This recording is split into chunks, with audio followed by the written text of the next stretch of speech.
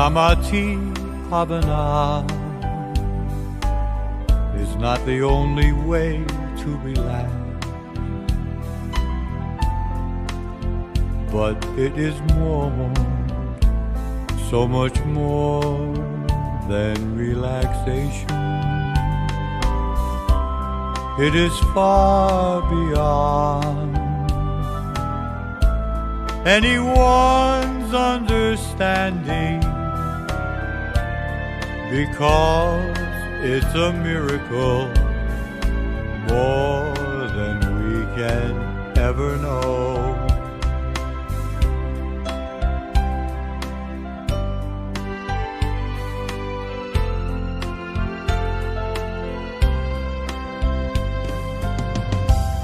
Do you know there is someone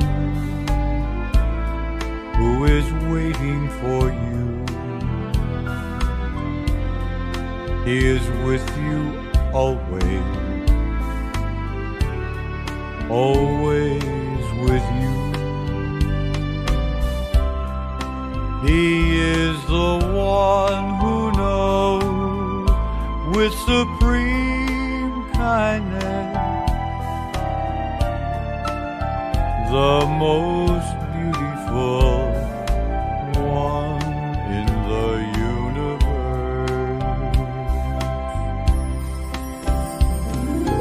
He has the knowledge that you've been searching for, the knowledge to open up your mind to happiness within, the secret of your life that's been hidden for so long. It will be clear when you become one with Him. There is no one can do it for you. Only you can do it for yourself.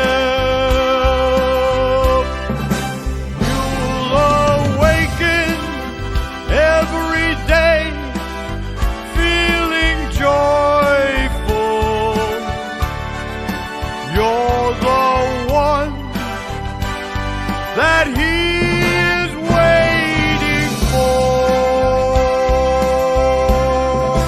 You're the one that He is waiting for.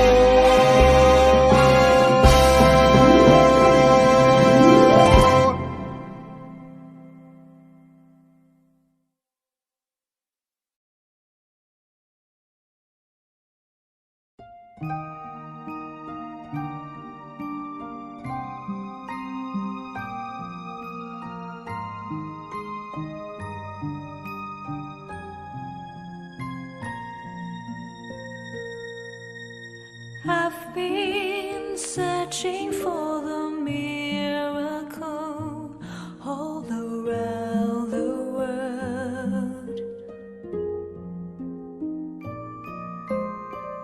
I used to look upon the moonlight and the shining stars as a wonder of miracle.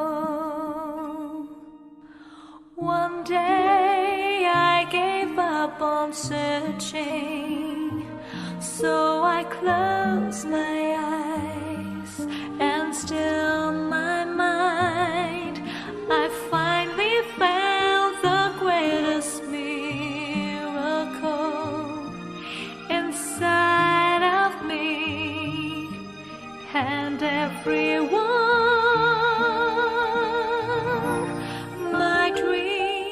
Came true when I found you inside of me.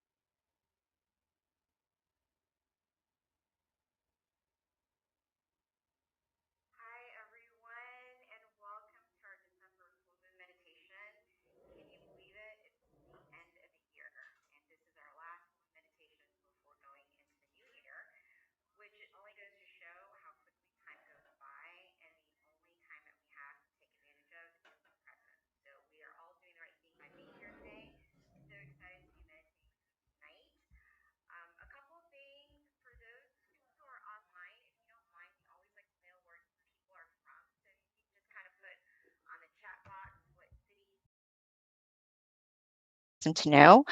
A couple of things with regards to our schedule tonight. First of all, I think everyone can hear me, right? Thumbs up if you can. Okay, cool. Awesome. Yeah, because last time I was talking to myself, and when you're on these Zoom calls, you don't know. So thank you for confirming.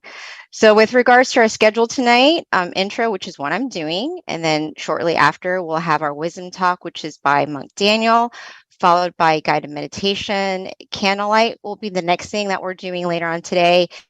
Be sure to have your candlelight next to you. If you don't, you can always use a phone, or you can definitely use your candle that's within you.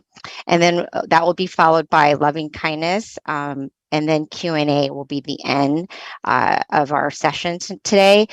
We do ask that for the Q&A, it's such a great time to learn about different questions that people have and answers that are given. So this is definitely a good thing. So I encourage people to stay if you can for that, but it is optional.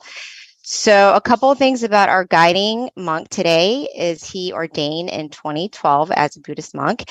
He is going on his 11th year, going into 2020, and his goal is to take any peace mission that is assigned to him with the utmost passion and dedication. So soon I'll be introducing our teaching monk, but before that, let me go ahead and do our quote for the day. So if you don't mind, somebody go ahead and type a number anywhere from 10 to 100. And whatever comes first is what I will read from the quote book. Okay, I see 18.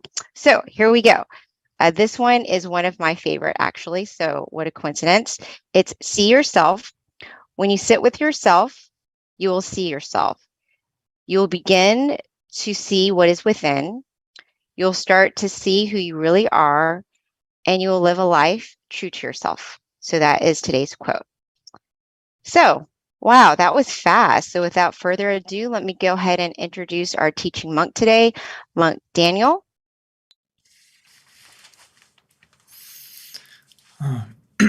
Good evening, everyone in America. It's wonderful to be back. As our lovely moderator, Miss B, mentioned, it's already the end of the year. And I feel like we just started together back in January. Myself and Monk Jackie feel like this year has flown by. I don't know if everyone else feels that way. Hopefully, you can continue the rest of this year by closing it out in a peaceful way and connecting to the full moon inside tonight, as well as keeping that full energy within you from this meditation to help throughout the month, and then going into the new year to welcome in the new year with a positive and bright mind. As we know, or learning or beginning to learn more and more, if we can stay with the present moment and stay calm and relaxed, you can access that positive energy within you. And that positive energy within you is the key catalyst that's going to help you to not only have happiness, but also feel fulfilled in everything you do. Because everything we say, everything we do, it comes from the mind first. So if we start from a point where your mind is clear, bright, at ease, everything else is going to fall into line easier and smoother. Most people in this world, we tend to try to settle everything around us, or have this goal that we want to make sure everything around us is in order, in balance. Kind of think of it as inner peace is going to come after everything around me is at peace. And then I can sit down and feel peaceful. But we should switch it around a little bit and try to find the peace within first. And when you have that peace within you, it's easier to help to make everything around you in order and peaceful as well. So switch it around. Start from yourself first. As Lumpur Tamachio would say, my master, my father monk, he would say that world peace through inner peace. It's so true. And we have to first change our inner world and then expand out to our own small world around us this holiday, right? Our family, our friends, and our loved ones all around us. And then that will slowly expand out. So I'm so happy and honored to be here tonight. especially because, as myself, I am also born and raised in America. It's good to see the New Jersey Center because I was in New Jersey for 14 years, and then I moved to Florida, and then I moved to Illinois. So it's great to come back to America on the holidays because unfortunately I don't really get the chance to go back home, but at least I can come here and welcome everyone this holiday season and give you the most important gift that you can give to yourself is meditation. Today, I would like to give you some tips to help you stay content and relaxed and access that present gift within you as we meditate.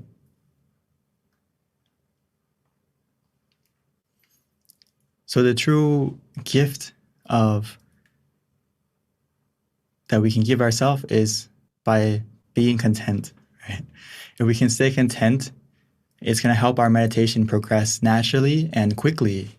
And it's going to be almost like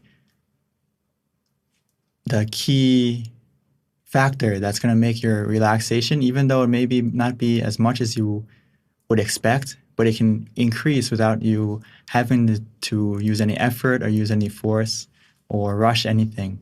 So to be content, it's all about being in the present. That's the key. As you may have heard in the past, that happiness is a choice, right? We can choose how to react to a situation and how to view a situation, and that can make you feel happy or content depending on how you place your mind. So being present is actually very important because a lot of times we may say like, oh, I don't feel happy, or I feel anxious, I feel worried. You have to ask yourself, are you present? I once had someone ask me that, hey, I don't feel happy in the present. But if you sit down and reflect on yourself, the reason why you don't feel happy right now is because, yes, your body is in the present, but your mind is lingering in the past or it's in the future. And that thing in the future or that moment in the past is the thing that's making you feel unhappy or discontent. So if you can really bring your mind to the present and your body to the present, you're going to realize that right here, right now, you're okay, you're fine. And you can kind of slowly let go of that uncomfortable feeling that you may have lingering in your mind. So remind yourself that in the future. So especially in meditation, being content is really one of the key elements of having a successful meditation, because Paul would say that if we start with a mind that is content without boredom, from that absence of boredom, we are led to the feeling of comfort and even more comfort. So after you adjust your body to be relaxed and you're beginning to relax your mind, we also have to stay content with what we have. Stay relaxed. Even though we may initially feel a little bit more relaxed after we adjusted the body, if we can stay content with that relaxation, it's going to lead you to more comfort, more relaxation.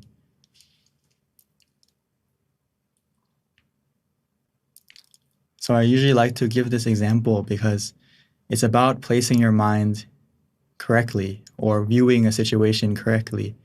It's all about the perspective you put yourself in. So imagine this scenario with me, especially this season it's the holidays. You may get a gift, right? You may get it from your family, your friends, or someone close to you. So the same thing with meditation. When we sit down, we may get a gift. We'll get a gift automatically. It's inside of you. Every time you meditate, you are accessing a special gift, but it depends on how you view it, if you're going to open it or not. So you receive a gift. What happens if we aren't content with it? A lot of people fall into this trap when we meditate, is that we sit down and even though we already have a gift inside of us, we aren't content with it because we want more than what we have. So you can imagine yourself as a kid, or even now, You look under the Christmas tree and you see, oh, there's only 1 or 2 packages. Some of us may think, I want more, right? Or you think of last year or the year before, and you remember that year or in the past, there was more than there is now. And this happens a lot in meditation when we practice often, or even though it's your first time, we have this expectation, or whether it's coming from the past or the future, and it makes us want more or expect more. And that's when we don't feel content. Or we want something bigger. You sit down, you relax, and you expect the relaxation to be more than this. Oh, it doesn't feel like I'm sitting on the sofa at home. It doesn't feel like I'm laying down in my king-size bed or in a fluffy, comfortable spa, something like that. So we want more than what we have. And it takes our mind out of the present, and it takes our relaxation away, and it takes our contentment away. So again, our mind isn't in the present. Our mind is in the past or the future. And what we need to do is stop. Because if you do that, you're comparing. Your mind isn't accepting what you have right in front of you right now. So instead of being content with it, you are dissatisfied, and the relaxation will disappear, even though you have some relaxation. But we're not accepting it. We're not being with the present anymore. So the same situation is that the same scenario is next time this happens, or right now as we meditate in just a moment, is that feel like you're receiving a gift and just accept it without expectation and enjoy your gift. Because just having the opportunity to sit down and relax, as many of you may know, it's hard to find time to sit down and meditate. So right now, just having this opportunity is a gift in itself. And accept it rather than rejecting it right away. Like, oh, I expect something else. Accept it, enjoy it, and just be content with that present. Keep yourself relaxed of both body and mind, and allow yourself to open it rather than comparing to the past or expecting to the future. Allow yourself to be in the present. Allow yourself to slowly open it by calming your body, calming your mind. And every second that you stay calm, stay relaxed, it's slowly opening that package, opening that gift inside of you. And no matter how small it is, no matter how much relaxation you start with, even though it may be small, that's not the thing that's going to stop you. If you can stay content with that small package, with that small amount of relaxation, inside that present can be something precious. More precious than any diamond, and more precious than any gem, more precious than any treasure in the world, is that moment of fulfillment, that moment of happiness that can come from a still and tranquil mind. And I hope all of us can open that gift inside of you tonight and feel that happiness within you from just simply relaxing your mind. So we can realize that the best gift you can give yourself is the stillness of mind. The stillness of mind can become the miracle that you need in the end of this year, and to help you to progress into the new year coming around the corner. So we just need to look within tonight together. And you may be wondering, like, how do I stay present if I feel that my mind is wandering or I feel distracted? So of course we need something to help us. If you can't stay in the present and you realize that you're comparing or you're expecting, the key thing is, I'm sure we've all heard of many methods of meditation, but for now, we can just focus on, no matter the method we use to meditate, whichever way we practice, the principle is being conscious with comfort. These things must go together. So in our meditation practice, we usually give 3 methods, which kind of summarize all the methods in meditation, which there's the Buddha gave about 40 examples, but in our temple, we simplified it down to 3 methods because it's basically these 3 methods cover all the other methods.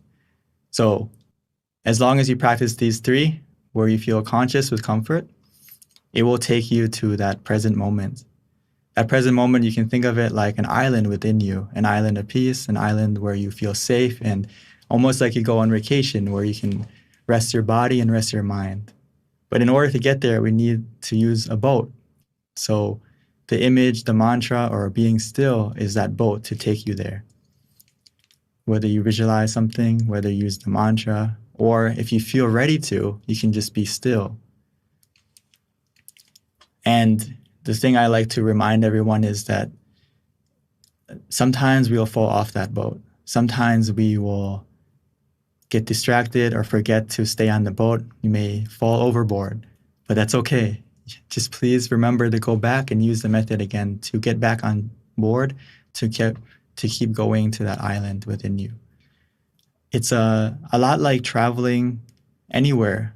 The same way we travel inside is that how, if you think of it, some of us I see are at the center right now, right? So the way you got there is you had to walk first, right? You had to walk first to get to your car or get to your mode of transportation. And then after we got into the car, we traveled to the center. After we got to the center, we have to get out of our car and we start to walk again, right? So meditation is very similar. It's changing and adapting to the situation and using the method that is appropriate for the situation. So in the beginning, if your mind is not in the present, it would be very good for you to use the image or the mantra, whichever one is easy for you, and that will take you to the moment of being still. Of course, that moment of stillness won't last forever. Sometimes it will last a short time, sometimes it will last a long time. But when it disappears or when it changes to being distracted again, or you don't feel comfortable, you don't feel still again, just go back to using the mantra or the image again to help you stay still, help you to stay in the present again. And another easy way, as we may have heard, is that we have the center of the body, which is in the middle of our abdomen, 2 finger widths above our navel.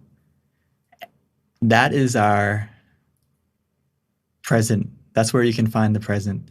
That's where you can open the gift of true happiness, if you can bring your mind there. But don't worry, as long as you use any method where you feel conscious and comfortable, you relax your body and your mind, our mind will go there. This point is the point where your mind is already used to it, because it's the point where your mind wakes up. It's the point where your mind ends the day automatically when we fall asleep. So as we meditate, we can connect to this point rather than being conscious and being comfortable.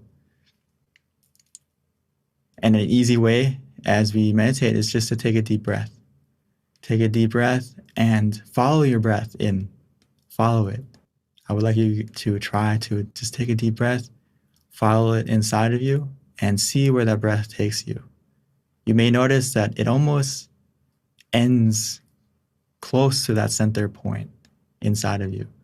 I would like you to try, or if you maybe it's a little bit difficult in the beginning for you, no problem. Just breathe in and breathe out and relax, and we'll get to that point together.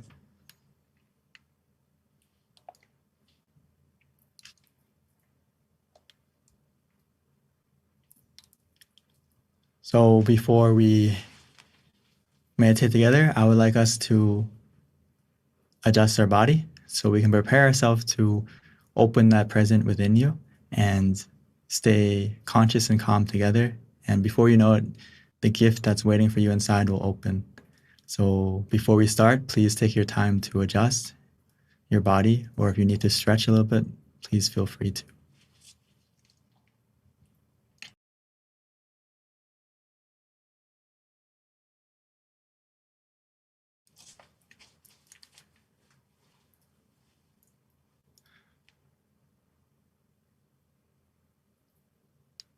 So now it's time for us to slow down, to relax, to take it easy. Don't rush into the meditation. Take your time to find a comfortable and relaxing position.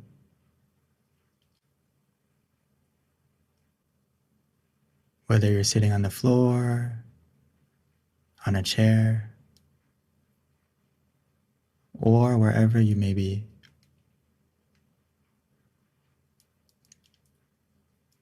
Find the position that feels comfortable for you as we slowly and gently, naturally close your eyes.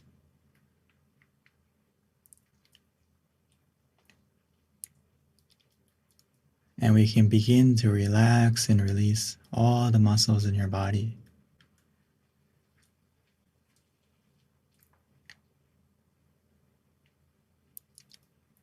Because relaxation is the heart of meditation, the foundation of a successful one.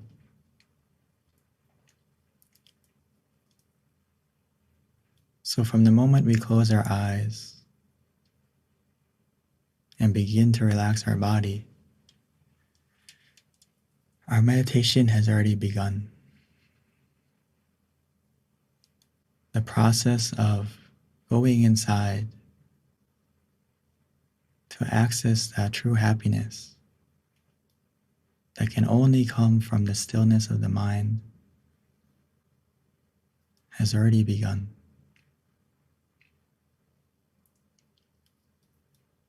All we need to do is to help your body and your mind relax,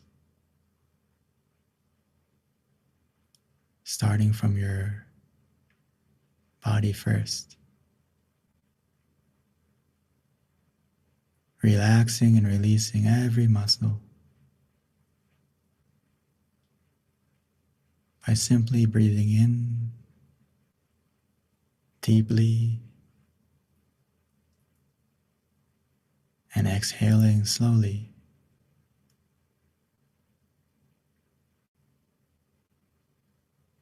As we do this, it will help our mind and our body to come together, to be one in the present moment. So as you breathe in, try to feel your breath softly and gently.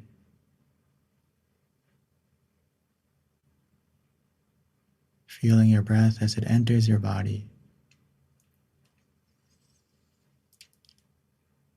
Filling up your lungs and also filling up your body with relaxation, allowing that relaxation to spread, to expand,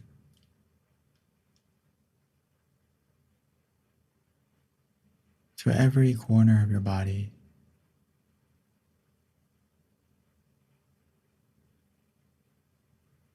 As if your breath is healing, soothing,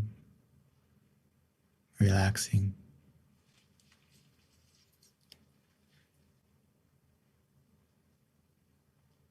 Even when you exhale, allow that relaxation, that soothing and healing energy to come out.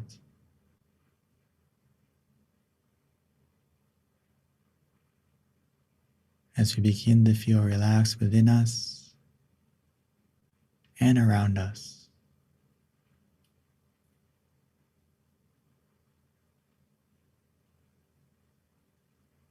The more we relax our body, the more that relaxation will help you to let go of your physical self first.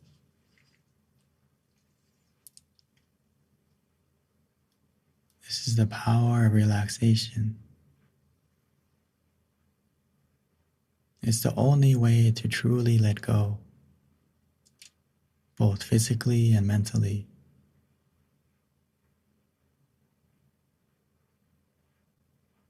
If we do it correctly, our body will begin to fade, begin to disappear, become lighter, as if it's not there anymore. As we begin to let go physically, we can continue to let go mentally.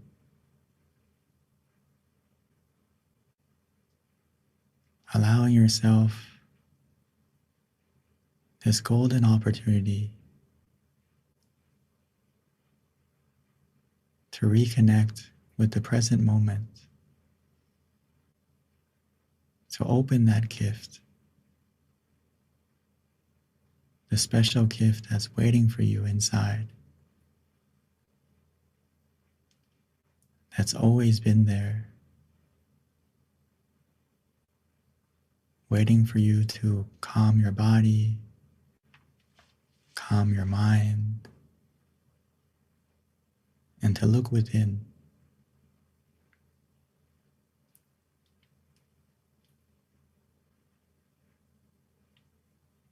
As we bring our body and our mind to the present,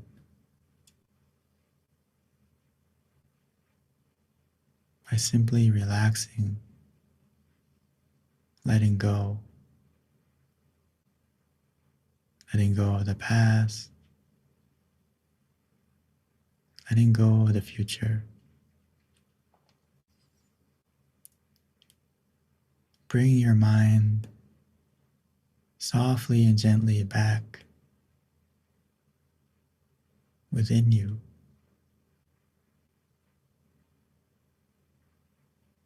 By using the method that is easy, relaxing, comforting. Whether that's to repeat the mantra in your mind, as if that sound is coming from within you. Repeating in your mind softly and gently. Samma araham. Samma araham.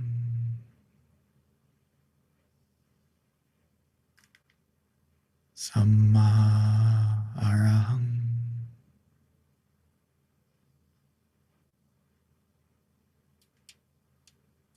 Every time you repeat that mantra, it will help your mind to come back, to be in the present.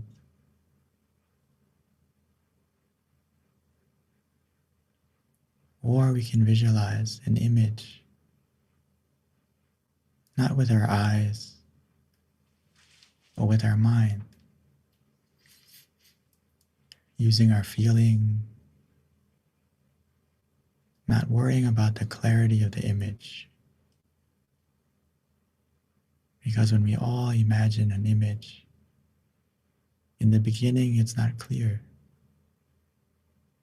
and that's okay. We can imagine the moon,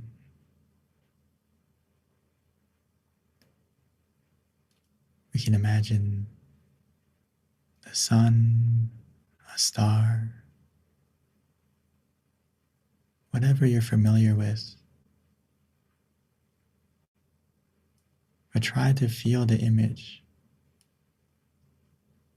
as if it's in front of you, within you, covering you,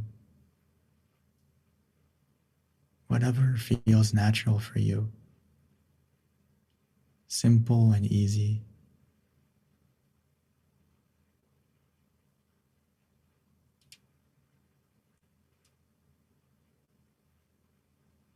You can imagine it however you like or wherever you like. The key is it helps you to stay conscious and comfortable.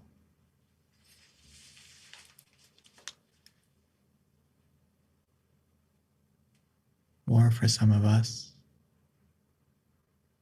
you may feel that your mind is already calm and peaceful,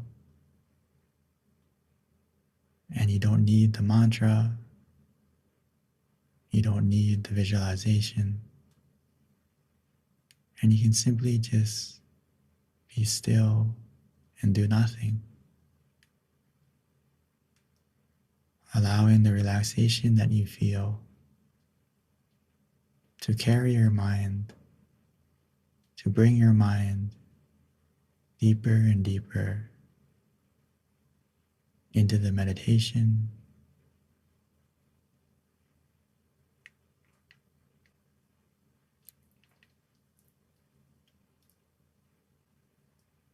no matter the method you use, as long as it helps you to be conscious and comfortable together,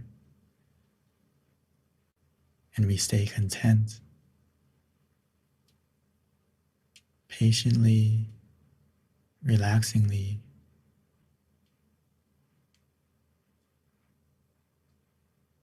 every moment, we allow ourselves to open the present moment, revealing the true happiness inside. The happiness that is actually endless. It will continue to grow and to fill your mind with fulfillment, with relaxation, endlessly. As long as you keep your mind in the present, patiently, contently, relaxingly.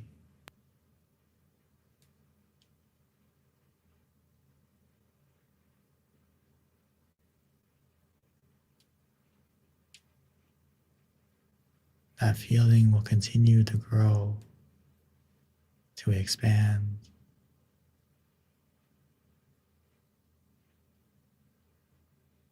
All we need to do is follow the comfort,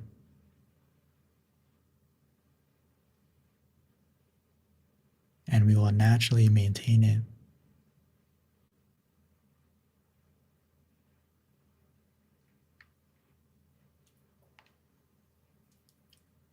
But at any moment, when you feel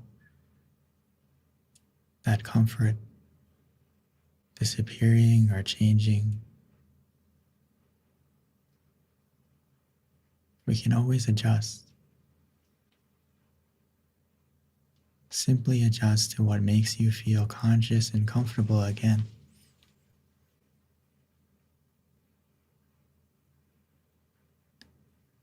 And that will help you to get back to the point of stillness, back to the center of the body within you,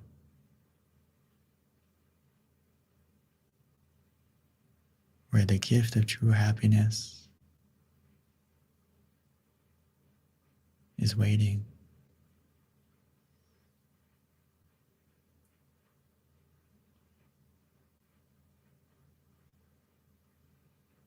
Just continue to relax, to release.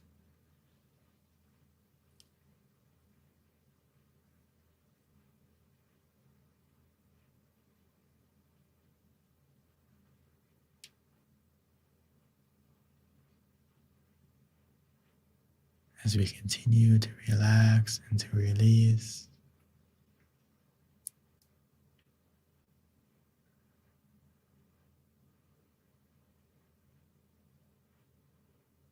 our mind will begin to settle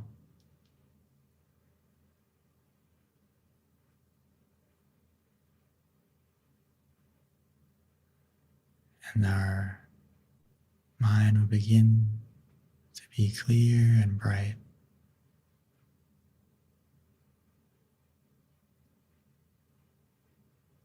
Where our mind is free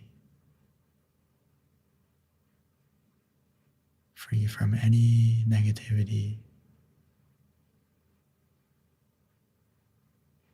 filled with happiness, peacefulness.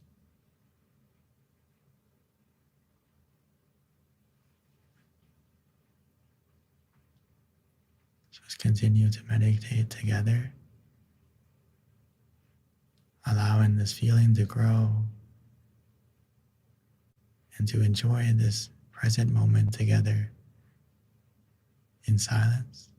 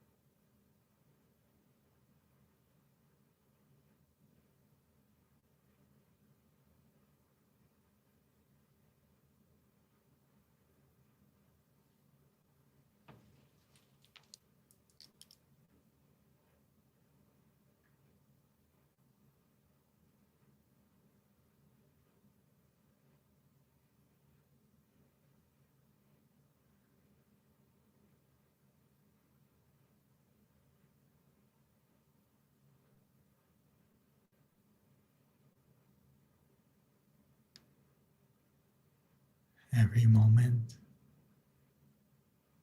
that our mind is conscious and comfortable together, it helps to clear away the negativity,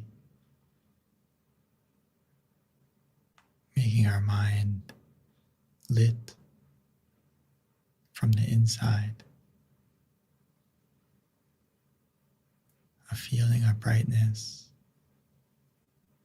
where we feel clean and refreshed, recharged, rejuvenated, because our mind is free from any negativity, and instead, every moment that we remain calm and relaxed, we fill our mind up with positive energy that you create from within yourself by simply relaxing your body and your mind.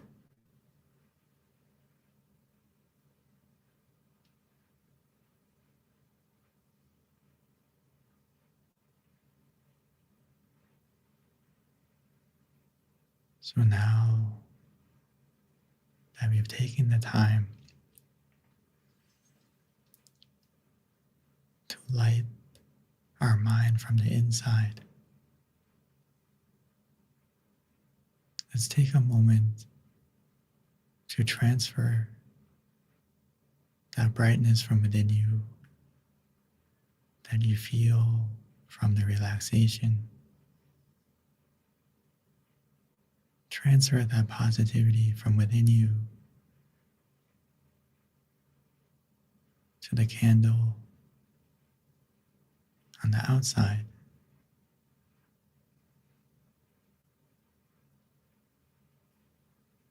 And once we've done that, we can continue to meditate together. But now I'd like to invite everyone to softly and gently open your eyes, maintaining that feeling of relaxation, and transfer it to the light, to the candle that you have.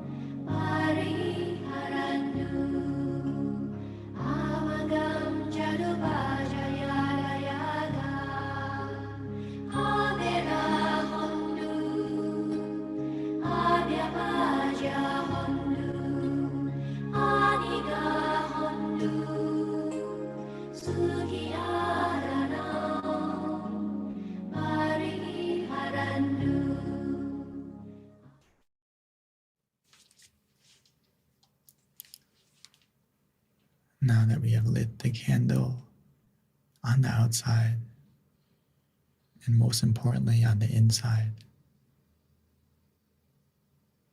by simply relaxing our body and calming our mind,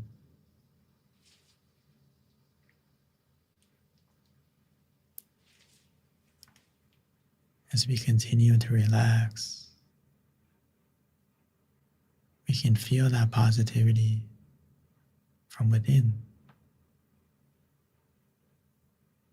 where we feel refreshed, recharged, rejuvenated. It's because our mind is free and truly in the present, free from any greed, anger, delusion, or any negativity. Every second, every moment that we collect this relaxation, your mind becomes more clean, more pure, and positive.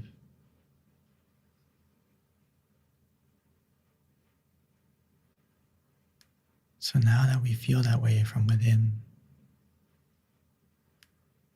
we can increase that feeling by sharing it, expanding it out, like the full moon that lights up the night sky, helping to illuminate the darkness for everyone and everything. We can be the same way.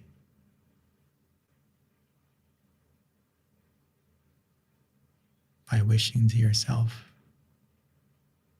filling yourself up with happiness and positivity, and expanding that feeling out to your loved ones, as if we're giving them a gift from within, a share of this positive energy that you feel, that we can dedicate, that we can send to everyone we love,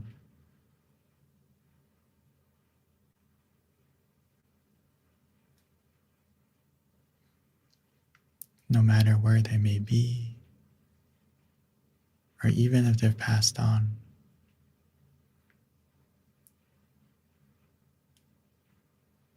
The positivity of the mind can be felt,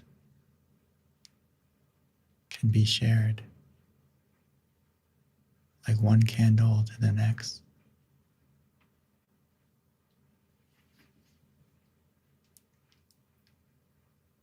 By simply visualizing them, their face, or their name, we can connect to them.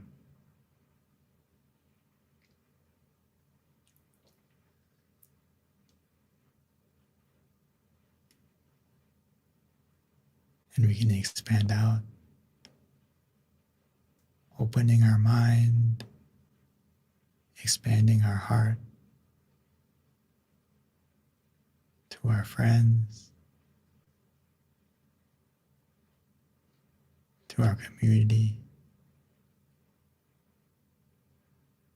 expanding out to our city, our state, and even our country.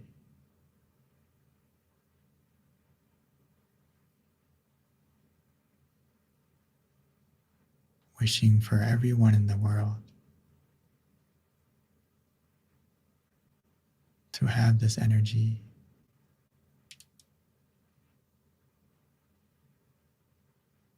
wishing well for everyone and everything, whether we know them or not. Allow the positivity you feel to shine out, helping the darkness of this world to become brighter.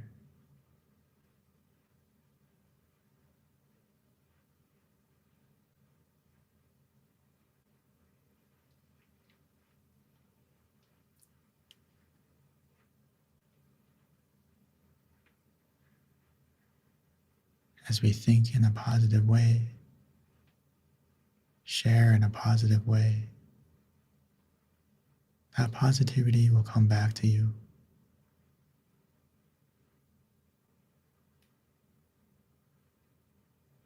So once we've shared, we can come back to ourselves, come back to where you feel relaxed and calm. Continue to relax your body and your mind, allowing yourself to feel the relaxation and positivity from within you and receive the positivity from around you, from everyone meditating together right now. Because no matter the distance or the differences, when we close our eyes, we're all in the same place. All the differences disappear, and we're all connected by the point of peace within us.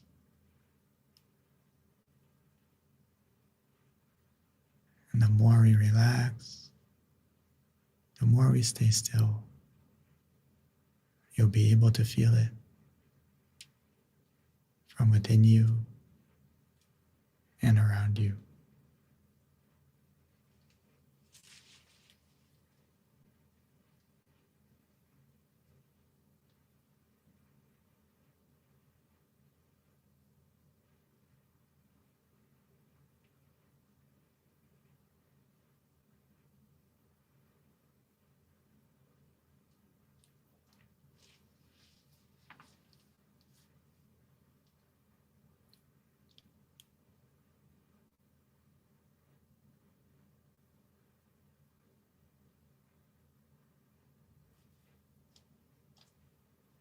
Sape Buddha Palapata Paje Ganang Jayang Palang Arahanta Nate Shirakam Pantami Sabaso Sabaputta Nupavena Sapadhamma Nupavena Sapasangha Nupavena Satasoti Pawantu Te.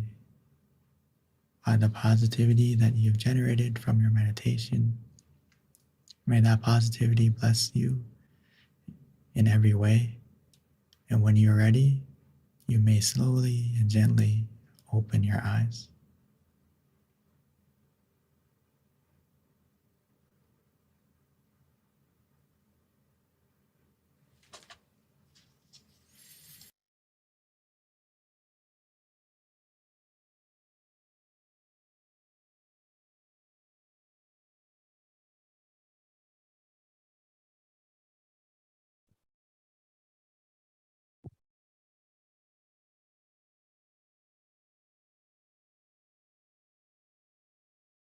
Welcome back, everyone. I hope you had a peaceful and relaxing meditation. We're able to open that gift from within you, experience that happiness that's waiting for you from meditation. And please take a moment to share if you are available or you're open to that. And if you have any questions, or please also, if you would like to share any topics that you would like to know about going into the next year, please also, I would like to know what you would like to learn about as well as we go into next year. So thank you, and I would like to pass the microphone back to our lovely moderator, Miss B. Thank you so much, Monk Daniel. I can't emphasize enough how much a gift you really are, Venerable. When I listen to your guided meditation, like every time. I really do. I'm sure I'm not the only one, but it really, your teaching, your guiding is really profound, and just a lot of things that you say, there's just so much wisdom and you can really feel it. Especially my favorite part was the end when you mentioned closing your eyes and we're all in it together and we're all in the same room, even though we can't see each other. And it just made me really have this understanding energetically of how, even though we're in different places all around the world, we're actually truly in one room when we come to listen to you. So thank you for that, Venerable. A couple of announcements before transitioning to Q&A. And please don't leave. This is my favorite part because we learn so much from each other when we ask questions. But we do have a feedback form that we'd like to kind of put up for anyone who wants to give us feedback. Please do so. The QRC code is coming up. And this is a great opportunity for us to continue to better ourselves as we continue offering these full moon meditation sessions. Yep, there you go. You can click on it right there on the link. And one thing I wanted to also notate is we've been doing this since 2020. So we're almost going on, I would say, going into 3 years. So this is pretty amazing that we've been offering these full moon meditation sessions monthly for over 2 years now. I'm going on to year 3, so that's pretty cool. And with that, our next full moon meditation is going to be Friday, January 6th. So please mark that on your calendar and join us. And also, this is, there's no time easier to share what we do and just trying to help people find peace of mind than now. I mean, Venerable Monk Daniel is in Thailand and he's able to guide us at the convenience of our home or at your meditation center. But this is such a great opportunity for people to share this to those that they love, who they know need meditation. All you have to do is pass on the link, pass on the flyer, invite them to join us. We do this monthly, and our next one's going to be Friday, January 6th. So please join us. Another thing, a couple more announcements before we transition to Q&A. If you haven't already, definitely check out our meditation, our website, tamagayameditation.org. This is a great website to go to learn about our different locations, to also learn about our upcoming virtual meditation, online meditation classes as well. But looks like what we have pulled up is MindGym, which is also another great website that we have, another great offering that we have as well. You can also find out about your center nearest you on the website at MindGym. In addition to that, if you haven't already done so, please download our app, MindGym, because this is a great app that you can utilize at the convenience of your home, meditating with our various meditation teachers. We have over 100 tracks now on the meditation app. In addition to that, we also send out notifications to remind you of our upcoming full moon meditations as well, which is a good reminder, since those are notifications definitely will help. All right, at this time, let's transition over to Q&A. One other thing too, if you've got a location near you, simply go on one of our websites, mindgym.org, look at the location, click on the center nearest you and find out if there are live sessions there. But right now, most of our centers do have live sessions. So please do join us in person or online. So at this time, Venerable Daniel, we are ready for you. Thank you. All right, everyone. So this is my favorite part, which is Q&A, especially for those who are at a center.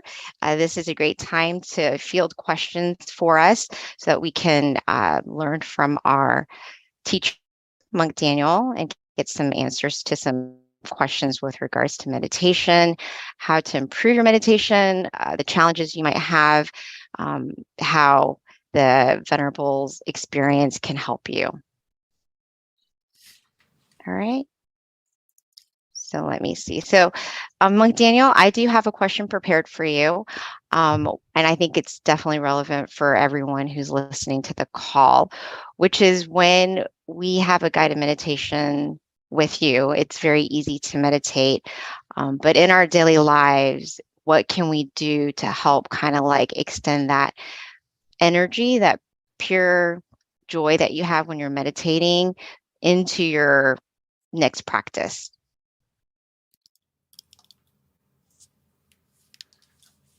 You mean in the sense of how can we connect to the same energy that we feel now in a group? Yes. Like, no, how can you continue, have that continuity with regards to just having that brightness of mind when you're meditating on your own or with the daily distractions that happen in day-to-day life? Like how to kind of try to keep that consistent feeling of connecting to that happy source of purity when you're meditating, say with you, but being able to kind of do it on your own, like things that you can do in your life to kind of help you find that brightness inside. Mhm.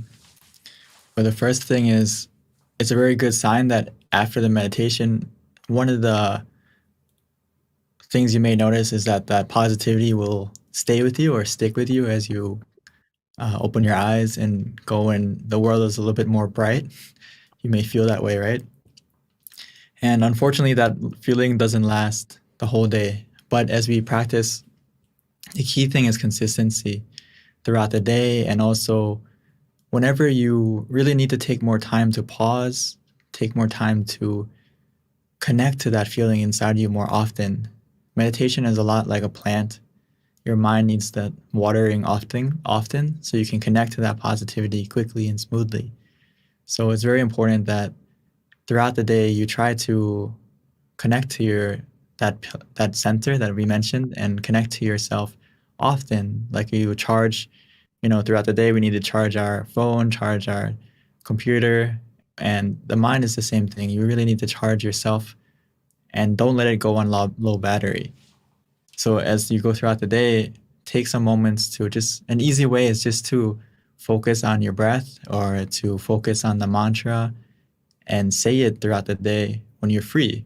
Almost like you're talking to yourself, but talking to yourself positively to help clear your mind from any distractions or any negative feeling that may be lingering. You can change the focus. And the moment you change that focus, you can connect to that positive feeling that you have now. And ideally, please come to these big sessions as well, so you can also collect a lot of positivity, not only from yourself, but you may notice that when you meditate as a group, the energy is a lot different. And it's not a coincidence. It's because the positivity of the mind, it can be felt. Like I'm sure if you ever went around someone who is in a good mood, you want to be near them, right? But if you go around someone who's in a bad mood, you feel it in the room. It feels, tense. So I hope that gives you some kind of idea. And the key thing is to be consistent throughout the day. Use the mantra, use the visualization when you have a moment to pause. And if you find it difficult, I would recommend you to download the Mind app or Mind Gem, and it will help you to at least have some guided meditations throughout the day that can help you to kind of reset and have that personal, have a monk in your pocket, have a meditation session when you're free. Thank you, Venerable. Venerable, that was such an interesting point, because I think you're right in terms of meditating as a group, even online. It definitely does feel differently for me. I can definitely feel the difference meditating with a group, even online, knowing how we have all these people from different places. Energetically, it does feel more powerful for sure. So that's a very good point. I never really thought about that. Thank you, Venerable. Now, we do have a lot of questions that have come from Georgia Meditation Center. Yay, Georgia Meditation Center. Thank you for some of these very good questions that we've got. So the first one is it good to put your mind at things of the present? However, there are issues from the past and the future that must be dealt with. How does one balance these considerations? Great question. The thing I realized that, of course, we have to heal from some things in the past that may make us feel upset, or it is some trauma that we have to get over to heal, and the future as well. But the thing is that I really like from our masters, Luang Por and Luang Pu. He said that stop is the key to success. And the reason for that is when we deal with the things from the past or the future, if we don't take the time first to go into the present, to still your mind, to make it clear, to make it at ease, so you can get that clarity of mind to deal with those things as you mentioned. Most of the time we don't deal with those things with a clear mind. It's usually influenced by that trauma in the past, or it's influenced by some kind of negative emotion, whether it's greed, anger, misunderstanding, whatever it may be. So your mind is already like tainted. So when it's tainted by something like that, our reaction will be not as positive as it can be. So sometimes we overcomplicate it and we overthink things. But that happens because, again, your mind is influenced by something else. So if we can follow those words, stop is the key to success, meaning stop your mind, still your mind first, be in the present, and from that stillness, you will have an answer. You may notice that after you meditate, it's almost like the answer, or even during the meditation, the answer may pop up, oh, that's what I need to do. Or you have a different feeling, a different calling to go have that answer after the meditation. So I can't recommend it enough that normally most people, we like to think out the situation or try to brainstorm the way to get over that incident. But we can change it now when we learn about meditation. And it's okay to brainstorm, it's okay to think. But sometimes if you can't think it out, you have to get out of thinking. Get out of that process for a moment and calm your mind first. Clear it, reset it, make sure there's nothing influencing your mind, and you have that clarity and purity of mind, and that will help you to decide and balance what you need to do next.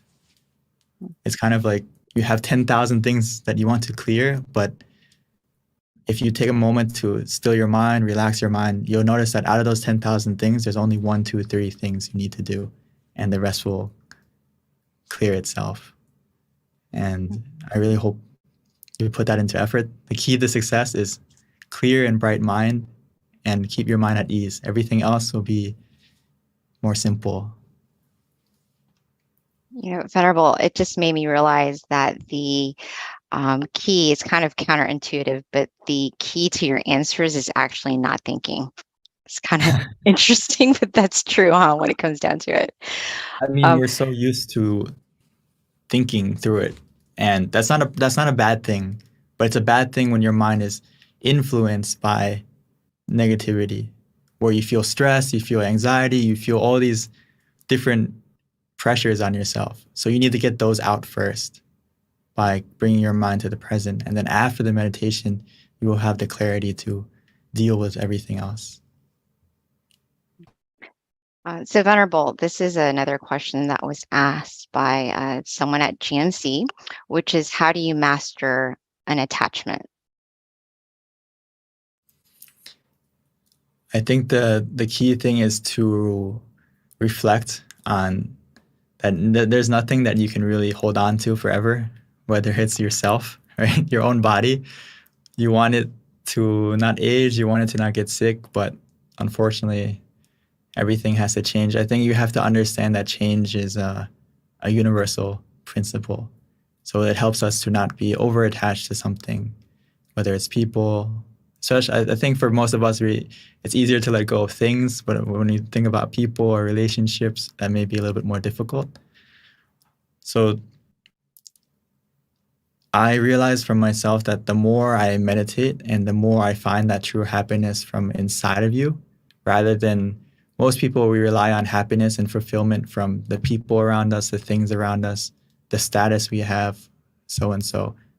And when we put that happiness and focus on things that we can't control, that we can't maintain forever, right? We can't keep all those people with us forever. We can't keep all the things around us forever. We can't keep the status that we have forever.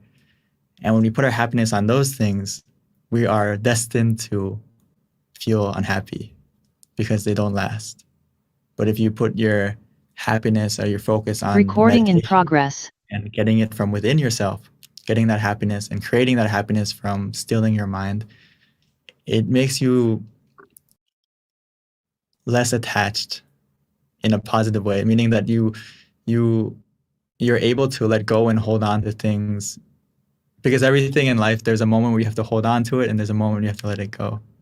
So from what I noticed, the more you practice meditation, the more you can practice and master being unattached or being obsessed about certain things. And so change your focus of that to finding happiness from within you rather than around you, if I would answer it shortly. Thank you, Venerable. So GMC's on a roll. We've got more questions. One is, how do I manage my ambitions?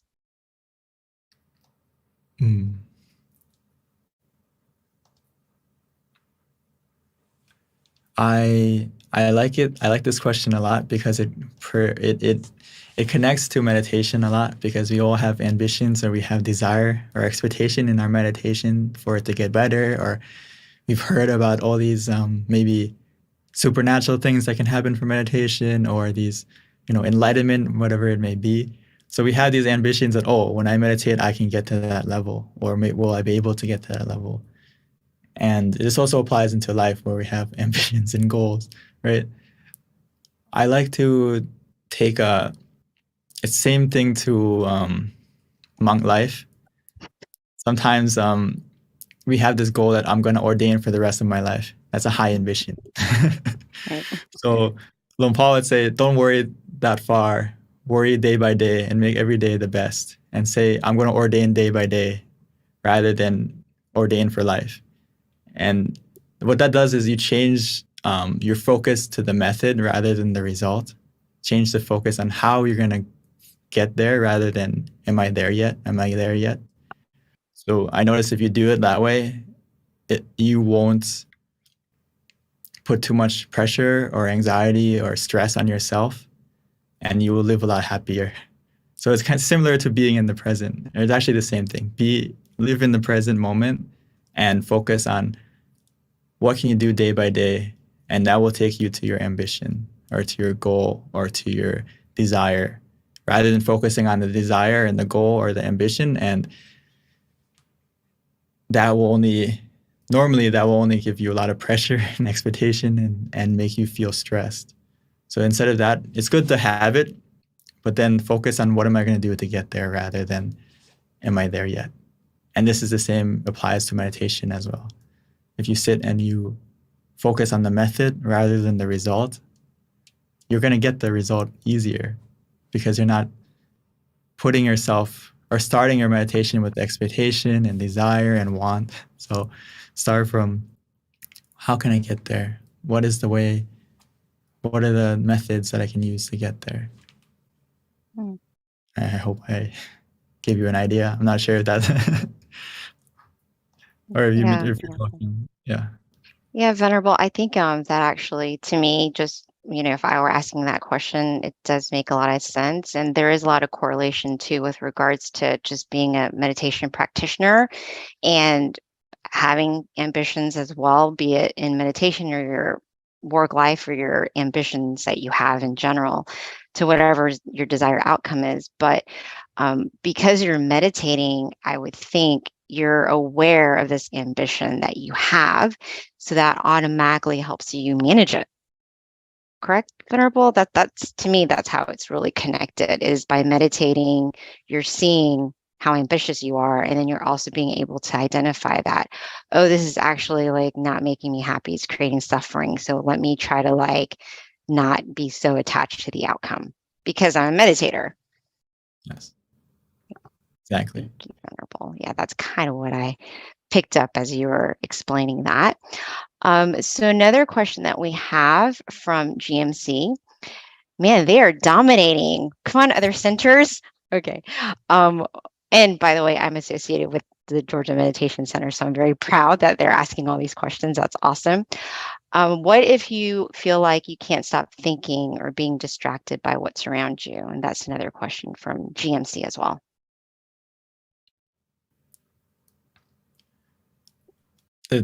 in the meditation, right? Or just in general, it's completely normal in the beginning. So don't get too frustrated with yourself. Don't be too hard on yourself as we meditate in the beginning that you're going to be distracted. You're going to be have wandering mind in the beginning because we've been thinking our whole life. So when we sit down to meditate, it takes a little bit of time to calm down because we've been stirring. It's like a glass that we've been stirring all day, and not just all day, but many years. So when we take the time to put our mind down and just let it calm down, it takes a moment, it takes some time. So in that time, I can't emphasize enough that you need something to help anchor your mind in the present. Like if you think of it as a boat, you don't want it to drift too far away or drift into, get lost at sea. You need an anchor to keep you in the present. So that's why we use the mantra and the visualization, or even both at the same time, to help you stay here and now. And if you find that even using those methods, if you find that even using those methods, your mind is still really going all over the place during the meditation, just open your eyes. It's like you're a director and you're saying cut, or you're having a bad dream and you open your eyes and it will fade away, right? So it's the same thing in the meditation. If the wandering is out of control, the visualization, the mantra is not helping, the easiest way is just to open your eyes. And that will help to cut the process of overthinking for a moment. And once that thinking is gone, we can continue to close our eyes. And as you close your eyes this time, please use the mantra and visualization again from the beginning. And this will kind of be that shield, be that anchor to protect your mind from overthinking or being distracted again. Thank you, Venerable. All right, so we've got a couple more questions before we wrap up. So let me quickly get to it. The next one is, do you think the answer to a problem comes by itself, or do you need to chase the answer? And I would suspect this is when you're meditating, Venerable. From what I've noticed is you don't need to chase after the answer or the happiness or anything that happens in meditation. You just need to be still, and the answer will come to you. The answer will come from within you. Because you may not realize it, but you have a lot of wisdom, and it can come from within you. It will come from within you. Just like the happiness or relaxation that you feel. Isn't it amazing that just by staying still and relaxed, that all of a sudden you feel happy, or all of a sudden you feel this contentment from within you? Where did that come from, right? It came from you being still. It came from you just relaxing. You didn't need to run after it. You didn't need to look for it. You didn't need to do anything but be still and relaxed. And that happiness came. So it's a lot like I've mentioned, the door of happiness opens from within. And also those answers are sometimes the answer to a solution miraculously can actually come from you just being still. And it's almost like an intuition, but the more you practice the meditation, the more clear and bright your mind will become, and it'll be easier to find those answers that you're looking for. And the deeper you go, the more profound answers you'll be able to answer, because you'll find it from within you. But it's not you're not running after it, you're not chasing after it. You're just being still, and it will come to you. Yeah, what a great benefit to meditating. All right, so the next question, Venerable, we've got two more. The next one is from Chris Amon, and the question is, what is a theoretical way to solve problems when you focus?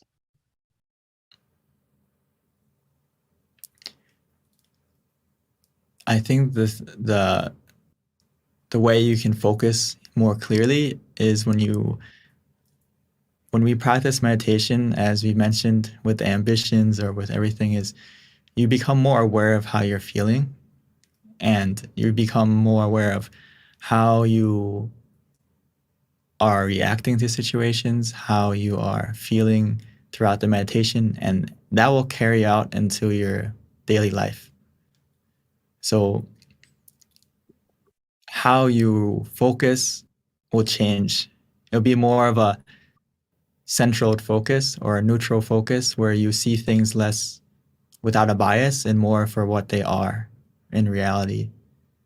Because again, your mind is clear and it's not tainted by any like defilements of greed, anger, delusion, or misunderstanding, all these things.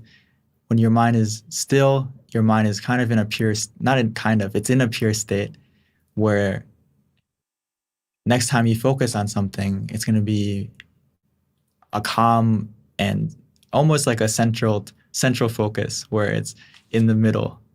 And when it's like that, you'll be able to focus on things more deeply, and not like in the sense where you're over, like when you focus on something with your eyes, you strain them, right? Because you're using the effort to stay focused. Or even mentally, if you, in the past, you may study very hard or you may pay a lot of attention to something and you feel like a headache. This is a different kind of focus. But when you practice being conscious and comfortable together, you'll get a focus where it's clear. And the more you focus, the more calm and relaxed you also feel. Thank you, Venerable. So one last question before we wrap up. The question is, I have a hard time explaining Buddhism to people. Can you tell me how to explain it in a short, concise way, but an accurate way to people who aren't acquainted with Buddhism? I think the Buddha put it the best. He said that Buddhism is about stopping negative actions by thought, speech, and in physical action. So, and to stop doing good and cultivate purity, basically, to put it in like a short sentence, from your thought, speech, and action. So whatever harms others or harms yourself, we have to stop. And we have to start helping yourself and helping others. Be a positive influence on yourself and others. So to put it simply, to stop doing negative things and to start doing positive through your body, speech, and action. And that is the core of Buddhism. And to put it even simpler than that is stop is the key to success. This is from Luang Pu and Luang Pa. He said that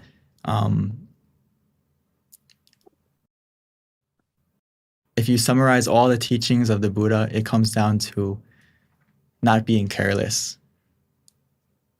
Not being careless and doing evil actions or negative actions. And then to simplify that even more is to stop. Because when you still your mind is free from negativity, that negative influence.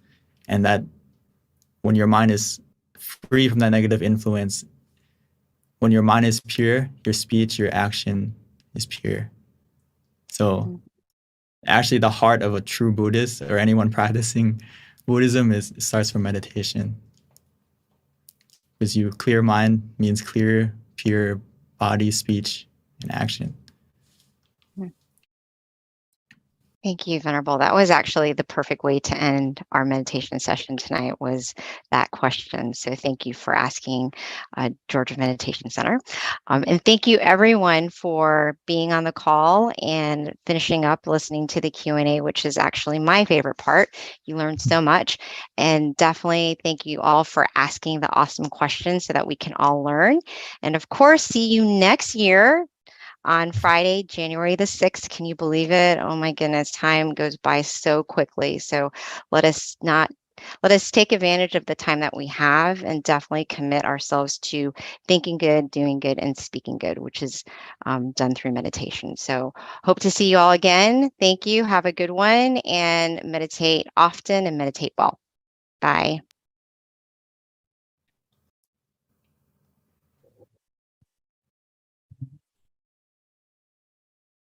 Recording stopped.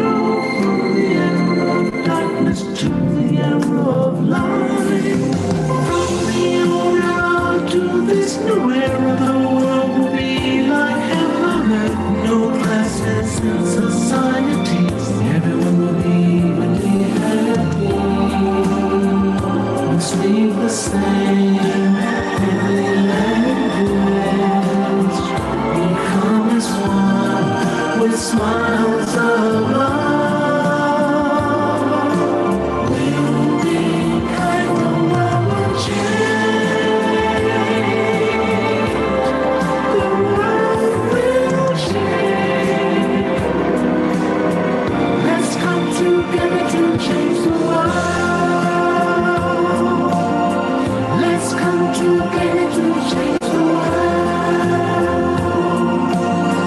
Let's come together to change the world. Let's change the world. We have to do the easy way and relax.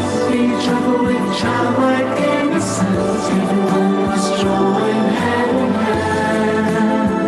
Gently close your eyes and relax.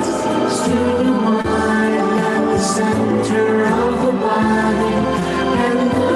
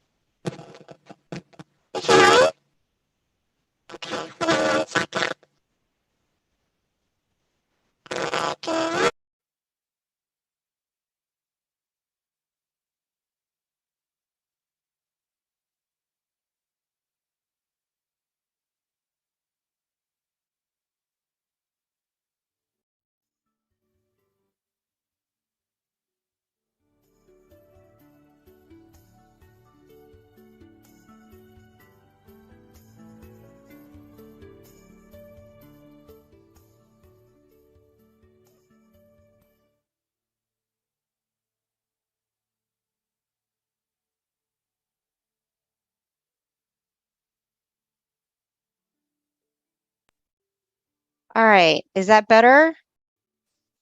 Yeah? Okay, good. Thank you. I wasn't sure. I just took it out and put it back in, so I'm glad that works. All right, so we're going to start today off with the quote of the day. So if I can just get some help for people to help me choose a quote by just selecting a random number from 15 to, let's say, 145. And the first number that pops up, I will read that quote. Okay, I see a number 123. Thank you, James. Okay, so let's see, 123, fingers crossed. It goes with today's theme, which is giving thanks or Thanksgiving, essentially. So 123, give me 1 second here to find it. Okay, this is a good one. Centering the mind, which is what we're about to do. So here's the quote. To center the mind means to imagine softly, similar to when you think of things that you love and are familiar with. Imagine easily and comfortably. This is called centering the mind.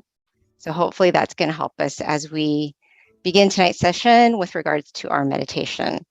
So a couple things, you guys. One of the things that we'd like to ask everyone is, if you don't mind, to please put on your chat where you're from, because we're trying to kind of find out where our different meditation members are from throughout the country. So if you can just be so kind as to let us know. Another thing is with regards to tonight's session, just a heads up with regards to what we're about to do. First of all, I will give you a little with regards to our teaching monk. After, there's going to be a wisdom talk, followed by meditation, and then we'll have a candlelight, which we ask that everyone, if you have a candle, to definitely light it. You can also use your phone as well, and that will kind of help set the pace with regards to our candlelight session, followed by loving kindness, and then a Q&A. All right, so that's going to be our session tonight. A little bit about our teaching monk. This is Monk Jackie joining us today. He's been a monk going on his 9th year. He ordained in 2014 after getting his BBA in international business. And then he found his life purpose, which is to share meditation and to spread inner peace to all. So at this time, without further ado, let me introduce Monk Jackie.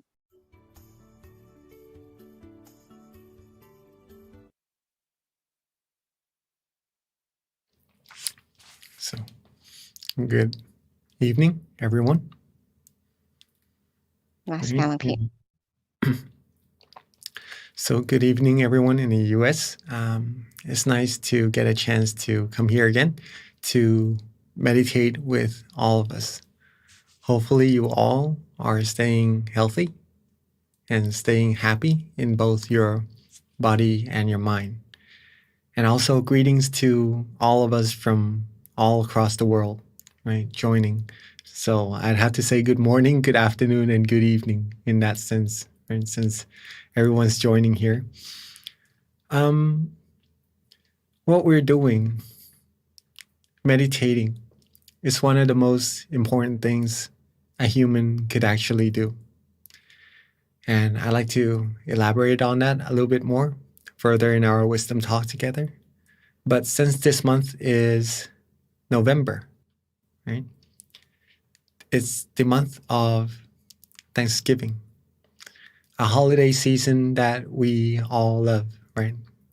Getting our families together to sit around, enjoy the warmth, the coziness of having our loved ones together, to enjoy the dinner, talk over all the things that we've been through, and just coming together once in a while just to bring that family air, right? That family atmosphere that we all love. And family is a great thing to have. So let's talk a little bit about Thanksgiving and what's it about and what it could be about as well. Okay.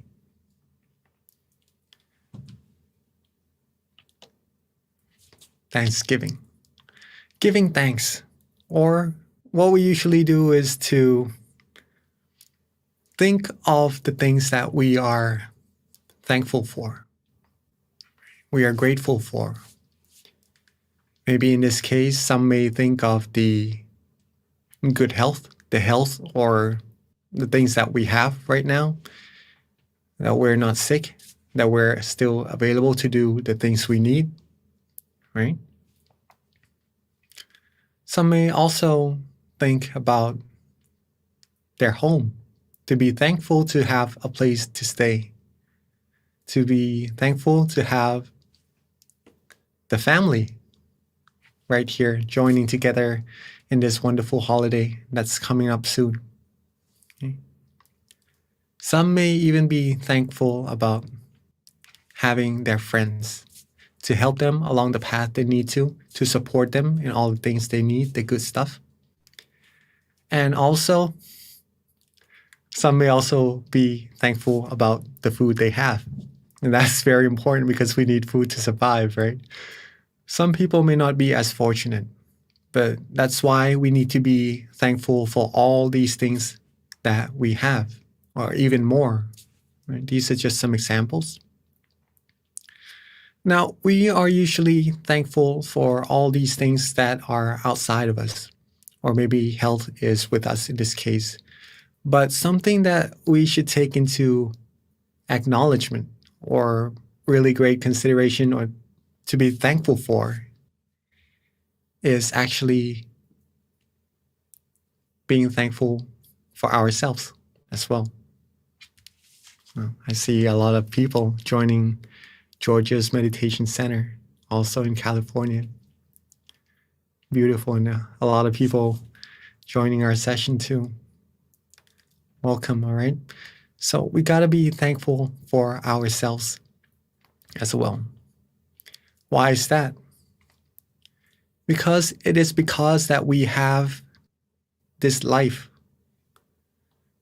We have the time right now, this present moment, that we're able to do good things for ourselves and to do good things for many, many more people around us. We have opportunities to do these good deeds.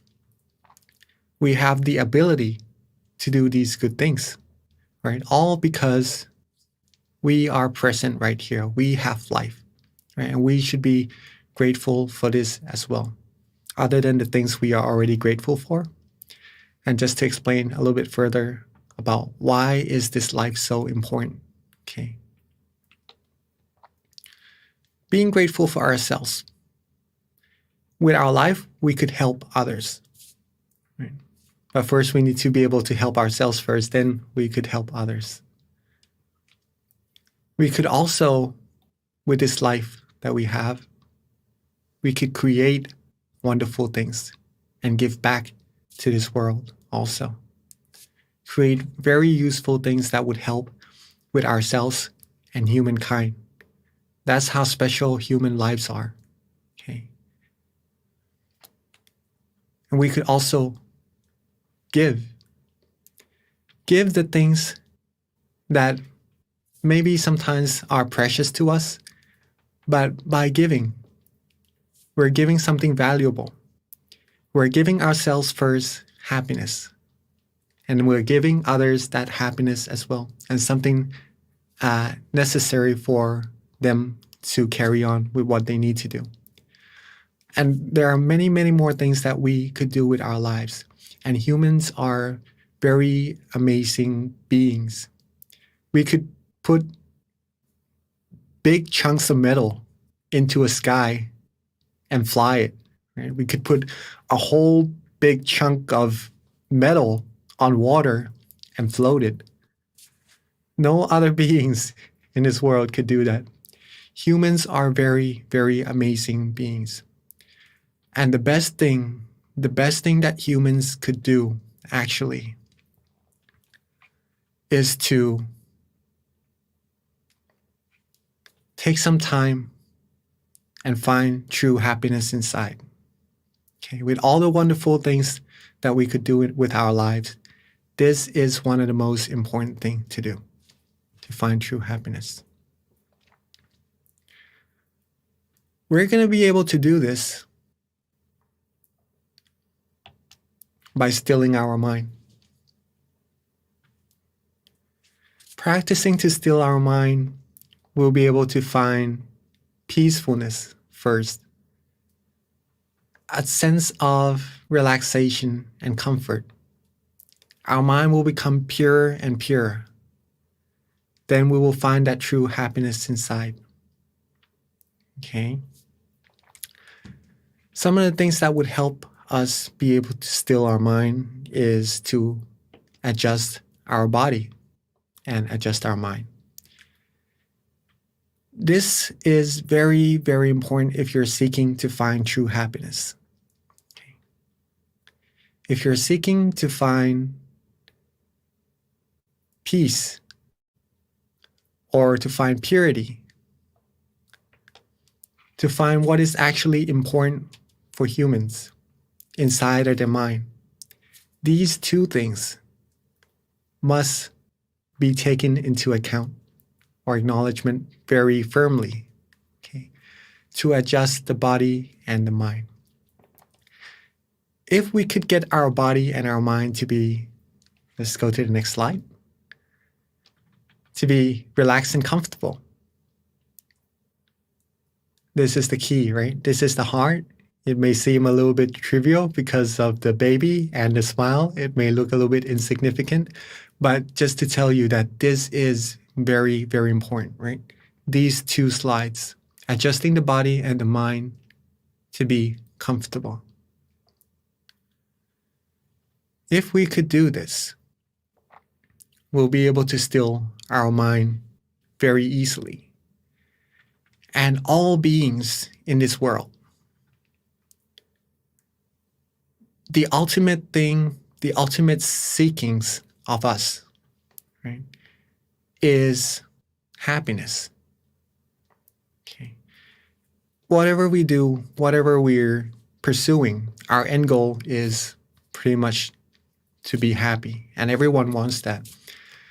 But we're usually seeking it from the outside because that's the way we know, that's what we know to do, right? We know that the things that we need, the things that we like to fulfill our mind, to make ourselves happy is on the outside. But not many people do know that actually happiness or true happiness depends on the state of the mind. Whether we are happy, whether we are sad, whether we are angry, or maybe we have some misunderstandings or anything, it happens from inside the mind first. Wars, peace throughout the whole world starts from a human's mind. If we want peace in this world, if we want war in this world, we don't want war, right? But if we want peace in this world, we gotta get the mind to be peaceful. We gotta find true happiness inside the mind first. Each one of us, every single one of us. Then that's how true peace is gonna come true into this world. On the other hand, if we switch things around, if a person's mind is not peaceful, if it's filled with maybe anger, hatred, or maybe wanting to seek revenge and stuff like that, all the undesirable feelings, then it's going to cause the world to turn the other way as well. All things happens first from the mind. That's why finding true happiness is also very important. It's important for us because I'm sure we all seek happiness, and that's how we're going to find true happiness or happiness inside first. When we're able to find that, we're going to be able to share, to give this happiness to many, many more people around us. And eventually, if everyone in the world becomes happy, be able to find peace and happiness inside their mind, the world, as it is already beautiful, it's going to be even more beautiful. And it's going to be a world of peace. Peace that is true. True peace, because it doesn't happen from having a set of rules made or having a country having more weapons to stop the other countries from maybe invading or something like that also. It happens because everyone in this world is fulfilled in their mind. Okay. And when they're fulfilled, when you are full, when you eat, there's no need to really find more things to eat, right? At that moment, you just like to share what you have. When we are full in our mind, when we are happy, the desires doesn't want to come in anymore. We do not have greed. We do not have wants in our mind. All that we have is the feeling of positivities and the feeling that we would like to share that happiness with everyone else as well. A little bit before we end our wisdom talk, again, adjusting the body and the mind to be relaxed and comfortable. Very important. And we're going to do that in our session together in a little bit. This is the key. This is the heart. But also imagine it as if it is a candle. If you're able to get your body and your mind to be relaxed and comfortable already, think of it as if you've already lit a candle inside of your mind. Okay. When you close your eyes, it may seem a little bit dark. You can't see anything. But when you've lit the candle, when you've become comfortable and relaxed, that means your mind has already become bright and light on the inside. Even though it's dark, when you have light, you'll be able to see.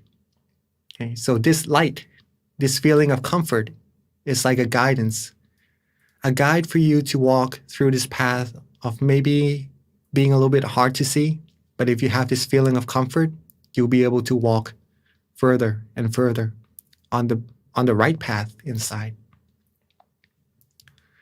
Don't let this light go off. Don't let this feeling of comfort go away when you meditate. Keep your mind lit.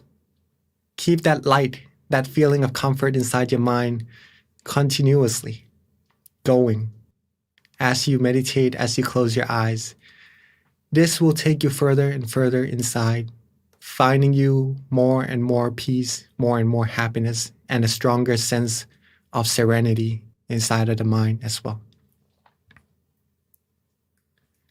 However, there are some points in time where the candles do go out because we sometimes put a little bit more effort than we need to into meditation and it doesn't get as comfortable. Or sometimes we do have some wandering thoughts inside of our mind. These things takes our mind away from the peace and serenity within, but there's no need to worry about that. Okay. All that we need to do is relight the candle or adjust the body and the mind once more to get it to be comfortable.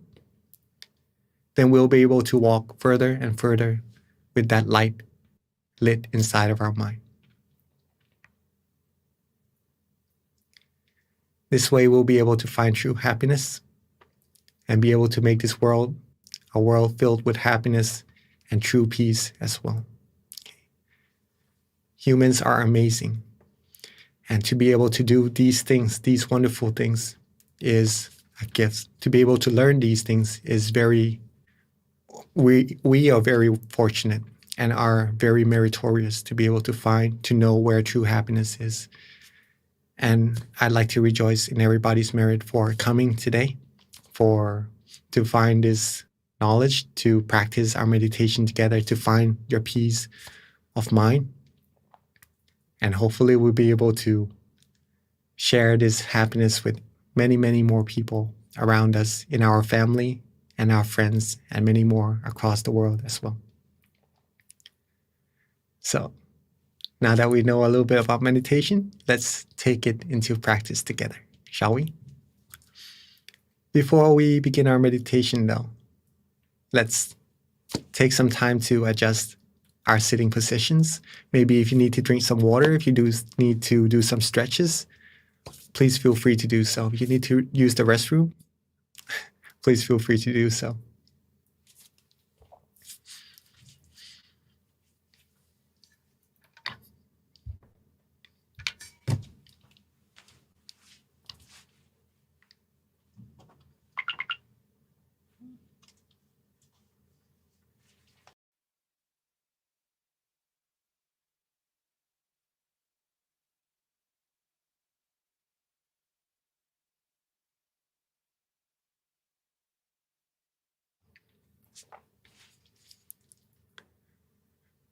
All right.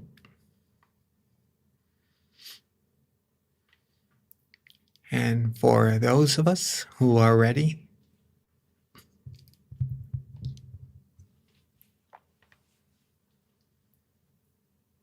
let's begin our meditation together by softly and gently closing our eyes.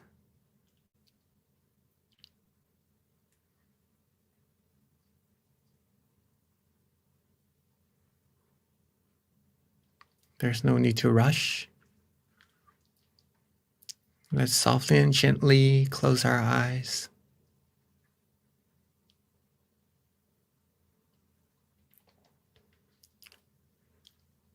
There's no need to close our eyes all the way either. Just enough so that we feel relaxed and comfortable. Leaving our slight room for light to penetrate would also help our eyes relax more.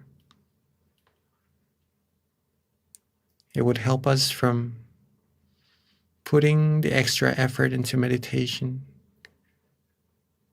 and to keep our body and mind relaxed and comfortable longer, more proficient as well. So this first step is very, very important. Make sure we close our eyes relaxingly and comfortably, the way we like it and the way we enjoy.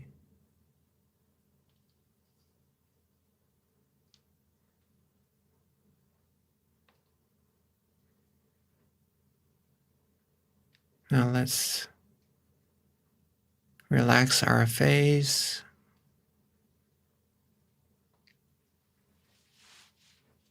Relax our ears, our cheeks, our chin.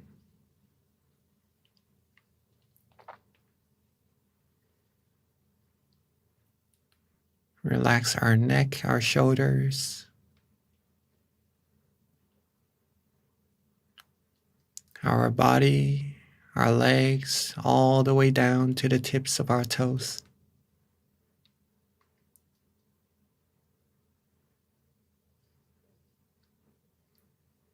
Make sure every part of our body is relaxed and comfortable.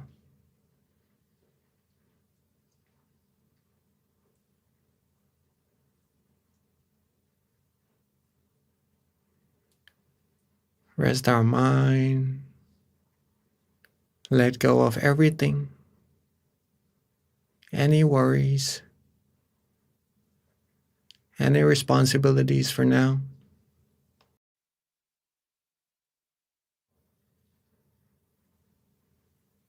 It is the time for us to rest. Rest our body, rest our mind, so that it could find that peace, that true happiness that is residing within all of us.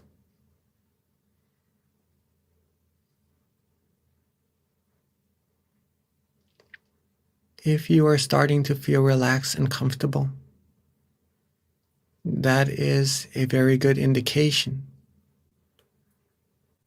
that you are meditating correctly. And at this moment, your candle inside, the light inside of your mind has already been lit. All that we need to do now is just to relax and just keep this feeling going. Keep on relaxing and don't worry at all about anything.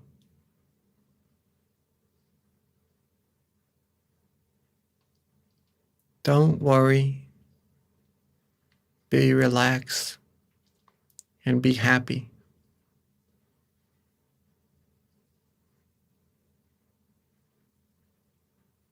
Step by step, little by little, we accumulate more of these feelings.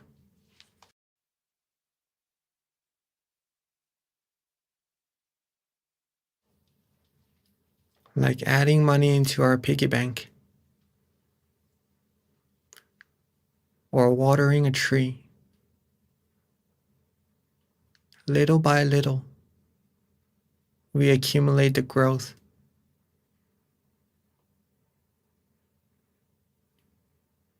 And as soon as we know, as soon as we realize our piggy bank or our tree has already been filled or grown to become big and prosperous,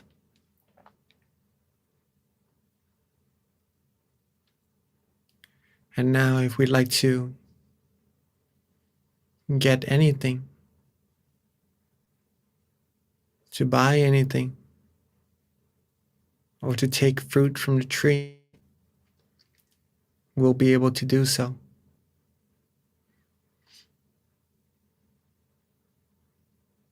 All starts by just relaxing our body and relaxing our mind.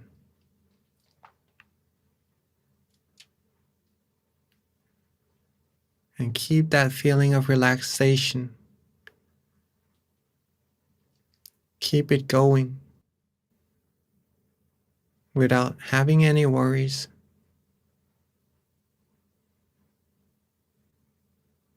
Enjoying the moment. Enjoying the present. Enjoying that feeling of brightness shining from within.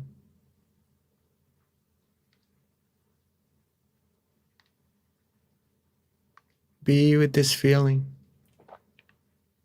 It is the most important feeling in this world.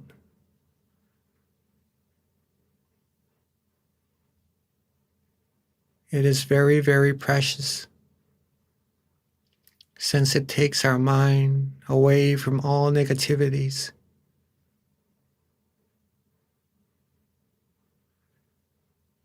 It purifies our mind.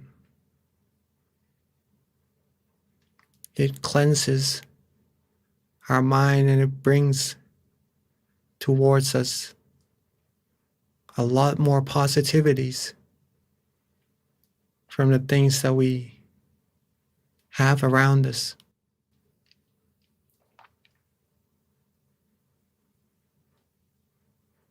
Relax, let go.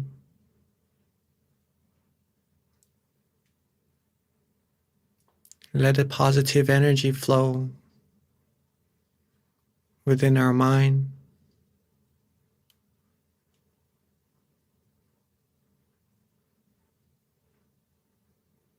Enjoy every moment.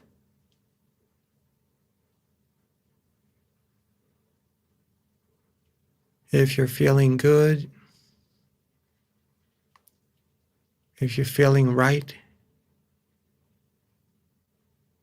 You feel that you enjoy this feeling of relaxation that you are having right now. And that shows that you are practicing correctly.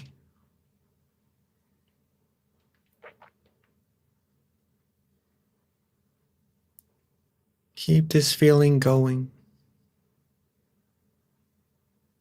And that's all that we need to do. It is like riding a train to a destination where the road is to be relaxed and comfortable. And whether the train reaches the destination or not, when we sit on it, we do not really think too much about it.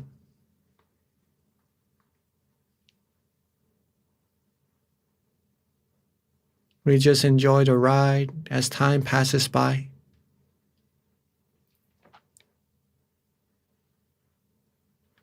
If we're able to do that same thing with our meditation, we just enjoy that ride, enjoy that feeling of comfort inside. We'll be able to get closer and closer to our destination as time passes by.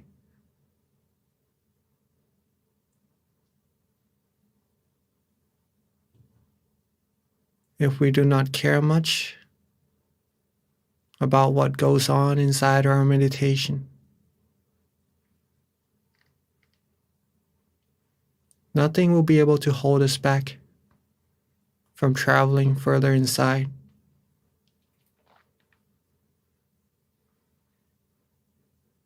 We'll be able to reach our destination easier and quicker.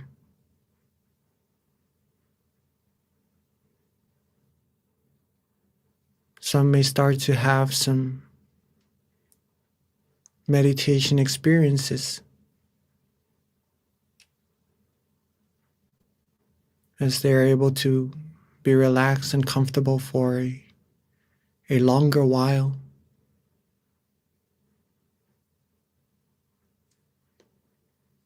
Some may start to feel calm and peaceful, having no thoughts or no worries about anything else at all. Some may start to feel light, feel spacious, feel vast, and feel nice on the inside, almost as if they're floating in space, or their body has become one with the air, the atmosphere around them.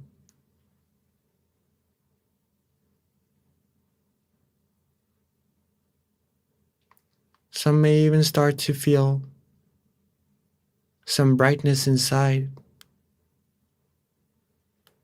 Feel that the mind is flourished. The mind is expanding. It's becoming brighter and brighter, pure and pure inside.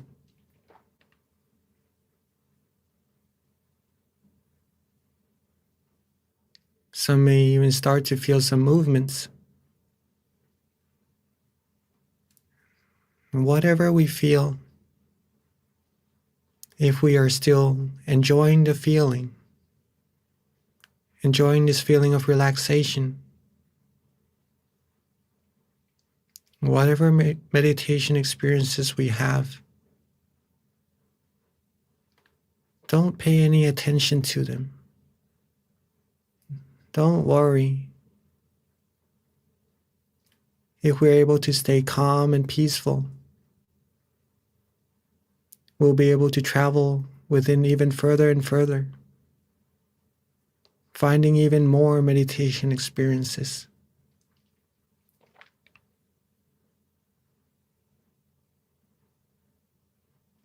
If our mind is not attached to anything, nothing will be able to hold it back from reaching deeper and deeper peace.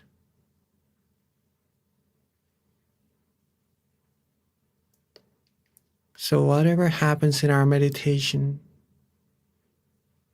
Keep on being relaxed. Keep on being calm and comfortable.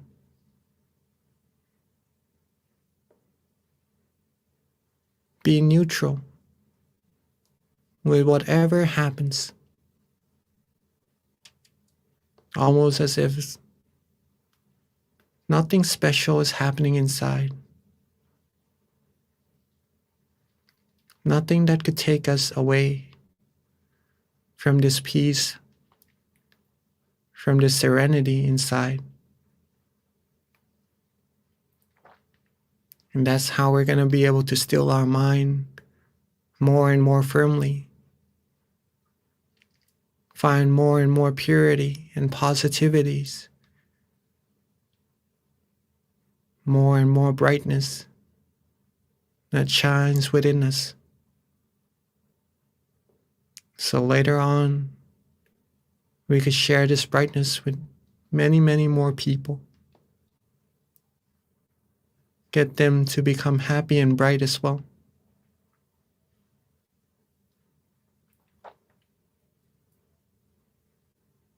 As we are traveling,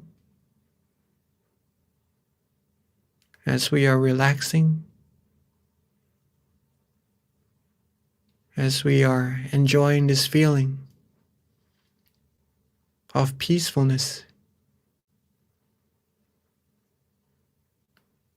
at any moment, if you'd like to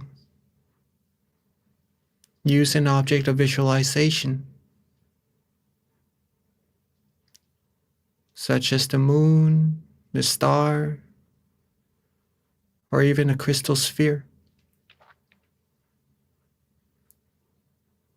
please feel free to do so. But to make sure that the visualization goes along with that feeling of comfort that you had earlier, so that it takes the mind further deeper within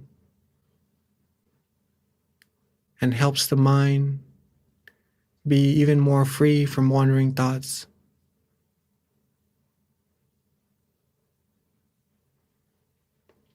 Or at any moment, if you'd like to use a mantra to also help the mind travel further with relaxation and comfort, please feel free to do so as well.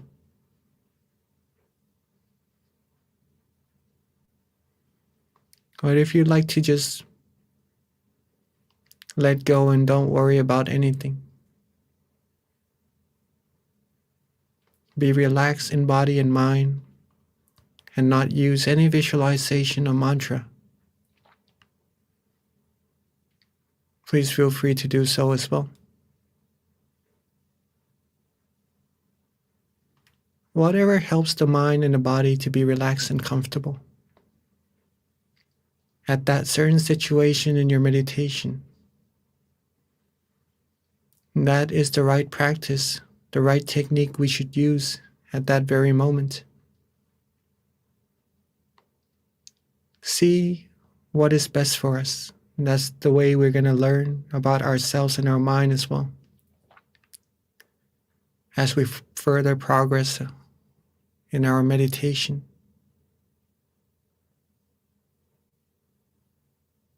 But the heart, the very essence of meditation is still to be relaxed and comfortable in body and mind.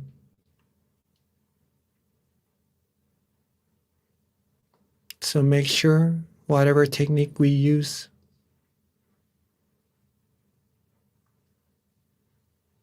to never lose this feeling.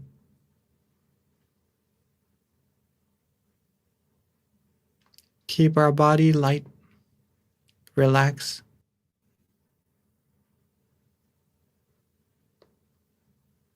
Keep our mind calm and comfortable. Let go of all worries.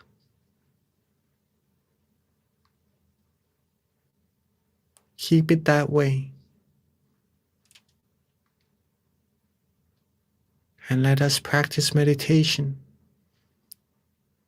Let us keep ourselves calm and comfortable together in silence for this time being.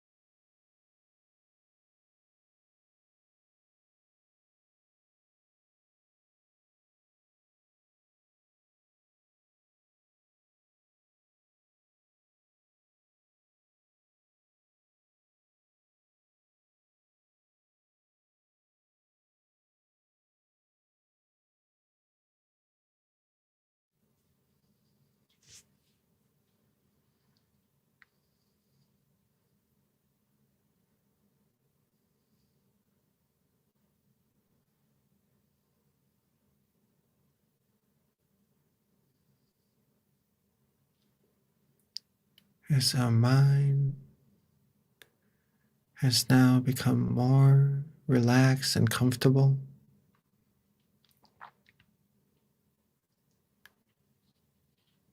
As our mind has now become cleaner and purer from stilling our mind, from resting our body and our mind together.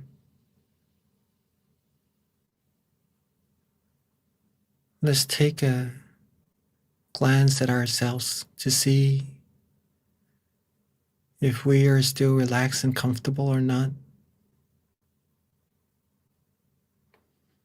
If so, then keep that smile going on our face. Keep that feeling of relaxation going in our body and our mind. Keep that feeling of expansion or the movement inside of our mind going for us to travel further and further inside to gain more peace energy, more positive energy from the source within. And now that our mind has become brighter, become lighter and pure, let's bring that brightness, bring that purity outwards to our world by together lighting our candles that are beside us or in front of us to have it symbolize that brightness, that purity inside of our mind, and to help this world shine brighter and become closer to a world of peace, the world that everyone has true peace inside of their mind. So I'd like to invite all of us, while being relaxed and comfortable, let's light our candles together.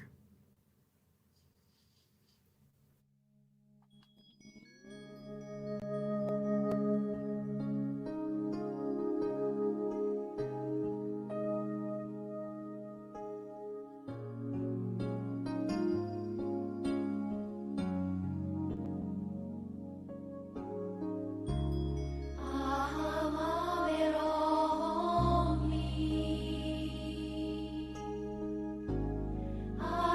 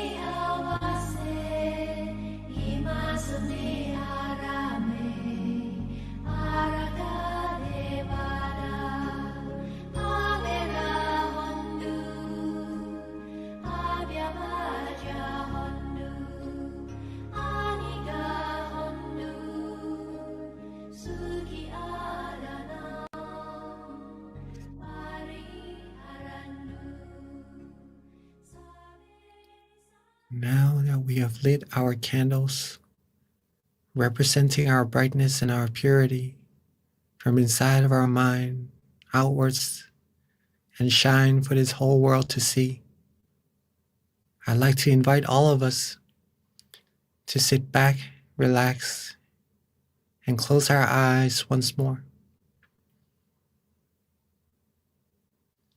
Close our eyes relaxingly and comfortably, and reconnect back to that feeling of comfort and purity inside of our mind. Imagine that candle that we've just lit,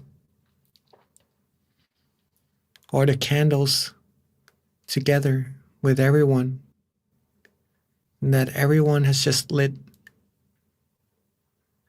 and bring those brightness inside of our mind, making our mind shining even brighter, even purer. And let's radiate this brightness.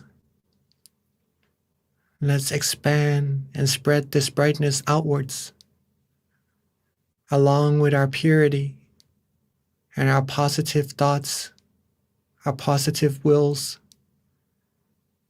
to help all of us, all beings in this world, become happy, become free, become pure, free from sufferings and sorrows. Let's expand this brightness outwards, reaching everyone in our temple, in our meditation center, everyone around us. And let's expand it outwards even further to everyone in our community.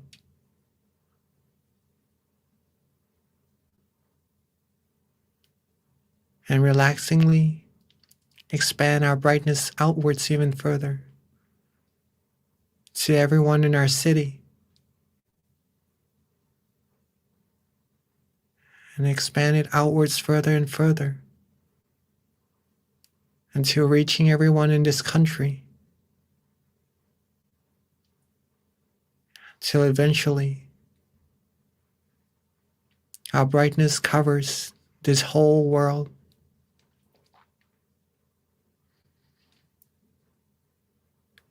Let our love, our kindness, our good wills, our positive wishes cover up this whole world, cleansing everything, all negativities in its path, making this world clean, clear, and bright, free from all impurities. Let's share our loving kindness and wish for everyone, all beings, not missing a single soul, to always be happy, be free from harms, from hatred, from anger, from wars, from diseases. Be free from all impurities, all negativities. Be loved, be respected, and be protected. Be healthy. Be fulfilled in all their wholesome wishes. May everyone have the smile in their hearts, have purity in their souls, have positivities everywhere they look, all around them. May this whole world be a world of peace, a world of love, a world of true happiness. May everyone be able to find true peace, true happiness easily and quickly. And may all of us, everyone, reach the utmost of happiness, the utmost of purity, as soon as possible. Let's take a few moments to share our loving kindness to everyone across the world.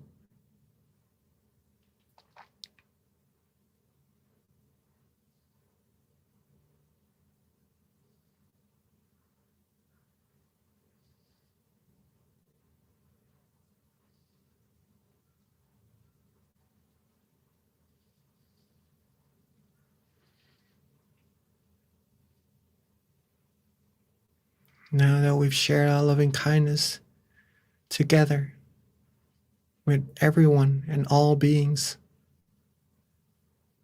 let's softly and gently bring our attention back to ourselves.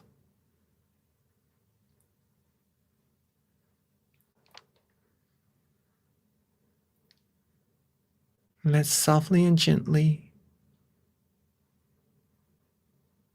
bring our attention back to ourselves, to where we feel relaxed and comfortable, where the mind wants to rest, and let it rest there. And at that point of concentrated purity, concentrated positive energy, with all of our accumulated good deeds, all the good things we've done, all the positive energy accumulated in our mind,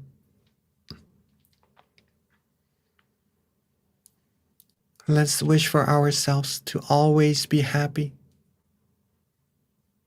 always be healthy, wealthy, successful, fulfilled in all our wholesome wishes,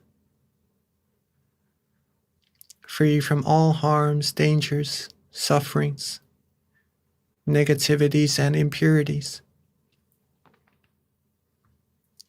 free from anyone who would take us onto the path of ruin, surrounded by good, virtuous, wise people that would help support us, help us reach our goal of happiness quicker and sooner, to support us along the road of righteousness always.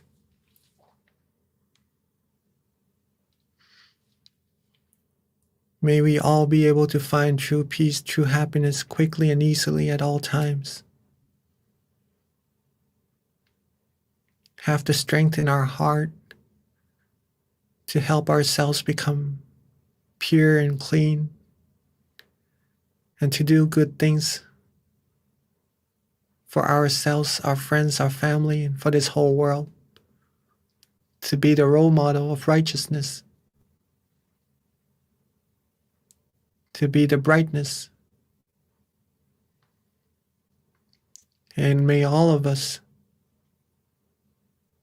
be able to still our mind quickly and easily, and reach the utmost of purity, the utmost of happiness as quickly as possible. And let's take a few moments to wish for ourselves, for all the wholesome things we need.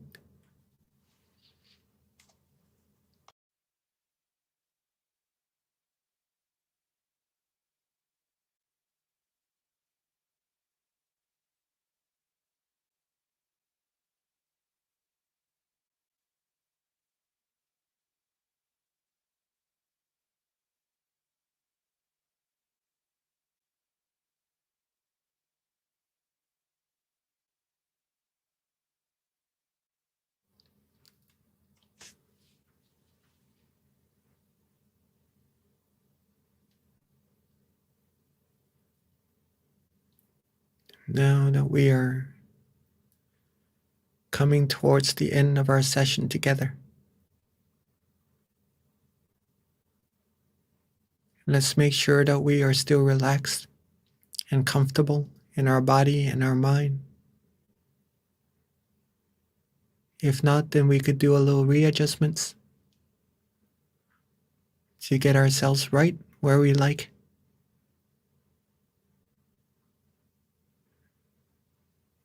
And as we end our session, make sure that we still have this feeling with us. To maintain this feeling as long as possible. And to reconnect back to it as often as possible throughout our days. And if we are ready, let's end our session together. And softly and gently open our eyes.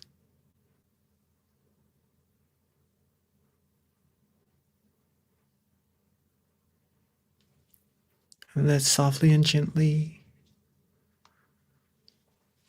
open our eyes.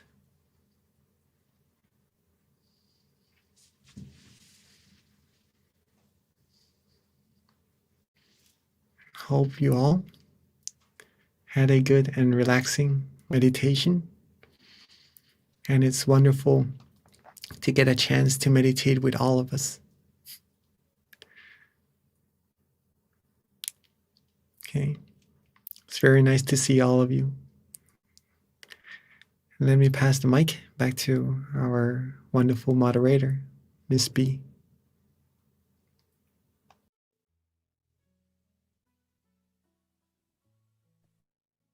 Okay, I'm struggling a little bit today with the mute button.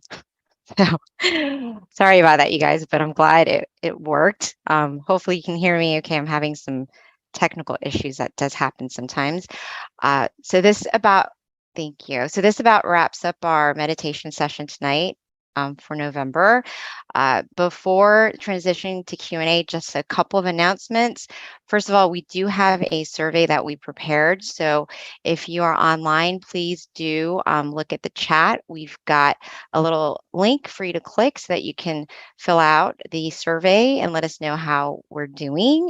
Definitely the feedback's going to help us have future sessions that we can improve on. If you are not online, no worries. There's the center that you're associated with will send out the link for you to fill out if you attended the session on site today. Also, please mark your calendar for Wednesday, December 7th. That is our next full moon meditation. It's going to be next month, which is actually getting close to the end of the year. So it's going to be our last full moon meditation to wrap up 2022. So please join us, invite your friends and family. This is such a great way to give yourself thanks and self-love is by spending time to connect with yourself. So please, not only for yourself, but share it with other people and join us next month on December 7th. Write it down and then make sure that you are there. Another thing that you can do just to make sure that you're connected with our sessions is to download our app, MindGem. And actually, there's going to be a link that you can click on as well. And our app, you can use it daily as well. We've got many amazing meditation instructors that are on there so that you can meditate on your own. And in addition, be connected to our full moon meditation monthly as well, since we do send out notifications. In that, you can also see the centers that are close to you, near you, by using the app. The website of MindGem. And if you go to locations, you can find your nearest center near you. Right now, we do have on-site classes pretty much at all of our centers at this point. So just click on the center nearest you and find out the class offerings. Azusa, Georgia meets on-site, Chicago, Alabama, New Jersey, all of the locations. Now, just making sure, can you guys hear me okay?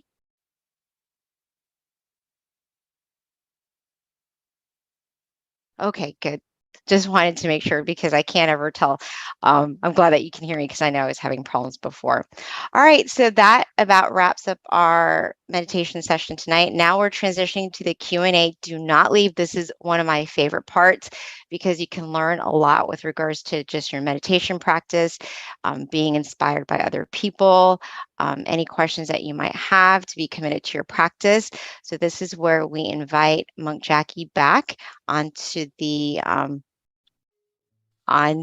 floor, I guess, onto the portal, to ask him any questions that you might have. Again, if you can kind of stick with our theme, which is being thankful, that way we can kind of focus on just ways to better ourselves and stay focused to our theme, which is going to be thankful, which can be very general, as well.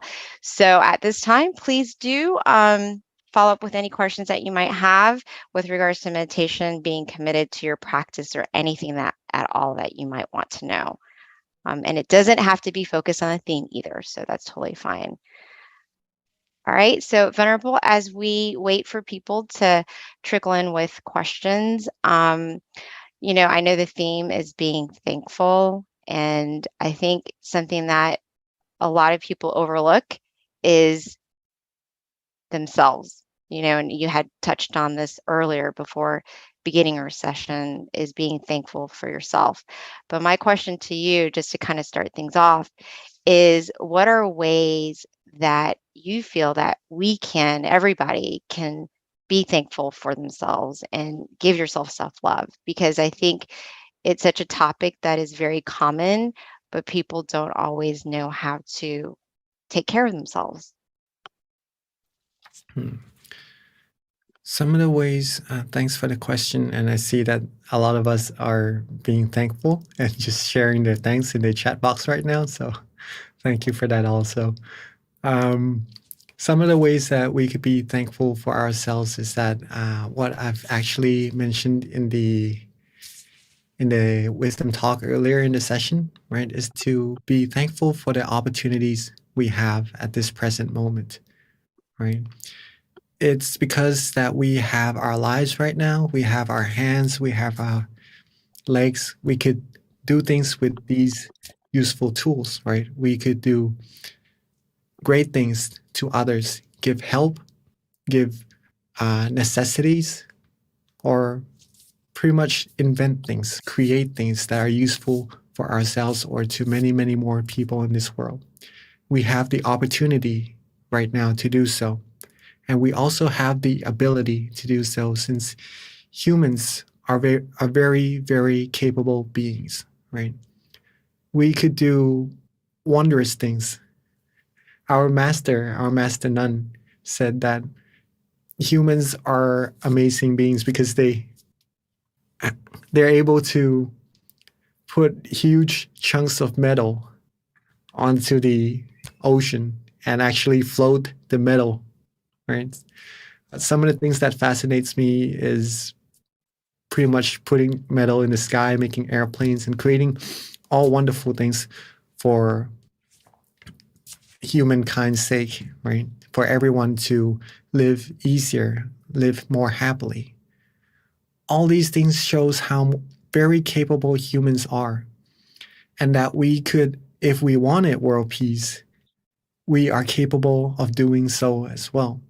So these are the opportunities we have, the abilities we have to do so. It's the matter of if we're going to be doing it or not. So to appreciate our lives, to be thankful for what we have, we could use these opportunities, these abilities to do so, to create world peace, to create peace for ourselves first, and for everyone in our family, and then later on to the world. These are some of the ideas that we could do so, could take into account or take into practice if you like to, or if you have some even greater ideas, then please feel free to elaborate on it or maybe to take it into practice as well. Yeah, Venerable. So you do have a lot of people definitely commenting and giving thanks for the session in general. So, there are a lot of thankful people.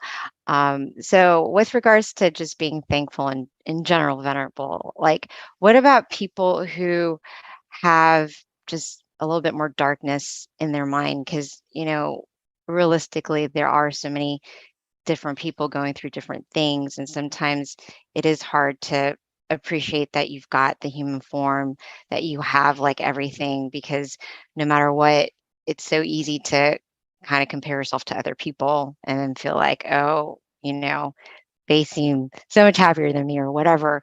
So I guess with people like that, how do you kind of help give them a little bit more insight to train yourself to just be thankful with what you have, be content with what you have, and kind of just more focus on your lane instead of just trying to like look at other people.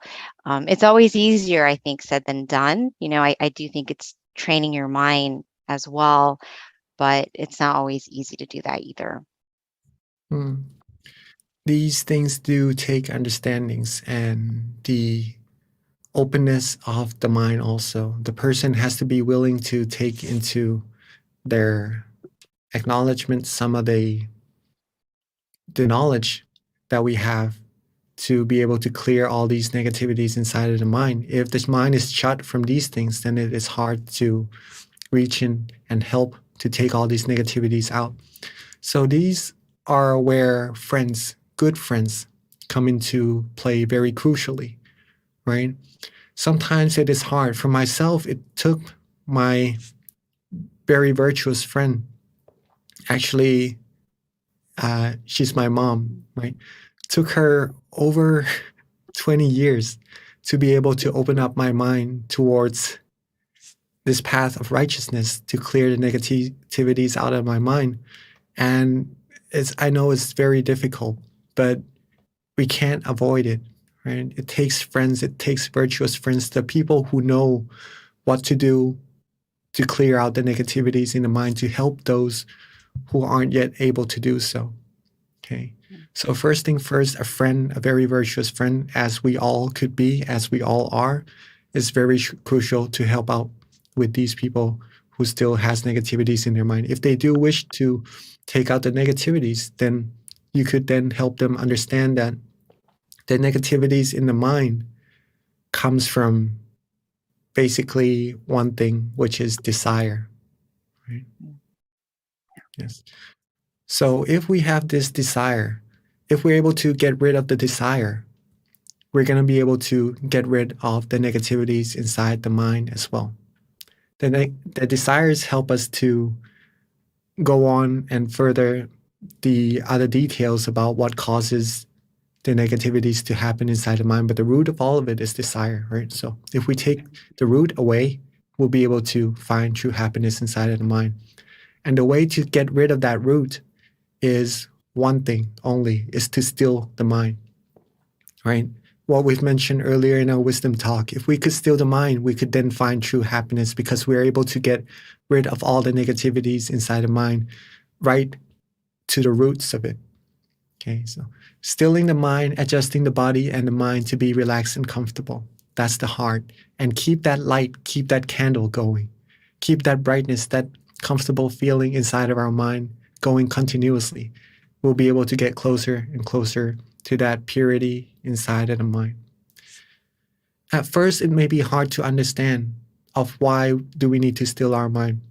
If we truly like to help people be happy, right? And some of the things that we could start by doing is just to invite them to come to our full moon meditation together. Get them to sit and just to relax for a little bit. Our teaching monks here who comes to guide you meditation, Monk Daniel and all the other monks in your center are very skilled in meditation.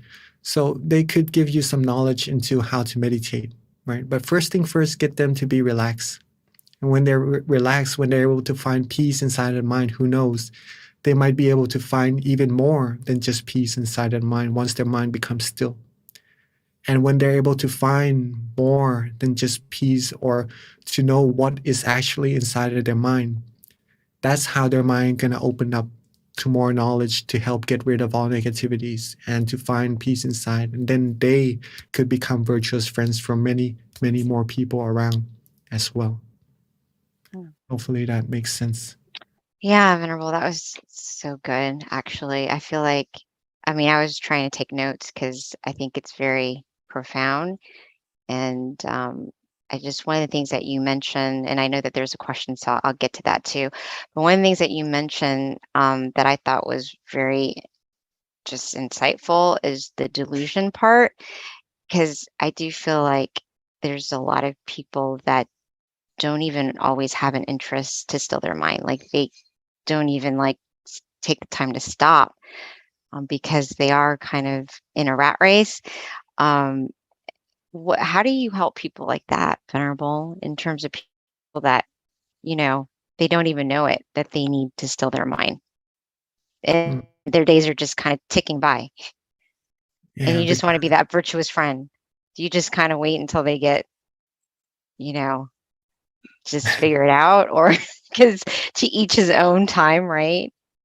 it may take some work to do so, but one of the things that could help is to help them find the significance of getting some time to relax instead of just working all the time, right? Because even our phones, when working all the time, it needs recharging. So our body, when working all the time, our mind, when working all the time, we need recharging as well. Some of the things we do to recharge is to sleep, right? Or maybe to rest. But meditation, sleeping is just to rest the body. Maybe the mind is not at a fully rested state when we go to sleep.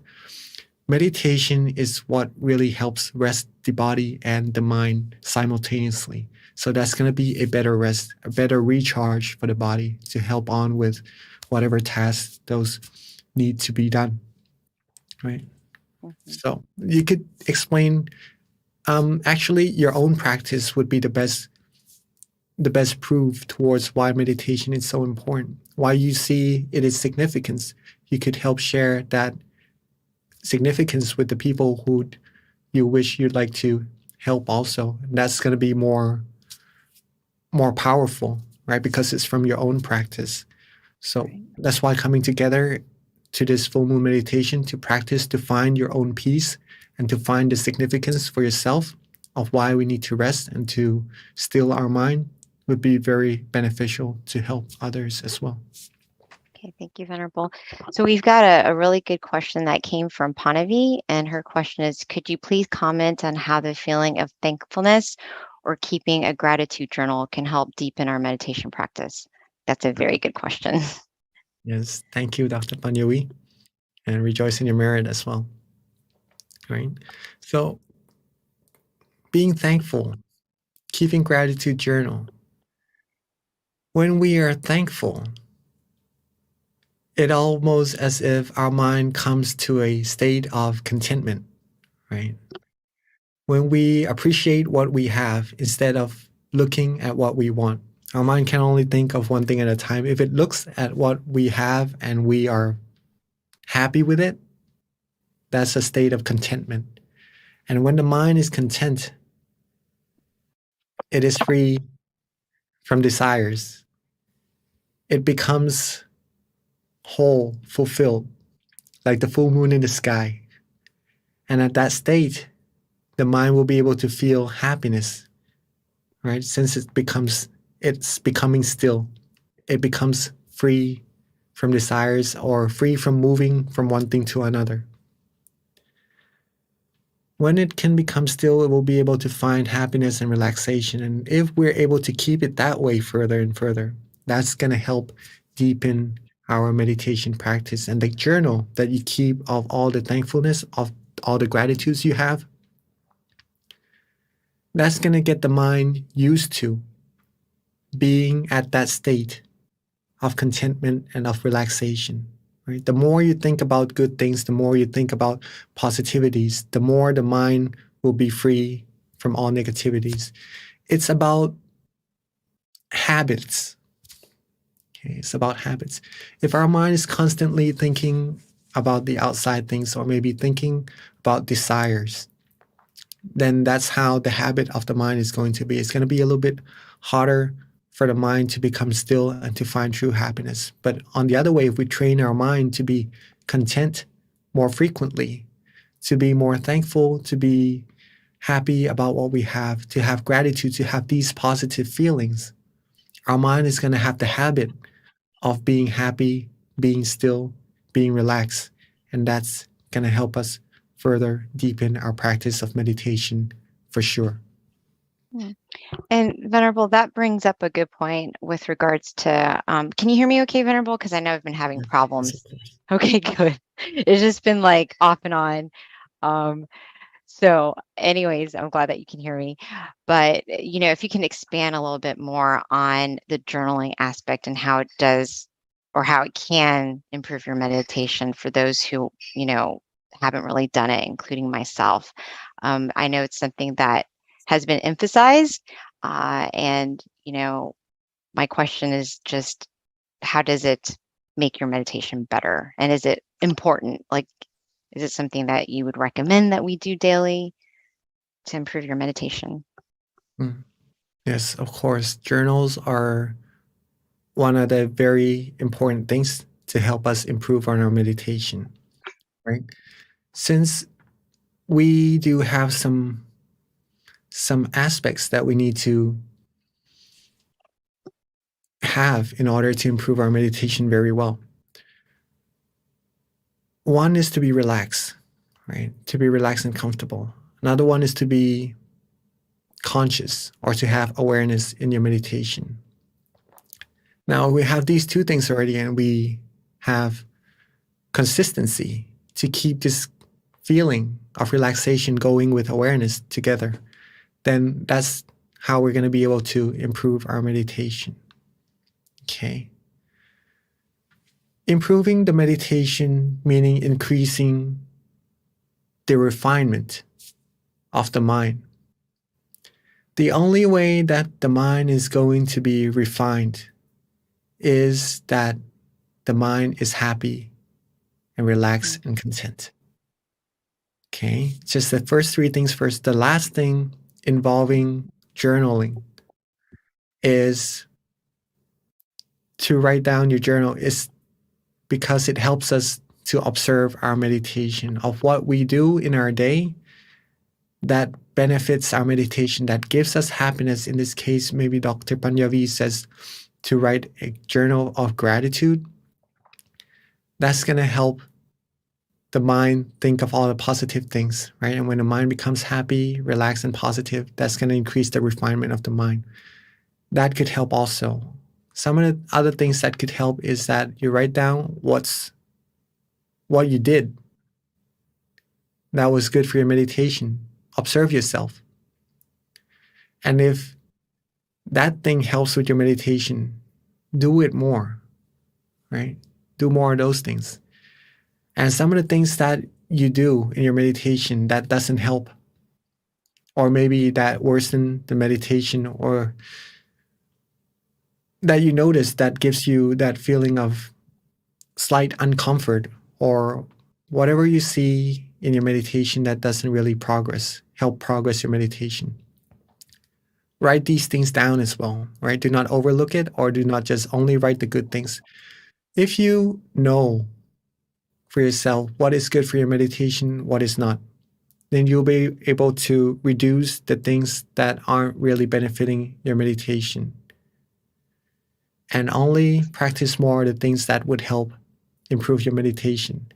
Now, this takes dedication and it takes a lot of strength in the mind, because sometimes we know some things aren't really good for our meditation, but we still repeat doing it, right? Because it could also be some of the habits that we've accumulated, and it takes a while to change some habits, right? That's normal. That's normal to do so in meditation. It's the process of learning about ourselves, and the journaling, writing down journals will help us to notice ourselves more and to improve ourselves. It's one more step further into putting more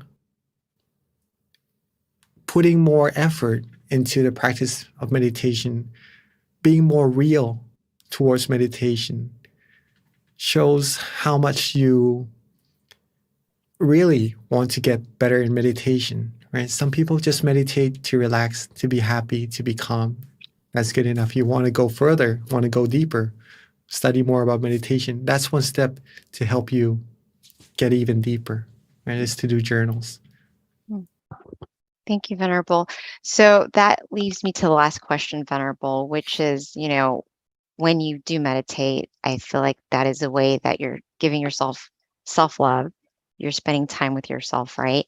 My question to you, especially with regards to the journaling, which you've emphasized can help you, what are some things that you should, I guess, focus on when you're writing the journal, like a little template of just how to keep track of your meditation? Is it just kind of like journaling, like when you journal about anything, you're just kind of rambling on, or are there maybe like 3 points that you should focus on each time you write the journal? And I guess that would be a great last question, since it is almost 10:30, and that way we can all try to write it and keep a daily journal ourselves, including me. Okay. Journals are different from each individual. Okay, let's put it that way first. See what suits your meditation at that moment the best. See what journaling styles that would help you, in your opinion, that would help you improve on your meditation, right? But some of the things that I'd like to share that help with mine, some of the things that you could do, okay? Within a session, maybe an hour session, just to make a timeline and to see how much time we're able to be relaxed and comfortable within that session, and how much time that we have lost to having our mind wander off, or maybe having some tension or some sleepiness in our meditation. If we are able to do that, just roughly, right? It doesn't have to be exact until it comes to be a worry inside of our meditation, so that we can't really focus on being relaxed. But if we're able to do that roughly, we'll be able to see ourselves of how much time that we're actually refining our mind, or how much time our mind could be still, and how much time we need to improve or lessen the wandering thoughts or the tension inside our meditation. That's one way to write down your journals about. Some of the things that I also do is to write down how many times I'm able to get to the meditation experience inside of my meditation, right? For example, maybe this session, I'm able to go to the meditation experience that is my goal, right? 10 times or 20 times, right? I'll write that down. Or maybe today I have a goal to do it more times. Then I journal, write down the journals that would help me reach my goal, to see where I am and how much I need to do more to reach that goal. That also helps improve the meditation. If we want to go more relaxingly towards journaling, we could simply see in your meditation of what you did. For example, if this time you close down your eyes, you relax and let go. And just by doing this, you're able to reach your meditation experience or to be happy. Then you simply write that down. What you did, pretty much just to relax and let go. Write that down. Or maybe at some point in your meditation, you're able to use an object of visualization and get in even deeper in your meditation. Maybe you write that down also. Okay. Or if you use an object of visualization and it doesn't help you go deeper, you write that down also. And maybe you could figure out of why does this happen at that situation? Why does this happen in this situation? Then you can contemplate on these things and help reduce the errors, improve more on what is done well, and then that would help you improve on your meditation also. So these are some of the ideas that you could use. Thank you so much, Venerable. I definitely am committed to trying to improve my meditation. So I'm, everything that you're saying, I'm taking very seriously, because I do want to, not seriously, I shouldn't say that, because you don't want to take meditation too serious. But one of the things is, and I think that this is probably a common thing for a lot of people who do meditate daily, is, you kind of reach a plateau and you want to get better, and of course it's hard when you want anything.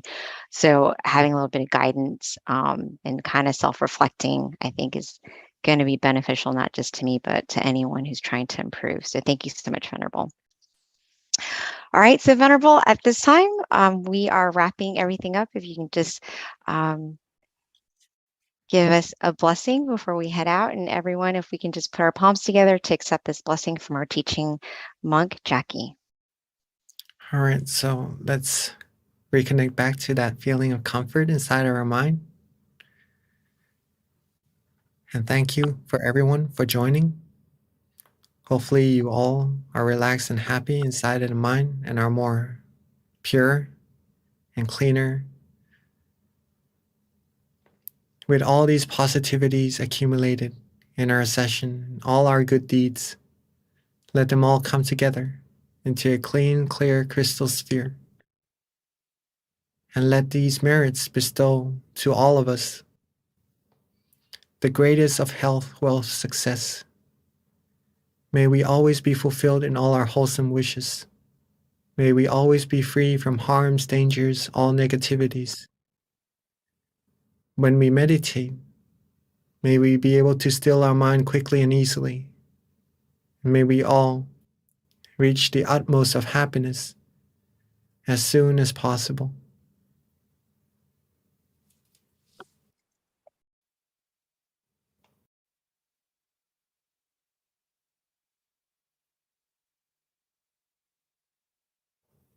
And rejoice in everybody's merit. Thank you again, Monk Jackie, and see you at the beginning of 2023. But for everyone else, don't forget December 7th, Wednesday, is our next meditation session. And please don't forget to fill out our survey, which we'll put on the chat one more time so that you can give us some feedback so that we can continue to improve on these sessions, these full moon sessions. Thank you again. And as always, meditate often and meditate well. Bye. See you next month.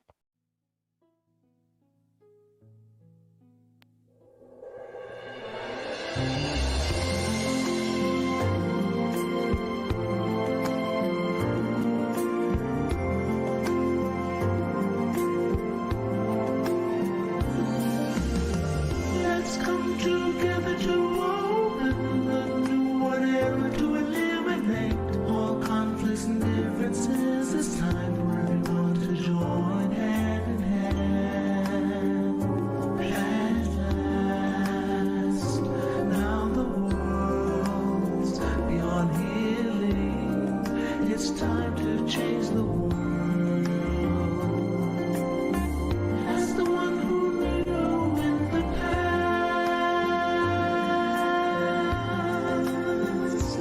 in this period of our time, we will see.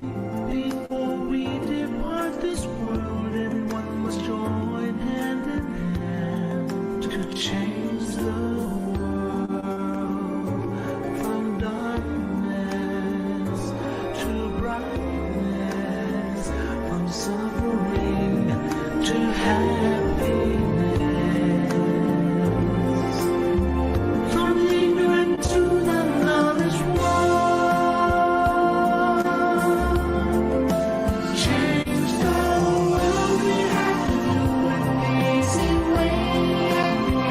Be happy and cheerful and childlike, innocence. Everyone must join hand in hand. Gently close your eyes, relax, relax.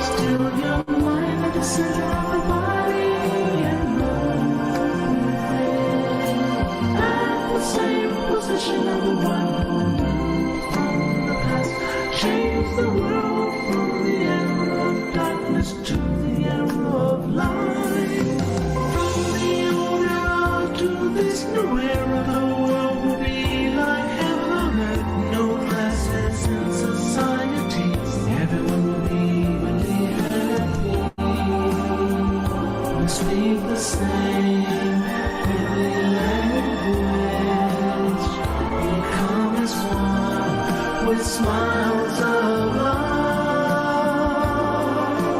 We'll be kind, the world will change. The world will change. Let's come together to change the world. Let's come together to change the world. Let's come together to change the world. Let's change the world. We have to do it the easy way and relax each other with childlike innocence. Everyone must join hand in hand. Gently close your eyes and relax. Still your mind at the center of the body, and move clearly. As the wind will lead from the house of social dissonance. Let's come together to change the world. Cambiemos el mundo juntos. Let's come together to change the world. Let's come together to change the world. هيا معا نغير العالم. Let's come together to change the world. يا خنا الشناير هؤلاء Together to change the world. 让我们来一起改变世界，别他们制造für die Welt. Let's come together to change the world. Vamos a unir podamos mundo. Together to change the world. 一緒に世界を変えよう。 Change the world. เรามารวมใจกัน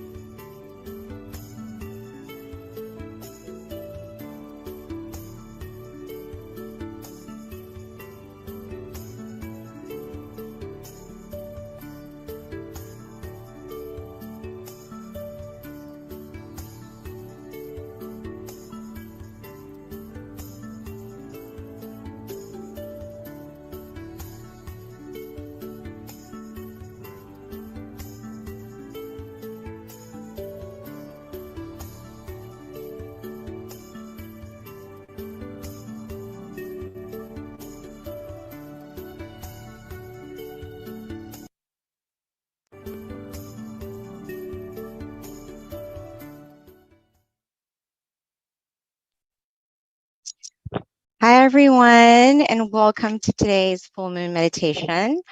Today is October 10th, and for those who don't know, today is considered World Mental Health Day, which is actually marked every year on this day, which is October 10th. So it's pretty special that we're all here today to meditate together. So one of the things that I did last month that was pretty awesome and worked really well because it like the theme was on, I don't exactly remember what the theme was on, but whatever quote was pulled was actually in line with the theme. So let's see if we can do that again today. Today our theme is World Mental Health Day. If I can get someone to, let me make sure I've got the chat on so I can see this, but if I can get someone to pick a number from 8 to 150, please.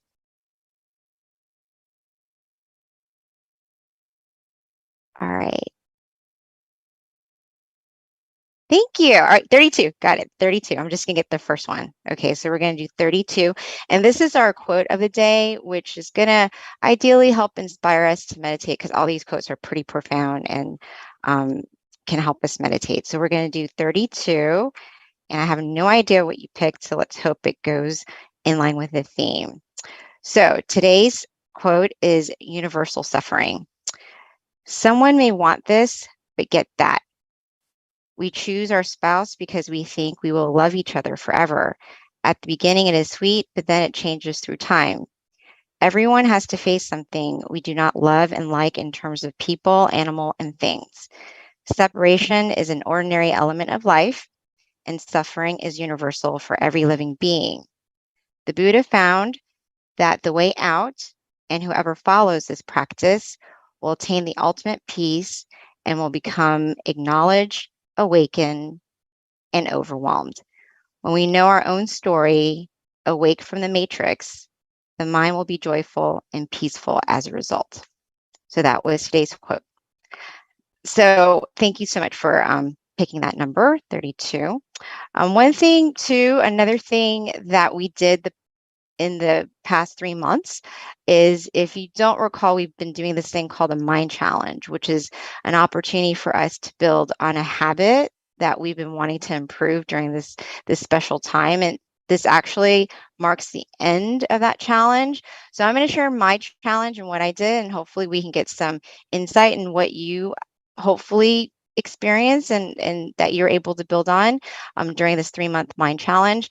So for me, I actually tried to increase my meditation more, and I did that throughout the past 3 months. So I'm proud to say that I actually did that.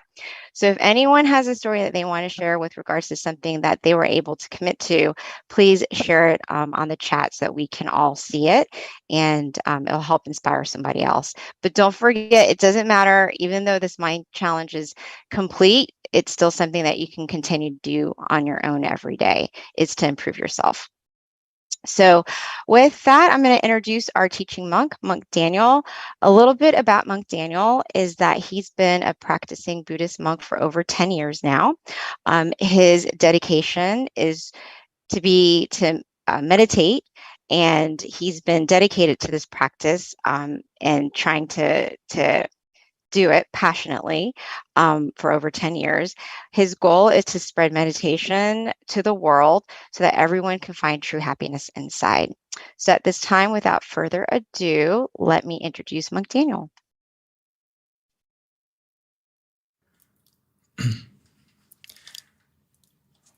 Good evening to everyone in America and all around the world. Good morning from Thailand. It's good to see everyone gathered here today on this full moon. It's a very auspicious day today because not only is it the full moon of this month, which symbolizes the brightest night of this month, as well as the 138th anniversary of our great meditation master, Lung Pu. So for those of us who have been practicing and joining every time and know about the Dhammakaya method, everything that we've been learning and practicing together is from him. So today is a good day to pay respect to him and honor him by taking the time to meditate together. And coincidentally, it's also the 10th of October is also the day of World Mental Health Day. which is, actually in Buddhism, there's nothing coincidental. Everything happens for a reason. So it's special that on Luang Pu's birthday, it's also a day about World Mental Health, because he dedicated his whole life for mental health, spending every day from the day he ordained until the day he passed away. He never missed a day of meditation. And he dedicated his life to understanding it and teaching it and giving us the knowledge to now, over 138 years later. So we are taking the steps in the right direction for ourselves to look after our mental health, which, as we know, nowadays, now than ever, we really need to look after that. As we are starting to learn about it more in the Western world, maybe in the East, we've known about it for a little bit, but in the West, we're still learning step by step on how can we develop our mental health and look after it. As our lovely moderator, Miss B, mentioned a moment ago, right? We just finished our challenge, our Mind Gym challenge, right, for the 3 months. I would like to also give you the positive energy or the merit for me for making it 11 years as a monk now. So I'd like to share that positivity to everyone as well. Anyway, let's learn today about how can we take care of our mental health. As we know, as I mentioned just a moment ago, today is the anniversary of this monk, a very special and our great master of the Dhammakaya method. He is the reason why we have this special and powerful phrase that we need to practice in our life, which is, stop is the key to success. This phrase is short. It's only a couple words, right? It's only 5 words. So it's a short phrase, but if we practice it, it's very profound. If we take the time to stop our mind, by taking the time to still it, we can achieve the happiness within us. So this is something that we really need to, if you can't remember anything through today's talk, remember these words. Stop is the key to success. He meant not only in meditation, but also in our life. Because if we take the time to stop our mind, still it, we can unlock something so precious and so valuable that comes from stilling our mind.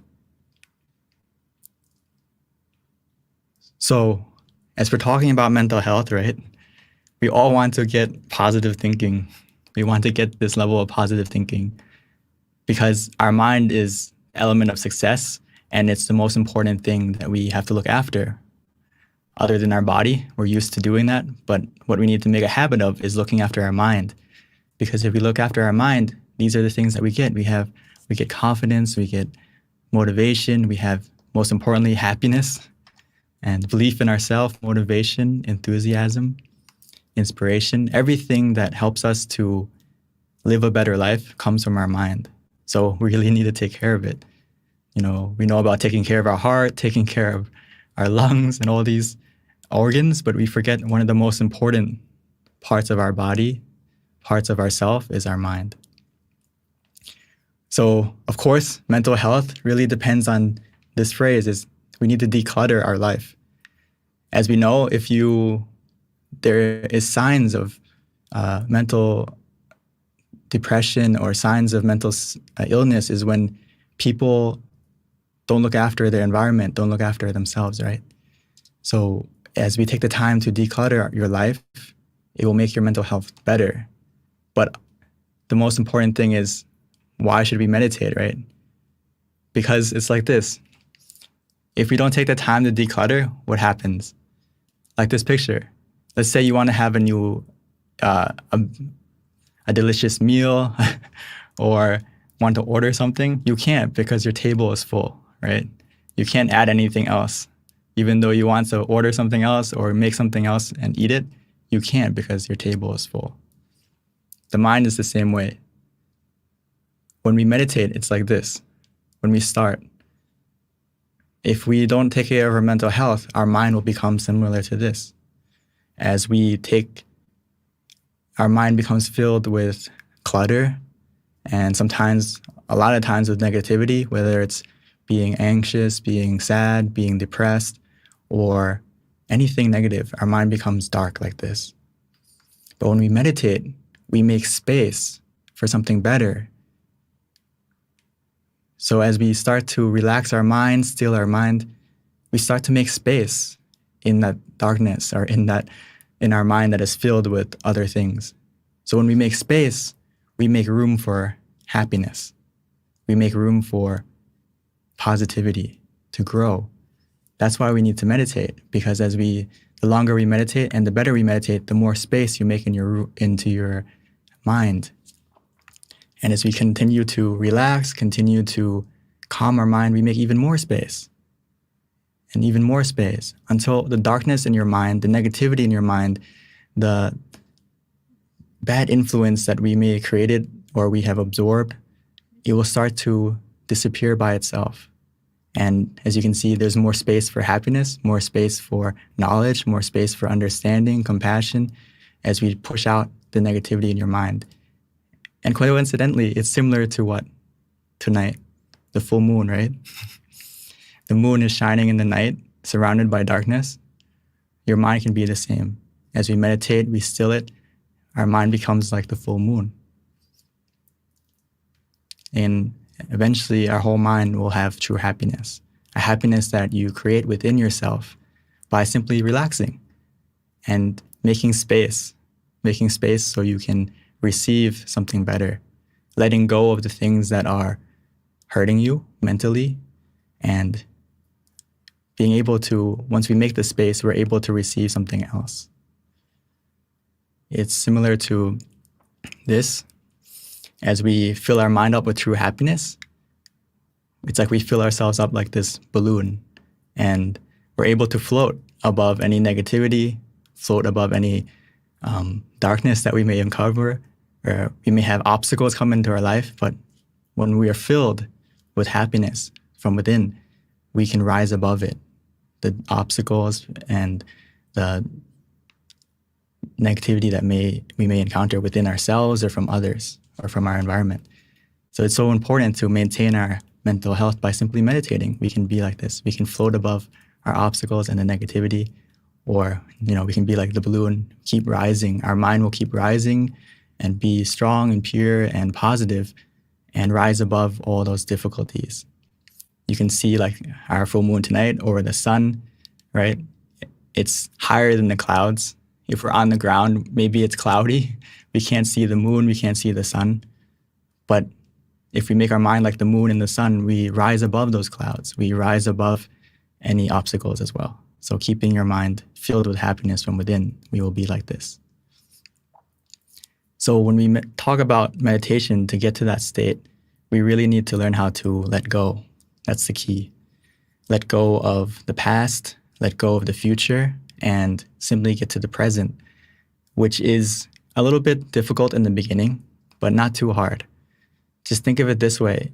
If our hands are full, right? Our left hand is holding something, our right hand is holding something, and we don't put it down, we can't receive anything else. Let's say in front of you, there's something more precious. Let's say you're carrying something heavy, right? A lot of boxes you're moving, and in front of you, there's like $1 million, like a check or something like that, or a diamond. You can't pick it up because you're holding things in your hands, right? You're filled. Same thing. You have to put it down, whatever you're carrying, so you can pick something new up. And the way to put it down, and you just have to put everything aside for a moment mentally, or be able to relax our hand, relax our fist. You can't open your fist by using more effort, right? You have to relax, and you can slowly open your hand. Your mind is the same thing. A lot of times throughout our day, as we use our mind and we think a lot, our mind is closed like this, sometimes very tight. But as we relax our body, relax our mind, it starts to open up naturally. So like I said here, If we don't put everything down, we can't get anything new. So we take the time right now before we started the meditation is put that into your mindset that when we start the meditation, try to put everything down for a moment and you'll feel lighter right away, right? Think of you holding all these boxes, it must be very heavy. And the moment you put everything down, you're going to feel light. You're going to feel, your body's going to feel light, your mind's going to feel light.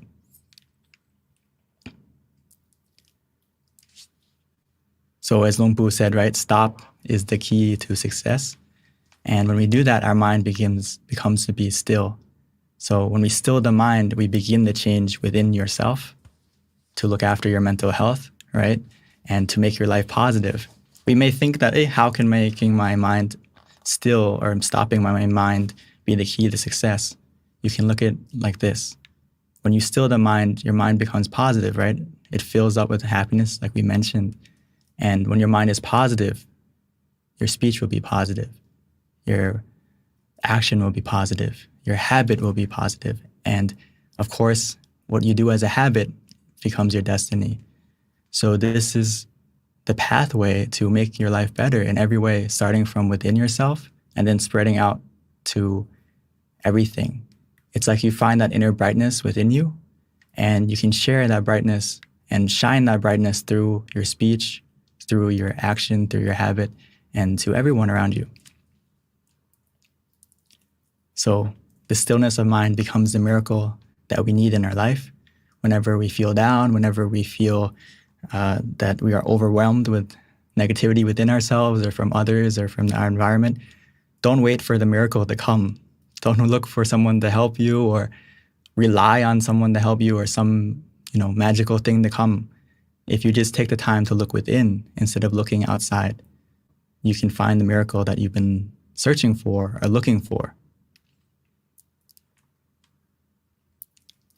Just remember this recipe. It's not a secret. Most recipes, we like to keep it in the family or keep it as a secret.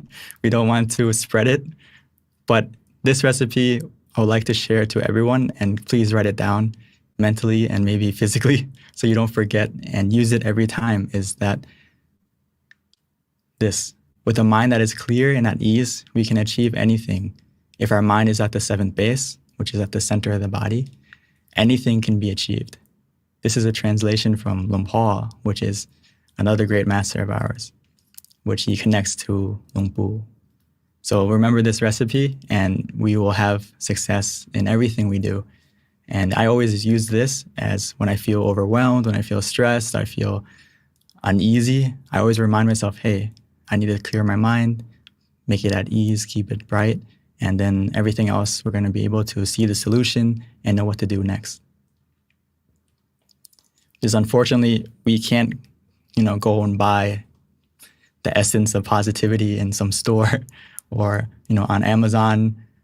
Unfortunately, there's no deal to buy it, but you can create it within yourself following that recipe. And every time you meditate, every second that you calm your mind down more, it's like you're filling yourself up with this positive essence. And once you have that full essence, you can not only use it for yourself, but you can also share it.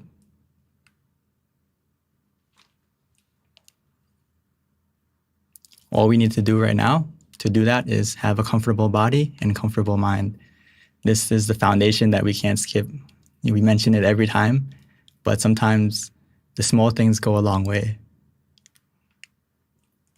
Remember that before we start the meditation now, keep your body comfortable the best you can. You can stretch a moment or adjust yourself to a comfortable position that works for you.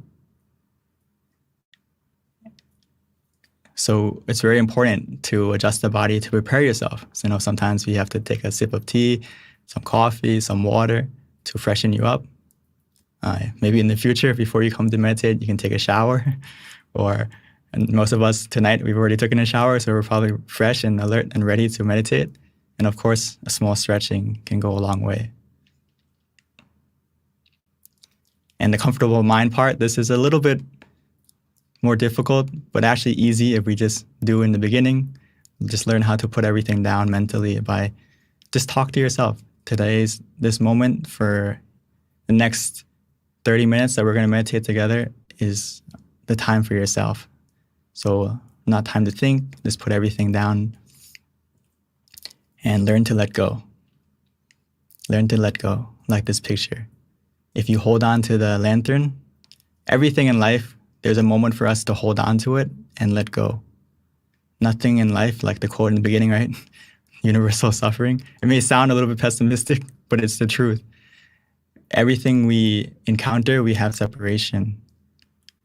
But that doesn't mean it has to be negative. There's a time for everything that we have to hold on to and let go, right? The bird has to leave the nest eventually, right? Your children have to grow up. Your parents have to pass away. This is reality. But as you can see, like the lantern, if you hold on to it too long, what happens? It burns, right? It burns up and it hurts you. So eventually, when the lantern fills up with the energy, with the oxygen, right? With the gas, we have to let it go. And when we let it go, it floats up and it lights up the night, right? So as we let go, it actually creates something more beautiful as well, making the light, spreading the light to the sky, and we get to see that event happen.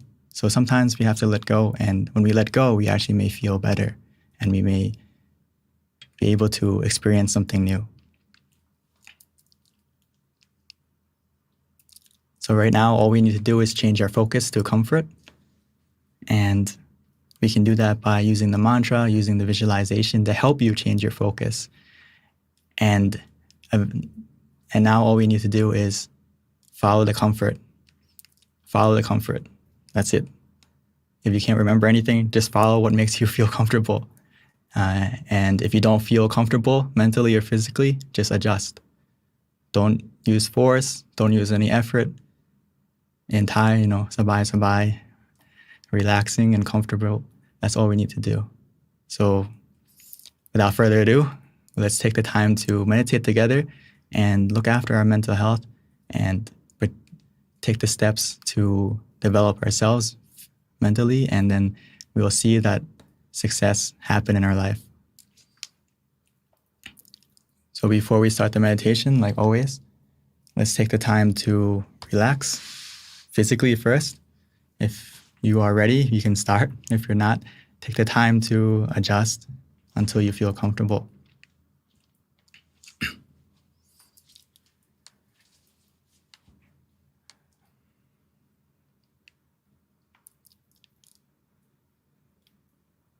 So like always, no matter how many times we meditate, or especially if this is your first time, take it easy, take it slow. No need to rush. Right now, it's time for us to rest. Right now, it's time for us to look after ourselves, to look after our mental health. As we try to follow and understand the wisdom from Luang Pu, the great meditation master, where he said, stop is the key to success. That process begins right now, as we take the time to adjust our body, finding a position that is comfortable, relaxing.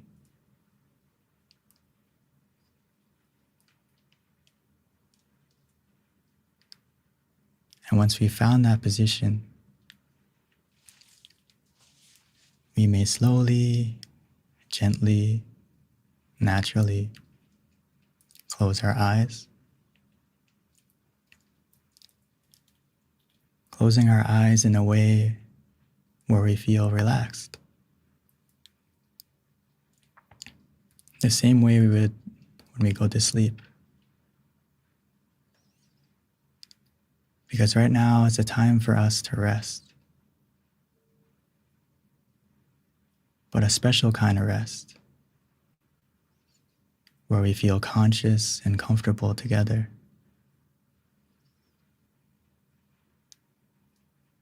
So once we've adjusted our body to be comfortable, we've closed our eyes to be comfortable, we can begin to let go. Starting from our eyes, we can let go of them. We can forget about them completely. Because in meditation, we don't need to use our eyes. The way we see or experience in meditation comes from our feeling. The feeling of relaxation and comfort is the heart of meditation.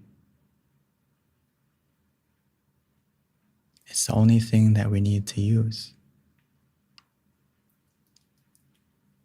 As we relax and release every part of our body, taking the time to make sure that every muscle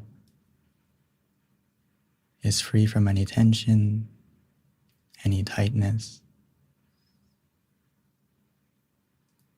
whether it's our face,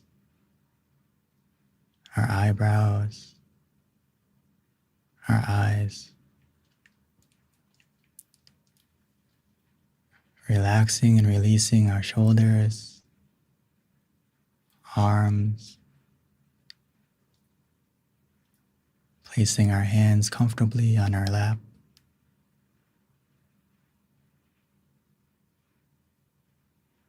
Releasing and relaxing down our back, legs, all the way down to your feet.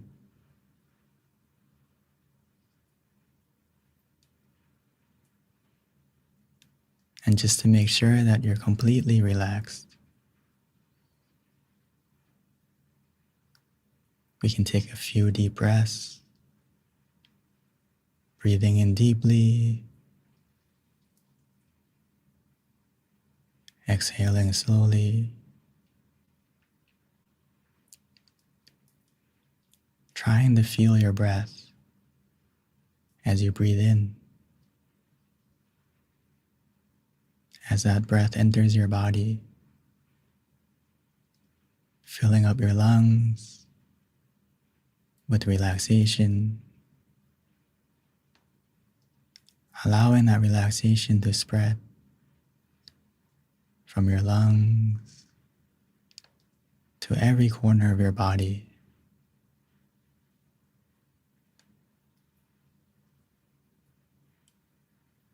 As the sensation of relaxation soothes,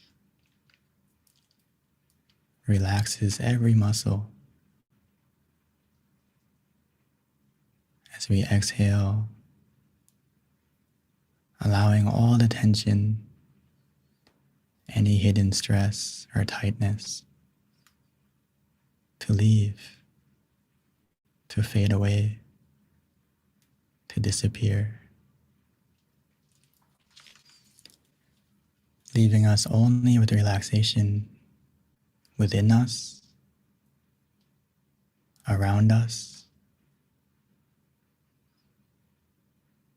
You may notice the more we relax, the more our body will begin to fade away, becoming one with the relaxation that we feel.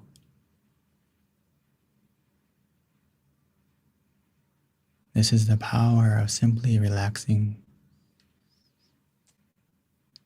It's the only thing that we need to do in meditation.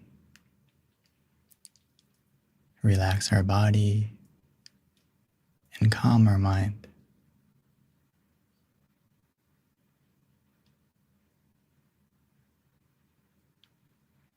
As we relax our body, our mind will have the foundation to begin the process to become still. Now all we need to do is let go mentally. We need to stop carrying all our burdens, all our worries, and even our responsibilities. Put everything aside. Right now, the only responsibility we have is to ourselves.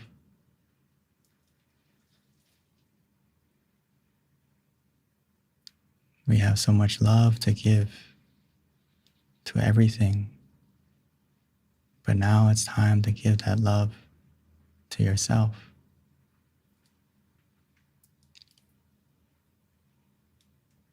We don't need to wait for everything in our life to fall into place. We need to make sure that our mind is in the right place first, in the positive place within you. We can connect to that space easily and simply by following the words of Luang Pu. Stop is the key to success. In order to stop, we need to relax. We need to use a method that is easy, comforting, relaxing for you. Whether it's to use the mantra,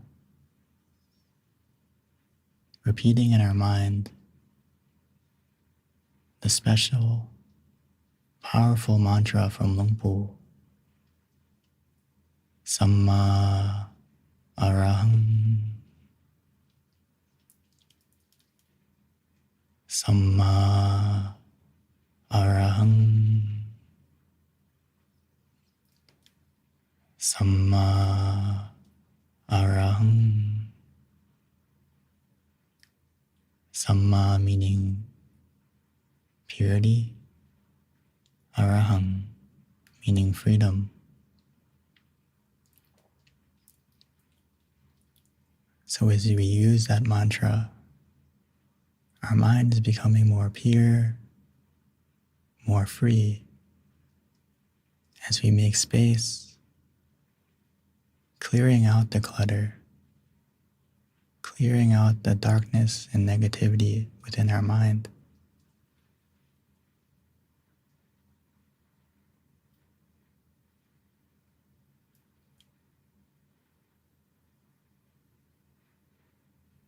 Or for some of us, it may be easy, enjoyable to visualize.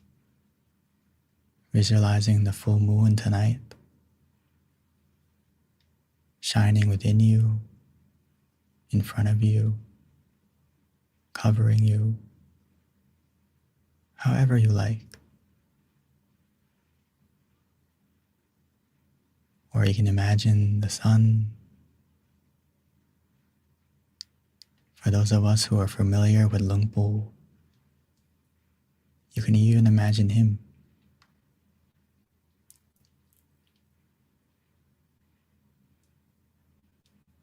We can do it however you like, not worrying about the clarity, as long as it feels relaxing. The image will get clear by itself. Whether we use the mantra or the visualization, we need to follow our feeling, follow the comfort. We will know for ourselves if we're practicing correctly, because we will feel more comfortable. It will feel easy, calming, relaxing, refreshing.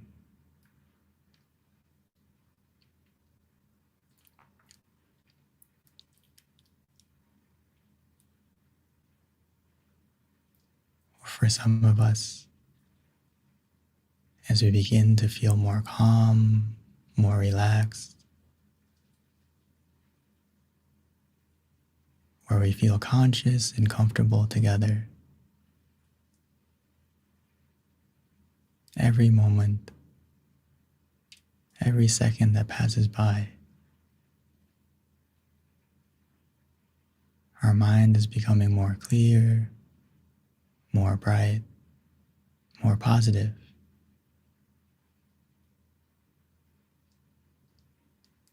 As we clear the space in our mind, we make room for the happiness to grow. We make room for the positivity, which will begin to enter our mind.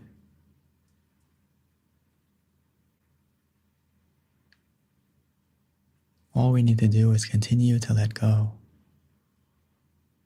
by relaxing and releasing.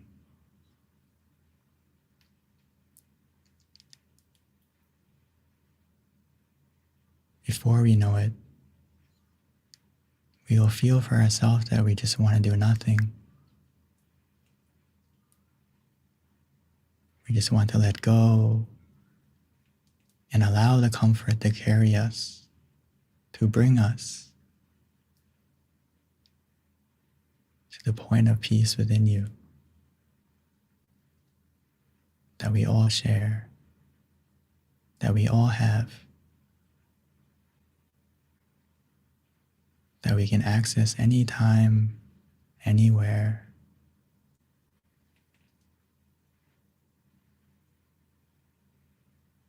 As we continue to relax and release,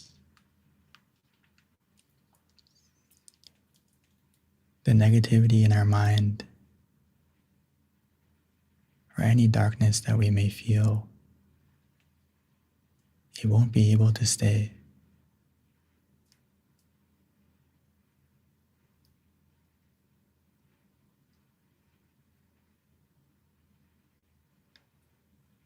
Because stop is the key to success. The more we still our mind, the more we stop the negativity and we start the positivity within you.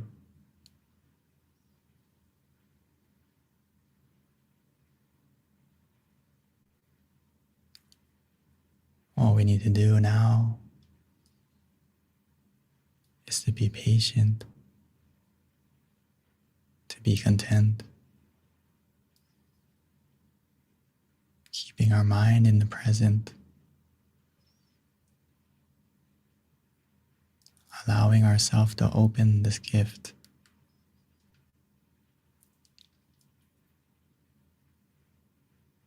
And the happiness within you will come naturally on its own as our mind will become full of brightness, full of happiness, full like the moon tonight.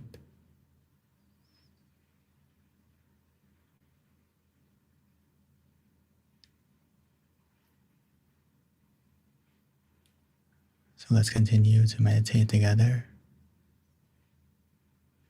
allowing our mind to become full, to become bright.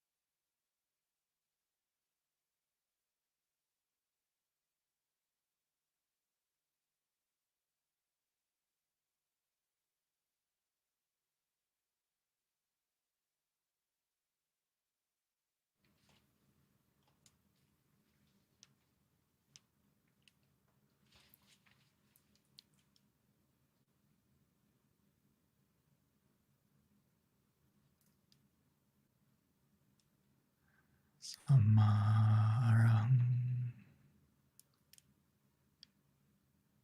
Samarang.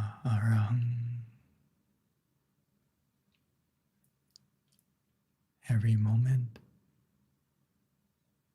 every second that we collect the moments of stillness, our mind is becoming more bright, more clear, as we clear the clutter, clear the negativity out of our mind,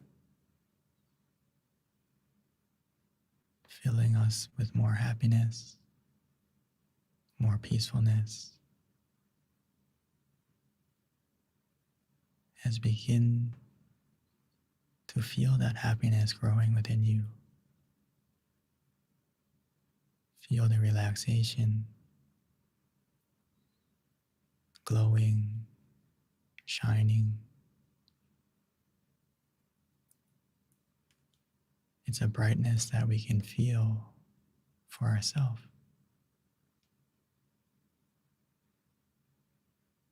A brightness that we can experience and even see simply by relaxing.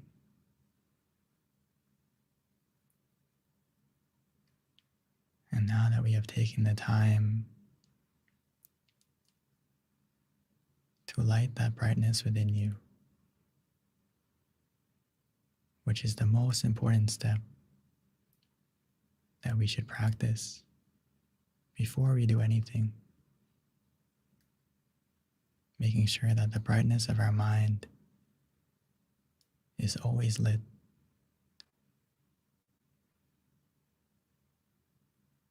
shining like a candle, as bright as the moon, as bright as the sun, helping to brighten our life in every way.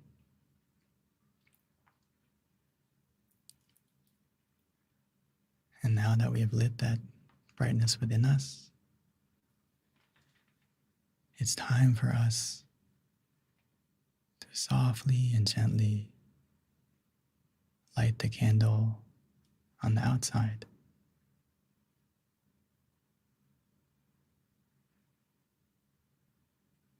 When we are ready, please take the time to light that candle. And once you've lit it, we can slowly and gently close our eyes again, continuing to relax. And we can even use that light, imagine it, try to feel it, glowing, shining, filling us with warmth and positivity.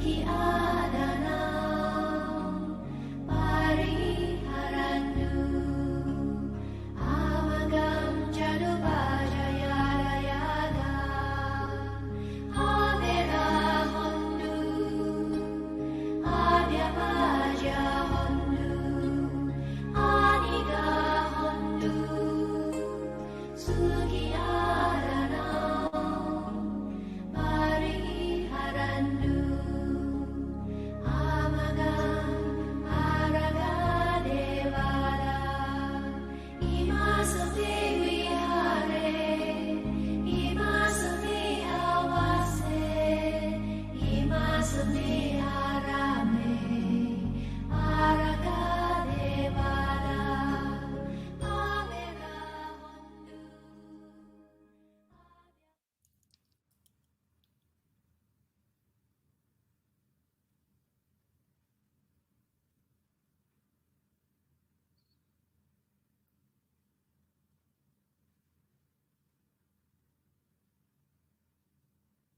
And now that we have taken the time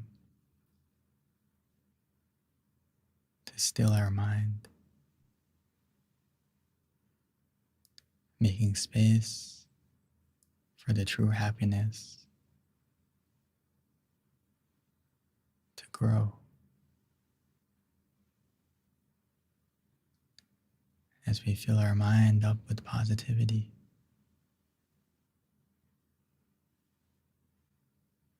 filling our mind with a brightness that we can feel through the relaxation of the mind. The more we relax, the more our mind will become still. And that happiness will grow exponentially, continuously, like a light that will only get brighter.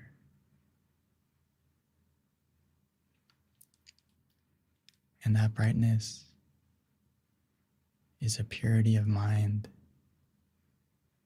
that is free from all negativity, free from greed, anger, delusion.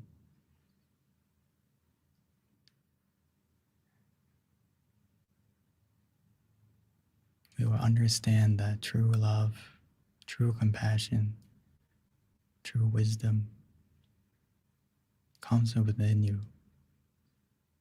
It comes from within. The source of all positivity of mind comes from within.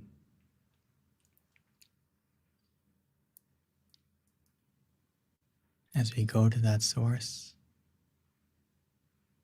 we allow it to grow, and only then can we spread it.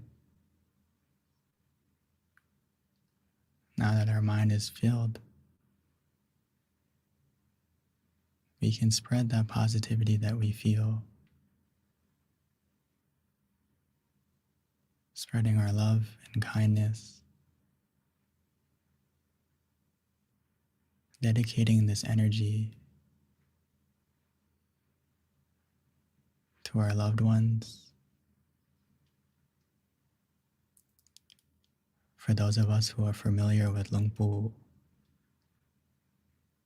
we can even dedicate this positivity to him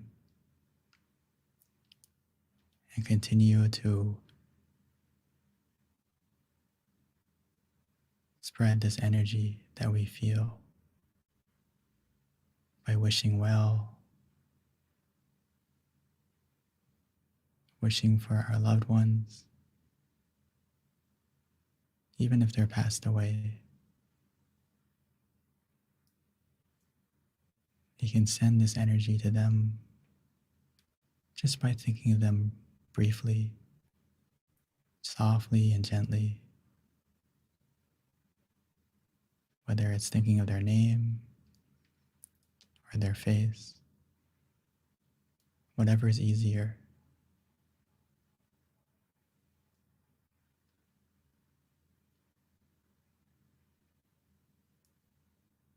allowing that positive feeling within you to grow, to expand, covering us with the sensation of relaxation radiating from you.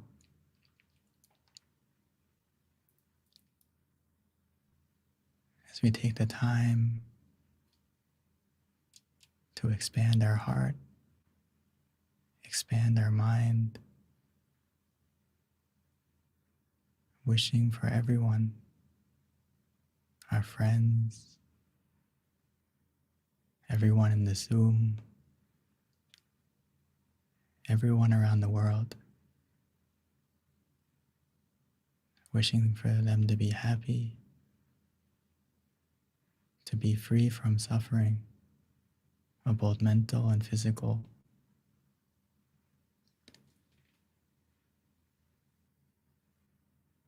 As we think in a positive way and we send out this feeling,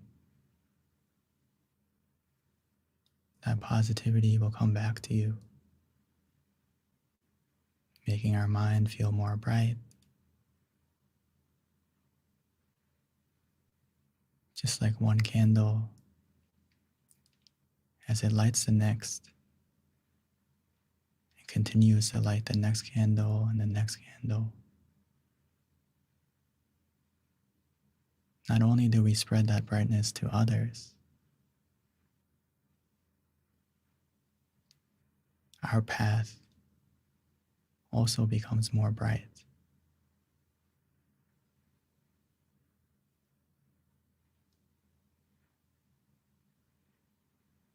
So right now, continue to spread out.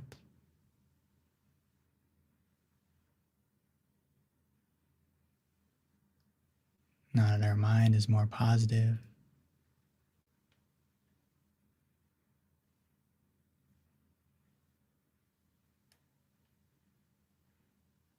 we have taken the time to make ourselves better.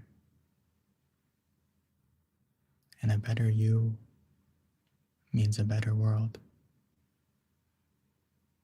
As we can spread this positivity to our own small world first, to our family, to our friends, to the community, one person at a time.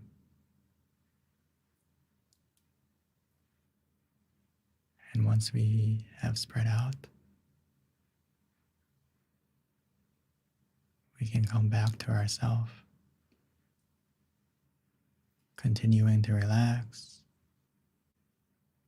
and absorb the positivity coming back to you.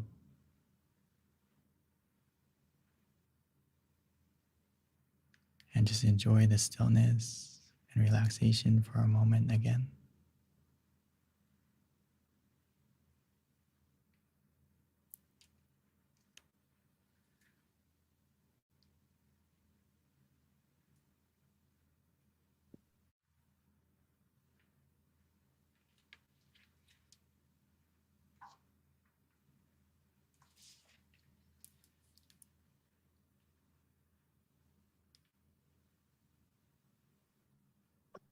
Sabbe Buddha Palapada Pache Kanang Chayang Palang Arahanta Nate Shirakang Pantami Sabaso Sabaputta Nupavena Sabadhamma Nupavena Sabasangha Nupavena Satasoti Pawandu Te.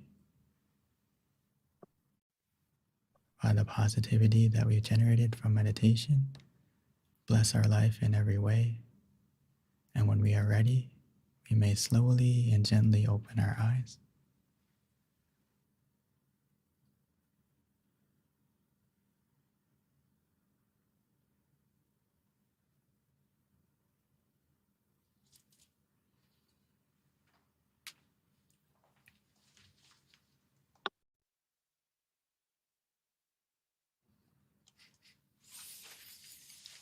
Welcome back, everyone. Hopefully, everyone can get in touch with your own full moon within yourself first. And then tonight, you can go out and enjoy the full moon in the sky. The most important full moon is the one within you that you can connect to anytime, anywhere. So I'd like to pass the mic back to Miss B. Thank you so much, Venerable. That was so peaceful. And especially on a day like today being World Mental Health Day, that meditation was just very profound, at least for me. So thank you. I really enjoyed it. We do want to ask everyone, if you don't mind putting in the chat your experience and let us know how you felt about today's meditation. And also, if you can include your city state as well. We like to know where our members are from. In addition, we do want to continue to improve our sessions. So please enter. We're going to have a link shortly pop up. Thank you for sharing that, Sumana. With regards to feedback, there's going to be a barcode that you can click on and then share your feedback with us. Now, this does wrap up our session tonight for the meditation session, but please don't go anywhere because this is my favorite part, which is the Q&A. So stay tuned for that. Just a couple of announcements first. Our next full moon meditation is going to be on November 8th, which is a Tuesday. So please mark that down on your calendar and join us. And then also, if you haven't already, please check out our website, mindgem.org. This is a great place where you can stay in touch with us, download our app, either on iOS or Android. And again, we send notifications when we have upcoming full moon meditations. So it's a great way to keep in touch with us and join our sessions monthly. And also, we do have on-site meditation class offerings in our various centers. So you can also connect on that as well on the MindGem page if you go to locations. Pretty much most of our centers are meeting, so just click on your respective center and then find out kind of what their class offering is. So this wraps up our the announcements, and next we're going to transition over to Q&A. So Venerable Monk Daniel will be joining us, and then we open the floor up to questions from everyone with regards to your meditation experience. Today's theme is World Mental Health Day. So, maybe if we can kind of stick to the theme, that'd be great. And this is a great opportunity to learn from each other, and questions really kind of help you have more insight. You might not even think about it, but when someone else asks that question, you actually learn something. So at this time, we'd love to open it to the floor to see if you have any questions that our teaching monk can answer. All right. Don't have any questions yet, Venerable, but I'm sure that they will trickle in. I can also go back to the questions that we had on hold from last month as well. So I'll have that handy. But while we're waiting for others to ask questions, I do have one that pertains to today, which is World Mental Health Day. So mental health is definitely a huge topic, I think, for society these days. And just want to get a perspective from you, Venerable, in terms of like the stress and pressures of work that make mental health not so easy, in terms of, the anxiety that happens and trying to like meet deadlines and what have you. I know meditation is supposed to help you in terms of just like trying to have more balance, but outside of that, how do you kind of lessen the pressure and the anxiety, even though you know that your world isn't going to collapse? Even if you are a meditator, sometimes it's hard to really kind of take a step back and not let these pressures and responsibilities kind of weigh you down. Okay, great question. I think everyone experiences this, myself included. I'm not immune to anxiety or pressure as well. But what I've noticed is that a lot of the times as we practice meditation, we kind of only use it when we come to meditate.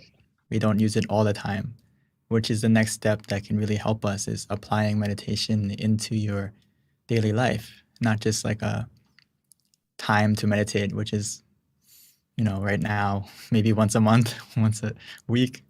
But what I noticed is that you should treat your process, like your work process or whatever you're doing, the same way we kind of apply our technique in meditation, meaning that the reason why we feel anxiety, the reason why we feel stressed is because we're not really present. Does that make sense? What I mean by that is the anxiety is coming from the expectation or the deadline, right? Or the stress is coming from your mind is in the future or your mind is in the past. And rather than focusing on the task in front of you, you're kind of doing two things at once. Rather than just working, your mind is also worrying and feeling the pressure because you're not focusing on what you're doing, but you're focusing also on the deadline. So that makes you feel the way where we feel really like overwhelmed. So what I recommend is try to, just like in meditation, when we meditate and we expect the experience, or we think, or we put our mind in the future, we compare from the past, our meditation doesn't increase, our meditation doesn't progress because we're not in the present.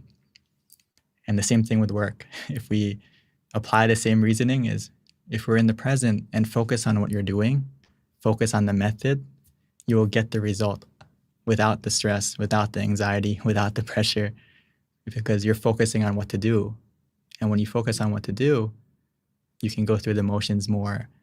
That's why being present is so powerful. Focusing on what you have and what's missing. A lot of times we're focusing on what's missing rather than what we're doing. Mhm. And that's what makes us feel that anxiety. And so if you feel that way, again, take a deep breath, bring your mind back to yourself for a moment, center yourself for a moment. It will go a long way, even a second, 1 minute. Sometimes you don't feel like it will help, but as you do it more often, you'll see it that just like we're running a marathon, you ran for, and all of a sudden you take a moment to stop and breathe, you'll feel better, right? Your mind is the same thing, especially if you're working all day, trying to get that, you're going to feel overwhelmed. But if you take a moment to stop and relax and bring your mind back to yourself, you're going to feel that weight. Like I mentioned in the beginning, right? When you don't feel that weight get released bit by bit. It's like you're carrying a bunch of things, and the moment you put it down, you will feel the relief. Mm. So that's why we need to kind of take a deep breath, center yourself, use the mantra, use the visualization to bring you back to the present, and you're going to feel better right away or Yeah. gradually as well. Thank you, Lumpy. I think it's really important not to overlook something like just anxiety because, it can actually have a physical effect on you as well if you're not like dealing with your mental well-being. Like you can have a breakdown that will actually affect your physical body and even like potentially something worse like a stroke. So it's really important to have these tools to really like help yourself when you need it. So thank you so much, Venerable. Now, we did have questions trickle in, Venerable. One question that came in, actually a few. Let me go ahead and get to it. So this is a question that came from the Georgia Meditation Center. Thank you guys for representing. So as much as I focus and let go in meditation, all of my responsibilities are constantly coming up. How do I truly let go? That's a very relevant question to the theme as well. Our first responsibility is to ourselves, to calm ourselves first. And then as we do that, we have that positive mindset to look after the rest of our responsibilities better. So, of course, when the responsibilities come up, we have to use the method that helps to shield your mind, meaning that sometimes just relaxing isn't enough in the beginning of the session. In meditation, the end goal is to do nothing. But in the beginning, we have to do something for some of us to get to that state of nothingness, where your mind is blank, when your mind is still. So if you feel that the responsibilities are coming up, there's a couple of things that we can do. The first one, especially if it's distracting, is try to use the mantra or use the visualization to kind of block out your mind from thinking about those responsibilities, because the good thing about our mind is that it can only focus on one thing at a time. Even though it may feel like we can think of 1,000 things, it's only because it's jumping from one thing to the next thing to the next thing. So as we stop that jumping, we need to think of the mantra instead, or the visualization, or even both at the same time if we feel like we can do it relaxingly. And it will help you to kind of build that shield or barrier and keep, or it's like an anchor that keeps your mind from drifting away. It keeps your mind inside. So use the mantra and the visualization to block out that. And if you feel that that's not working, then we can go to the next step, is just open your eyes. Open your eyes, and it will help to cut the thinking. It's like a director. If you say cut, the movie stops, right? They stop filming, stop everything. And in the beginning, sometimes we have to open our eyes often, but it will help to, it's better than continuing with the process of thinking, because it's like a habit. The moment you stop it, by opening your eyes, the habit can stop. The bad habit can stop. And don't worry about restarting often, because the process, or the progression that you had in the meditation didn't disappear. Because if you continue to meditate with that wandering mind, we're not really progressing. So the best thing to do is just to cut it out as soon as possible. So those are two things that you can try, and it will get better gradually. And before it's going to exponentially get better. So, Venerable, that was actually a pretty good question. And, your answer kind of like made me think of something myself with regards to the wandering mind when you meditate. So when you're sitting down to meditate and you do have a wandering mind, do you think there are moments in there where you're actually meditating? Or if you're just having wandering thoughts, is it just kind of like a waste because you really didn't meditate? What is your take on that? There is moments between the wandering that are moments of more calm, and those are moments that we are progressing.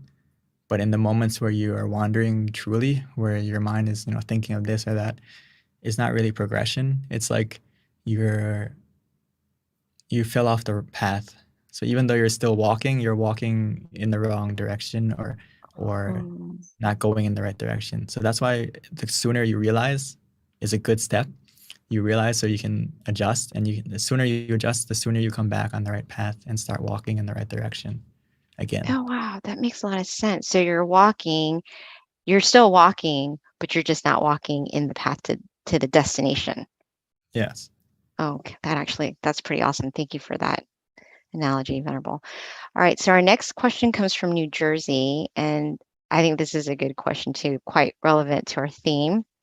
Thank you guys for these awesome questions. How to create a positive mindset and make a good connection between body and mind for people who are suffering mental disability. This is it depends on how severe the mental disability is, but in most states,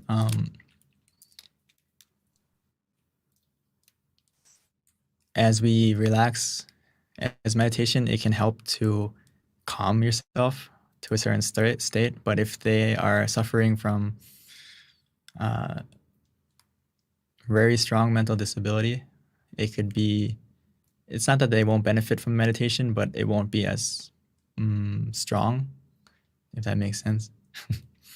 But it can definitely make it better, whether it's anxiety or depression. It can get better from the meditation. But for the mental disability that is more physical, meaning that there's severe trauma to the brain or something like that, it can be a little bit difficult to meditate. But the best thing that they can do is, if they have the mental capacity to repeat the mantra, that can definitely help. And for us, as a friend or as a family member, we can also meditate and send the positive energy that you feel and dedicate it to them, and that can also help to benefit them. So hopefully that gives some kind of perspective.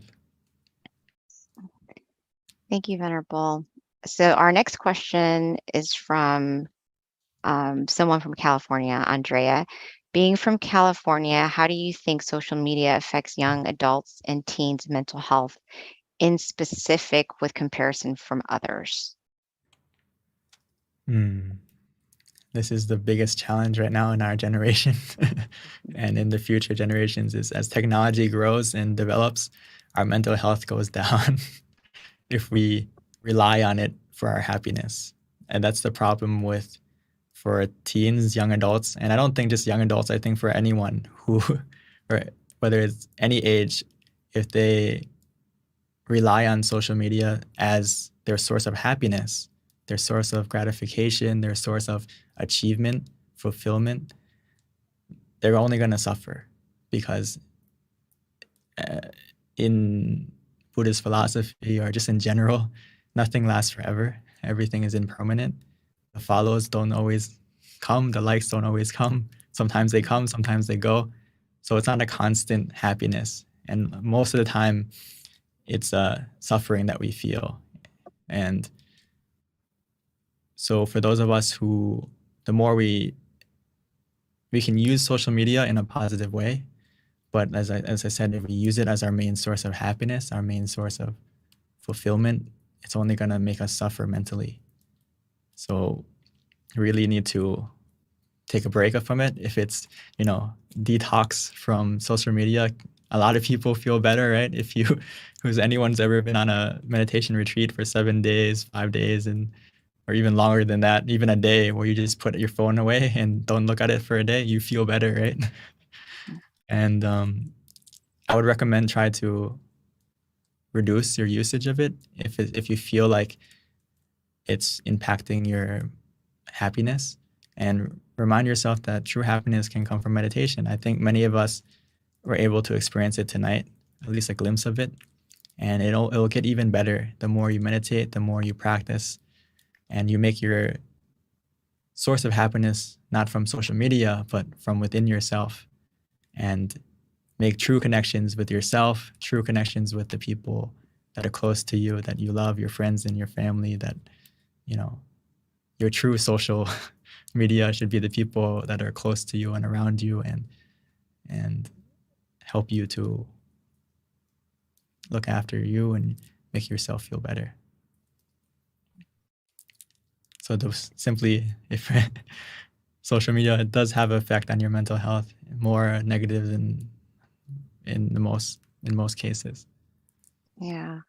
I think, Venerable, you're spot on about that. One thing is, I think if you're going to use social media, you also have to train yourself not to get too attached to it and kind of like use it responsibly. Otherwise, you can kind of like fall through like a rabbit hole where you just get consumed. And, there's so many negative things that can come out of it, really, from being attached to having desires to want to have these likes, to having gratification from outside of yourself, to being sad when you don't get it. So I feel like there's so many different components of like defilements that kind of get in there that it can be quite unhealthy if you're not trying to be responsible with it. We definitely, it's hard to avoid, but at the same time, you also have to realize how it can be negative, like the positive and the negative, and just try to like use it responsibly.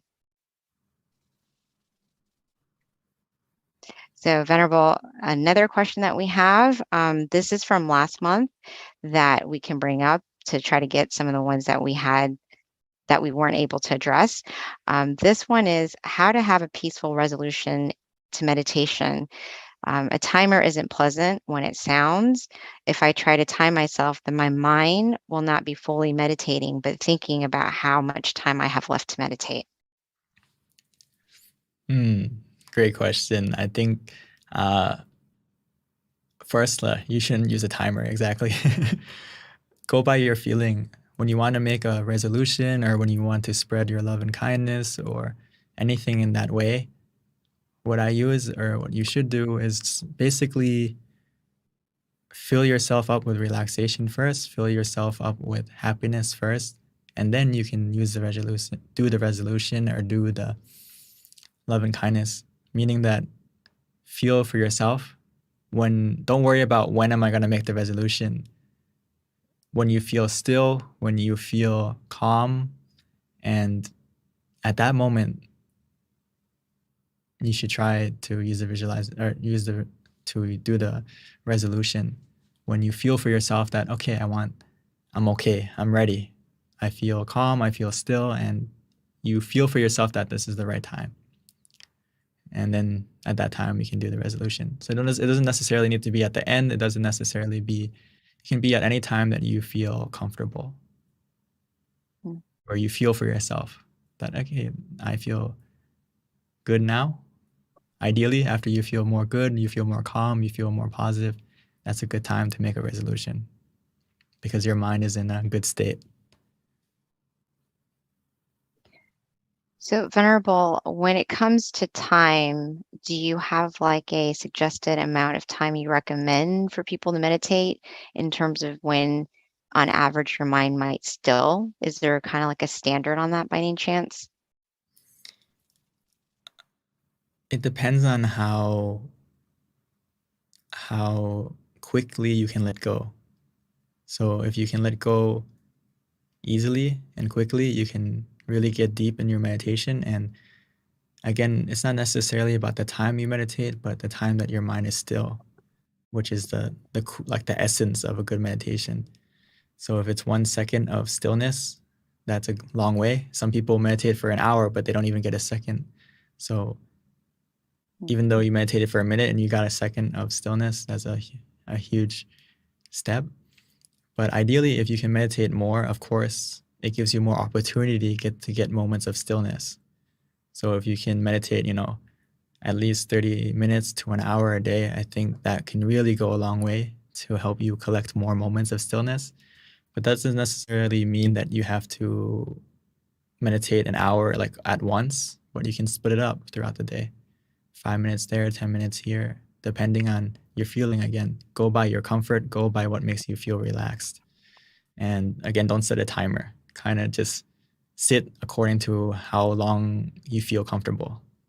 And when you feel like, okay, I no longer physically comfortable, no longer, then maybe you can take a break and come back later and collect some more time in the future. So there's no real standard, but ideally go according to what makes you feel comfortable. And if it still feels comfortable, just keep going and it will get better. So, Venerable, what about for those people who've been meditating daily for a very long time and you start to feel like it's quite routine and you almost feel like, it's just kind of mechanical?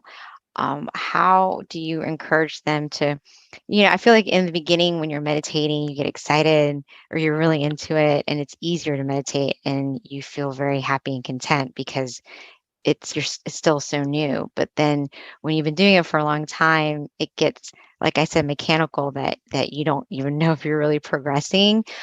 How would you be able to, like, what would you recommend people who've been meditating a long time in terms of how to just be on the right track, I guess? Or are they on the right track? Because you still should be consistent in your practice, even if you're not feeling that super joyful feeling that you've had before, but you're still meditating to try to get to that feeling at some point just by doing it consistently. This is the different obstacle that people get as you practice meditation consistently. And good. So it's normal. I'm so glad because you're not the only I one. kind of feel like that's what's happening to me these days. Everyone experiences this, myself included. As we meditate 5 hours a day, 6 hours a day, if you turn it into a mechanical, it may feel strange. And the reason why it feels mechanical or feels like a routine, we have to check ourselves, meaning that we always have to treat meditation like it's our first time, meaning your mindset, and not treating meditation as a job or a task that you have to check off. And that's the problem, that we kind of get into that mindset. But in the beginning, as a new practitioner, we treat meditation as a time to rest, a time to relax, a time to sleep, similar to that, to rest your body, rest your mind. But if you start to feel mechanical or feel like it's a routine and doesn't feel that relaxing or as deep as before, it's usually because our mindset is it's time to work. It's time to develop our meditation. It's time to get deeper. So we're putting our focus in the wrong, or putting our goal in the wrong spot. And that it's like we're going on a journey. We put our our waypoint or our destination in the wrong place, and we, as long as we keep walking, but we're walking without happiness, we're walking without the true clear goal. So I always remind myself, and even every week that I also have to check up on my meditation and tutor and stuff like that. And from my masters, from my teachers, they always say that you have to check, when you meditate, do you feel happy? If you feel happy, you're on the right track. But if you feel bored, you feel stagnant, it's usually because your mind is in the mindset that I don't treat meditation as meditation. Treat your meditation as time to relax, and that will help. Just think of it, I'm just here to relax, I'm just here to rest. And if you think like that, it's only going to get better. But if you treat meditation like it's time to clock in, time to get to work, then it's gonna feel kind of the way you described. Thank you, Venerable. Actually, meditating with you, or anytime I meditate with a teaching Venerable, I don't feel like that. But on my own, it's easy to do it when I'm practicing daily. But thank you. That actually makes a lot of sense. We do have a couple more questions, Venerable, that trickled in. This is from the Georgia Meditation Center. For someone there, the question is, how can I do more good deeds? How do I find more opportunities?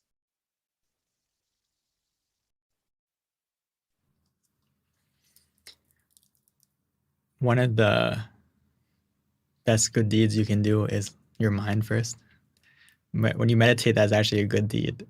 And actually, it's actually a very powerful good deed that some people overlook, because it's not something you can tangibly see in the beginning, that, oh, if I do this, it's going to get better, right? If you help someone or you physically do something, you can see it and you feel like you're actually doing something. But the first step I would recommend is to take the time to meditate. That is a good deed in itself, because as you cultivate your mind to be clear, to be positive, you're going to automatically find opportunities to do more good, because your mind is positive and your mind is filled with that clarity of mind. And it's like you're going to be searching for opportunities to help people automatically. You're not going to want to this question was asked by Longpa to the monks. He asked everyone that when you meditate and your mind is still and your mind is calm and you get to that point of stillness and you feel happy within you, how do you describe that happiness? How does that make you feel? He asked us that. And when you notice that, when you get to that stillness and that happiness within you, it feels like you don't want to do any negative. You don't want to think any negative. You don't want to, especially when you leave the meditation, you're going to feel like automatically that you don't want to lose that feeling of positivity. You don't want to harm anyone. You don't want to harm anything, whether it's by speech, by thought, by action. So that's why one of the best good deeds is looking after your mind. And through that, you're going to find more opportunities to do good and continue to do good deeds. Wow, Venerable, that was such a good explanation for that question. I really like that. Thank you for sharing that. It resonated with me for sure. So one last question, Venerable, before we wrap up. Sylvia, she says that, and this is a good point too, in terms of feeling anxious during meditation, hoping it finishes quicker. What is your recommendation for people when they sit and that happens to them? Do you feel like you want the meditation to end quicker? Sorry? Yeah. So when she's meditating, in the meditation, it's like, when is it going to end? like you're meditating and if you're thinking about doing it at a certain amount of time, you're waiting for that time and you're kind of like anticipating it and being anxious. And how do you deal with that? Again, it's because your mind is in the future worrying about the deadline of when the timer goes off. So when you focus on, it's like you're sitting in the car and are we there yet? Are we there yet? Of course, the journey is going to feel longer than it is because you're focusing on the destination and not enjoying the experience, not enjoying the journey, right? So you have to bring your mind to the present with the mantra or the visualization, or if that doesn't work, just open your eyes. The moment you start to feel really bored, really stagnant, or feel like that, where when is it going to end? It's usually because you've already fallen off the path of being conscious and calm together, being comfortable. So at that point, I would just recommend to start over. Open your eyes, stretch your body, relax physically again, take a drink of water, go wash your face, whatever you feel to kind of reset yourself, and then come back to the meditation when you feel refreshed, rather than continuing with that feeling of when is it going to end? When is it going to end? Thank you, Venerable. So this wraps up our full moon meditation tonight. Venerable, this was a great session. The Q&A was awesome. Thank you so much. I definitely learned a couple of things that's going to help me with my practice, and I hope everyone else did too. Again, don't forget about our next full moon meditation on Tuesday, November 8th. And at this time, we're going to accept a blessing from our teaching Venerable to end tonight's session. Don't forget to please to fill out the feedback form. There's a link on the chat for people to fill it out so that we can know how we're doing and how we can get better. So at this time, let us pay respect to our teaching Venerable, who will give us blessing. And oh yes, there's the QR code for the feedback. All right. So Monk Daniel. Okay. All right. By the positivity that you have generated within you by taking the time to meditate, and all the positive deeds that you have done in the past, whether it's by your action, by your thought, by your speech, may all that positivity come and bless you and guide you, filling your life with happiness, success, helping us to stay healthy of both body and mind, free from any danger, free from any obstacles, or even if we encounter any obstacles, may be able to overcome them easily with the positivity that we have. May that positivity follow you, protect you always.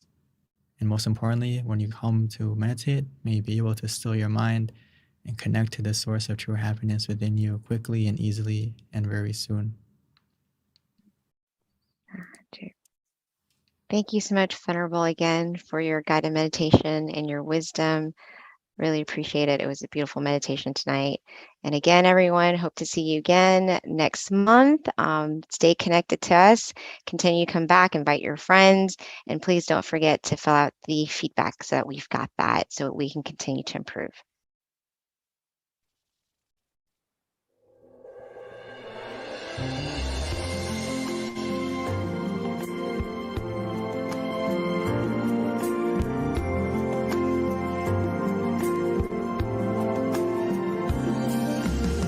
Let's come together to open a new whatever to eliminate all conflicts and differences. It's time for everyone to join hand in hand.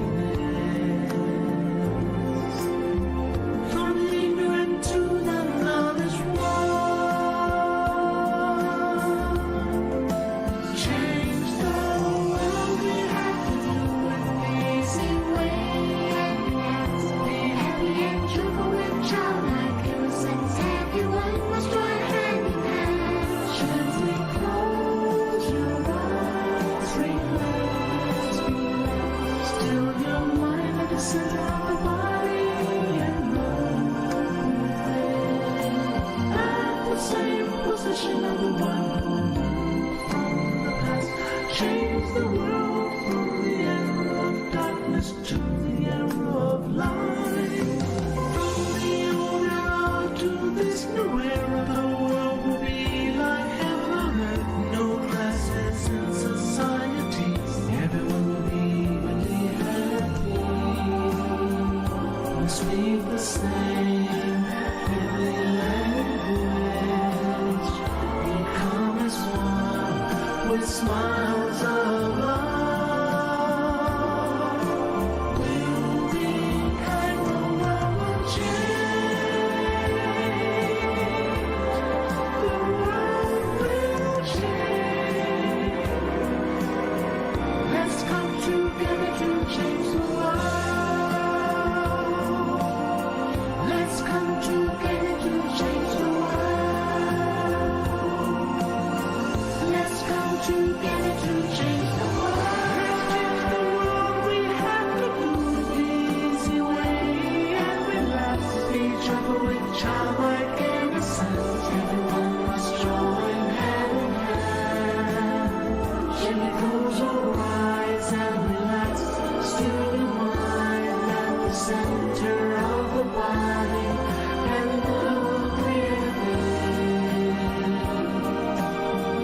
As the wind will lead from the house of social salon. Let's come together to change the world. Cambiemos el mundo juntos. Let's come together to change the world.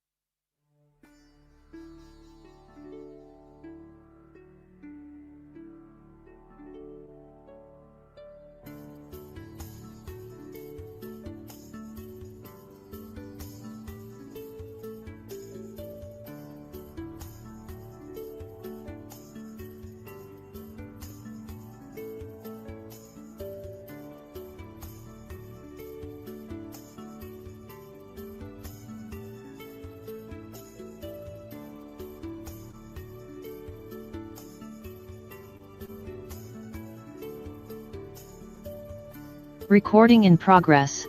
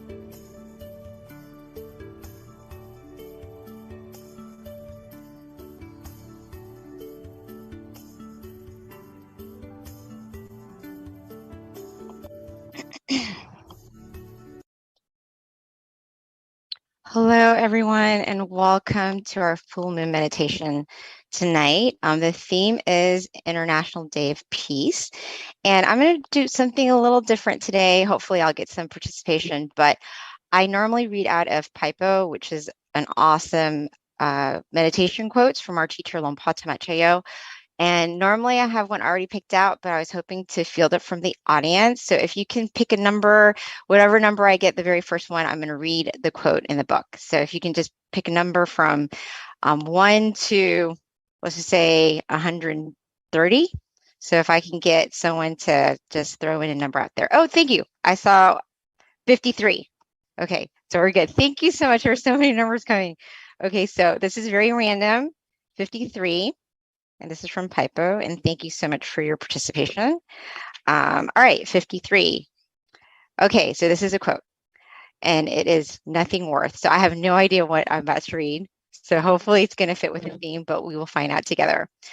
So many times we waste our time and emotion to trouble and pressure when it's not worth the lost energy. There is nothing more worthy of our time than stilling the mind to a stop. Stopping is the key to success, making us more satisfied with our life, making us enjoy every moment, and helping us attain true happiness. Stopping helps us to spread the purest, most powerful, loving kindness to all beings, regardless of race, religion, and nationality. All right, so thank you so much for your help. All right, so that is our quote for the day. So hopefully that's going to help inspire you as we come together to still our mind. Thank you. One other thing, don't forget that right now we are still in our mind challenge, which we've been doing for about 2 months now, going into 3, and it is a 3-month challenge. The idea is to build on a habit or something that you want to work on and try to improve yourself during this time. Could be something with regards to meditating more, maybe increasing your meditation time to, instead of 15 minutes, you meditate for 30 minutes, to just a habit that you want to improve. Maybe if you sleep in, try to wake up a little bit earlier. So whatever it is that you feel for yourself that you want to do. And if you want to share it with us, please do so, because it might help you become more accountable with your habit that you want to improve. Again, this is Mind Challenge, so please don't forget that. All right, a little bit about our monk who's joining us today. This is Monk Jackie, who will be guiding us in meditation. He ordained in 2014 after getting his BBA. He discovered his life passion, which is rooted in meditation practice. And since then, he has been sharing it to students all over the world. And then just a little bit about today's class and what to expect, or today's session. We're going to have a wisdom talk shortly by Monk Jackie, followed by about a 30-minute meditation. After that, candlelight, and then followed by loving kindness, and then a Q&A section at the end, which we highly recommend people to attend if they can, because you're going to learn a lot about just questions that arises that you didn't even think about with regards to meditation, to how to be more committed to your practice. All right, so without further ado, let me introduce Monk Jackie. Hello. Good morning. Oh. Good evening to everyone in the US. All right. It's morning time here. So I was still a little bit confused while talking to our teaching monk friends as well of whether or not they did meditate last night, because I did, and it wasn't the time for them to meditate yet. Or maybe I asked them like if they had something to eat yet for breakfast. It's breakfast time here, and they're at night over there. They're not supposed to eat anything, so it's a little bit funny. All right, so greetings to everyone. First of all, hello. My name is Monk Jackie, and it's nice to have this chance to meditate with you all tonight. Okay, it's a very, very special night. It's a full moon night, and it's not just any full moon night. This night in America is super, super special. I'd like to greet everyone from Georgia, from Chicago, from Texas, California, Palm Beach. Right? I saw you guys in the chat box, in the chat room, from Boston, from Malaysia, from Thailand as well, and from all across the world. Welcome. Welcome. Meditation is something very important for the mind. Before we start our wisdom talk, our body, as humans, we have two things. We have the body and the mind. The body we know how to take care of. We take a shower every day. We eat. We try to nourish this body, take care of this body, get it well, right? To feel good. Now we also have to take care of our mind to make it feel good as well, right? To bring positivities into ourselves first, right? Get rid of all the maybe some negativities that we might sometimes occur in our mind. Get rid of all of that, maybe by taking a shower as if it is, right? We take the shower for our body to clean it, to make it feel good and comfortable, to relax, feel fresh. We shower the mind to make it feel good, feel relaxed, feel fresh, feel positive as well. And the good way, the very, very good way, very best way to do it is through meditation. And this is the reason why I guess we're all here together, right? To build more positivities into our mind and to maybe learn a little bit more about meditation as well. Okay. So hopefully you all are ready. Let's talk a little bit about how special tonight is, shall we? All right. You all seem ready? Okay. Tonight is a full moon night, very round moon. Okay. But not any typical full moon night, because 105 years ago, something very special happened. Exactly the same lunar moon, same lunar month, right? There was one person sitting in a chapel. Sorry, I can't really put my face up here for now, just for this picture. This person, he tried so hard. He has been ordained for 12 years, almost 12 years, right? And he tried so hard to find what the Lord Buddha has learned during his time. Okay. The true peace, the wisdom inside of the body. He was searching, and on this night, 105 years ago, he put his life on the line. He said, if I don't learn or don't attain any of the Lord Buddha's teaching or wisdom, inner peace tonight, I will offer my life to the Lord Buddha and just risk his life there. And so he did. He sat down, closed his eyes, and started meditating. The night went on, and he kept on meditating. His knees hurt, everything, the body ached, everything hurt. But at one point, he was able to relieve all that pain, and his mind became still. And he was able to reach the wisdom, the true peace within. Okay. And this true peace, this wisdom was lost 2,000 years ago. The time that the Lord Buddha passed away was around 2,500 years ago. But the wisdom of meditation was lost 500 years after that. Okay.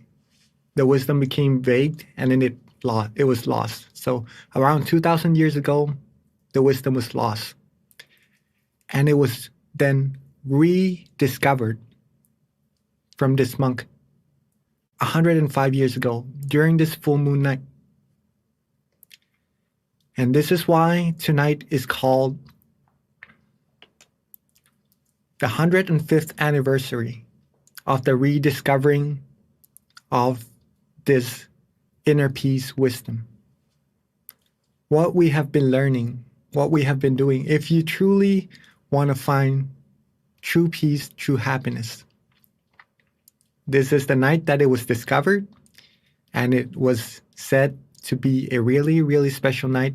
And hopefully we all would be able to find that true peace, true happiness inside of us as well.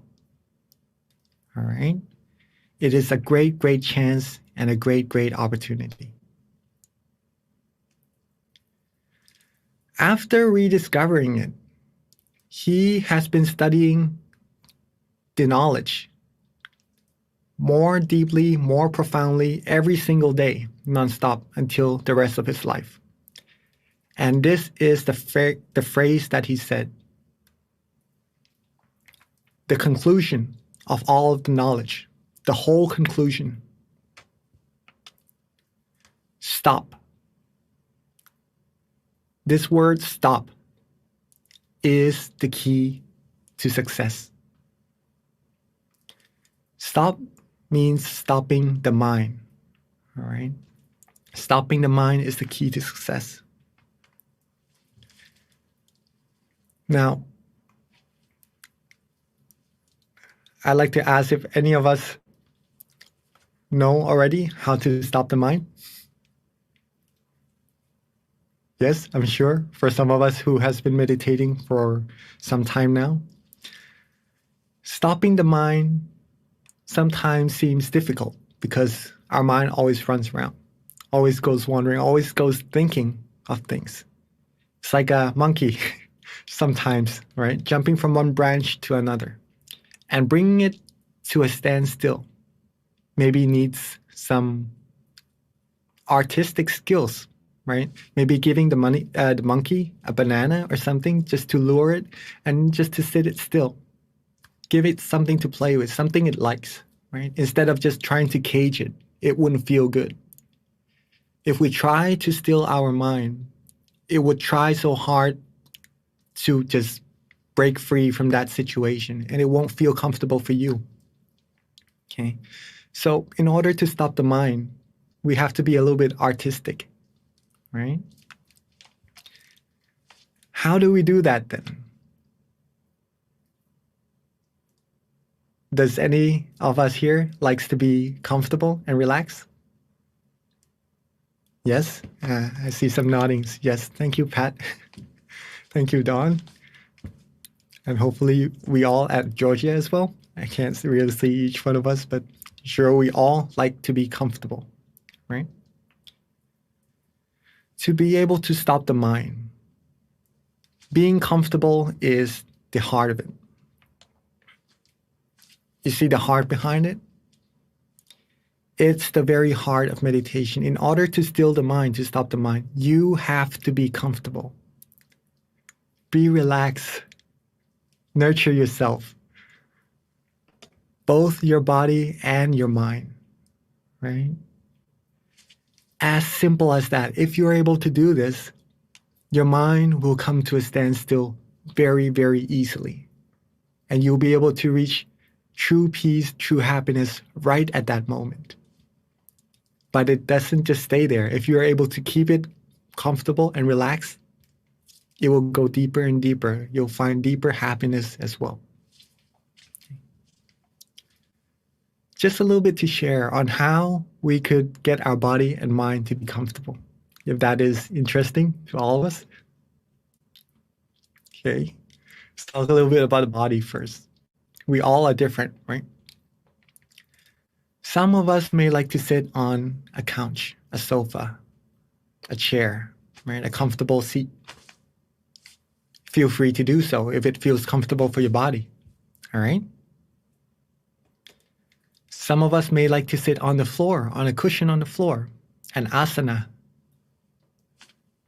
Feel free to do that as well if that makes you feel comfortable, all right? Now, here are some of the things we could also do to adjust our body to be comfortable. Some stretches, some exercises during our free time, maybe, or even before meditation, just so we can sit for a longer period of time. Find some comfortable seats, as we've mentioned a little bit earlier, and your sitting positions as well. You don't need to sit always cross-legged, right? You could just relax any way you like. Make sure the body is comfortable, and that's going to improve your meditation. That's going to get your mind to become still, right? Just for your information. Also, the way we close our eyes, that's also very, very important. This is one of the very first steps in meditation. If we're able to close our eyes comfortably and relaxingly, the rest of the meditation will be very easy as well. Close it just enough so that we feel relaxed and comfortable in our whole facial area. And then it will relax our body automatically as well, and the rest of our body. And then later it relaxes our mind automatically as well, only by closing our eyes correctly, if you're able to do that, right?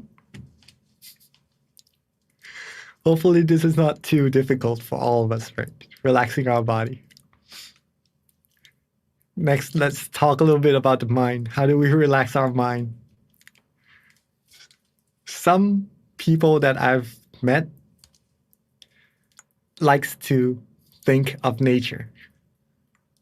Maybe even walk around in the nature before coming to meditate. Just to think of nature makes them feel relaxed. They like it, right? You can do that.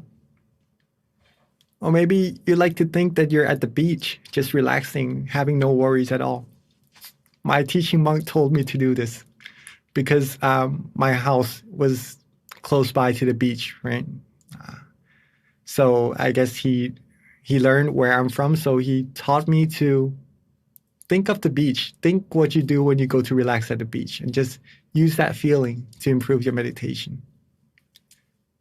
These things you're able to do so as well. You could even practice letting go.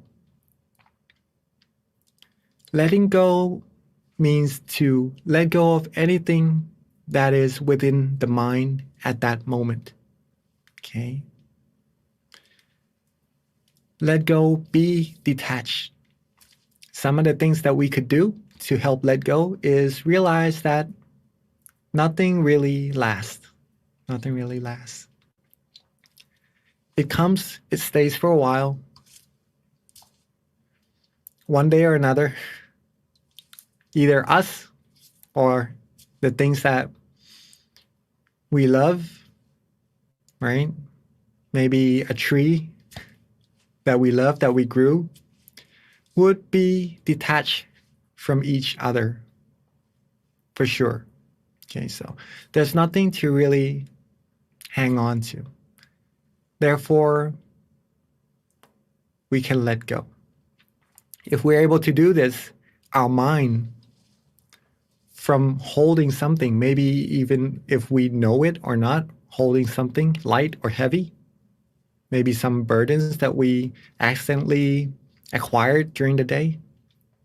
If we're able to let go, our mind will be light, soft.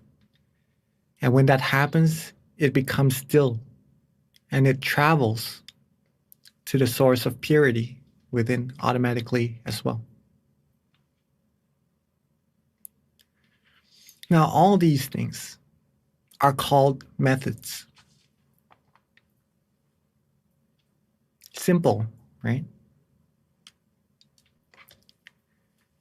Each of us, everyone here, would probably have your own method to get your body comfortable and to get your mind comfortable. Do what you like. Do what your mind feels comfortable doing. That is important. Learn more about ourselves. That's meditation. The method leads us to being comfortable. Okay? But then sometimes, only sometimes, we lose the comfort.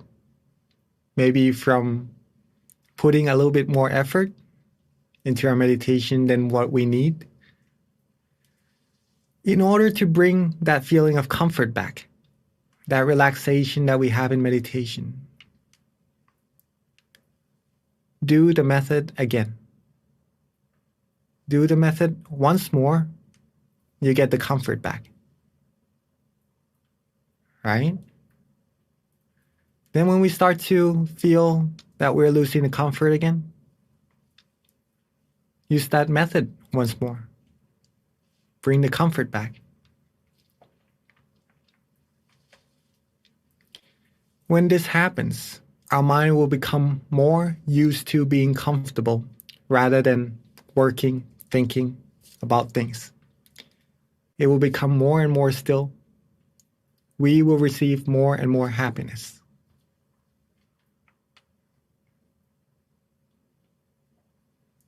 And this inner peace, this inner happiness is international. It's international, right? But it's also inside of everyone. So it's international. Even though we are different on the outside, but we all have this place in common. No matter who, no matter where, no matter when, you can all access this inner peace. Okay. Hopefully this is simple enough for all of us to understand. If you are able to find this inner peace inside of you, no matter who you meet, you'll be able to share it with them, get them to find this peace inside of them as well. The more people with peace inside of the mind, that's how world peace will be able to come true. All right? I guess that's about a good enough amount of wisdom talk. Right? Hope that was interesting. Now, the important part is what we're about to do, to take all of these things into practice. All right? So let's begin with that. Before we begin our meditation, once again, get your body ready. Be relaxed and comfortable. Maybe if you need, drink some water. If you need to use the restroom, feel free to do so. If you need to move around, find yourself a comfortable position, please do so as well. Let's take a few moments to adjust our body before we begin, right?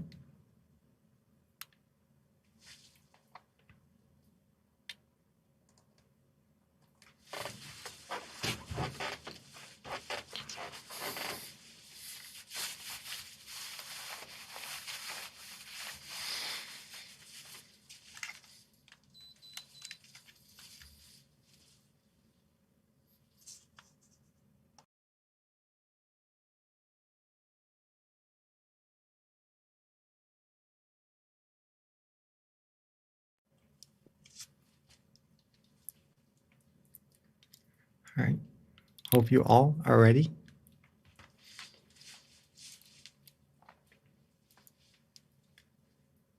When we are ready, we can softly and gently begin by slowly closing our eyes.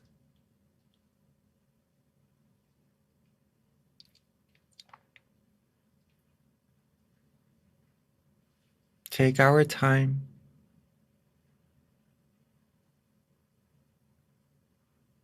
There's no need to rush at all. Softly and gently close our eyes.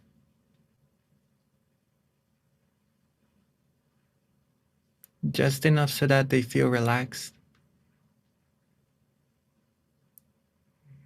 They don't need to be closed all the way.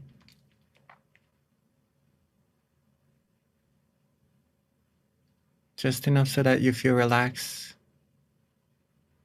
easy, and comfortable.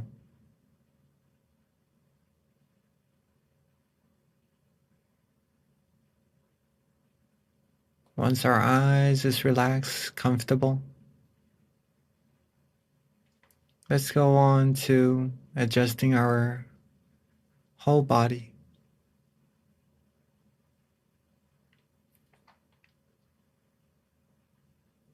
Let's take our time, relax our head, our forehead,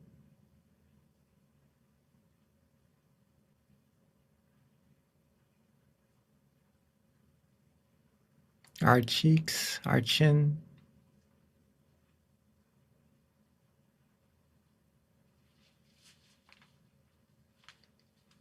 relax our neck, our shoulders,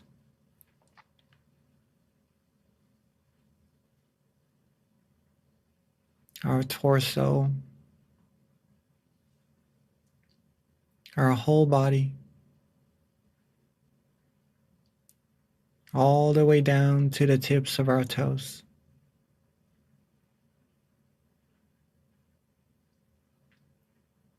Go slow, relax, take our time. Make sure our whole body feels comfortable.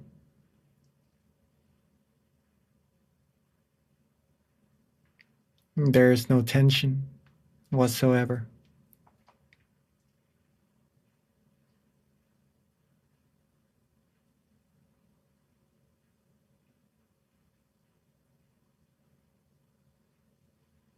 Let's relax and let go.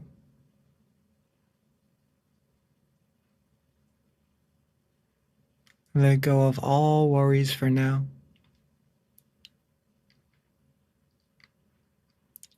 Leave them rest.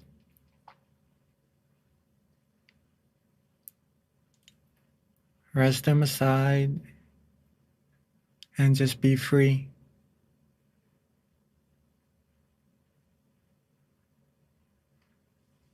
We can go back to our responsibilities after our meditation. But for now, let's let them all go. Let our mind get its chance to relax and to rest.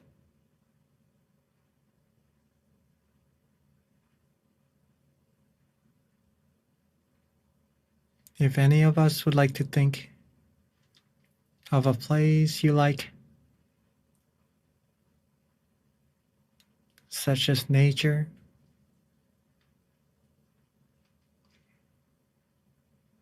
if you like to be at the beach, you can feel as if you're resting there as well.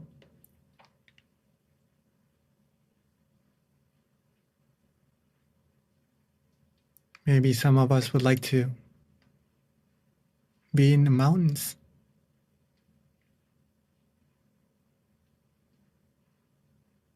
Or maybe just thinking that we're sitting in space, the only one in space, alone, with no worries whatsoever.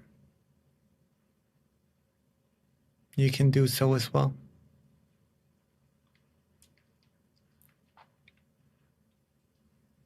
Simply let everything go.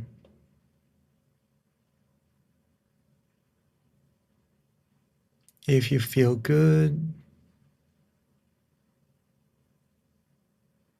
if you feel relaxed, if you feel calm at this moment, it shows that you're meditating correctly.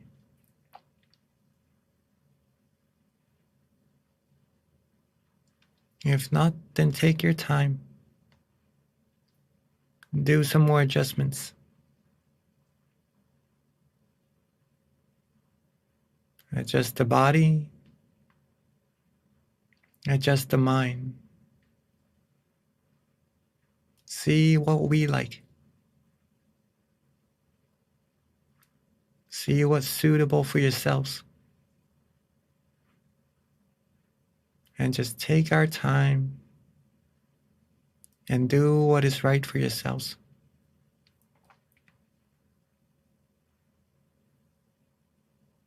Relax.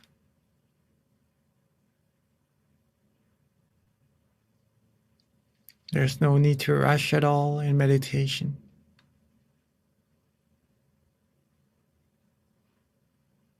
Relax. Let go. And have no worries at all.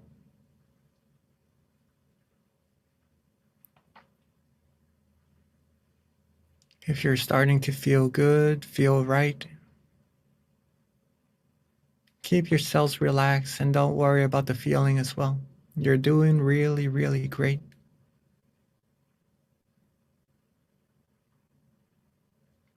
You would know for yourself whether or not that this feeling that you're having right now, you like or not. If you feel good, you're satisfied, you're happy with the feeling, and that is it. That is really, really good. Keep that feeling going. Keep this light, this peace shining inside.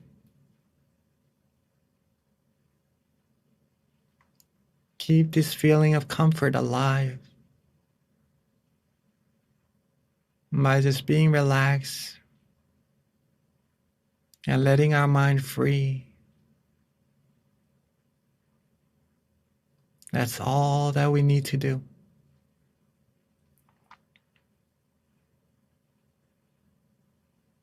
This is peace. And the longer we're able to keep this peace, keep this feeling of relaxation with us,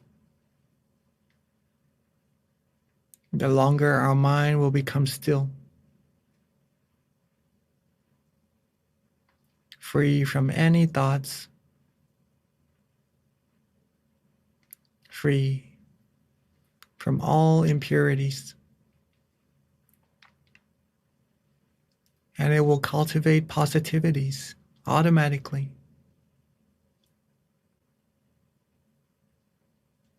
We will start to feel fresher, cleaner,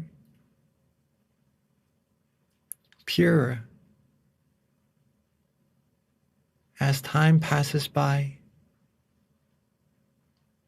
without us having to do any more.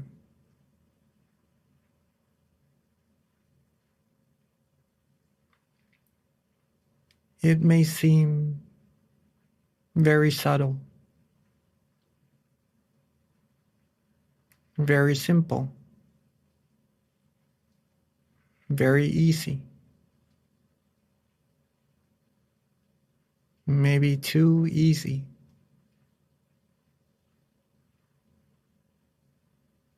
But that's what meditation's supposed to be, simple and easy. If your practice is simple, relaxing, and feels easy for you, that shows that you're practicing correctly. Keep it that way. We've been through so many hard things in life. Now it's time to nurture ourselves. Feel relaxed, feel peaceful, feel easy.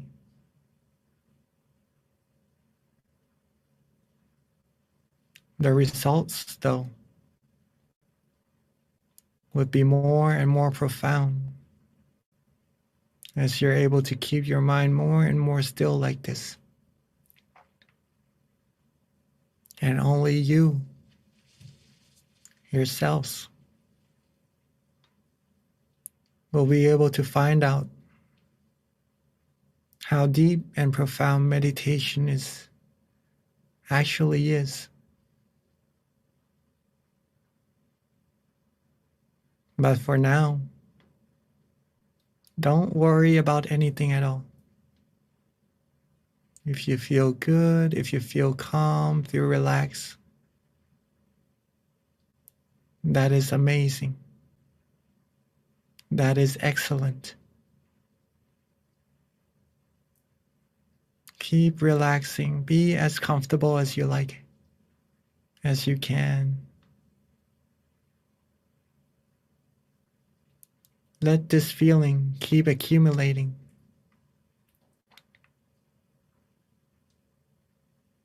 Let our mind become purer, cleaner, as time passes by, all on its own.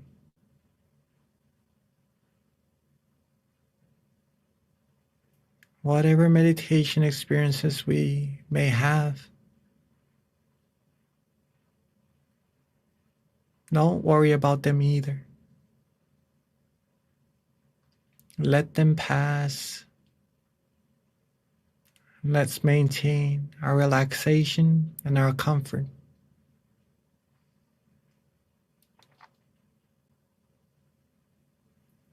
This comfort, this relaxation is the heart of meditation.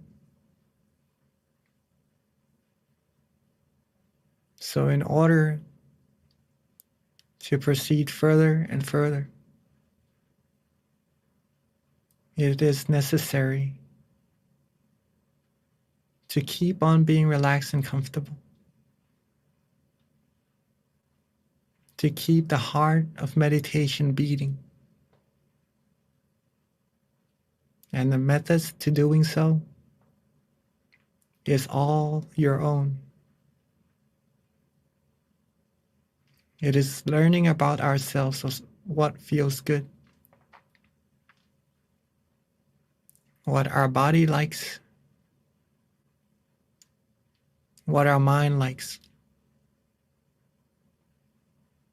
And when you're able to do what you like, what you feel good, feel pure doing, your mind will give you a very, very profound gift. And more gifts as time passes by. And for this time, if any of us would like to use an object of visualization, such as the moon, the star, a crystal sphere, feel free to do so as well.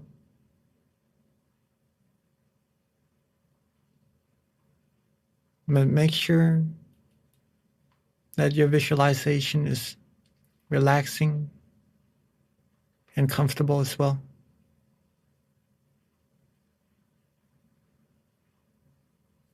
Or if you'd like to use a mantra,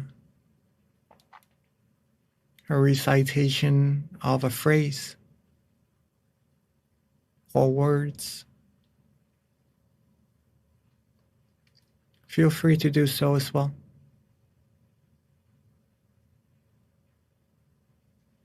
And if you'd like to just let go, don't worry about the visualization or mantra. Already feeling content, satisfied with just relaxing. And feel free to do so as well.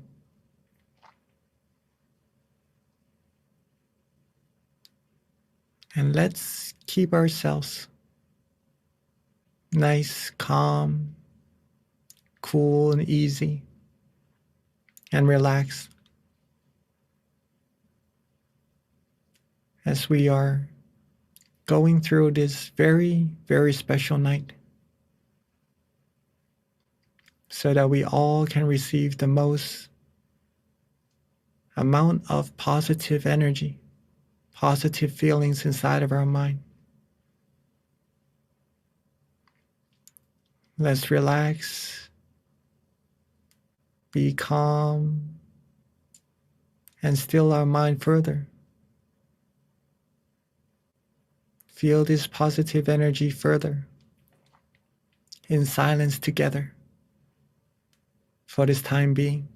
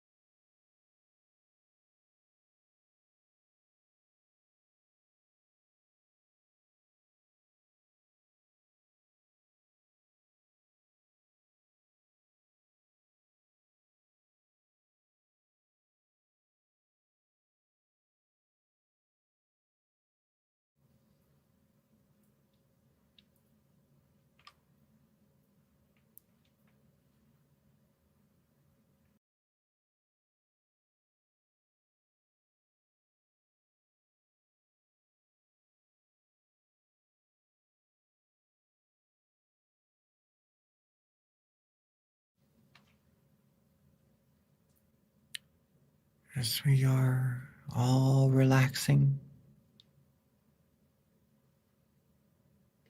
as we are feeling the peace energy building inside of our minds. Our mind has now accumulated a good amount of clarity, a good amount of positive energy, whether or not if we know it, it is already there. And it would bring all the positivities in life to all of us as well.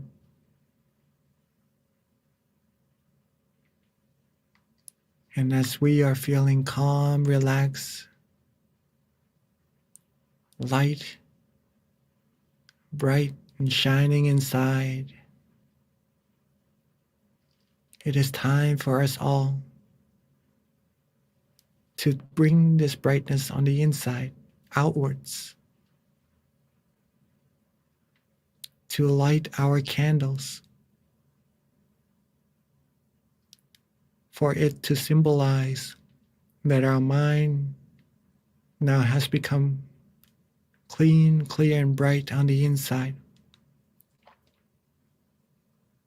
And to let this candle shine outwards, bringing brightness and peace into this world as well. So if you all are ready, let me invite all of us to bring this peace energy with us outwards, and let's light our candles all together.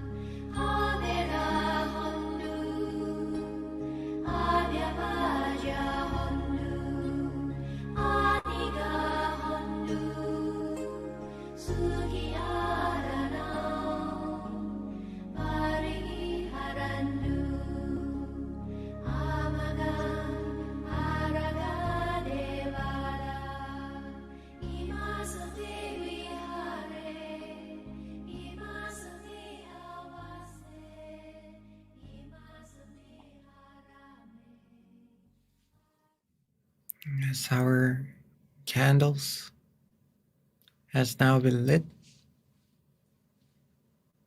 our inner brightness, inner peace has now been symbolized throughout.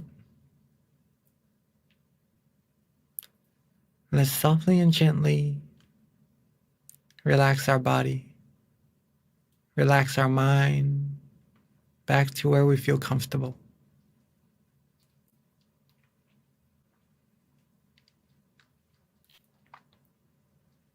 Take our time, relax our body and mind.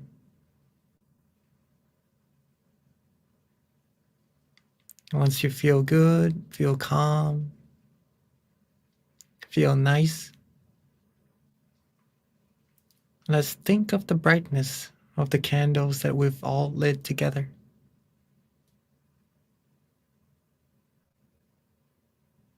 Think of these candles and bring them inside, into our minds where we feel comfortable. And let these candles, along with the peacefulness inside of our mind, along with all the positive energy accumulated throughout our lives, let it come together into a clean, clear crystal sphere, a bright, shining crystal sphere, a crystal sphere of peace, of love, of compassion, and relaxingly, let's radiate its brilliance outwards.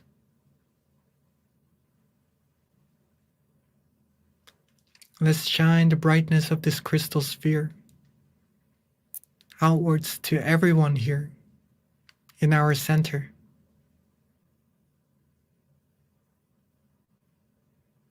Share the brightness, share the love, the kindness with everyone here in our Zoom room.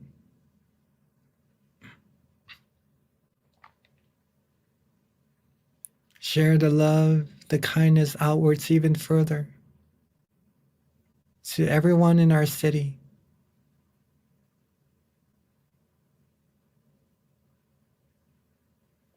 And let's radiate our brilliance outwards even more. Outwards, reaching everyone in our country.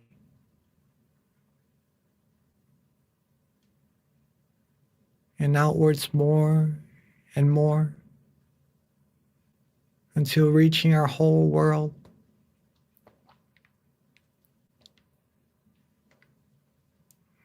Radiate outwards even further. Share our loving kindness, our positive energy outwards into space, into the whole universe, everywhere. May every space, every particles be filled with our positive energy, our loving kindness, our good wills, our good thoughts. And with these positive energy, let's wish for our family, our friends, our loved ones, along with everyone in our center, our Zoom meeting room, and in this world. May everyone always be happy, be healthy, be fulfilled in all their wholesome wishes,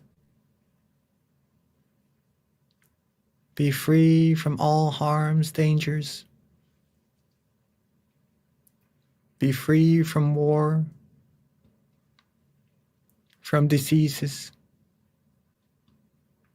from all sufferings.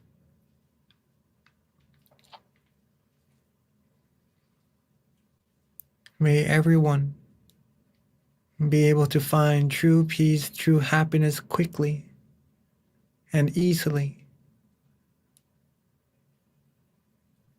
May everyone have love and kindness for each other. May our world be a world of peace, a world of love, a world of sharing. And may everyone and all beings find peace, find purity, and reach the utmost of happiness as quickly as possible. Let's take a few moments to share our loving kindness outwards, throughout, to all beings, so that they would have part in our merits accumulated today as well.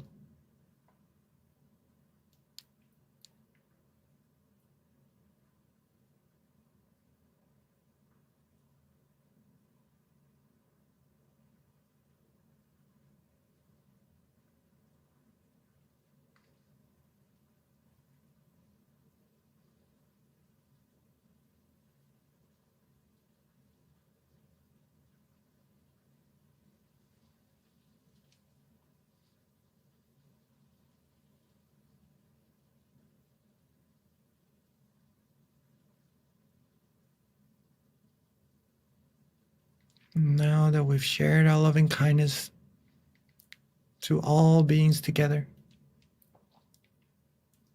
let's softly and gently bring our attention back to ourselves.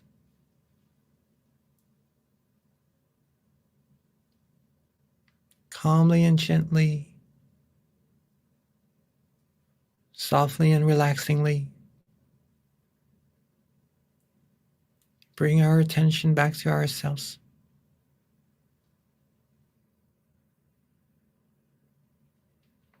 And right at that place where we feel nice and relaxed and comfortable, where we feel bright and shining, with our accumulated positive energy, let's wish for all of us, for ourselves, to always be happy, healthy, wealthy, and successful. Be fulfilled in all our wholesome wishes.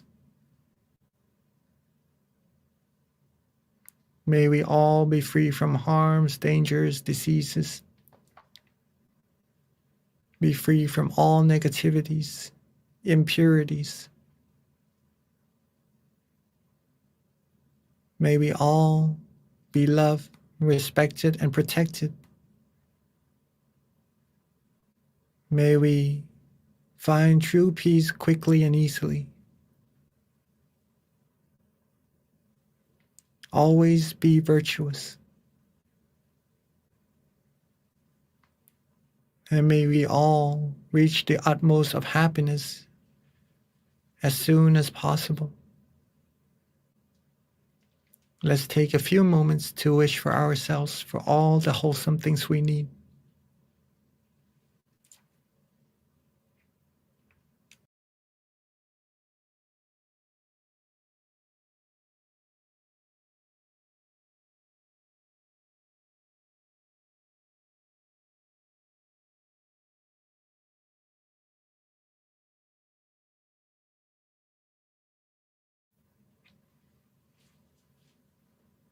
Now that we are reaching the end of our session together,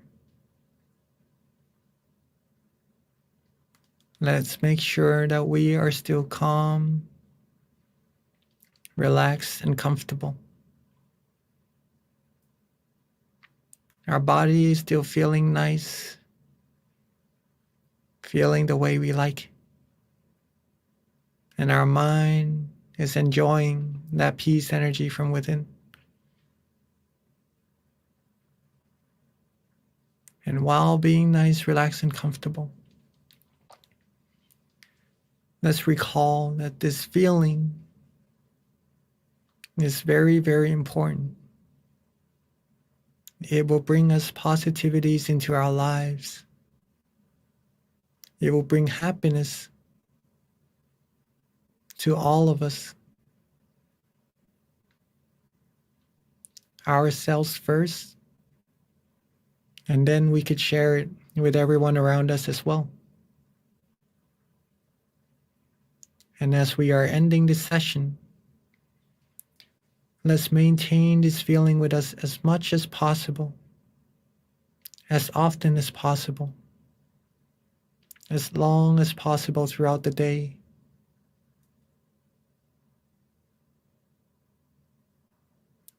And then when we are ready, we could end this meditation session together by softly and gently opening our eyes.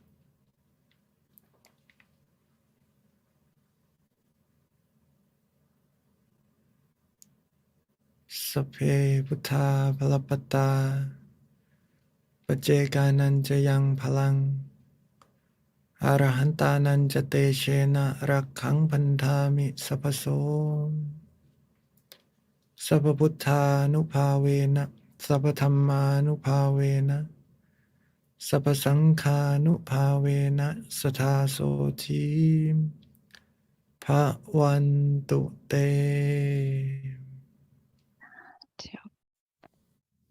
Thank you so much, Venerable Jackie. That was so beautiful and peaceful. I actually had a very good meditation. I hope everyone else did too, maybe because of the significance of today, like you had mentioned earlier, but it was a very good experience for me. One thing that I did want to mention that I thought was really cool was in the beginning when we pulled a random quote, 53. I mean, how perfect was that? I had no idea what I would be reading, but then you actually had it on the slide. So yes, it was meant to be. So thank you for the person who suggested 53. Okay, so with that, you guys, this does wrap up our full moon meditation tonight. We do have a Q&A, so please do stay because this is probably one of the best parts of the experience where you get to learn from each other. If you have any questions about your own experience or anything that you want to know, this is a great time to take advantage of our teacher who's here with us who can answer pretty much any question that you have. So feel free to ask away. I do have a couple of announcements. First, we do have a survey that we put together. We're going to have the QR code and the link pop up. Actually, it's right there for you. Please do give us feedback because we do want to get better at what we're doing. Your feedback is really important and it lets us know what we can do better, lets our monks know like what you want to learn about. So please do take the time to fill out the form that we've got right there in the chat. Thank you. So our next full moon meditation, please mark it down. It's going to be Monday, October 10th. Definitely join us once a month. This is such a great opportunity for all of us to come together in the hundreds of numbers to just come together to meditate under the full moon. And what better way to really honor the earth than to come together to meditate on a full moon day. And there is a lot of good energy. So try to have that marked in your calendar every month and join us because we've been doing this consistently for over going close to 2 years now. So this has become something that we do every month. So please do join us, invite your friends, your family, come meditate with us. We've got different centers that actually meet as well, bring their members together to come and meditate with us during the full moon. And all you need to do is go to tamagayameditation.org to find the center closest to you and then find out if your center actually has the full moon meditation in person or join us online. Yep, so that's for this month. And our flyers are actually getting better and better. And then, of course, the one that we have next month as well, which is going to be on Monday, October the 10th. So mark that on your calendar.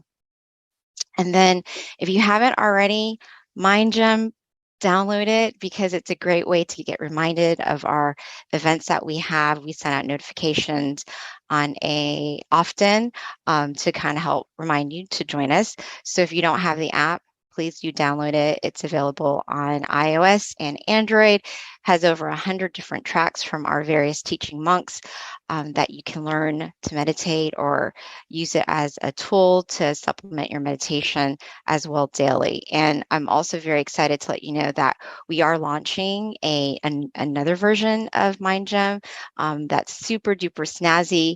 So that's coming probably in 2 more months. So stay tuned. But our current app is really good and it'll transition to our new one as well. We've improved it tremendously. So if you don't have it, download it. MINDGM, and there's a website right there. And then a couple of other things. We do have in-person meditation sessions at our different centers where you can come to meditate with us that have classes ongoing. Chicago, Georgia Meditation Center, Alabama, New Jersey. As you said, pretty much most of our centers are meeting in person now. So simply go to tamagayameditation.org and you can find out your local center near you. All right. So with that, the most important thing is please do not forget to fill out the survey for us. We just revamped it. We want to get feedback from you. So if you can, please complete that for us so that we can continue to improve what we're doing. All right. So with that, we've got our Q&A. Let me invite Monk Jackie back to our session. And then we've actually have utilized our different centers as well to facilitate questions at their local center, in addition with those who are online, so we can get more engagement and everyone can benefit from this Q&A. So the floor is now officially open. Please ask away and I will help moderate the questions. Right. I didn't see you all from New Jersey also. I'm lighting the candles. I did see all of you. So greetings, all of us as well. Right. Welcome, everybody.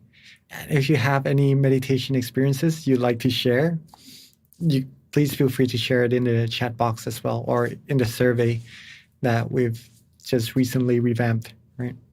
Mm-hmm. Yes.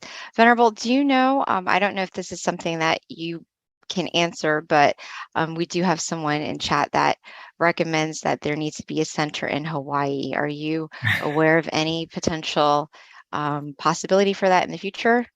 Maybe so.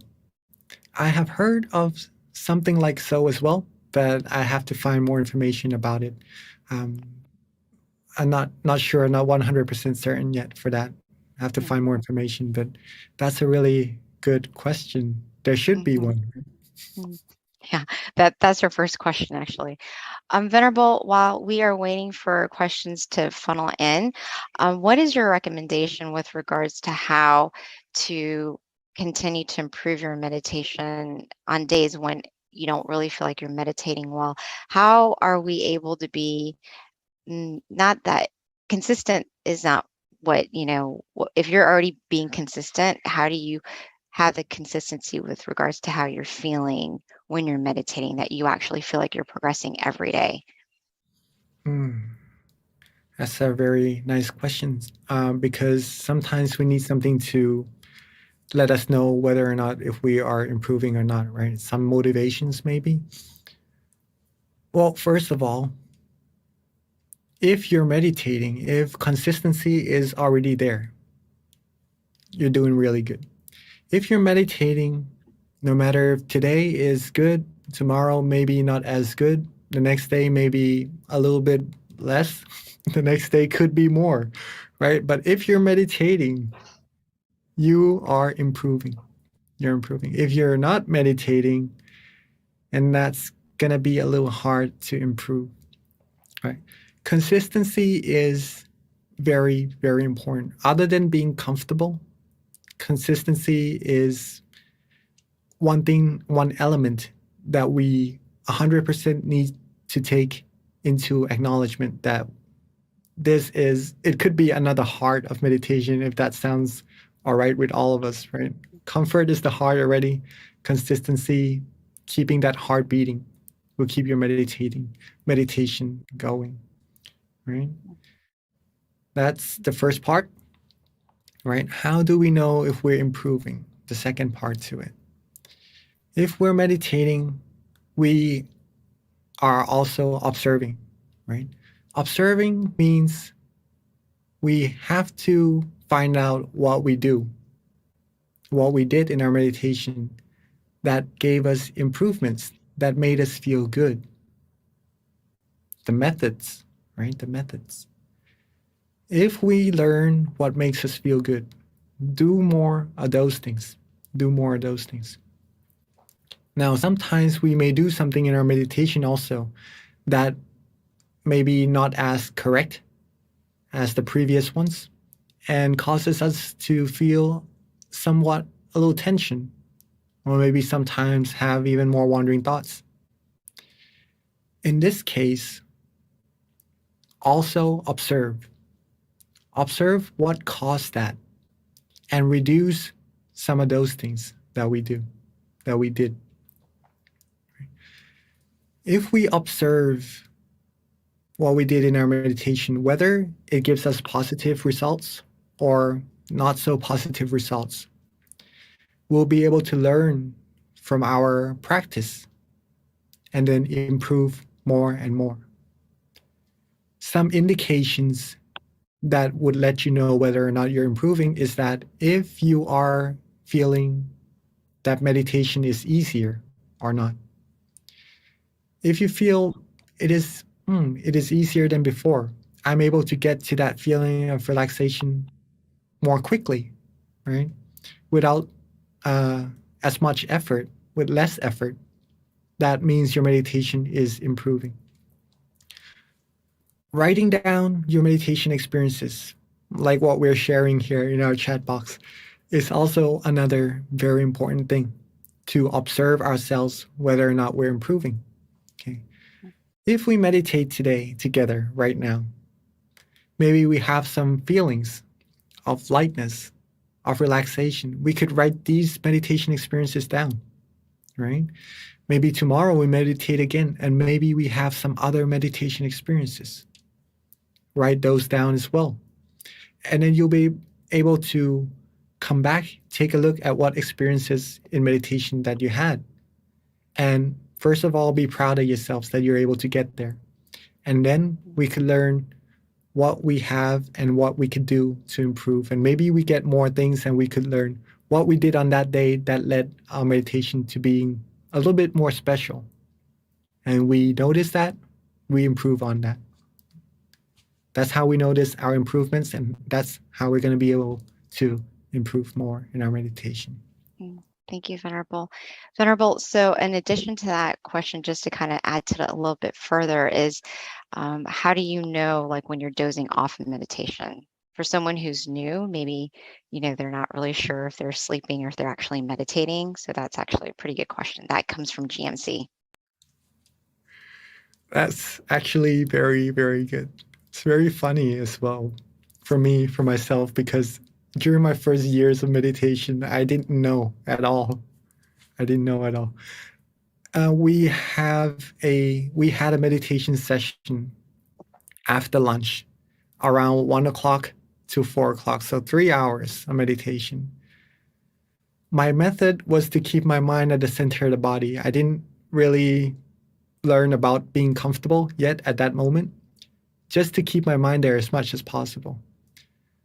When I meditated, I felt good.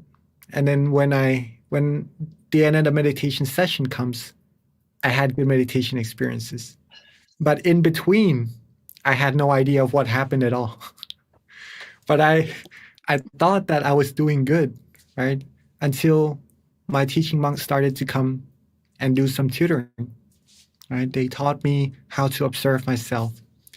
And one of the things that should be noticed is during the time that we are not certain in our meditation, if we are awake or not, that uncertainty is the indication that we might have dozed off a little bit in our meditation.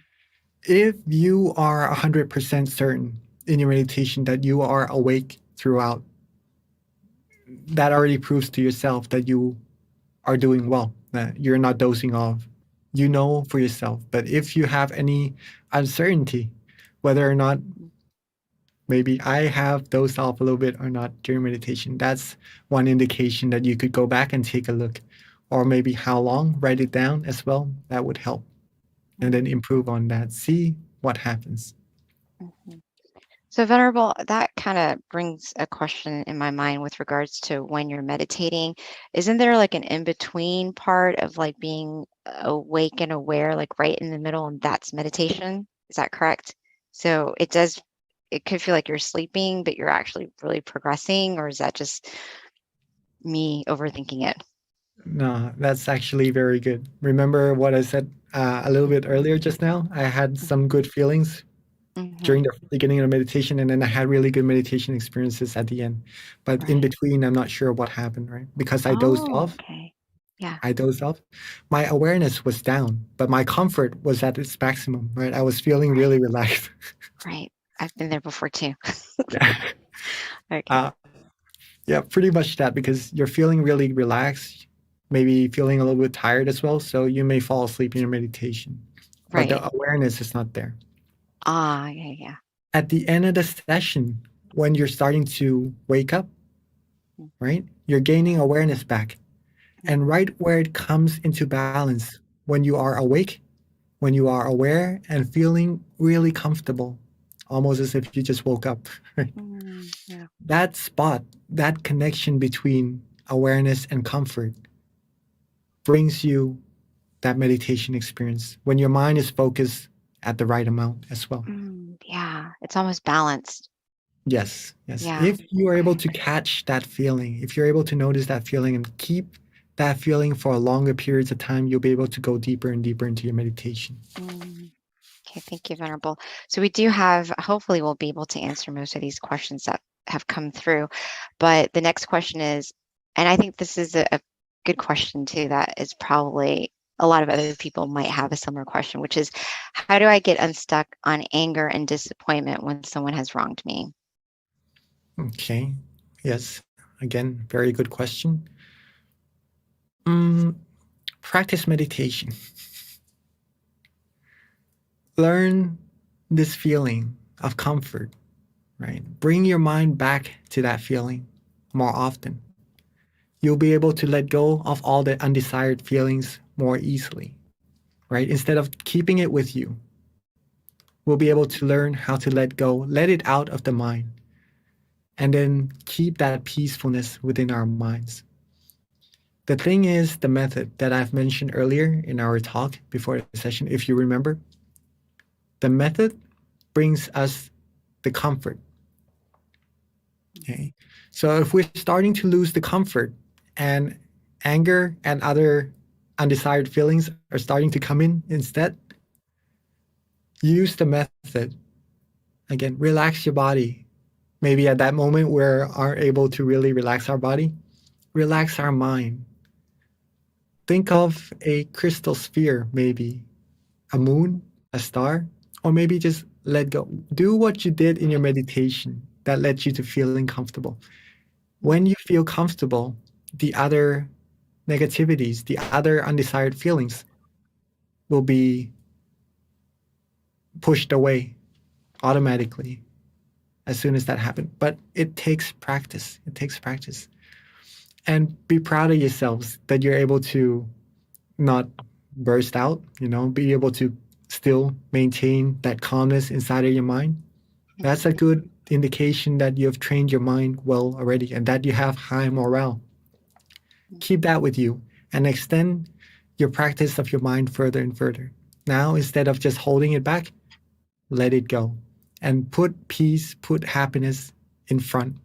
Feel good, feel happy. Whatever people do to you that may have wronged you, one thing you could do also is share loving kindness, right?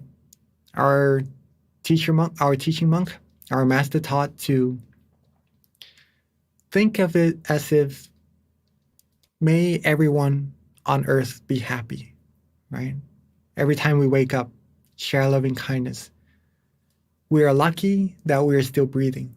We're lucky that we're still alive. May everyone be happy. Don't be angry at them, right? May they all be happy. And we one day will sure depart from all of this.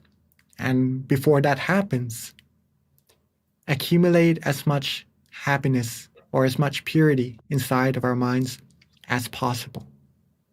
Okay?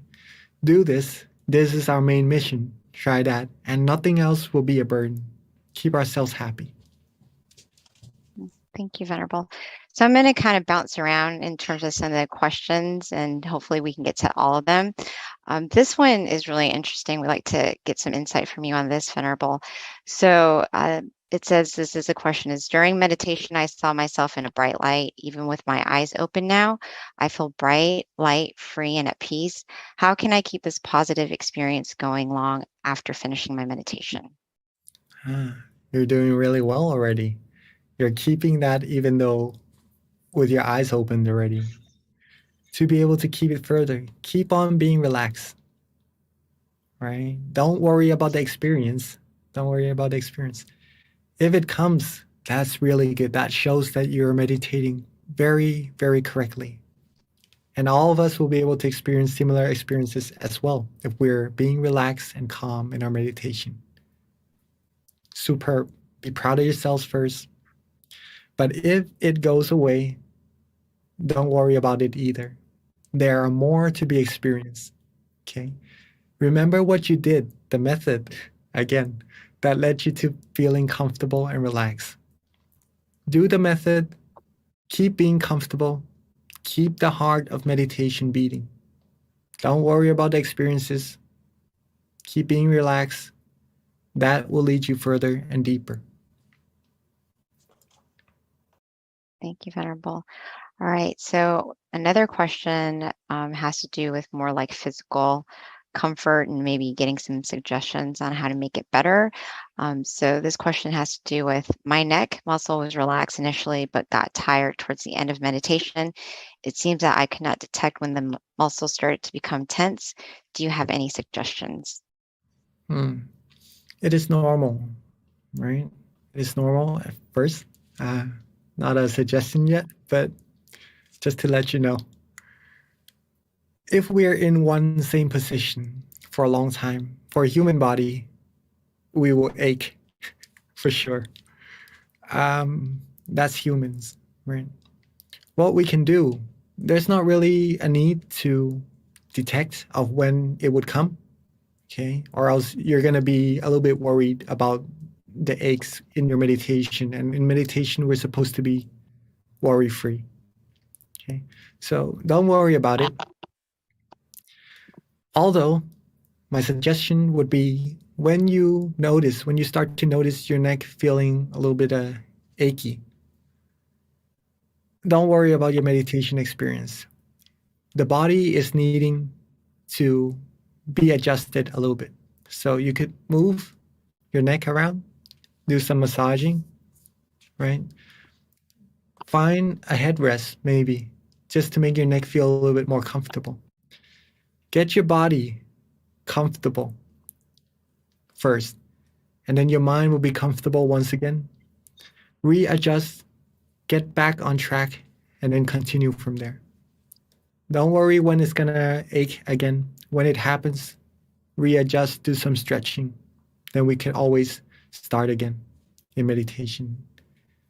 Resetting, starting again doesn't mean starting back right from the beginning. It's like we're on our journey to our destination, but when maybe we're riding our bicycle, right? But when something happens to our tires, we need to rest a little bit, fix up the bicycle tire, right? Instead of just trying hard to ride it further without the tire being how it's supposed to be. It will just destroy the bicycle even more, right? So rest for a little bit, fix up that ache, fix up that tire. Then when you're ready, when your body is comfortable, when your mind is relaxed again, we're starting again from where the bicycle was left off, right? Then we continue our journey from there. It's not starting back from our home. We still have our distance accumulated. We're just continuing from there, but stopping and readjusting is just fixing up a little bit, and then we continue from there. All right, hopefully that answers your question. So, Venerable, what do you say to those of us who have this like fixation in our mind that like resetting kind of takes you to the beginning, you know, like how do you change that mentality? Even though teachers tell you reset, it's like still continuing from right where you left off.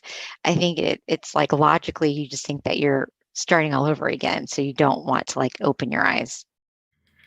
If I had something to write on right now with me, I think it would be even better. But for now, I'm going to share with you what I did, right?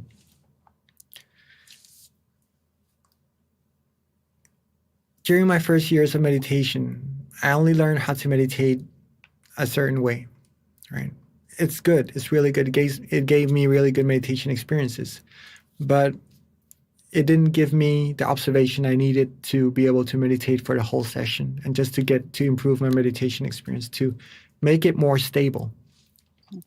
Then my teaching monk came and he taught me to reset. Whenever you feel drowsy, whenever you feel aches, whenever you feel tension, whenever you feel you have wandering thoughts, reset. And at first, the monks who were learning, or including me, were a little bit confused of why does this happen? But as we practice, we start to learn that resetting doesn't start us from the very beginning. It continues us from where we left off and takes us further. I experienced this myself by writing down what I did in my meditation. Whenever I am able to be relaxed, to be comfortable, I put one line down in my notebook, right? When I put one line down, I had to open my eyes, right? I had to reset. And then when I go back to meditating again, try to get back to that relaxation. When I got to another one, I put another line down in my notebook. That's another reset. I kept repeating this 100 times, 200 times, for days, for weeks. I started to know some difference in my meditation experience. Every time I reset, it becomes easier. I become more skillful at getting to that relaxation, right? I'm practicing how to meditate. Instead of just one whole hour, I practice one time and try to maintain. I'm practicing hundreds of times now in one session. That improves me a whole lot quicker. Also, my meditation experience didn't just stay at being relaxed and comfortable. It improved. After a few hundred times, I started to notice some differences in my meditation experiences. And that's a proof to myself first, that resetting helps you improve for sure, 100%, but do it when you need it, okay? Along with my friends, they're practicing the same things and they are improving as well. And no matter how many people we share resetting and being comfortable with, they're able to improve their meditation as well. Try it for yourself. See how many times you are able to, first of all, keep your relaxation for a good period of time, but when you need to, reset, relax, and come back to that feeling of comfort. Keep going. See how your meditation experience improve. Thank you, Venerable. So we have like many questions that kind of flooded right as you were speaking. So I'm going to go ahead and save these questions since it's already 10:30 and, you know, we do need to wrap up, but please do join us again next month. Your question will be in a repository and we'll bring it up. So join us and you'll get your question answered. So at this time, Venerable, if you can give us a blessing, and those of you online or at the centers, if we can just put our hands together to accept the blessing at this time.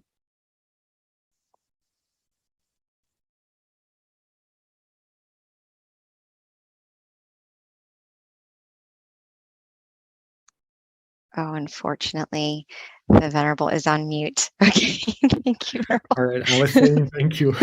I thought you were just letting us like get stillness before you gave us the blessing. Thank you, Venerable. Okay, ready. All right, I was saying thank you to all of us for coming, for joining, right? Rejoice in all of our merits And hopefully it's been a wonderful time for all of us as well. With all of our accumulated merits, with that positive energy of ours throughout our whole lifetime, let them all come together and bear fruit to all of us, giving us the utmost of positivities, everything. And may we all always be happy, healthy, wealthy, and successful. Be fulfilled in all our wholesome wishes. Be free from all negativities at all times. May we all find true peace, true happiness, inner brightness quickly and easily, and reach the utmost of happiness, of purity, as soon as possible.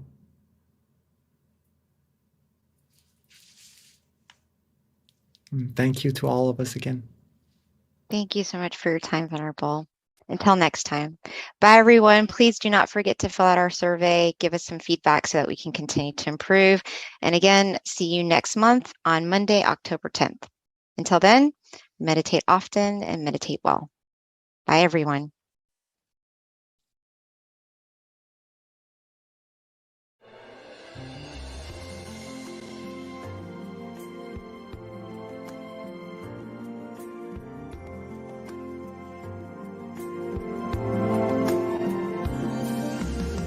Let's come together to open a new whatever to eliminate all conflicts and differences. It's time for everyone to join hand in hand. At last, now the world's beyond healing. It's time to change the world. As the one who knew in the past,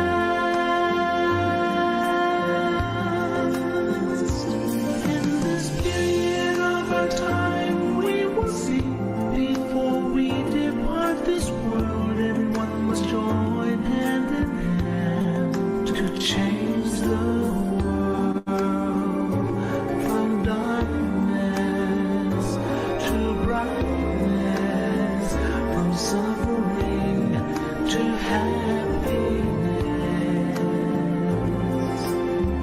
from ignorant to the knowledge one. Change the world, we have to do it the easy way. Be happy and cheerful and childlike innocence. Everyone must join hand in hand. Gently close your eyes, relax, relax. Still your mind at the center of the body and mind. At the same position of the one who knew from the past. Change the world from the era of darkness to the era of light. From the old era to this new era, the world will be like heaven on earth. No classes in society. Everyone will be really happy. We speak the same heavenly language. Become as one with smiles of love. We'll be kind, the world will change. The world will change. Let's come together to change the world. Let's come together to change the world. Let's come together to change the world.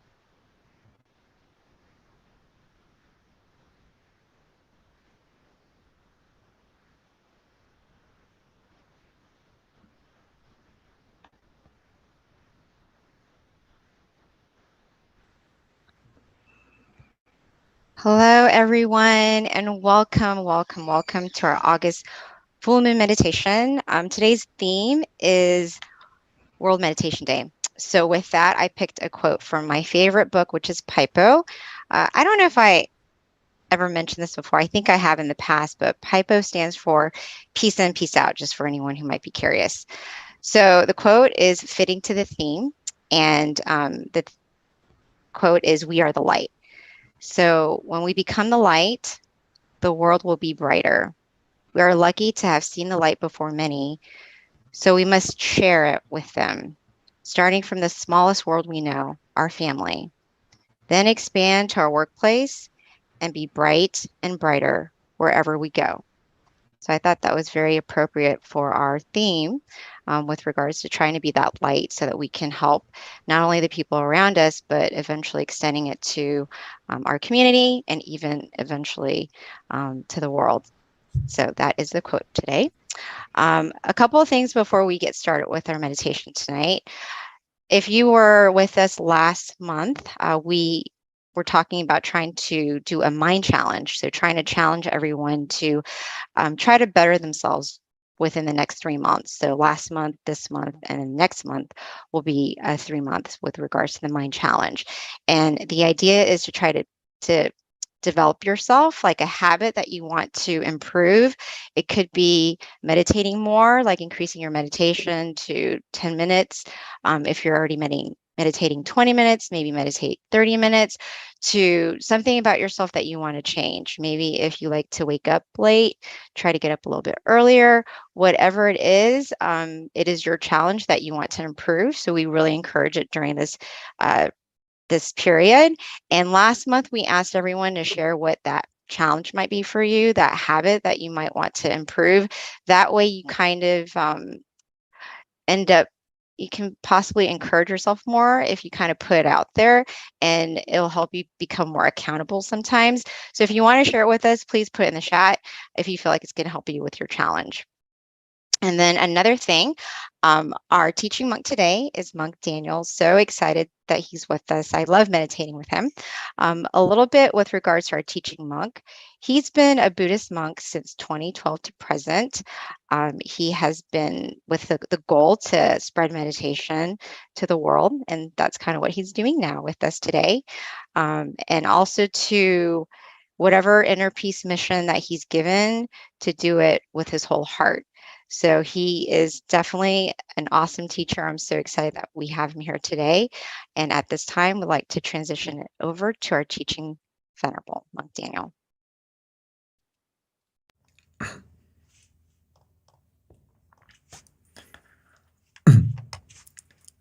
Okay. Good morning from Thailand, but good evening to everyone in America. It's wonderful to see everyone again tonight on the full moon, which is a very special time, actually. I get the question a lot. Why do we need to come and meditate on the full moon? What's so important about it? But I like to explain it this way, is as we come together on the full moon, it's the brightest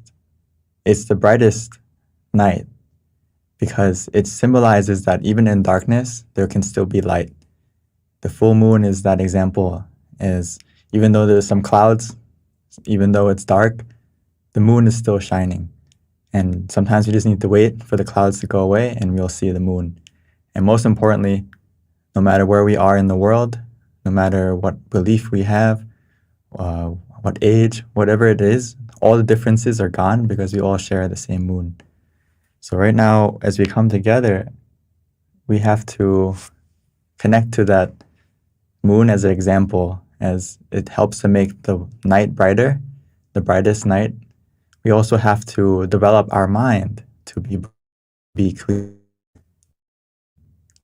But tonight, we will be like the moon, trying to make our mind bright and clear, free from any clouds of anger, greed, delusion, free from any wandering thoughts, any distractions.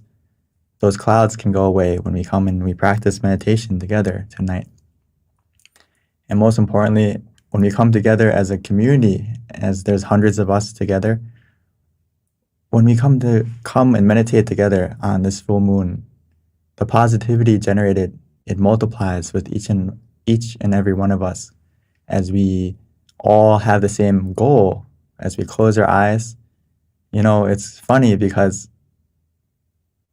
we're all over in different places, different rooms, some of us maybe even different countries.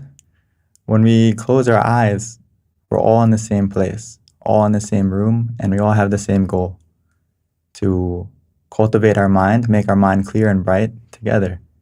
So that's a positivity that grows and multiplies with each and every one of us coming together tonight. And you may notice that as you meditate together as a group, even though we're separated, but as I said, we're connected together with the same goal, same power of the mind connected.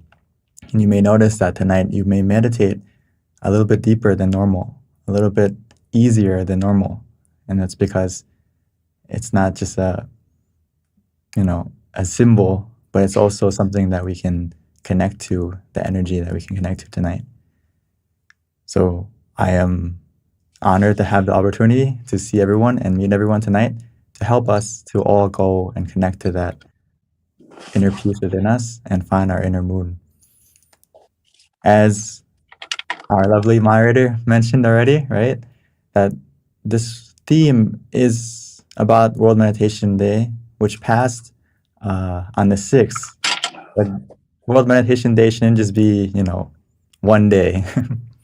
Ideally, myself and all my teaching monks, all the people who practice meditation deeply, I believe that we would like everyone to practice meditation not just only one day when it's Meditation Day, World Meditation Day, but we would like everyone to practice every day.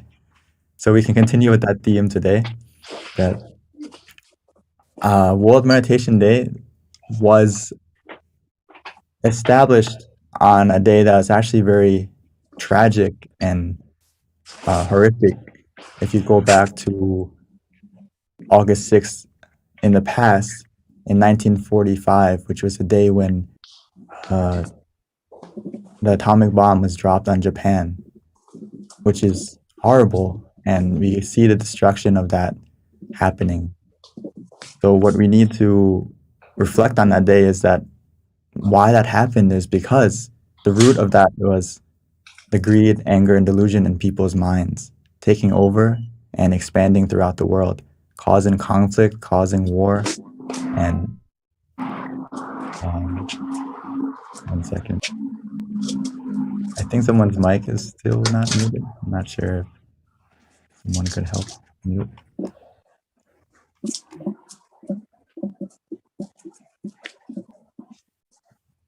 As we can help to change and conquer the root of the problem, which is human mind, right? That day happened, that tragic event happened back in August 6th because the mind wasn't in control. It was taken over by greed, anger, and delusion, and it causes this conflict that we see. As I've mentioned before, but I always like this example because as children, or especially in the West, we're taught that under our bed there's monsters. We have greed, we have anger, we have delusion, but those are the true monsters. But as kids, we're taught that there's monsters under our bed, there's monsters in our closet, and we have to check to make sure that they're not there and go to sleep and feel good. But as we grow up, we realize that, okay, the monsters aren't under our bed, the monsters aren't in the closet. The true monsters are in our mind. It comes from, as I mentioned, the greed, the anger, and delusion. Those are the true monsters that if we don't keep them in check, they take over our mind and they influence us to speak, to think, to speak, and do negative things that not only impact ourselves, our world, our own family, but also expands to the whole world. Because as we know, if we dig deeper in looking within ourselves, we have this virus of the mind that's infecting us, we don't see it, but we can see it and experience it through people's words, people's actions. We may not be able to read people's minds, but we can see how infected those people are by their actions, by what they say. And only through meditation will we be able to go and clean and get rid of that virus of the mind, to make sure that the conflict that we have in this world, whether it's between, it's the small conflicts with your own family, with your own friends, your coworkers, as we have this, world, we have our own world, but the sphere of influence that we influence is actually multiplied as we go throughout our lives. And all the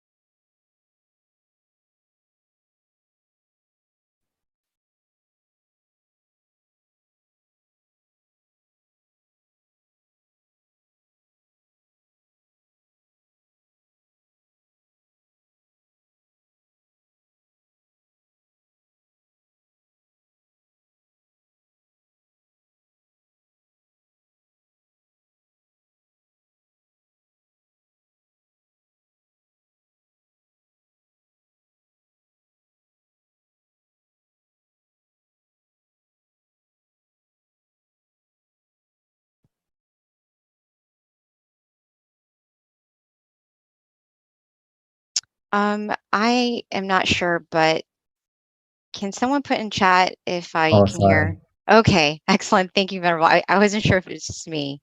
All right, thank you. Welcome back. Okay. I don't know how long I was muted for.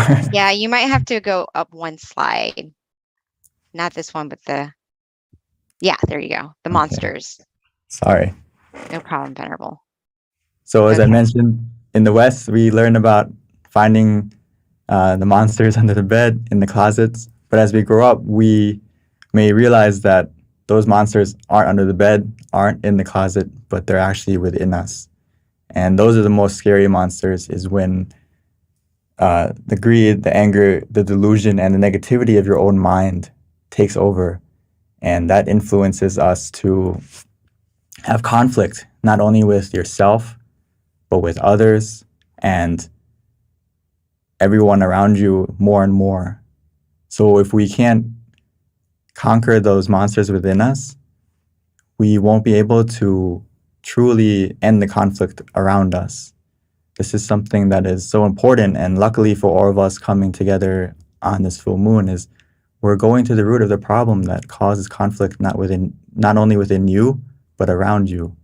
So we have to really be proud of ourselves that we're coming together now, and we are actually helping to make the world a better place. Not only your own world, your own inner world, your own home, but also your community. Because all the conflict that we see, especially in the world now, and will continue to happen, is all coming from one thing, which is the mind. As we may learn about and see in the future, as we have another event coming up on the 27th, which is Earth Day. And Earth Day, for many people over the world, the general theme is to look after our Earth, to look after how we can make it sustainable and how we can look after our environment. But those are huge goals. And those goals are hard to achieve if we don't focus on the first one, is everyone's mind. Whether it's World Meditation Day or that day, the whole theme should also always come back to how can we cultivate our mind to get rid of the negativity within us, to clean it out, which is the only way we can do that is as we're coming together to meditate right now. Because each and every one of us, we're like a candle. Like tonight, we're going to light a candle, right? It's not just it's symbolic, but also something that we can cultivate, as we heard from the quote in the beginning, is finding your own inner light, right? Finding or becoming the light that we need in times of darkness, which can only come from a mind that is clear and bright, which we can develop through meditation. So even though we may just be one candle, one light, as you can see in this picture, that one light shines very bright. No, it may be very dark, but the darker it is, the brighter your light. The darker the sky, the brighter the star, right? So just one little bit of light that you can create within yourself is powerful. And as we come together, we help to magnify and multiply that light. And we all have a part to help to make the darkness brighter. The negativity right now in the world, it can go away. It will get worse. It may get worse, but as our brightness of the mind comes, it will help to lessen it until eventually it will go away. Because as we come together, we help to shine together, just like all the stars that we have at night. If there's only one star, it won't be as beautiful, but it takes millions of stars in the sky to make the sky at night beautiful and inspiring and not as dark as we would expect. So the most important theme tonight is to navigate the darkness that we all will encounter in life, because there's many negative situations that are happening, as I mentioned, because everyone in the world is infected with greed, anger, and delusion. And as people don't know how to deal with that negativity within themselves, of course, we will encounter negativity. But as we come and practice meditation, we now have the power to navigate that darkness with the right source of light, which can only come from meditation. So even though there is darkness, negativity, obstacles, don't let that darkness hide the brightness within you. We can keep ourselves lit by doing what we're doing now, is coming together, meditating, helping to relax your body, calm your mind, and that's how you can relight yourself and find that light and source of light within you. Because your mind, within yourself, your mind is very powerful, and you can connect to your own brightness by doing this following these simple steps on the slide, which is to take it easy, take it slow, and just feel the balance. Feel the balance of where you feel conscious, but you also have comfort. So whether this is your first time or for many of us may have joined many times, but no matter whether you're a beginner or advanced in meditation, you only need these two things, which is to be conscious and to have comfort. And the key thing here is to always try to find that balance where you have both of them together. And that starts from relaxing your body as a foundation. And as we continue to practice, of course, throughout the meditation, we may fall off balance.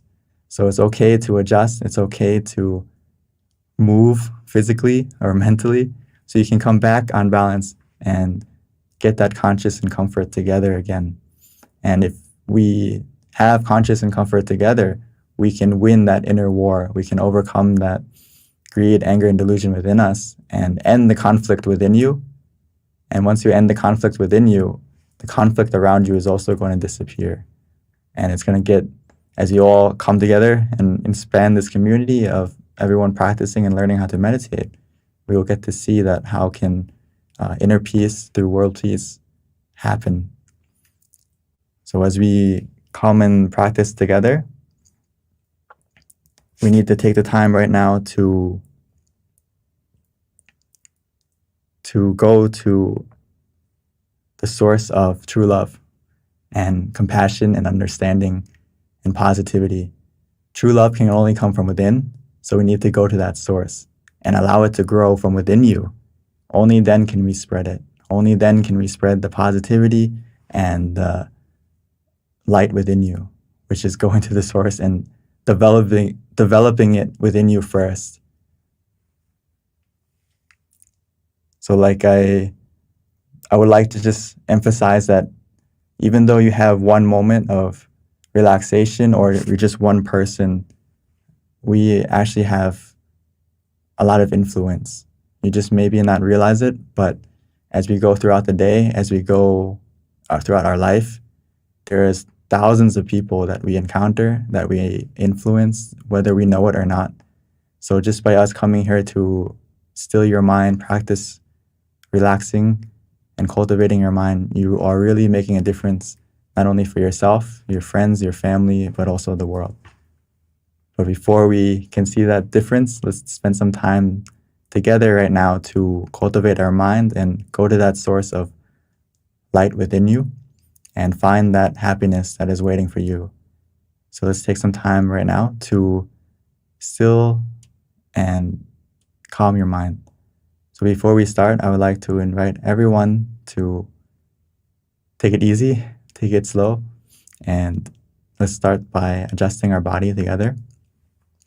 For those of you who need to stretch a little bit or move around a little bit, please feel free right now.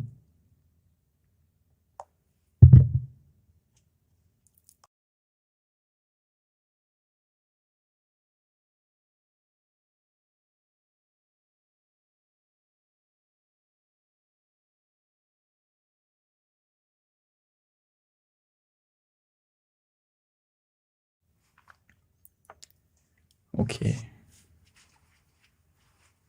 So let's take some time together to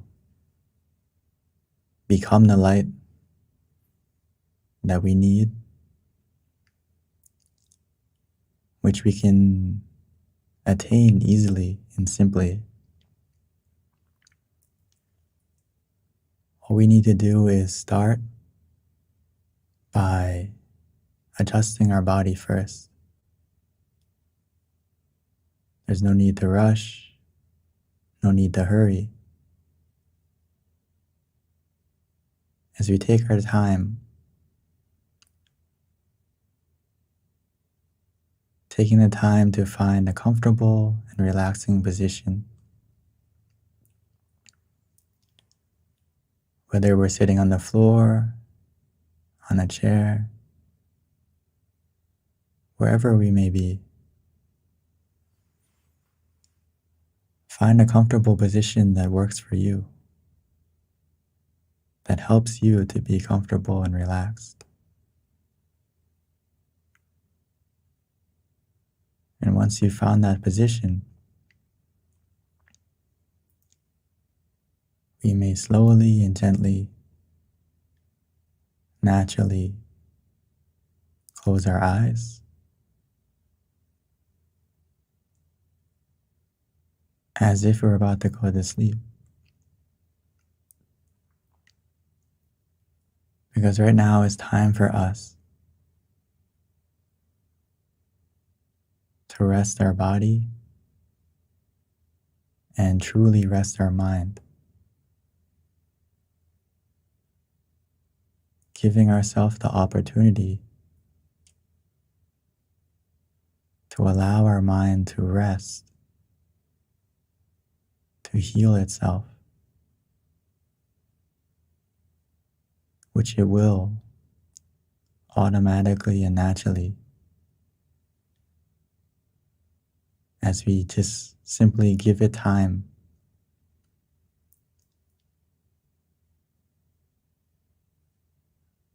And as we continue to create a foundation of relaxation, physically first, taking the time to relax and release every single part of your body.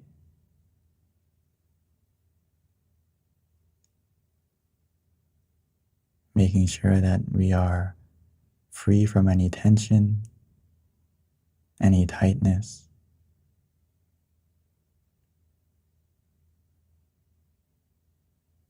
By simply checking, making sure every part, whether it's our face, our eyes, eyebrows,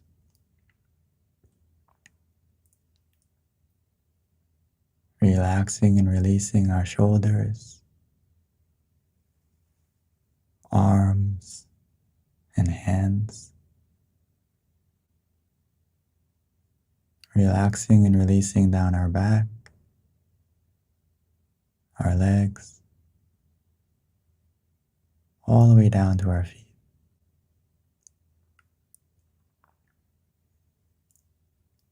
And just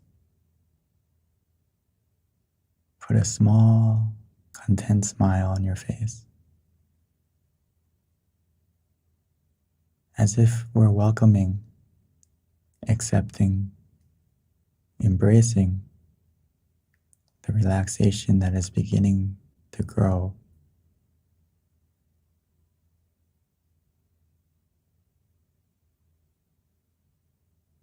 And just to make sure that we're completely relaxed, we can take a few deep breaths, breathing in and out, inhaling deeply and exhaling slowly.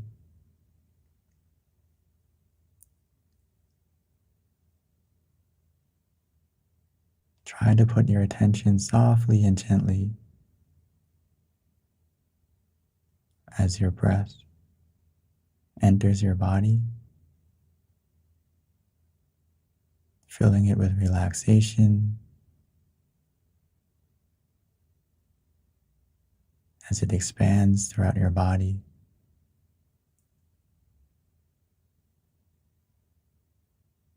Allowing all the tension, all the tightness to fade away, to disappear, to melt away, leaving only relaxation and comfort within us and even around us. As we begin to feel that relaxation expanding from within,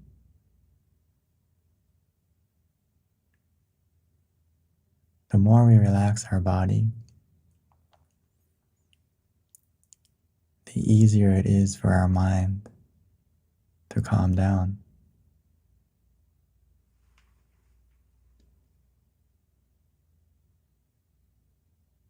This is the power of simply relaxing,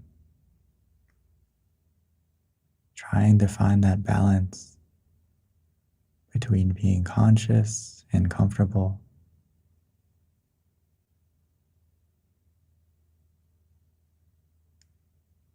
The more we relax, the easier it is to let go. As we relax and release physically, we also need to learn how to relax and release mentally.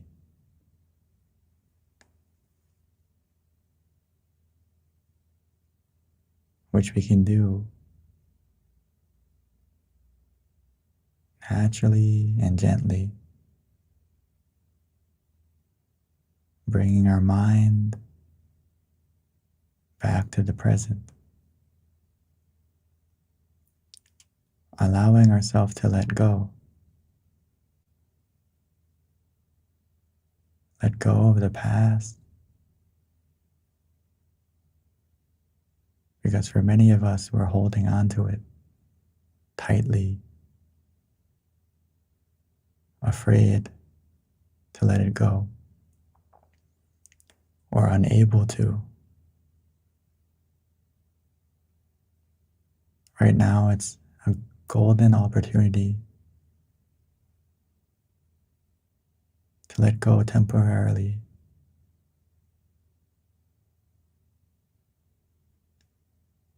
Whether we're holding on to the past, grasping for the future, now it's time for us to just let go so we can receive something better that is waiting for you, within you. It's always been there.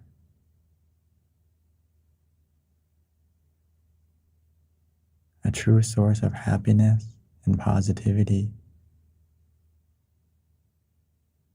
that we can connect to anytime, anywhere, because it's already inside of you. All we need to do is relax our body and calm our mind, allowing your mind to fall into the right place.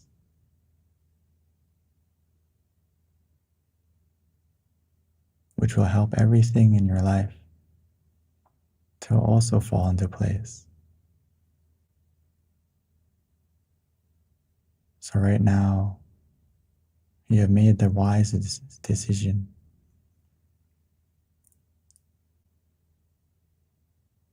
to let go of everything so we can receive peace of mind. We can connect to that peace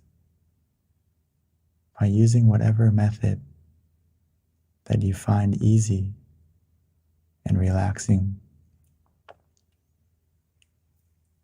Whether it's to use the mantra,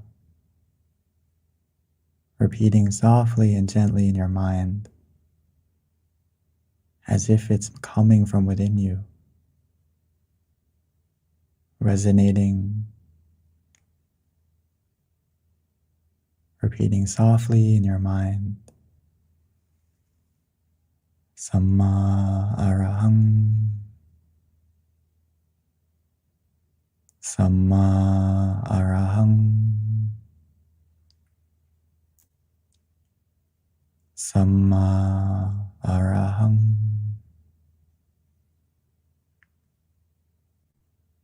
Samma meaning purity, Arahang meaning freedom. So it is as if our mind is becoming free and pure, free from the distractions, free from the negativity,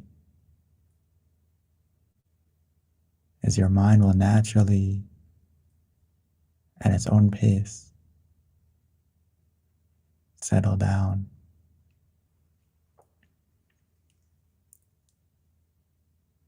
Or for some of us, it's easy and simple, relaxing,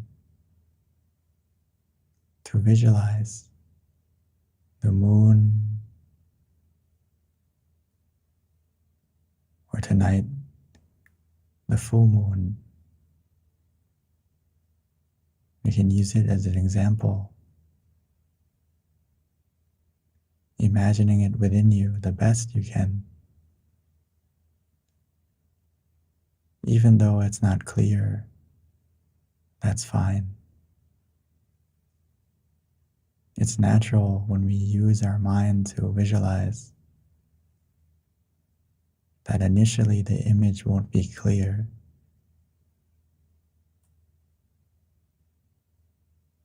As long as it's calming and relaxing, that's the key. The image will get clear and it will change on its own.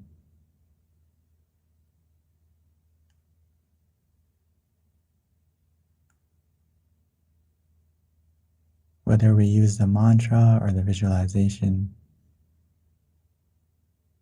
for some of us, we may feel like we just want to let go. We already feel relaxed and calm. We can do just that. Follow your feeling.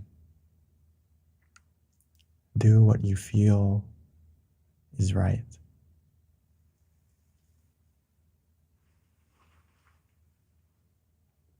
We can just let go.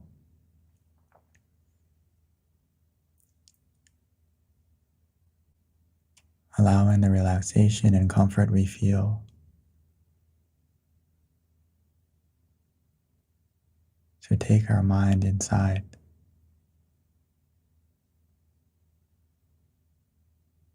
As long as we have that balance, where we feel conscious and comfortable together. Our meditation will progress automatically and naturally. Every second that passes by, it will help to reduce the darkness in your mind,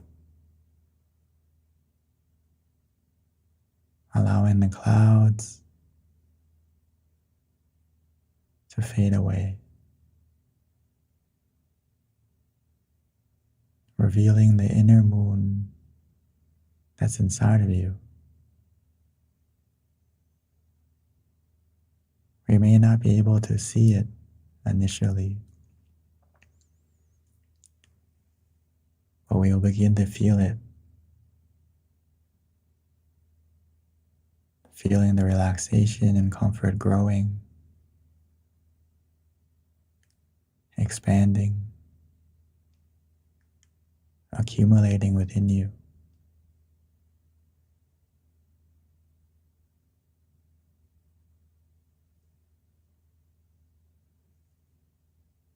It will continue to grow, to gather,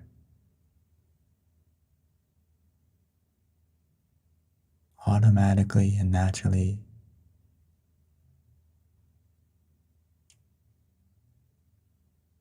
as long as we have that balance, where we feel conscious and comfortable together.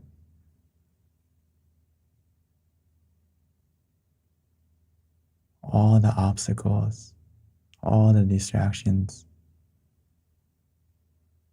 won't be able to bother us.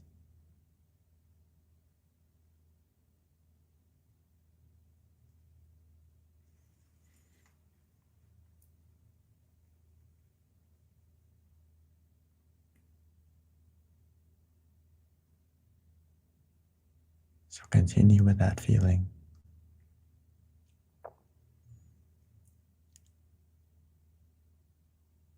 Continue with the relaxation and comfort.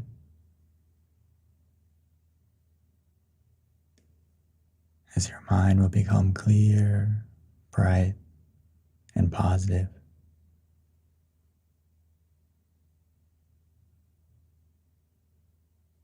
As our mind becomes still,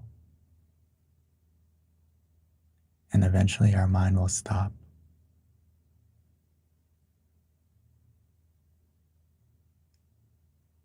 When our mind stops, a true happiness will begin, starting from a spark of contentment and igniting into a happiness that we have never felt before, but that has always been waiting for you.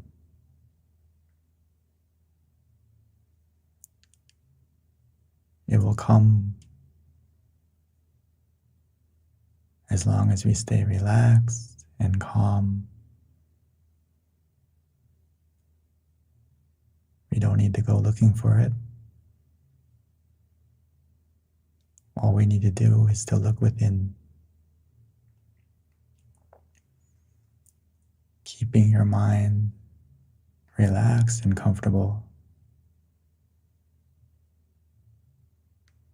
Before you know it,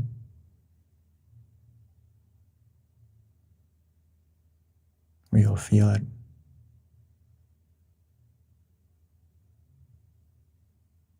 So for now, let's continue to meditate together.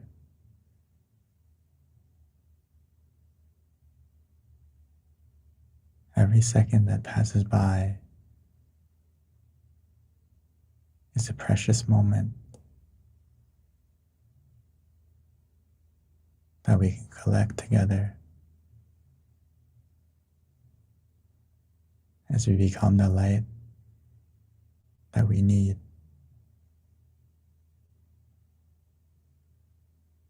So let's enjoy the meditation together in silence.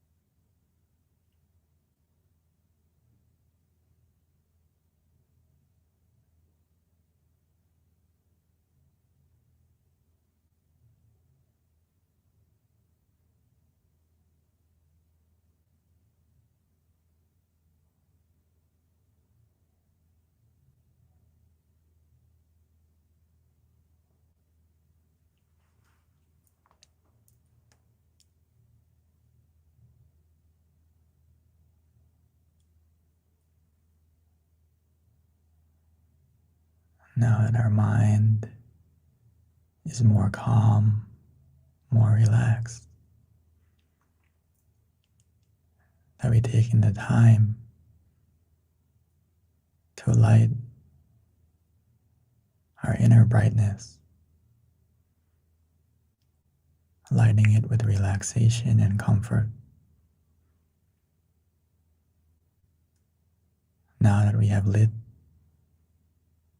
our inner candle, our inner brightness, let's take this opportunity to transfer that brightness, that positivity within you, transferring it from within and expanding it out. So we can take a moment together to light our candle in front of us.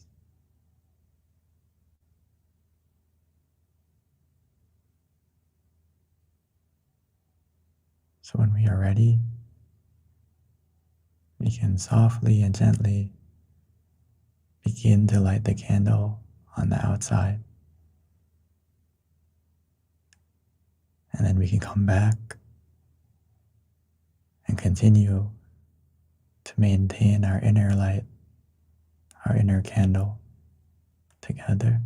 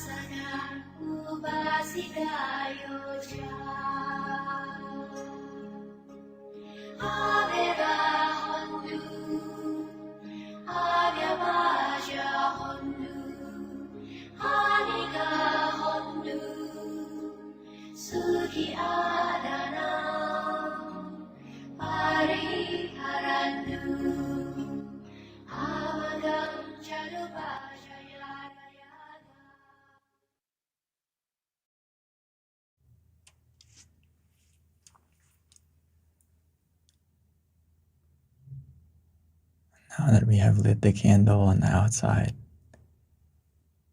as well as lit the candle within us, let's continue to spread our positivity like we have spread our light,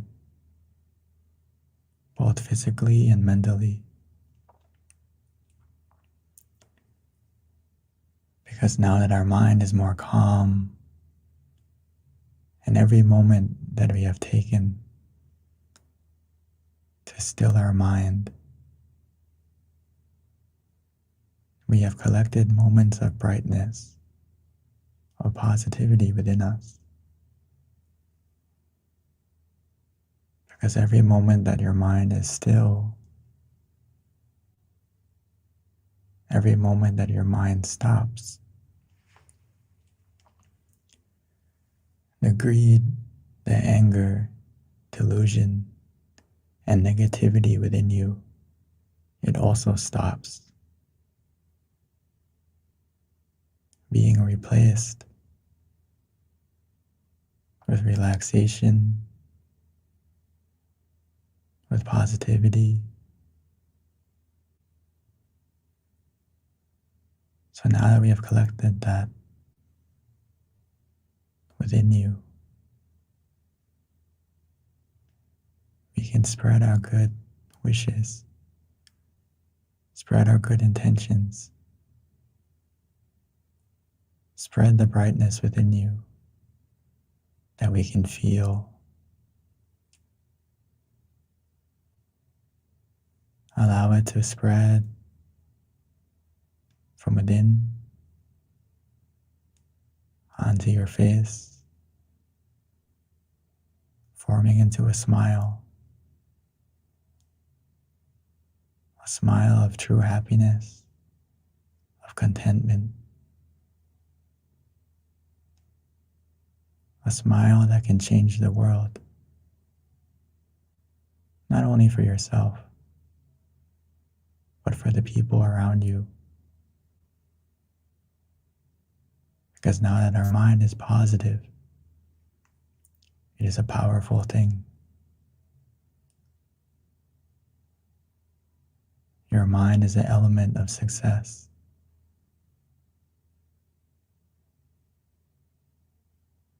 So use it wisely right now.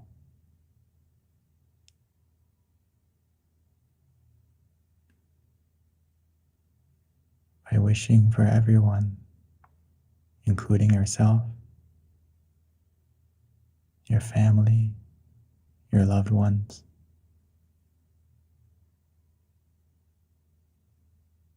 slowly expanding out to your friends,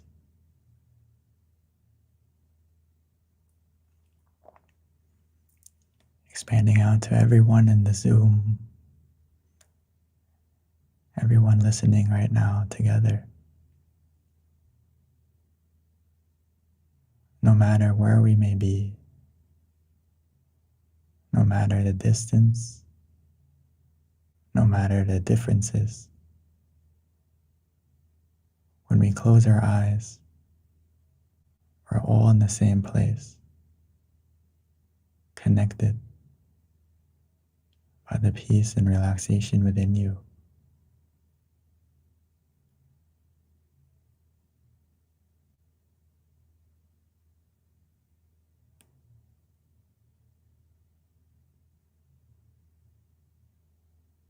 As we share our good wishes, wishing for everyone to be healthy, to have good fortune in every way, being free from any harms, any sickness, and most importantly, wishing for everyone to have the opportunity to cultivate their mind, to conquer the negativity within their mind, and find the happiness and relaxation that we feel.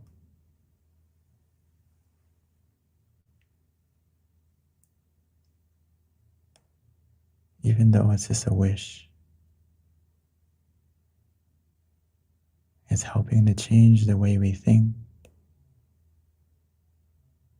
which will help to change the way we speak, the way we act, as we spread the positivity within us. That positivity will come back to you.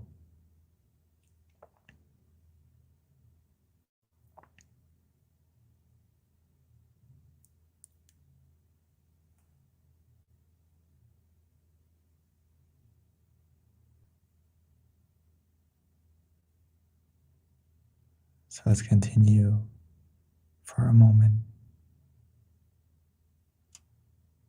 allowing that positivity to shine, expanding out.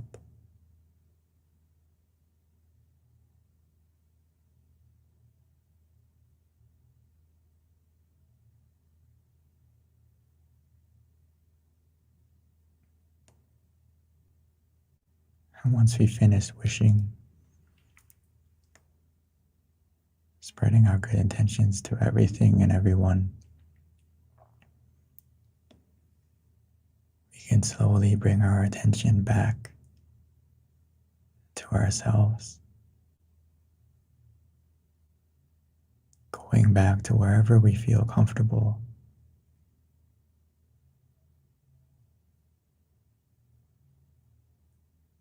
Feeling that comfort and relaxation within you again.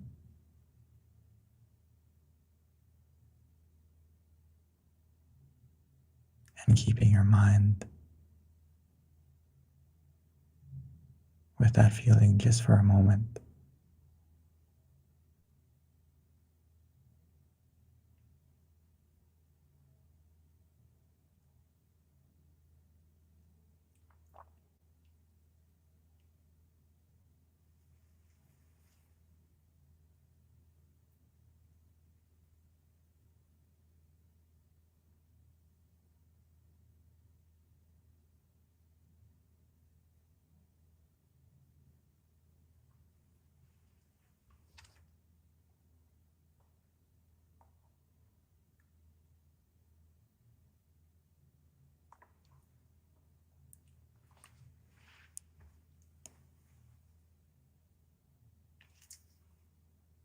Sabbe buddha balabhata vajje ganang chayang palang arahanta nate sherakang pantami sabaso sababuddha nupavena sabadhamma nupavena sabasangha nupavena satha soti bhavantu te.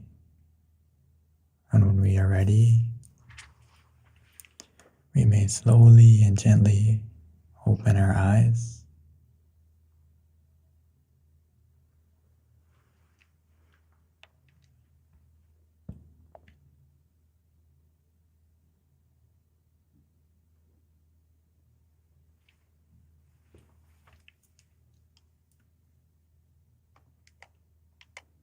Thank you, Venerable Daniel. So everyone, we do have a couple of announcements before we transition to Q&A. Just to let you know, for those who need to hop off, that's totally fine, we understand, but the Q&A is actually one of the best parts of the session, so you don't want to miss it. You can learn so much, so I do definitely encourage you to stay on, and it's about half an hour. So for those who have questions, please be ready. This is a great time to ask our teaching monk with regards to your experience or anything that you want to know with regards to meditation. In terms of our announcements, please jot down our next full moon meditation. It's going to be next month, September 10th on a Saturday. So please jot that down, join us, invite your friends, family, everyone in your household, extend it outwards. It doesn't matter where you are. You can all join us online to meditate with us together. Again, September 10th, which is on a Saturday. Also, if you haven't been on it yet, our tamagayameditation.org website, we encourage everyone to visit this page. This is a great page to learn about our meditation technique, the different centers that are located if you're looking for one close to you. In addition, we also have another website I like to share, which is Mind Gem. And here you can learn more about our app. You can download it. We've got over 100 tracks from our teaching monks. It's a great way to supplement your meditation when we're not meditating together. And then also we do have on-site meditation classes. In fact, I think many of our centers are offering the full moon meditation session at their center. I know my center is, which is Georgia. So hello, everyone. I'll see you guys next Wednesday, if not Sunday. And yes, we do have our centers that are open with in-person sessions. Our California location, Chicago, and also Georgia. And you can visit the websites to find out the local times and the class offerings. And then next, we're going to transition to my favorite part, which is the Q&A. So if we can get Monk Daniel back on, please. Thank you. Hello, Venerable. All right, so, oh, look, we already have a question coming in. So this is the part where if you've got a question, please enter it in chat. And those of you in Georgia, please represent us. If you have a question, let John know and he will facilitate it. Nan will actually type it in, or we can open it up to the floor, whatever is easiest. And that goes for any of the centers as well. But you can also put it on chat if you've got a question that way. So we've got one from Amy, and her question is, when letting go of the past and sending those in our past love, what is the best way to forget and completely release them and fully let go forever, even with bad memories or when bad memories arise? And this is life, it happens. I think that's what that meant. Whilst life happens. I've never used that word, sorry. But that's a good question because, you know, I've had that as well in terms of trying to forgive someone and really getting to the point of letting go, because I think it's easier said than done, even for a practitioner in meditation. It's not always easy depending on what that person did to you. So Venerable, what is your suggestion for that? I think this is a very deep question and also wonderful question. I know many people struggle with letting go, myself included. The most important thing is, as we practice meditation every time, is that if you notice, we try to end the meditation with spreading love and kindness or trying to wish or spread good intentions, which the most important thing is repetition, because when we first do it, it's kind of like we are also fighting that initial feeling that we can't forgive or we can't send actual love, but it's kind of like we're just thinking it first.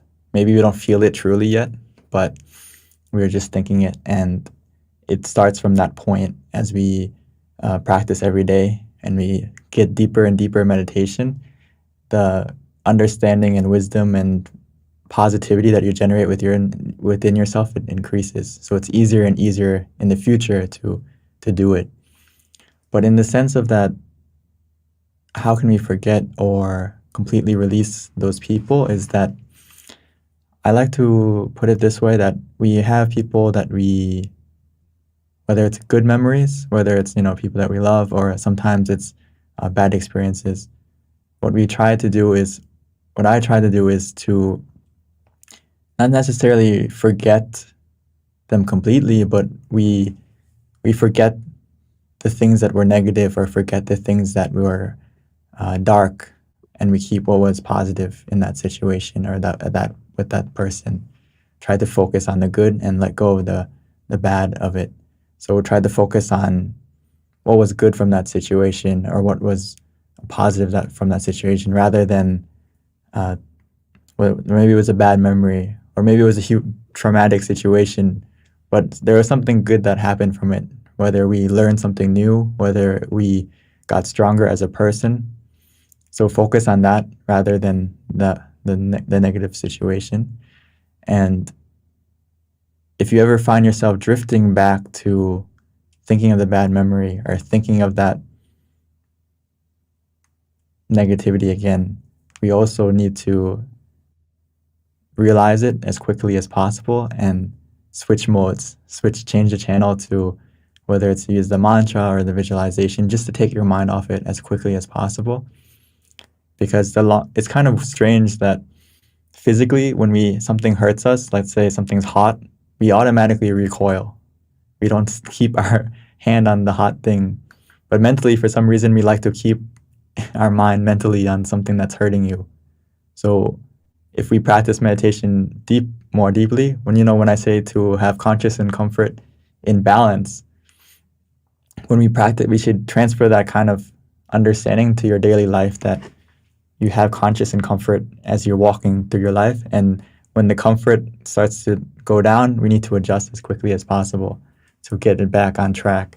So in that sense, you can practice doing that, and also just to hopefully that gives you some kind of answer. I'm not sure. If not, please continue to write in Yeah. the chat. So Amy did say that it's easy during meditation, but back in reality, it's a little harder. So that was just a comment. So the next question we have, Venerable, is first of all, he wanted to thank you for a wonderful meditation session. And the question is, how do you clear your mind completely to allow meditation to help you find your path in life when you feel like there are too many distractions and too many different paths? Sorry, one more time. I saw the comment. Okay. The question is, how do you clear your mind completely to allow meditation to help you find your path in life when you feel that there are too many paths and too many distractions? The most important thing is to still and calm your mind first, and allow your mind to, in the beginning, of course, there's a lot of clutter, a lot of distractions. But as we use the mantra, use the visualization, and just give it time, your mind will begin to settle naturally. And as it does that, gradually you'll get to the point where you feel calm. And in that calmness, in that stillness, there will be more understanding and wisdom as you get out of the meditation. Or even in the meditation, you may have that moment of clarity. And there's many paths. Of course, there's many paths that we have to choose in life, which may be confusing. But from my practice and from Lampal and all the great meditation masters, they always emphasize that you need the easiest recipe for success, or the easiest way to help guide you through all that, what we feel is difficult and all these different decisions, is the first decision we need to make is to still and calm your mind. Make sure that your mind is calm and at ease. When your mind is calm and at ease, it'll become bright. And with that brightness, it will help you to navigate your life more smoothly. So if you don't know what to do, you have to if you can't think it out, get out of thinking. If you don't know what I should do, what I should decide, a good tool you can use right now is to sit down and meditate and try to calm your mind first before you do anything. If you make that a habit, you're going to start to see that all the difficult situations or the different paths, it's going to narrow it down. Maybe it'll be only one left. So it takes a little bit of effort in the beginning, but as you continue to meditate, it's only going to get easier. Because I know in the beginning, initially, it's hard to clear the clutter and calm your mind down, because we haven't done it in many years. Many people, maybe this may be your first time even meditating. So if you can only get a moment of calm, a moment of peace, that's a good start. And it's a moment that people have been waiting for their whole life. So just a moment of where your mind can stop and clear the clutter is a good step. Thank you, Venerable. So the next question is, what does peace feel like?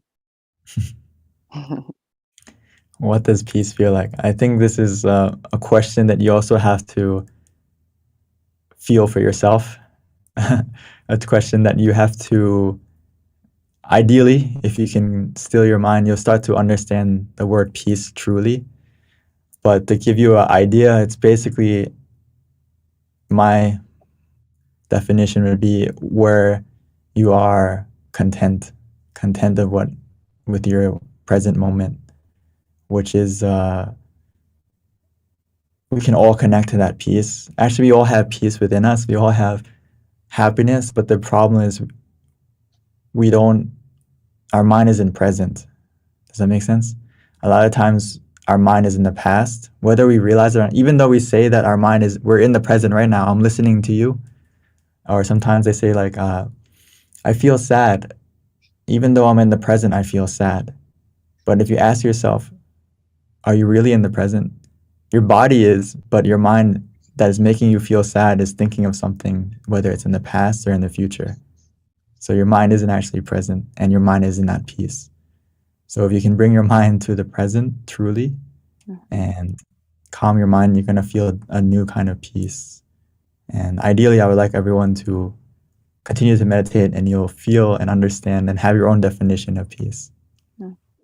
Thank you, Venerable. That was a question from someone in New Jersey. And then we have a question from someone in Georgia. And the question is, how can I gain more awareness and learn from my mistakes? Well, you're taking the first steps right now by meditating. And this is the best way to develop mindfulness, because as we meditate and we have to feel that balance of being conscious and having comfort, right? We're not using our eyes, we're using our feeling and using our awareness. So we're developing that mental capability to be in touch of how you're feeling as you're practicing the meditation. And as we practice that skill in the meditation and we open our eyes and we continue to live our life, that habit of being aware of how you feel, being aware of your emotions, it will grow and get stronger. So it's very beneficial to continue to meditate so you can develop that awareness and you can be able to have more wisdom and learn from your mistakes, because it's very hard to learn from mistakes when your mind isn't clear, when your mind is filled with clutter and your mind isn't, working at an optimal level. So when you practice meditation, it helps to get rid of the clutter, makes your mind clear. So when you do make a mistake, you can see it, you can reflect on it. But a lot of times, if we don't practice meditation, your mind is filled with clutter, your mind is very dark. So you just keep repeating the same mistakes. So you're doing it right now. You're learning how to learn from your mistakes, and you're increasing your awareness right now by coming to meditate. So please continue to not just meditate on the full moon day, but every day. And you're going to start to see a new kind of awareness automatically happen just by meditating more frequently. Venerable, so we have so many good questions flowing through. I hope we have a chance to answer them all today. But here's a good question too. And it's, what is your definition of the human connection, and what advice do you have in obtaining it? This can be answered many ways, the human connection. I would say that from our practice, from my master Lumpata Machio, my father monk, he would always say that, no matter the person, no matter the differences, the beliefs, we all have this kind of common ground, which is the center of the body. We all have this point within us, which is, the exact point. You may not have to focus exactly right now where it is, but generally that center of the body is, at the 2-finger widths above your navel in the center of your abdomen. But in practice, we can connect to that point by just relaxing and allowing your mind to settle down. It will go there automatically. But when talking about human connection, is that no matter where you are in the world, we all have that point. No matter who you are, what age you are, as long as you are a human, you have that point. So as we all practice, as we're doing now, meditation, we can connect to that point. And we as we cultivate meditation more deeply, we understand ourselves more. And we can realize that we all share that same point. We all share that same peace and happiness. And also, there is more that you can feel from that connection. So as you can put it, let's say it simply, if we all take the time to go to the center of the body together, that will create a human connection stronger and stronger. To as we connect to ourselves, we're starting to connect to the people around us more, because we realize and understand ourselves more. And when you realize and understand yourself more, it's easier to understand others, because we're more alike than we think. We're more alike than we like to put ourselves. To put it like that. We all have same emotions, right? Just different degrees of it. We all have love, we all have anger. But when we understand ourselves more, it's easier to accept others too. When they get angry at us, right? Or something like that, it's easier to realize, okay, we are same. We're not that different. So I would say that, yeah. Agree. Yeah, we all kind of essentially want the same thing too, right? Venerable, like everyone's looking for that Everyone is looking, peace of mind, okay, happiness. to conclude, everyone, if the human connection is happiness. We're all looking for what makes us truly happy, whether it's in people, in situations. But if you come and practice meditation, you realize that the true happiness comes from within you. So if you want that human connection to be stronger, we need to find that happiness within you first. Wow, lots of questions today, Venerable. So here is another one that is a good one too, and we've got plenty as well coming. But what is the best way to meditate after a traumatic brain injury? This can be, depending how traumatic it is, it can be difficult in the sense of actually practicing meditation to a deep level. But if we're still able to maintain the feeling of, like, be aware of how we feel to a certain point, it can help to at least calm your mind. So like a thing that I use often if I'm in like physical pain or bedridden in the hospital, like I had before, I had a operation on my knee in the past, so obviously I wasn't able to meditate as normally when I had some pain. So in that sense, I have to use the mantra and just repeat it and kind of build a shield where the mantra is stronger than the pain and kind of take your distraction off of it. So you can give that a try, and it can help you to recover.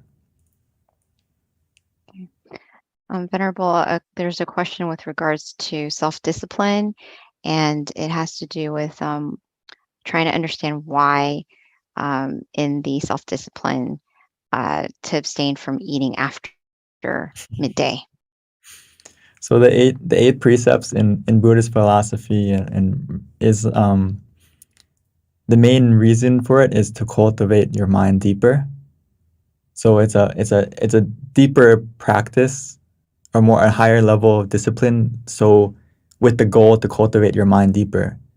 So all the 8 precepts or the additional precepts that are added are to help get rid of the distractions, or to help increase the likeliness of success in meditation. Like, for example, not worrying about perfume, not worrying about not listening to much music or all those things, and as well as not eating past noon, because that abstaining from eating after noon, if you practice it, you may realize that, especially when you're coming to meditate, you don't need as much energy as before.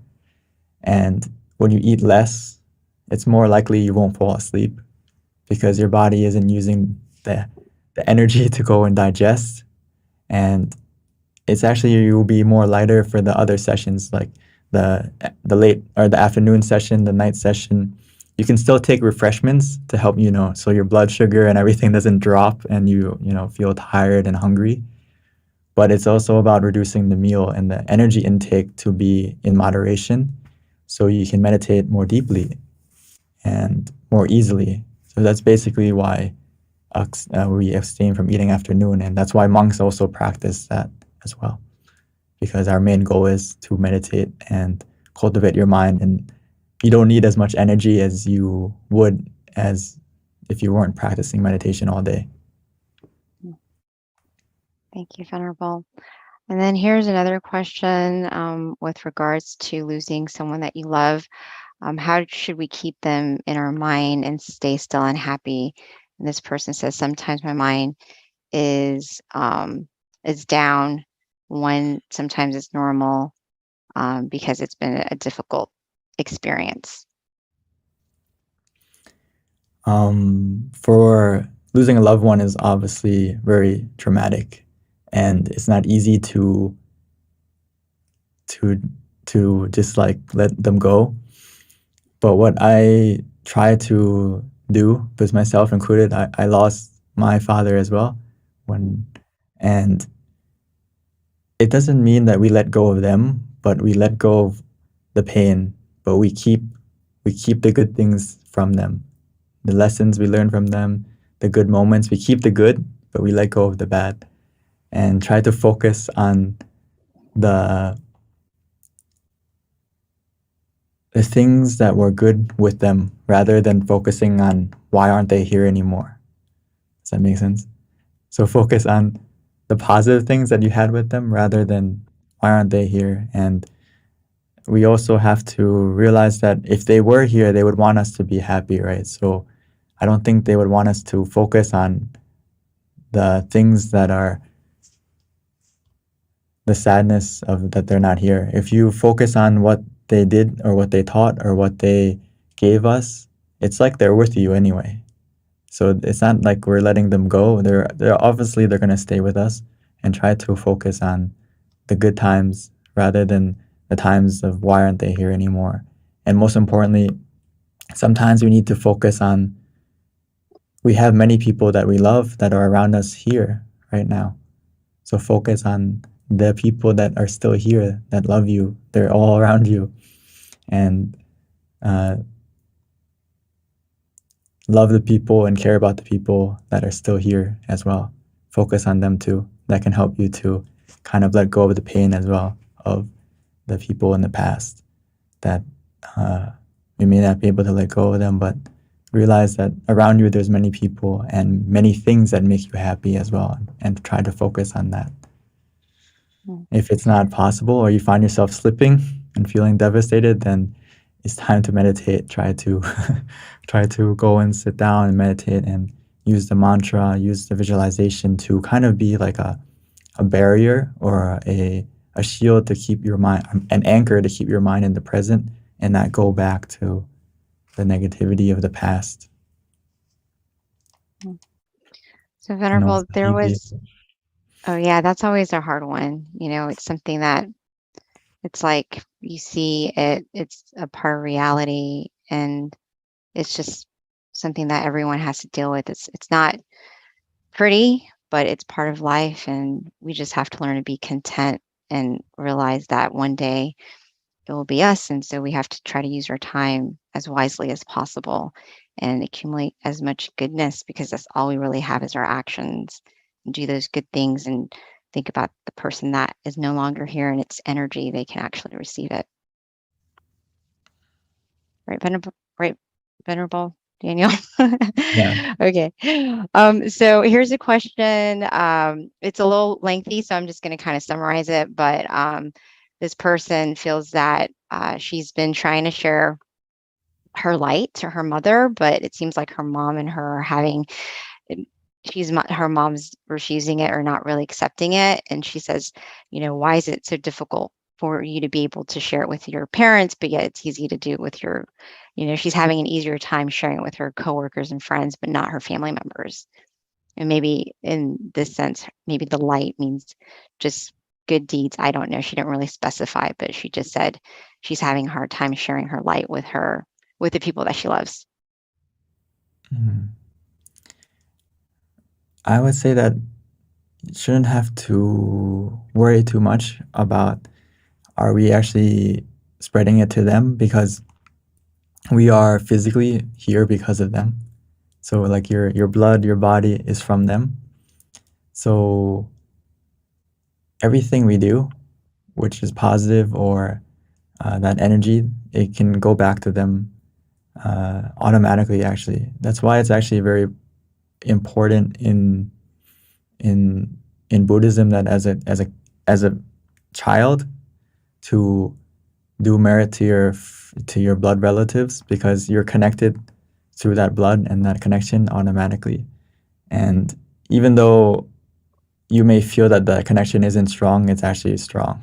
It is strong. So don't worry too much about it. Hey, I can't. Am I connecting to them? Just try to softly and gently think of them.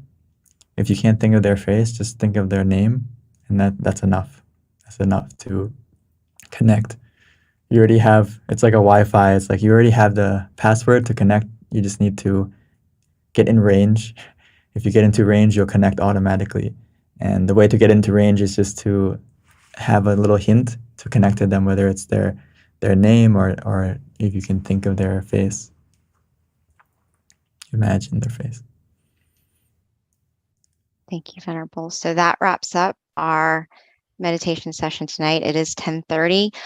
We would like to invite everyone who is still on the call to please take a couple of minutes to fill out our survey. It's going to show up in the link shortly. At least it's supposed to, fingers crossed. And if you can fill out the link, the survey, and let us know what you felt about today's session so that we can improve it. For everyone else, goodbye. Please mark down September 11th next month, and we will see you again then.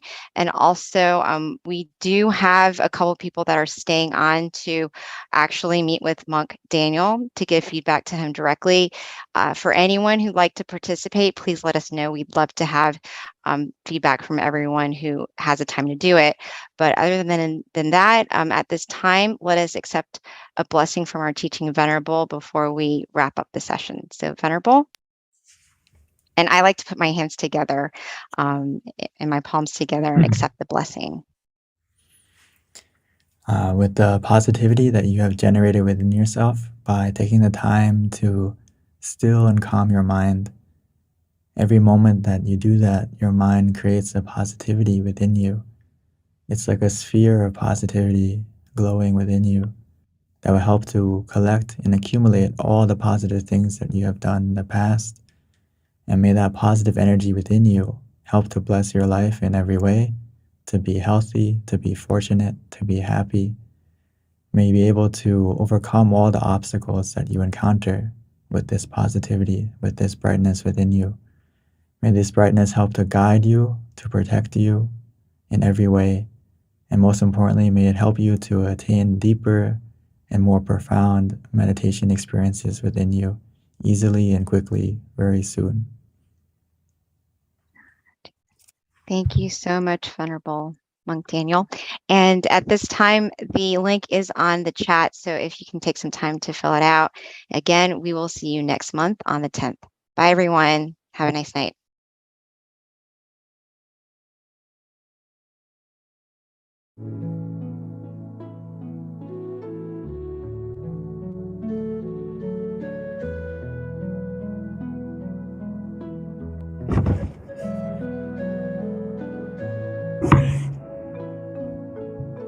Questions are.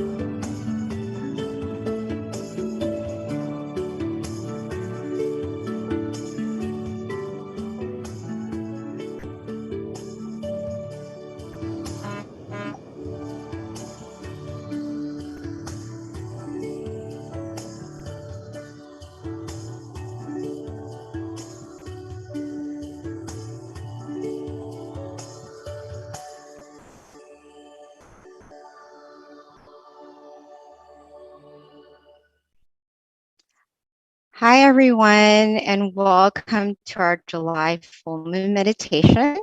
The theme today is on freedom, and as such, I picked a quote out of Pipo, and this is actually perfect for our theme, which is the quote is freedom of the mind, and the joy for meditation is unique. It is a joy that is great and free, expanding farther and farther. When the body and the mind reconcile and unite as one, the impossible will happen. So I hope that's a little bit of inspiration for you today as we begin to meditate. So with that, just a little bit about today. Today is a very special day. It actually marks the day before we go into Rains Retreat, which is a 3-month training period that all the centers around the world actually participate in. And during this time, many people at the meditation centers are going to utilize the time to cultivate themselves, meditate more extensively.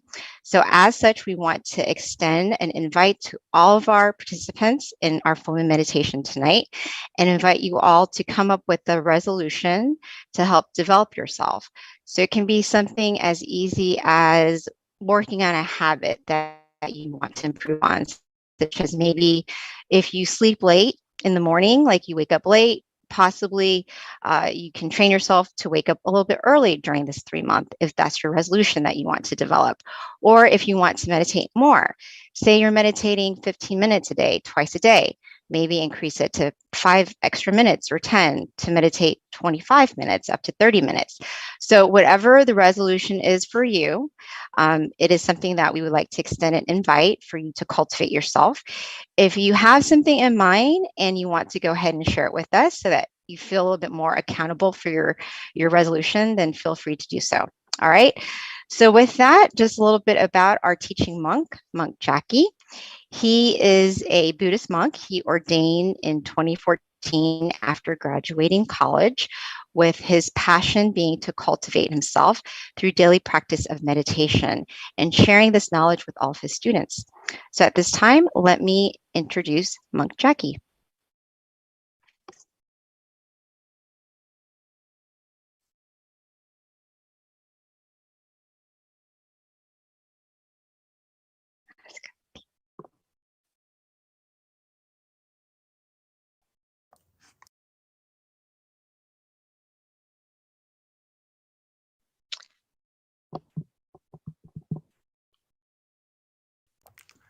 Okay, good morning, good afternoon, and good evening to everyone. Hopefully, everyone is all right, staying happy, staying healthy, both your body and your mind. Okay. It's been a couple of months since we last met, but last month you did meet with another teaching monk, right, Lumpy Daniel. We come together every full moon night to do our meditations, to purify our minds, to become bright on the inside, so that we could shine out to the whole world and make this whole world brighter, even brighter than it already is, right? Today is another full moon day, a full moon night over there in the US. But this month is related to Independence Day, right? The 4th of July in America. So why not let us talk a little bit about freedom? Okay.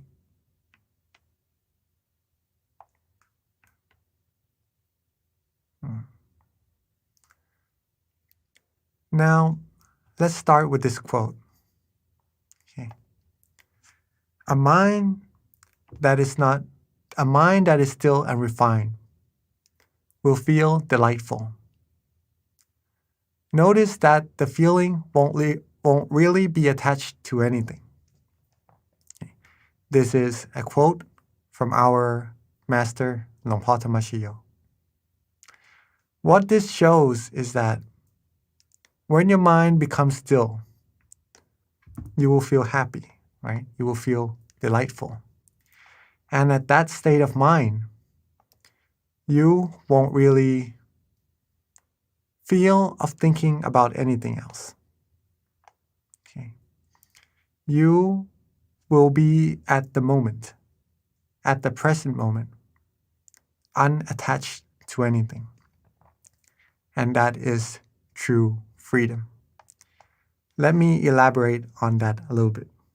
Give me a second.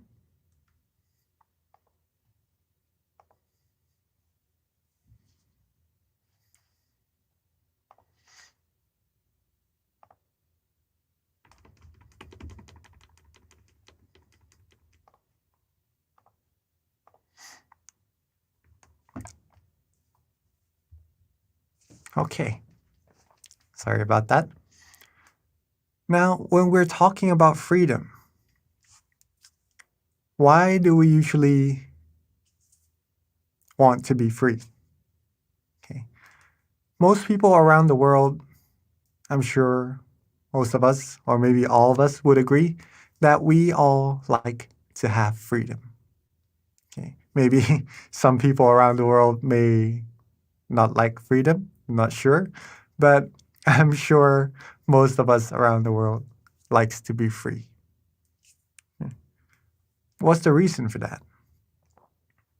Well, it is because freedom brings us happiness. Is that right? We would be able to do whatever we want, do whatever we feel we like, and that would bring us happiness. We would be able to be our own selves, right? This was once what I thought about freedom before I found out the true freedom, okay, just to share with all of us. One of my goals in life when I was studying in university was to have my own freedom, right? To be free from having to, well, basically stay at home, to do my own things, to not have to rely on people around me, so that I would be happy, so that I basically could do what I like, right? And that's, I'm sure everyone here likes to do whatever they like. but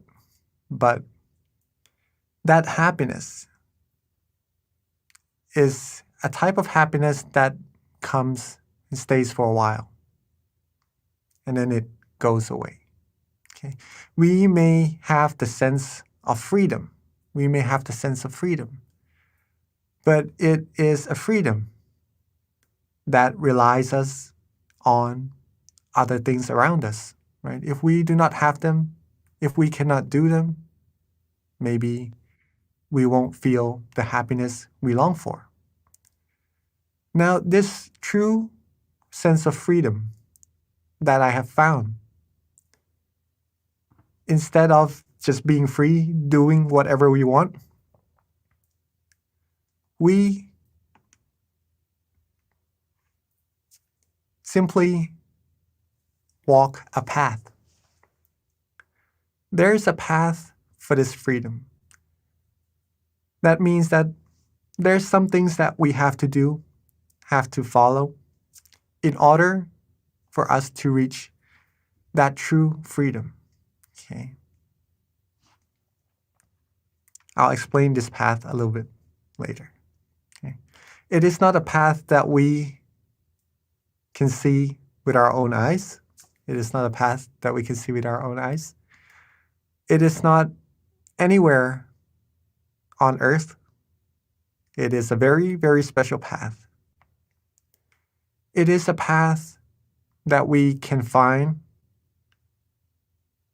inside of ourselves, right? It is very close. It is right here inside of ourselves. But this path to freedom is a little bit dark. I don't know if you like darkness, but it's a little bit hard to see where to go in this path. Okay.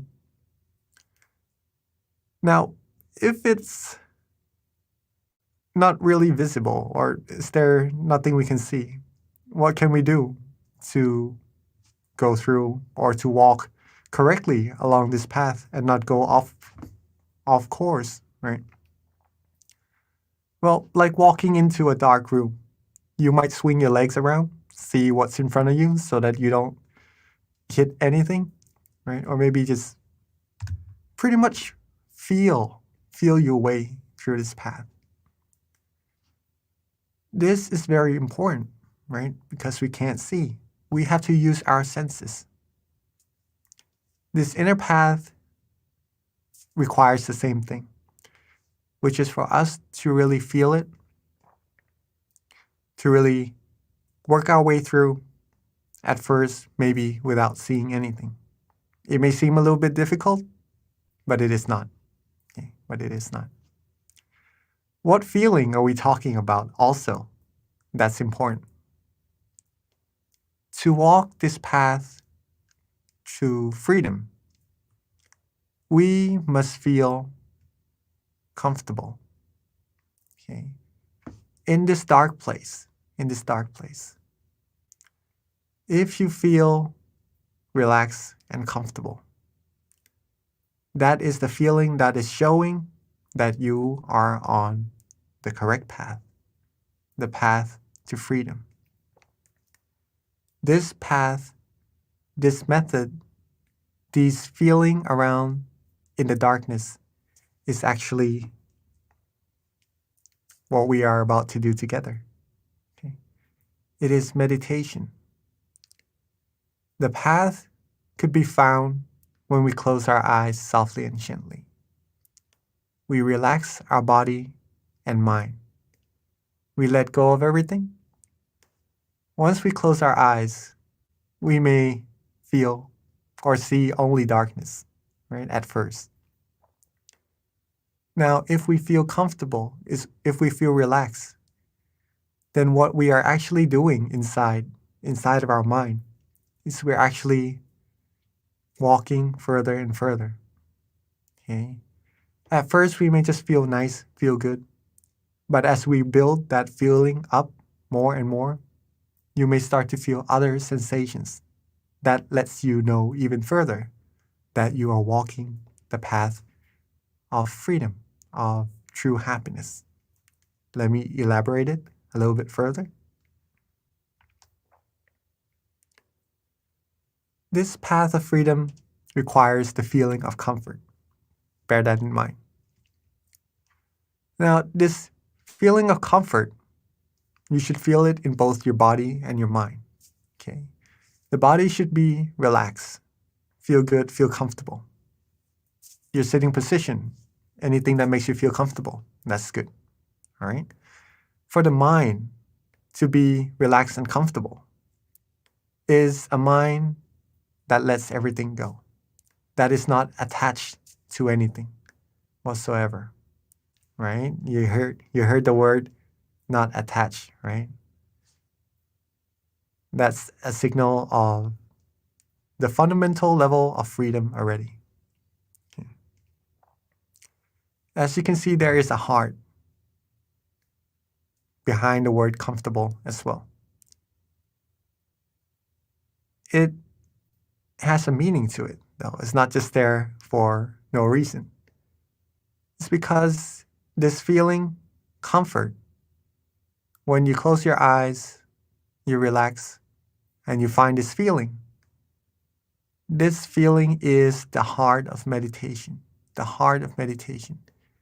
If you're walking in the dark room, right, you gotta use your senses to work your way around. This is the same. If you feel comfortable, then you know you're walking correctly. So if you want to walk further, we must keep the heart of meditation beating. Okay, to be comfortable, to know we are walking correctly, to go further and further.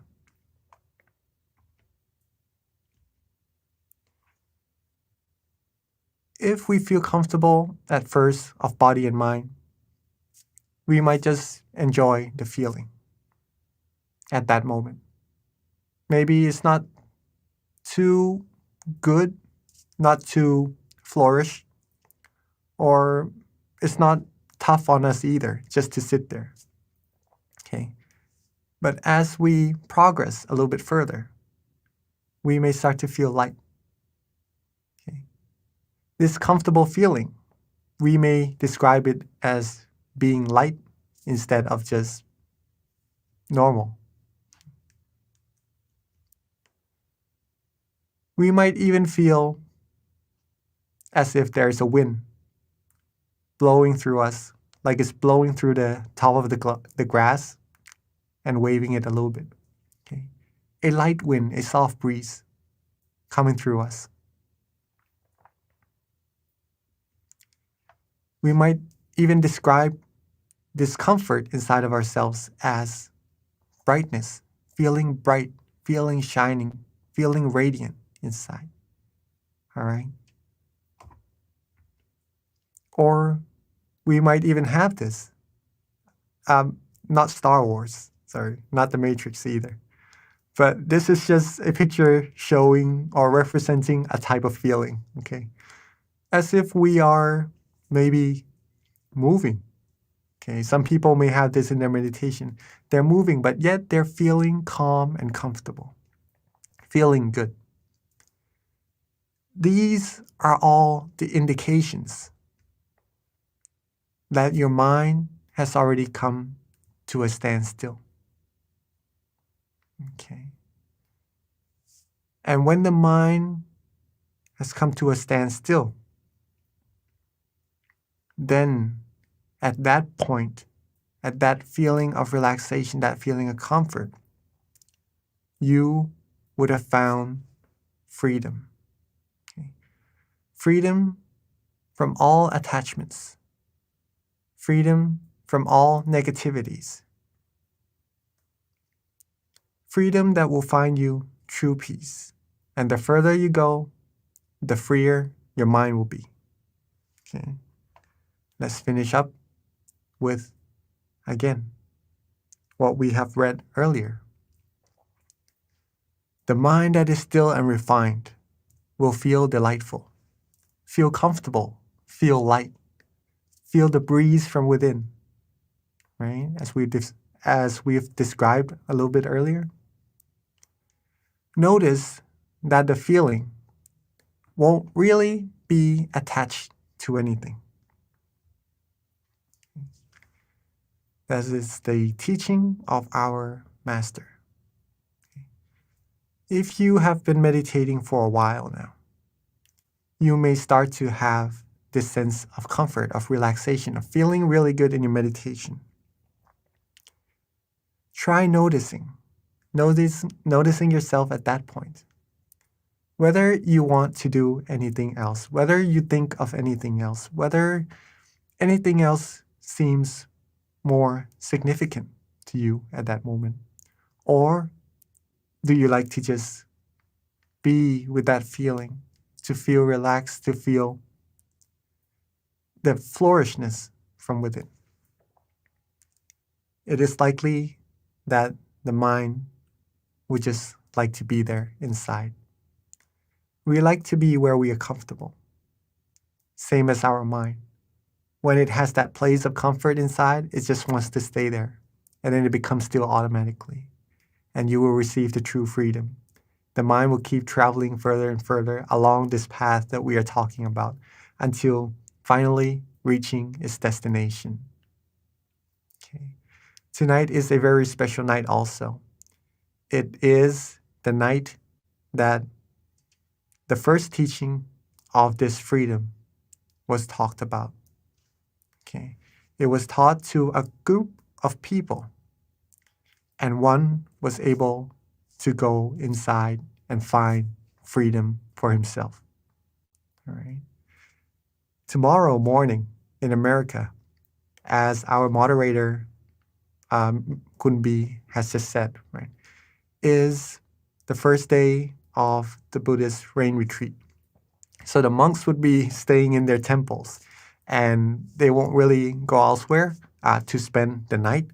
they would have to stay in the parameters of their temple for the whole 3 months. And we have a tradition here at our temple from our great master.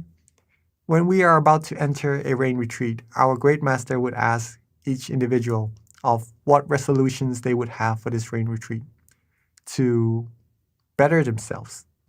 Okay, because it's the whole 3 months. So you can train yourself to be more virtuous, to have more good things that you would like to do to improve yourself, right?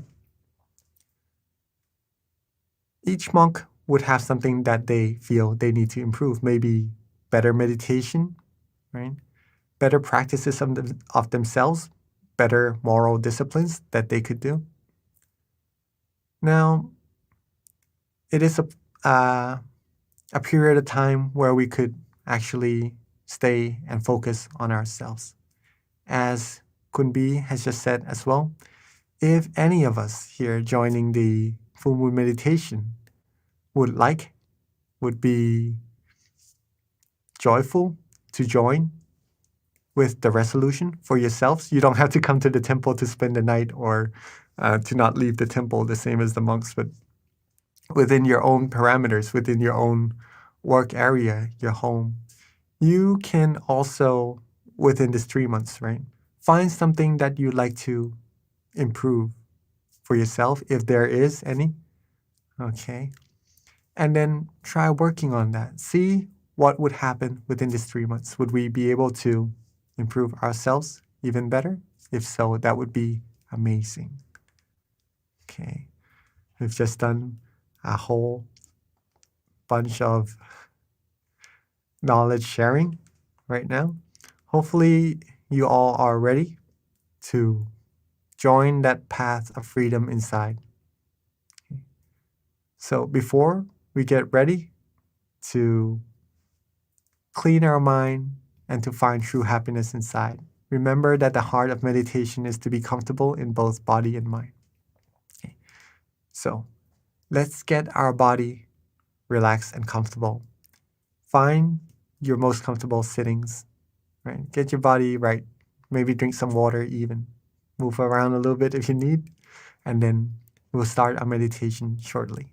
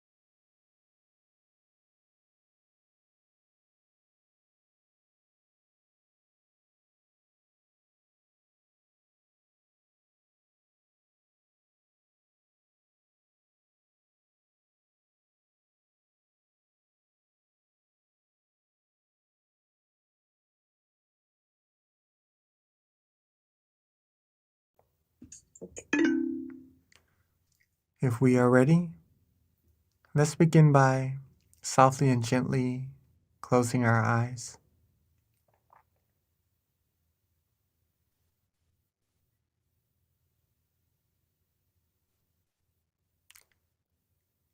Softly and gently rest our eyes. Rest our face, rest our head, rest our cheeks, our chin, rest our neck.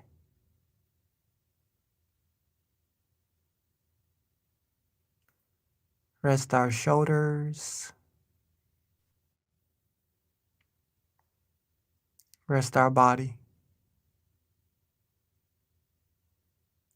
rest our legs all the way down to the tips of our toes.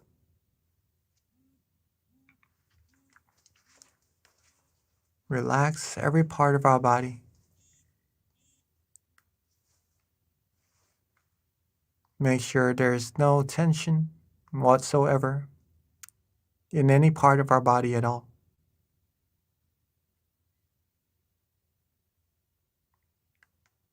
Let's take our time. Let's relax and let go.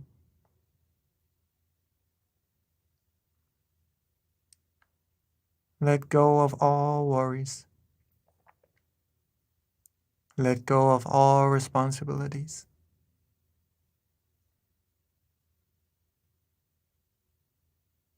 Feel that relaxation from within. Make sure our eyes are closed properly. Make sure we are relaxed the way we rest our eyelids.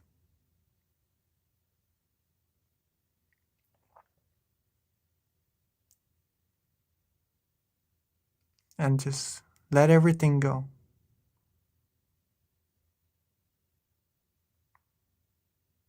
Be relaxed. Be calm. Be restful.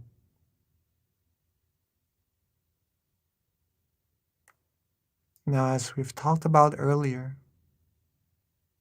this path inside could be a little bit dark at first.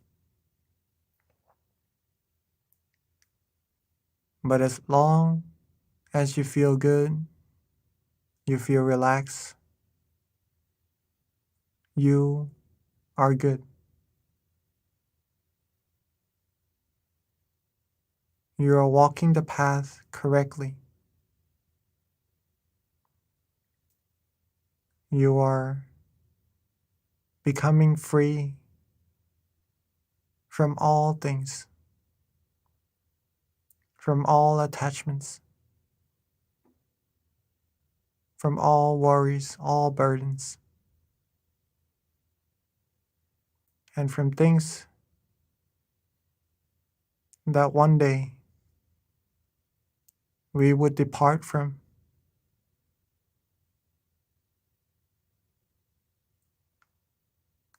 But we would be able to walk this path of light, of brightness from within, relaxing ourselves, letting go with no worries whatsoever.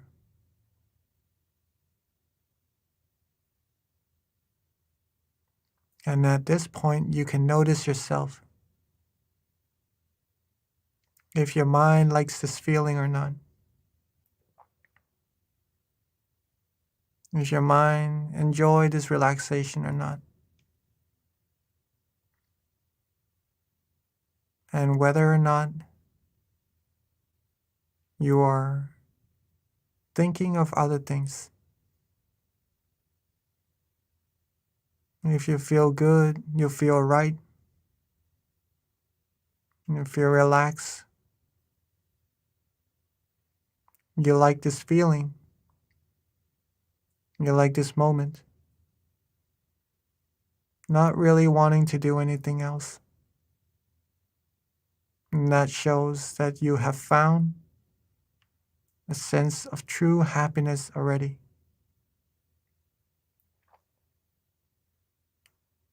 Your mind has already become still. Your mind has already been free from things that could take the happiness away from us.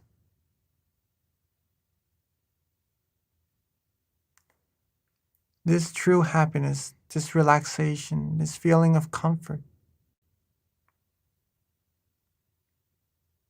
is the feeling that we could always access. It's the true happiness that we could always rely on, that is already there inside of us. It doesn't perish. It doesn't depart from us. It is within us, just waiting for us to grab, for us to take, for us to consume upon, like a well of pure positive energy, just sitting there. Whenever we need to drink, whenever we need true happiness, all there is to do is just let go, relax, be comfortable, and our mind will travel to this source of positive energy automatically.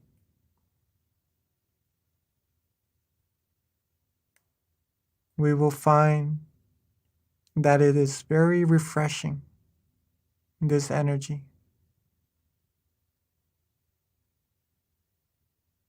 We will find that it feels cool, it feels nice,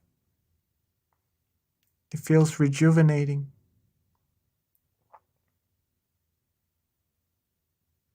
And the more we stop, the more we still our mind, the more we'll be able to receive from this source. And not just that, the more we stop, the more we still our mind, the more the happiness would arise as well. As if the taste of this positive energy has gotten better and better, capturing our mind stronger and stronger towards it, taking us deeper and deeper, more happier, purer, feels even more flourish and rejuvenating as time goes by.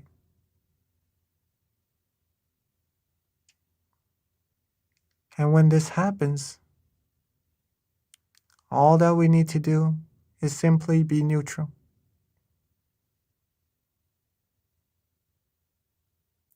There's no need to do anything at all. Be relaxed. Be calm.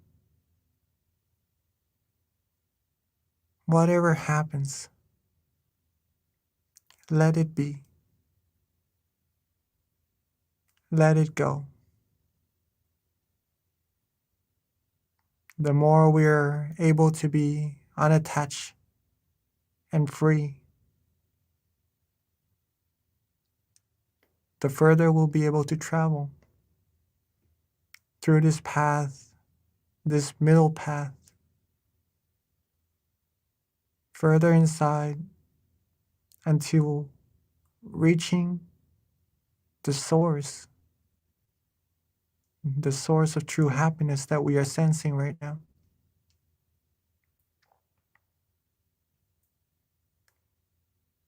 And the closer we are to that source, the more happiness we will receive automatically. It will be like a magnet drawing our attention, drawing our mind, and giving us purity and blocking out all the negativities, not letting anything impure penetrate our mind.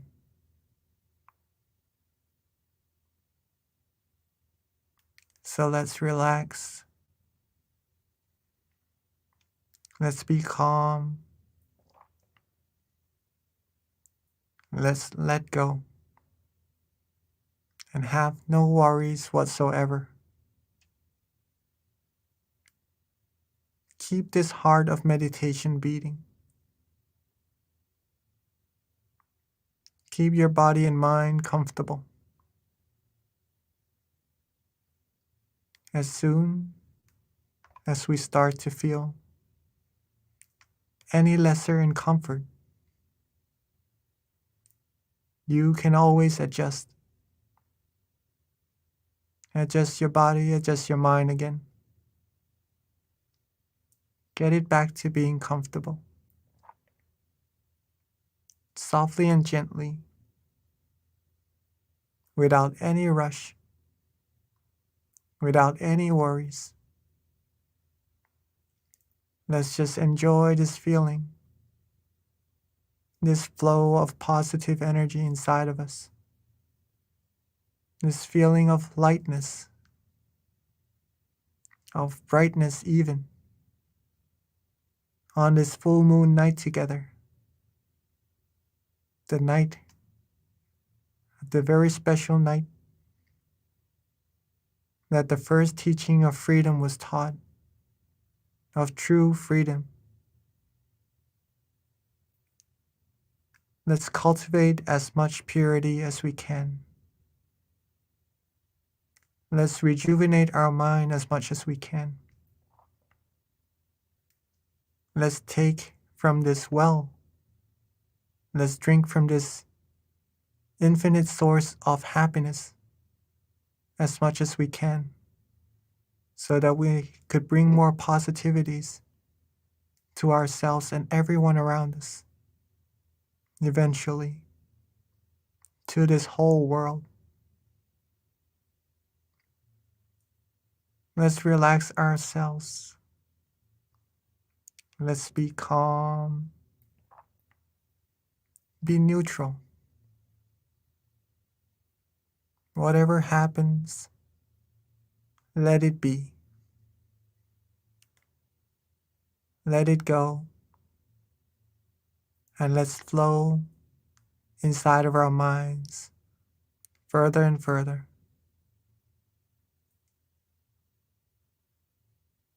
Let's stay calm and relaxed together in silence for this time being.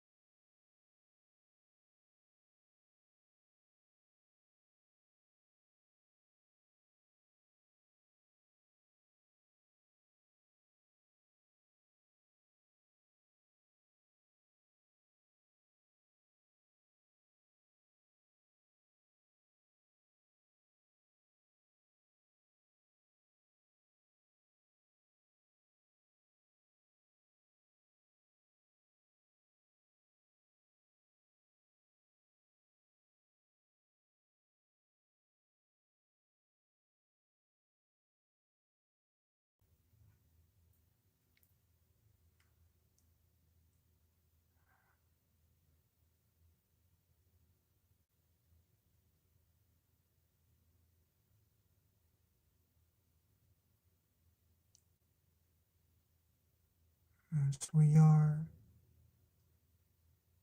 relaxing, as we are releasing, letting go. At some point along our journey,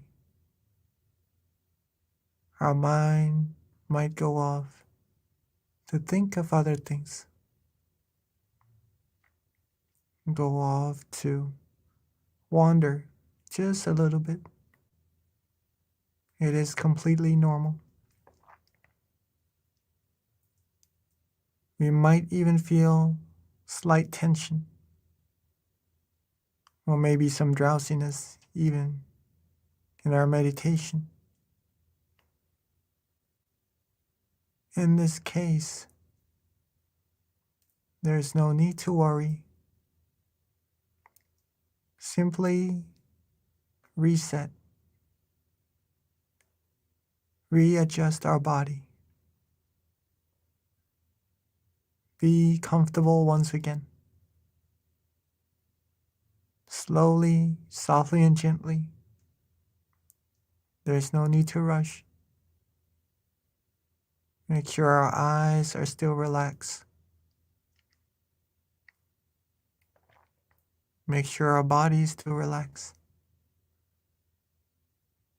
And make sure our mind is feeling nice and comfortable with that feeling of relaxation. And so as we travel further and further, become more and more relaxed and comfortable,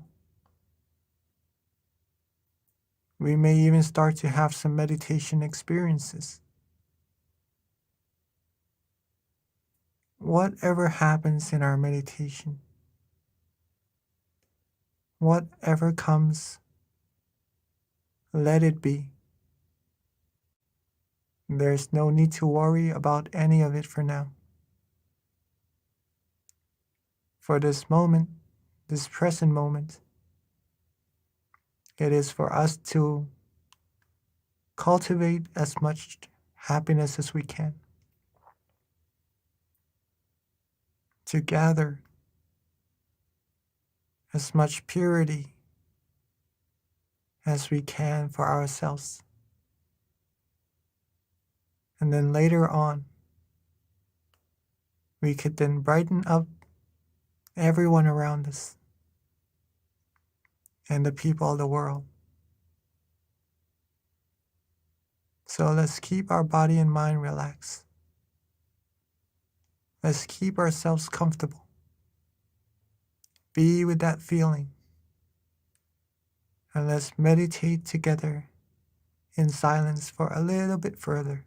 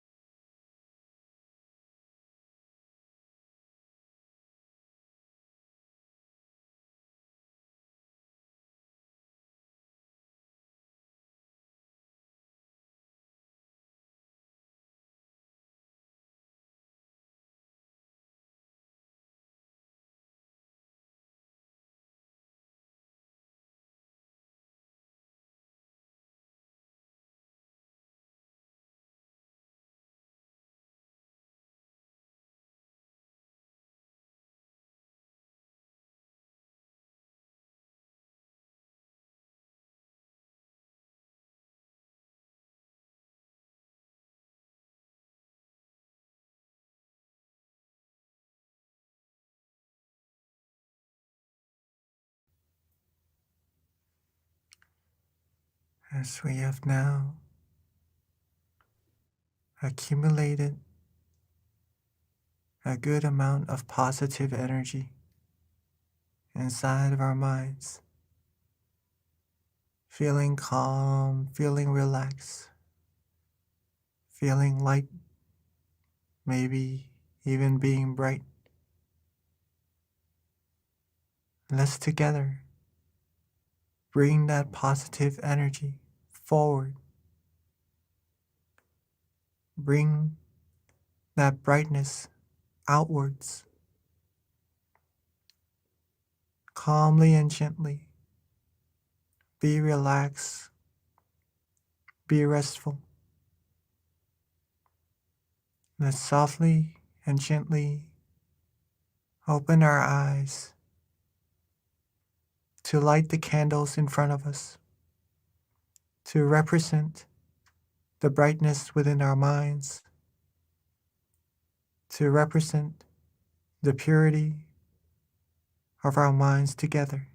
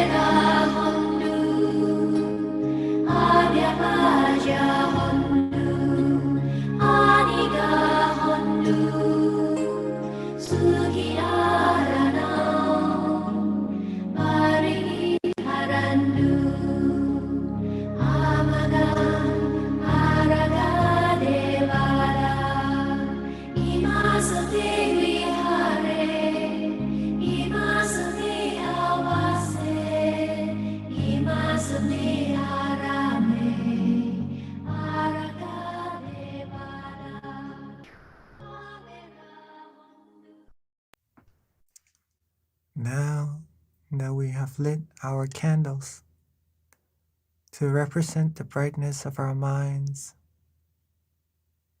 to shine out to this whole world, showing the brightness and making this world brighter together. Let's sit back, relax, close our eyes softly and gently, and reconnect ourselves back to that feeling of comfort.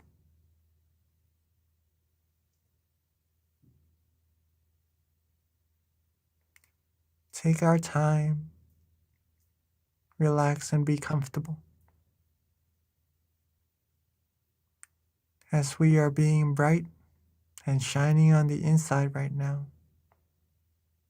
with all our accumulated positive energy, let's bring those positive energy together into a clean, clear crystal sphere.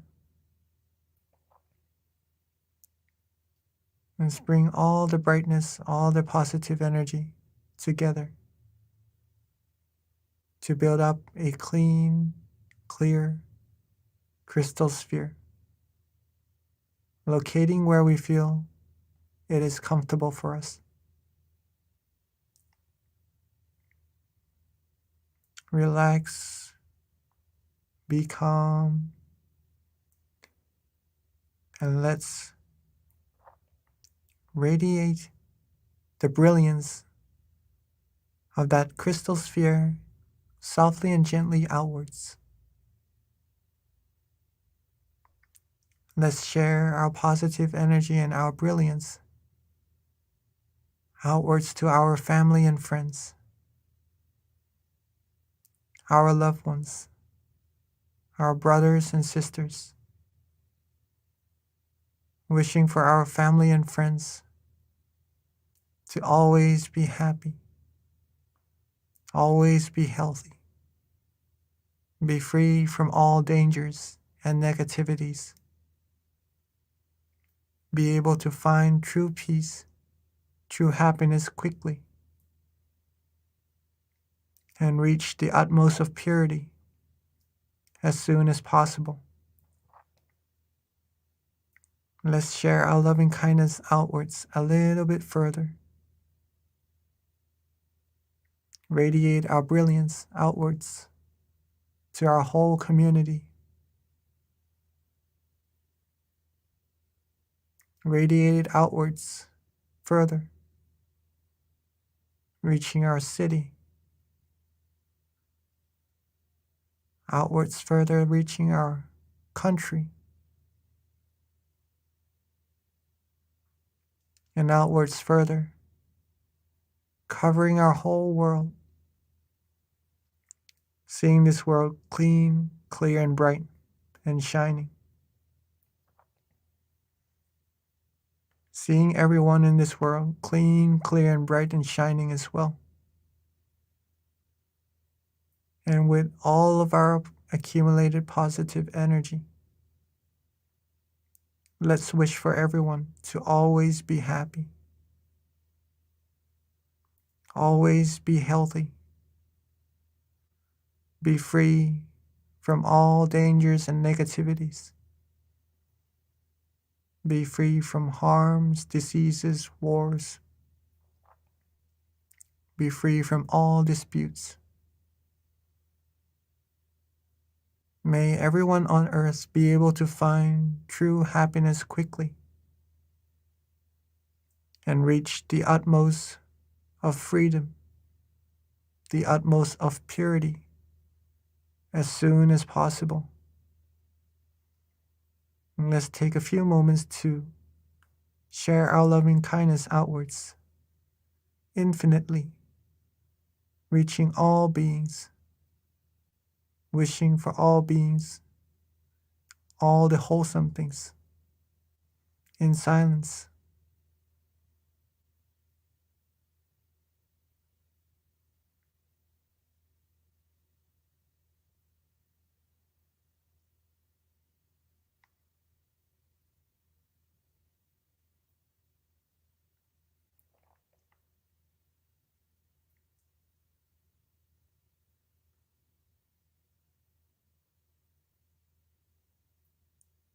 Now that we have shared our brilliance, our light, our kindness and love to all beings together. Let's softly and gently bring our attention back to ourselves.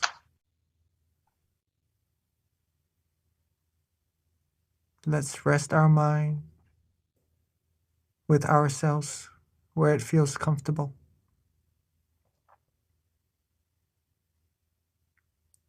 And at that point of comfort, at that source of purity, let's wish for ourselves to always be happy, always be healthy, be calm, be clean, be pure, be free from all negativities, be free from all harms, dangers, diseases, free from anyone who would try to harm us, free from the path to ruin. May us all be surrounded by good, virtuous, wise people. Always travel the path of righteousness. May we all find true peace, true happiness, quickly and easily. Reach the utmost of purity, the utmost of brightness, as soon as possible. And let's spend this moment to wish for ourselves for all the wholesome things we need.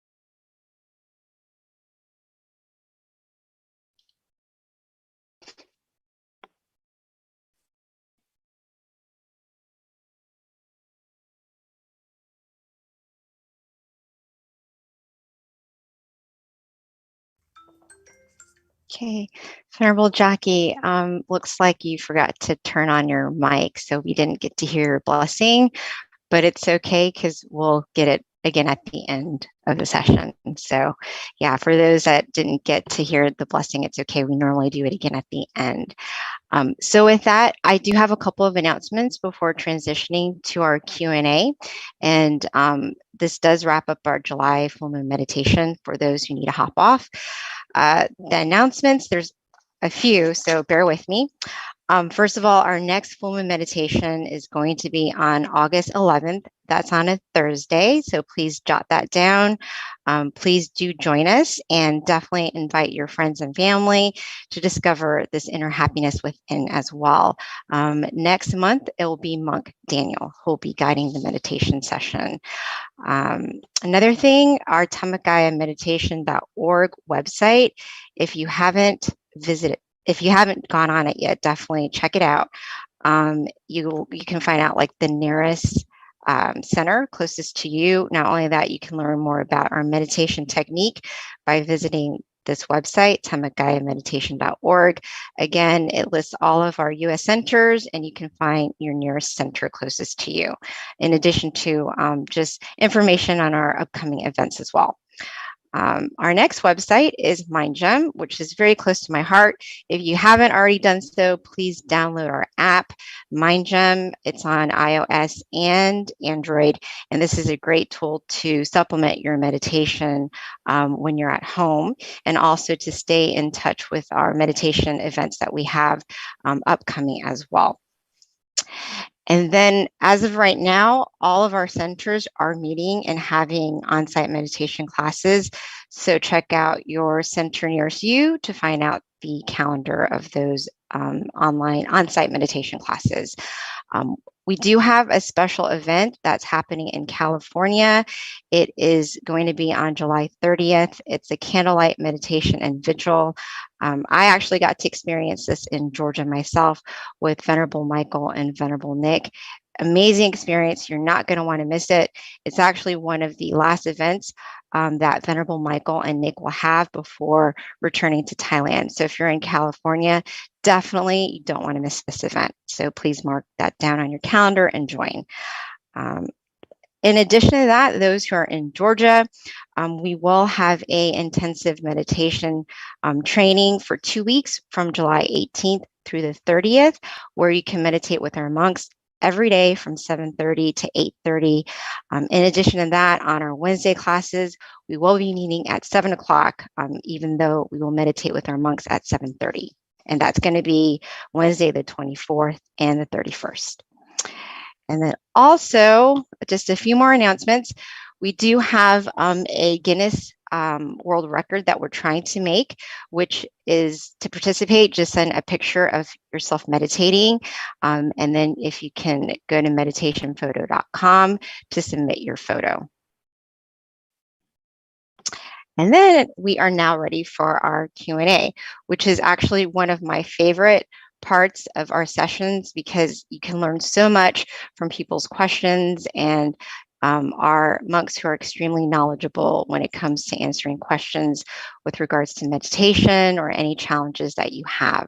So at this time, Venerable Jackie. Hello, Venerable. And also, this is a engaging opportunity, so please do submit your questions via chat, or if you're on site, you can ask the moderator and they will type it in or ask the question on your behalf. By the way, so let's see. Yes, Venerable? Yes. Yes, if you have any questions or if you'd like to share any of your meditation experiences, please feel free to do so, right? You could maybe raise your hand so that we know that you would like to share, okay? Just to share with you a little bit during that maybe silent moment that we had after lighting the candles. If you felt good in your meditation, if you feel relaxed and calm, that is really good. Reconnecting with your inner light, right? When you feel that, you can share that with everyone around the earth, your family and friends, your loved ones, okay? So that they could have part in that energy as well, that positive energy. Okay. Do we have any questions? Kunbi? Not yet, Venerable, but it'll probably start to trickle in soon. Lisa Langley did. She said that she thought that the meditation start at 9. It just depends on where you're at, because we have all time zones essentially. So you'd have to check your location, but we've got people all over the world actually who join this. But if you're in Eastern Standard Time, it is at 9 o'clock. Yes. So, Venerable, I have a question prepared as we're waiting for some questions to trickle in, and I think it's a very it's actually a question that I'm quite curious about. So, I definitely want your input on this, which is when it comes to upholding morality, one being to not lie, right? But what about white lies? I just want to hear your input on that. If you tell a white lie, are you breaking a precept? Because, in some ways you're not harming anyone from that white lie, but it is a lie. So I just want to get your input on that. Yeah, I would say if it is a lie, it is a lie, right? So Mhm. it is best to tell the truth. That is pretty much uh, the the whole thing, right? The bottom line. So even though we would like for someone to feel good and to not to hurt their feelings, right? You may try to speak the truth, but in a more compromising way as well. Okay, if that helps. But to lie and to talk about it in a distorted way wouldn't really be recommended, in my opinion. Right. Okay.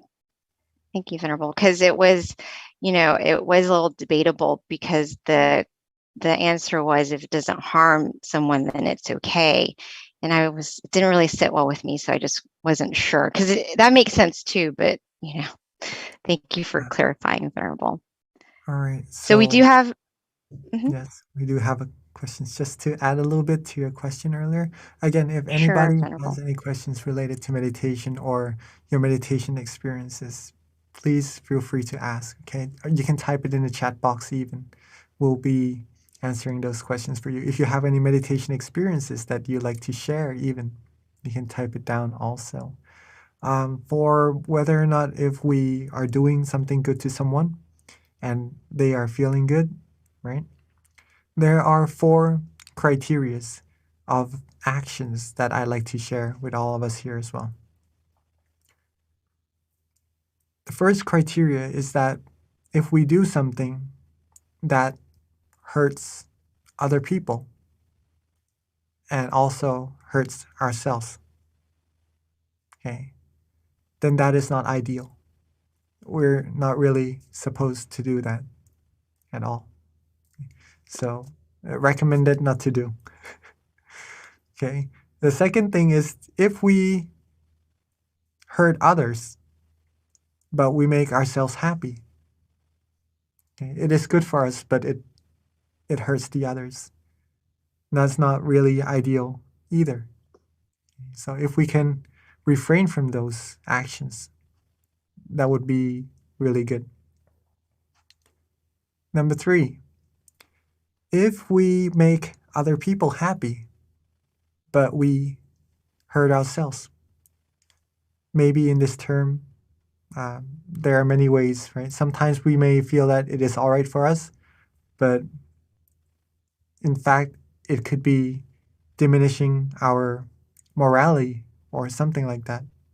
Okay, that is another way of hurting ourselves. Okay, that is not ideal either, right? To make someone else happy, but to make ourselves suffer. Okay, so not really recommended to do that. The last thing, number 4, if other people are happy and it makes us happy as well, then that is what we should do, right? Maybe there are ways that we could compromise our projection or what we do to get these win and win situations. It may be difficult sometimes, but if it could be done, truly done, then that is the most ideal. These are the most ideal actions that we could actually do. Thank you, Venerable. That actually really resonated. Thank you. So we do have a question with regards to meditation, which is why is it important to meditate on a full moon day? From Akasid, right? Yes. First of all, let's say full moon only comes once in a month, right? And it is quite special compared to the other types of moon we have in the sky, because the full moon is a whole moon. It eliminates the darkness in the sky. Okay, it shines brighter than all the stars. And so that makes it a little bit more special even. If it was a door, then it's like a door that's fully opened. Okay, keep that in mind first. Now, a full moon is also a representation or a symbol of wholeness. Okay? It is a good opportunity for us all to come together as a whole, right? To do good deeds, to make good in humanity, right? And with this event, this is a little bit special with this full moon, like the open door that I just mentioned earlier. The amount of positive energy accumulated on the full moon day, especially, would be quite more significant, okay, compared to maybe on every other day, right? But the amount of positive energy accumulated doesn't only depend on the moon. It also depends on our mind. It doesn't really depend on the time as much as it depends on our mind. If our mind is clean and pure, we'll be able to receive more positive energy for ourselves, okay, at any time. But with the full moon, maybe you can think of it as the door of positive energy is fully open, and you'll be able to receive that energy wholly. All right, hopefully that answers your question.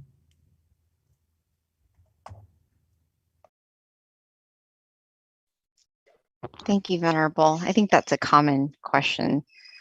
So that's, it's important to know why as well. So there is another question that has come through, not really pertaining to meditation, but more about beliefs, and your opinion on this. But how do you stay with somebody if you're in a partnership with someone who has a different belief system than you?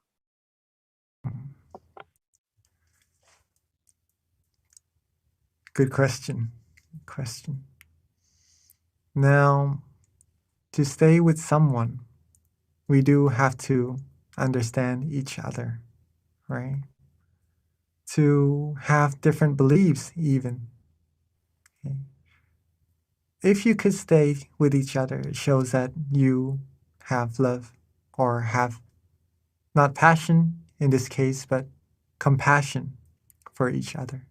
And that is what counts. That compassion will prolong your relationship even further. We are all humans, right? So in this case, compassion is universal as well.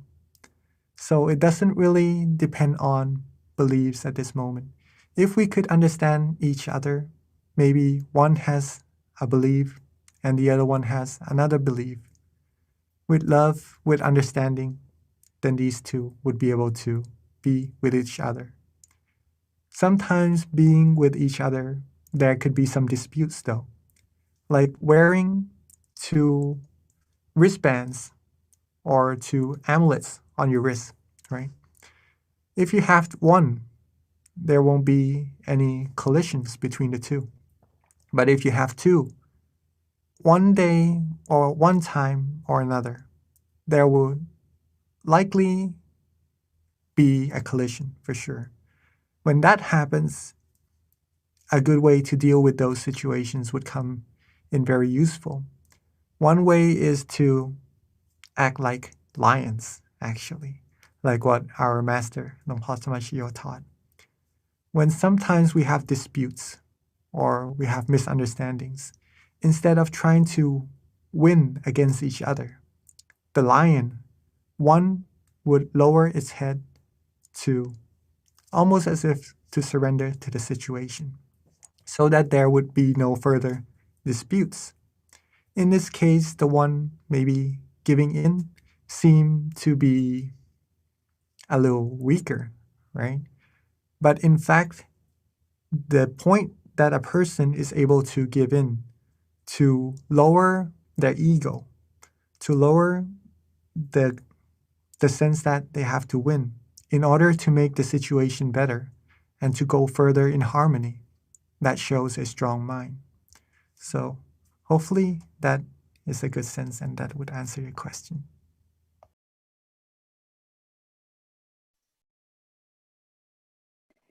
Thank you, Venerable. Yes, that was I think that's quite a relevant question for many people in our world, and who are members of our center.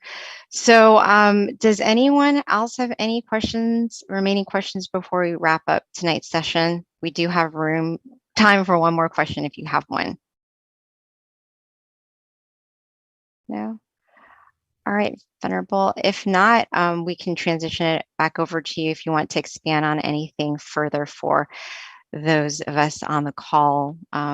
Food for thought until our next meditation session. All right, so some things that I would like to add before we end. The sense of freedom, or in this case,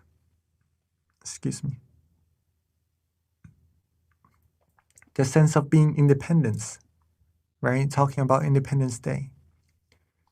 Being independence in the sense of meditation has to deal with not relying on other matters for happiness. We do not have to find some things on the outside for happiness. Then we would not really be truly free, right? Even though we can do anything that we want, but we would still need a reliance on something on the outside to make us happy. True independence comes from a mind that is unattached to anything. Okay? When the mind is free from all things, you'll be able to find the true happiness on its own. When you're able to find true happiness or find happiness on your own, you are truly independent, right? You would be the source of happiness that could help others around you be happy as well. Practice your meditation. Practice being calm, being relaxed, being happy. That is very important. Hopefully you enjoy the meditation session and continue to be happy throughout the days and to be the light to the whole world also. Right? And with all our accumulated merit, let these positive energy come together and bear fruit to all of us, giving us the best of health, wealth, success,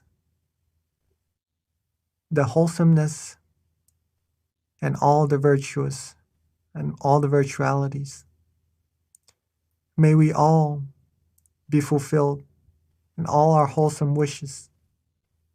May we find true peace quickly and easily, and reach the utmost of purity as soon as possible.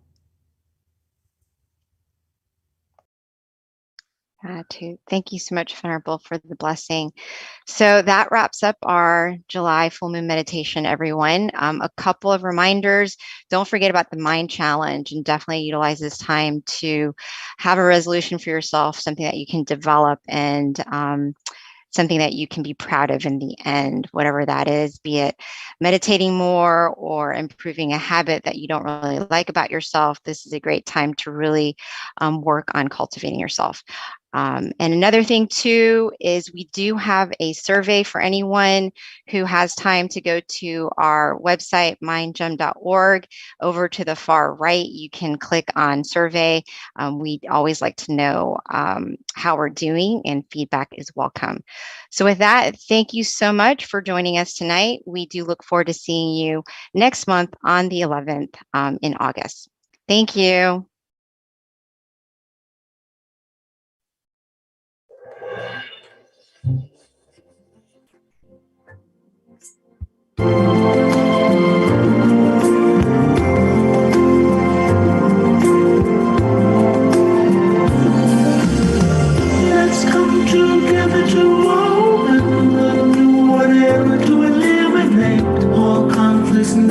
says it's time for everyone to join hand in hand.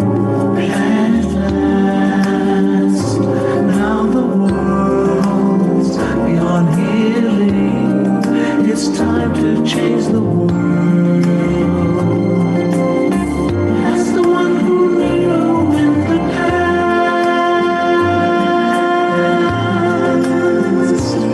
in this period of our time, we will see before we depart this world. Everyone must join hand in hand to change the world from darkness to brightness, from suffering to happiness, from the ignorant to the knowledge one. Change the world, we have to do it the easy way. Be happy and cheerful and childlike innocence. Everyone must try hand in hand. Gently close your eyes, relax, relax. Still your mind at the center of the body and run with it. At the same position of the one who knew from the past. Change the world from the era of darkness to the era of light. From the old era to this new era, the world will be like heaven on earth. No classes and societies. Everyone will be evenly happy. Let's leave the same daily language. Become as one with smiles of love. We'll be kind, the world will change. The world will change. Let's come together to change the world. Let's come together to change the world. Let's come together to change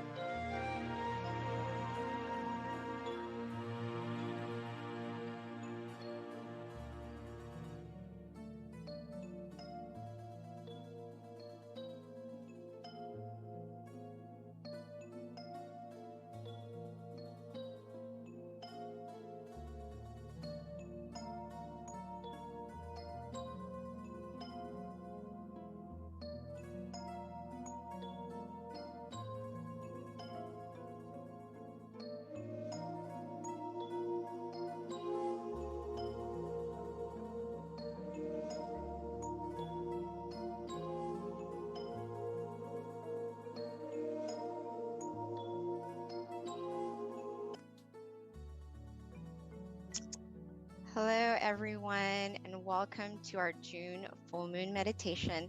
So excited to be here today and to have you join us. So, first of all, can everyone hear me okay? Before we start? Yes? Okay, excellent. Thank you. All right, so before we begin, we always start off with a quote and then an intro with regards to our teaching monk, which is Monk Daniel. So I'm going to read one of my favorite quotes for you. It's just such a profound quote. It's very simple. It comes from this book, Pipo, which is actually Peace In, Peace Out. So this is one of my favorites. It's called See Yourself. And I think it goes with our theme, which is gratitude. Because, you know, the most important person really to have gratitude for is essentially for yourself, because we have to be kind with ourselves. We have to love ourselves and nurture ourselves. So seeing yourself is very important.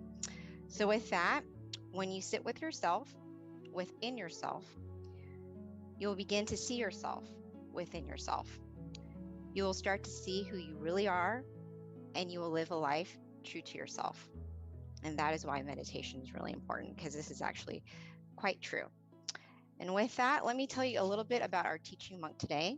So Monk Daniel, for those who haven't meditated with him before, he is simply amazing. One of my favorites.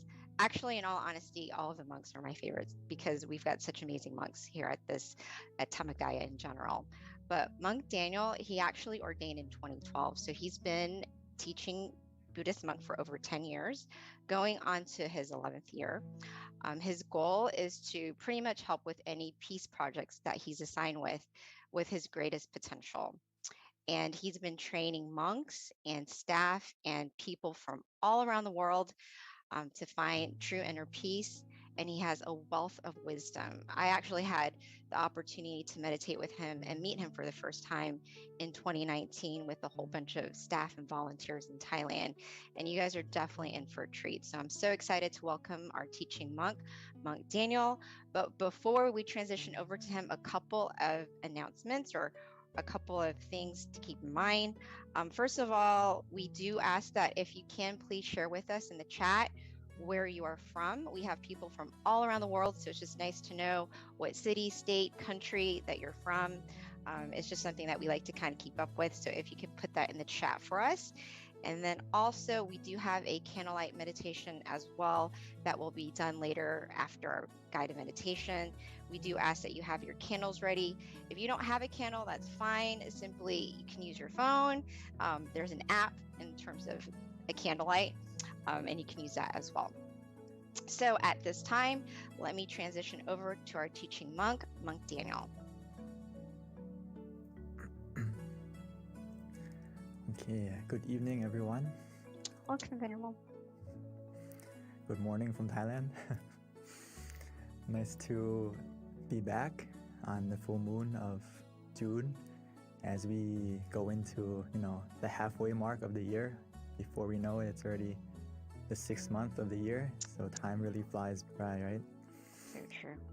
So it's a very good time to reflect as we're halfway through the year. How's it going, right? As today's theme is about gratitude, and also in June, there's a special day that we have, right? In June, we have Father's Day in America, right? So not only should we have gratitude for our parents and especially our father in this month, but we should have gratitude for something very important that they gave us, our parents, our father, and we got the most important gift the moment we were born, which is life. So this is why which connects to the quote just a moment ago from our lovely moderator, from Ms. B, about having gratitude for yourself, having gratitude that you have life. This is the most precious thing we have, right? Time, and we have life.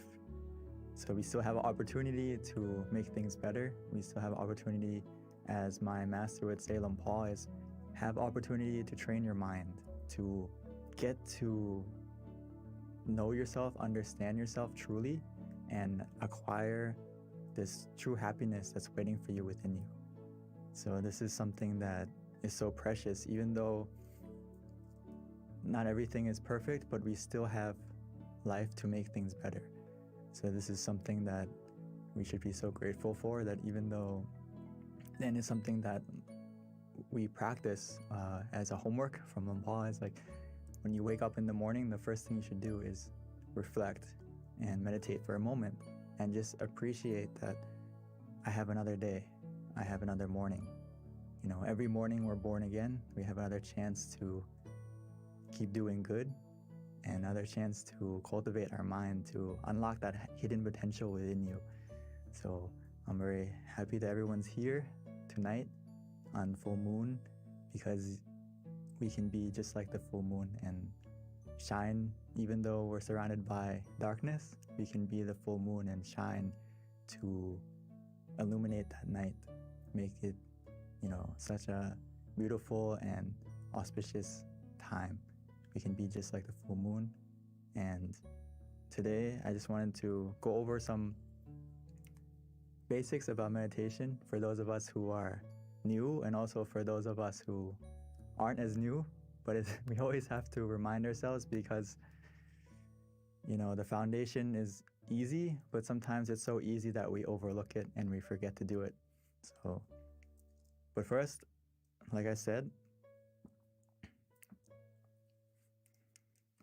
something we should practice every morning when we wake up is our first blessing of the day is that I woke up today.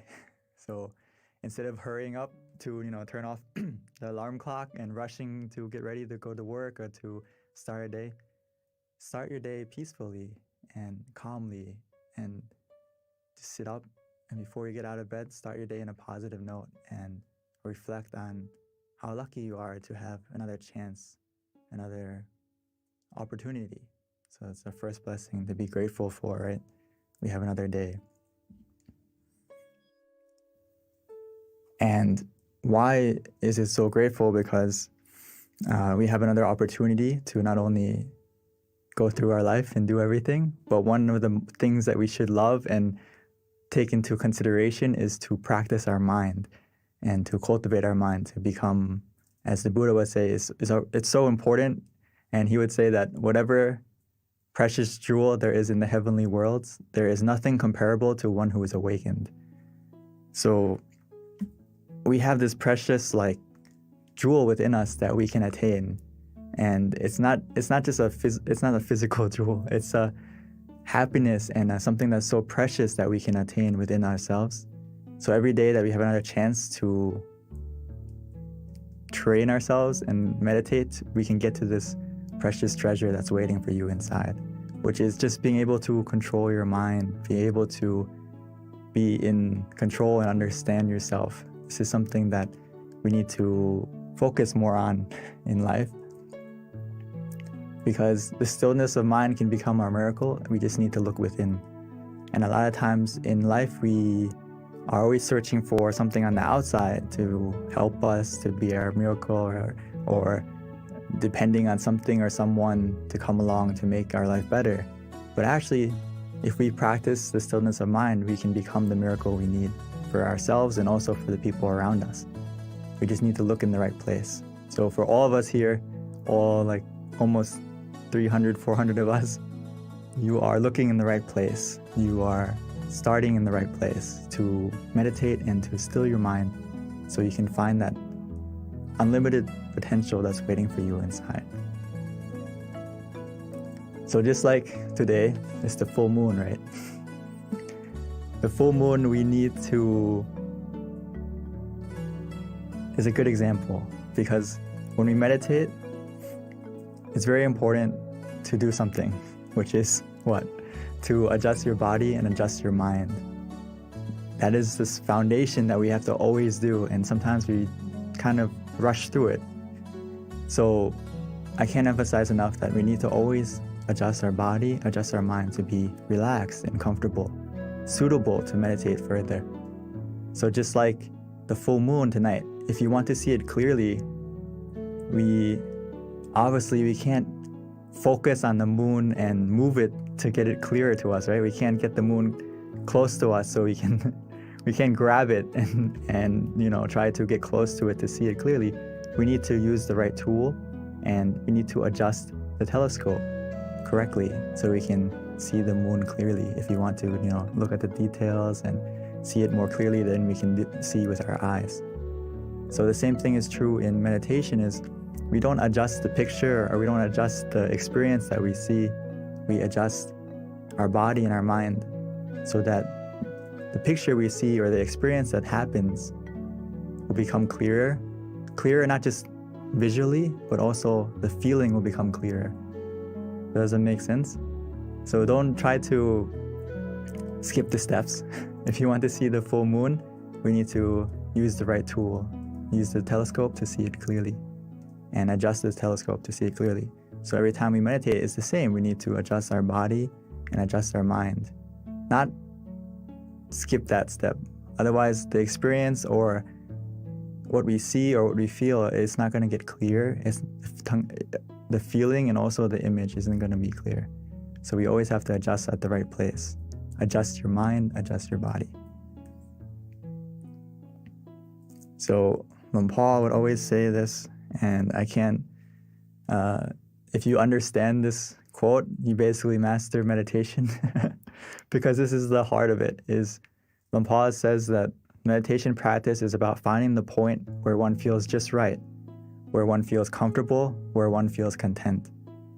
This is something I use all the time in meditation, and that we have to remind ourselves is that where is that point for you?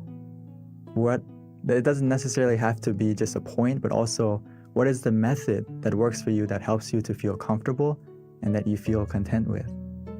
So that's the key. When you adjust your body, you adjust your mind, and then what method are you going to use? What technique are you going to use that helps you to stay comfortable as well as being content with that feeling?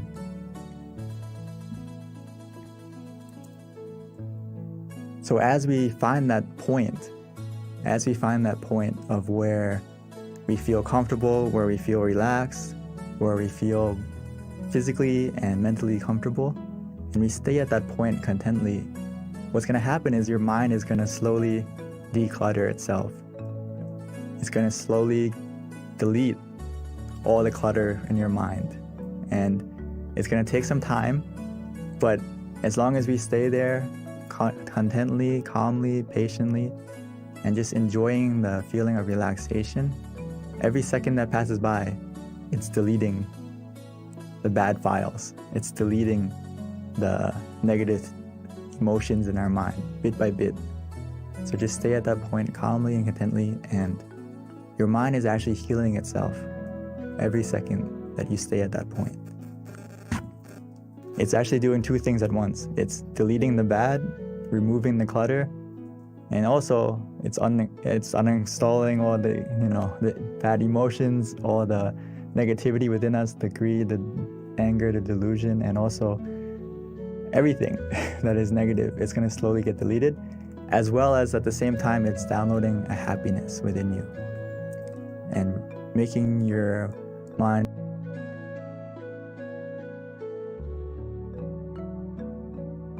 filled with happiness and peacefulness, or at the bare minimum, you're going to feel neutral.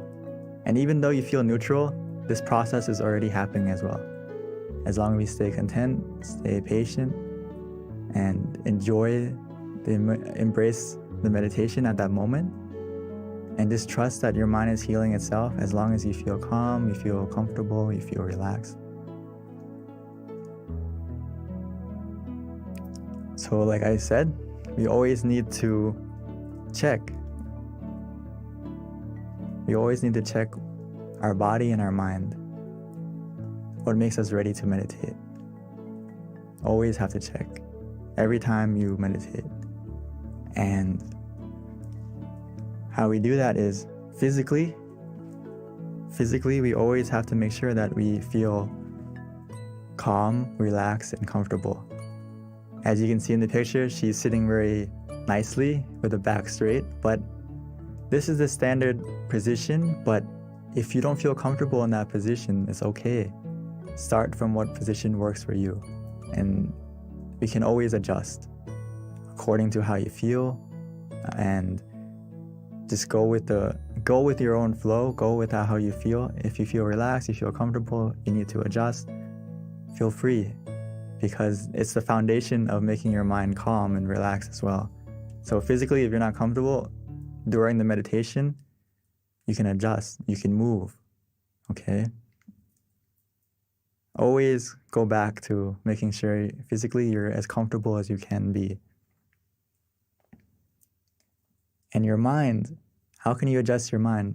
When you go, after you adjusted your body, we also have to adjust our mind by just changing our mindset and switching modes, like we would do with our phone. If you turn on airplane mode, there's no Bluetooth, there's no connection anymore, right?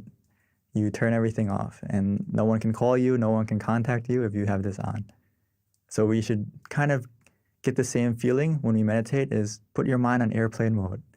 It's not time to think, it's not time to plan, it's not time to do anything but connect with yourself. Disconnect from everything so you can connect with yourself, recharge yourself, recharge your mind. And it's just about starting from that mindset. And then of course we need something else to help us to stay in that mindset, is why we use the visualization and the mantra to adjust the mind bit by bit. And I always love to use this example about adjusting the body because it's really important. It's really important that you don't rush to start your meditation. You know, when I say let's start to meditate, it doesn't mean you need to start as a sprint to get to the peacefulness. You need to see what works for you, what position works for you, what method works for you at this moment. So the crab and the shrimp, they have their own specialty. You know, the crab runs side to side, the shrimp goes backwards. So it needs to adjust itself in the right position so it can go in the right direction. Our meditation's the same. When you adjust your body, adjust your mind, it's about looking at yourself, reflecting on yourself, what method, what technique, what position works for you that helps you to feel comfortable this session. It's not always the same. It's not always a fixed 1 + 1. It's sometimes you have to find the position that works today. And it's not always the same. And the method is the same. Sometimes we use the mantra, sometimes we use visualization. Sometimes we just relax and do nothing. It depends on you. It depends on how you're feeling now. That's the key thing. So just a small checklist to check when you're meditating is, and when you start, is what's easy. If it's easy, it's going to be the next bullet point. It's going to be calm and relaxing. So do what's easy for you and helps you to stay calm and relaxed. And if you do these two things, it's obviously going to make you feel like the time passes quickly because it's easy, it's relaxing. And what happens? You feel happy, you feel content. So just like anything in life, if you have fun with it, if you're enjoying it, time is going to pass quickly. And you're going to feel eager to continue to meditate. You're not going to be like, oh, when is it going to stop? When are we going to get to the end? You're going to be feeling these 4 things. So this is the only thing we need to observe is, do you feel easy? Does it feel calm and relaxing? And then just allow the time to pass. But at any moment, if you feel that it doesn't feel easy, it doesn't feel relaxing, it's just like driving. It's like you're about to go off the road. You're off the middle way. If you fall off track, we just simply restart. If you feel that balance is off, you don't feel comfortable, you don't feel relaxed, physically or mentally, always be ready to restart. Restart in this sense doesn't mean going back to zero. It means just coming back on the road, coming back on the path so you can continue going in the right direction. But if you don't reset, if you don't readjust, you're still meditating, but you're still sitting, but you're not actually meditating. You're going in the wrong direction, and yes, you're sitting, but your progress isn't going anywhere if you don't come back to the right path where you feel in balance, like Paul said, where you feel content, where you feel comfortable again. So the sooner you readjust, the sooner you restart, the better. So just keep that in mind, that it's okay to reset, restart as many times as you need. And before we start the meditation in just a moment, just remind yourself to take it easy, take it slow, and to feel that balance between being conscious, and also to have comfort. These two things are all we need after you adjust the body, adjust the mind. All we need to do now is to find that balance. Feel that balance for yourself, where you feel conscious of your comfort. Does that make sense? Meaning that you are able to, if you feel and are aware that you're comfortable right now, and that feeling is still with you, that means you have both, right? You have you're conscious and you're also comfortable. So just do that and stay with that comfort feeling, stay with the feeling of relaxation, and just observe it neutrally. See where it takes you. The only time you need to react, readjust, or do anything is that comfort is starting to change in a negative way. It's decreasing, or you feel not as relaxed as before, then okay, that's something we have to interact and adjust by whether adjusting the body again to be comfortable, or mentally, maybe we need to use the mantra again or use the visualization again to help you to get back on track. So hopefully we got some sort of picture of how to meditate. And now I would like to invite us to practice meditation together, and we can put it into practice and have some time to cultivate our mind as we can become the full moon we need tonight, find our brightness within us. So I would like to invite everyone to prepare yourself to meditate.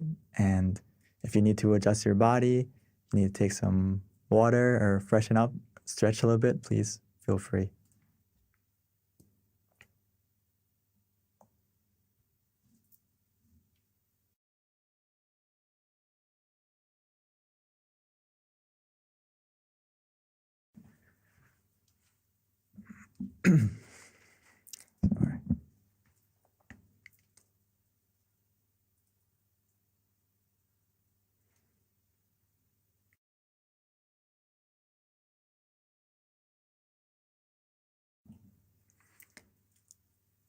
So let's take some time to switch modes. Now it's time for us to meditate. Time for us to find the miracle waiting inside.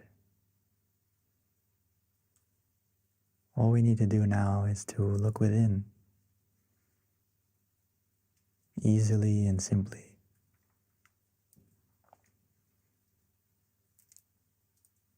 So let's take our time, take it easy.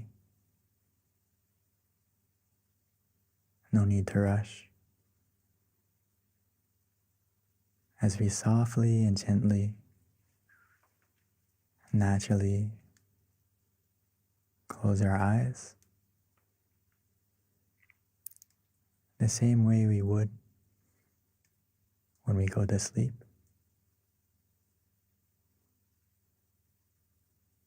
Because now is a time for us to rest, to reconnect, to recharge,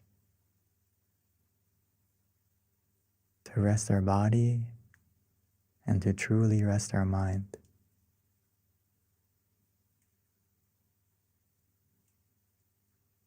And we can do that easily and simply by first taking the time to adjust our body, making sure that our body is completely relaxed, comfortable, by finding the position that works for you. Whether you're sitting on the floor, in a chair, wherever you may be, take a moment to check yourself. Finding that position that feels good, feels relaxing.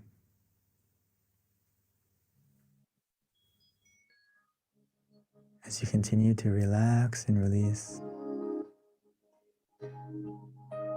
every single part of your body,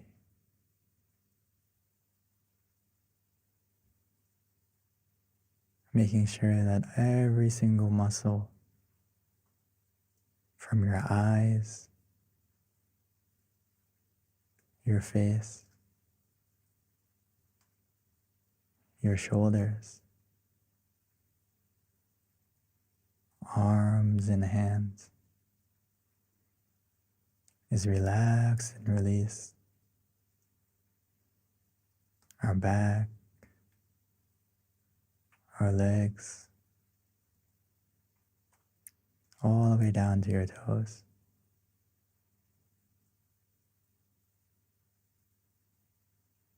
Relaxing and releasing.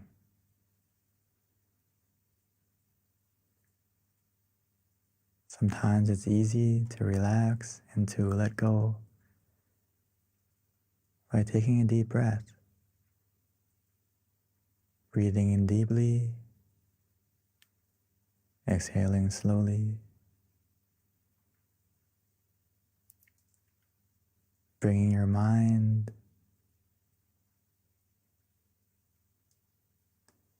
to the attention of your breath, feeling the relaxation, the coolness as it enters your body, filling up your lungs and spreading to every corner, every part of your body.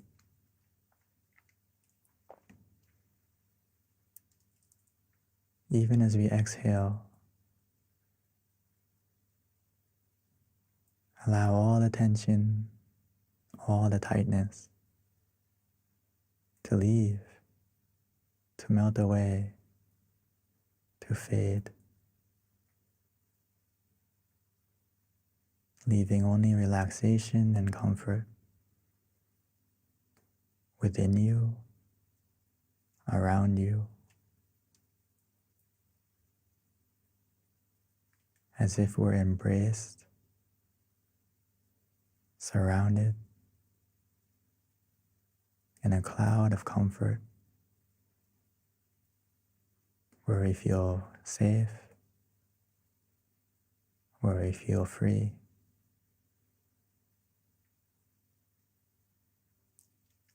And just continue to relax, to release. And gradually our body will begin to fade away, almost as if it's not there.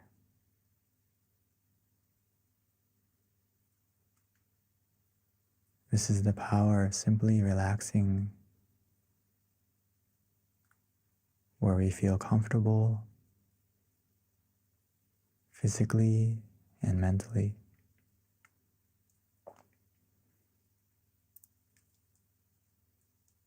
Now that our body is more relaxed and comfortable,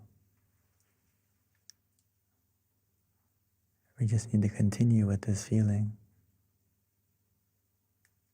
allowing our mind to also let go, to relax, to release. Allow your mind to let go. Put everything aside, whether it's from the past, because it's the only time that we can truly control. It's not time to do anything. It's just time for us to relax, to release.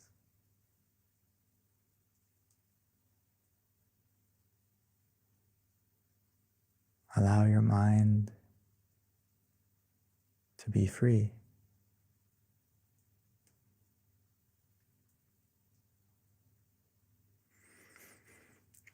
To help your mind to be free and to slowly let go, to stay in the present, we can use any method that feels easy, that we are familiar with, that helps us to stay comfortable as well as conscious.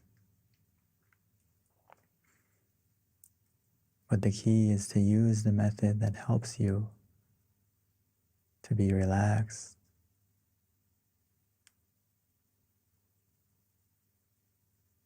so whether we use the mantra, Samma Arahang,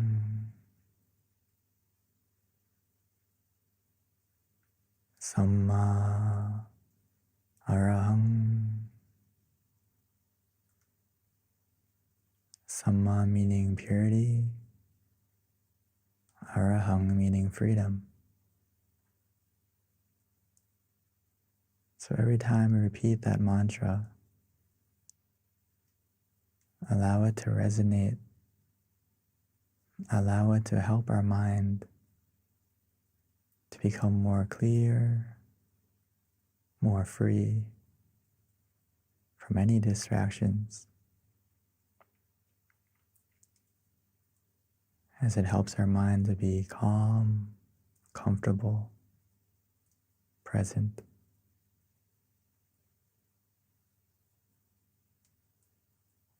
Or some of us may enjoy to visualize, especially tonight. We can imagine the full moon, however small, however big. We can imagine the moon shining, even though it's not clear, as long as it helps you to be calm and comfortable. It's not about the clarity of the image that we imagine. It's about the feeling. We can imagine it anywhere, any way, as long as it feels easy, feels relaxing.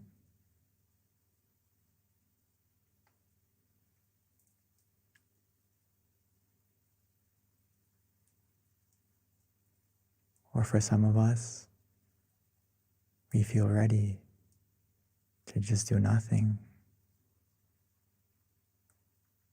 just to relax,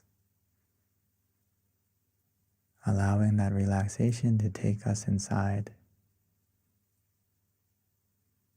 as if the relaxation and comfort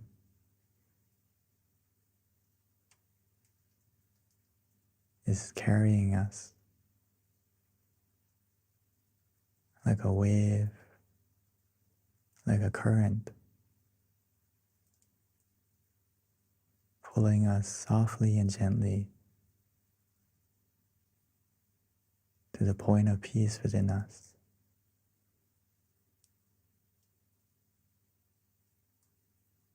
Within us, we all have a point of peace, a place of peace that our mind can go to, that our mind will go to automatically and naturally, as long as we maintain the feeling of relaxation of both body and mind. Our mind will go to the center of the body, the place of peace within us that we all have, that we can all connect to.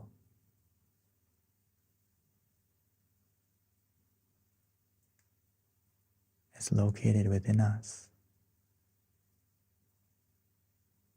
at the center of our abdomen, 2 finger widths above the navel.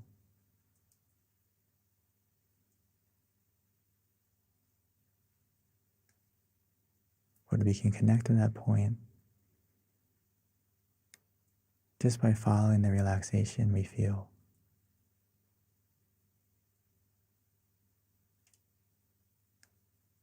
The relaxation of both body and mind will be our guide.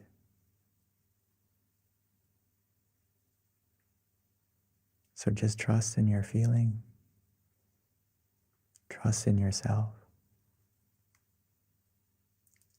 Follow that feeling of relaxation.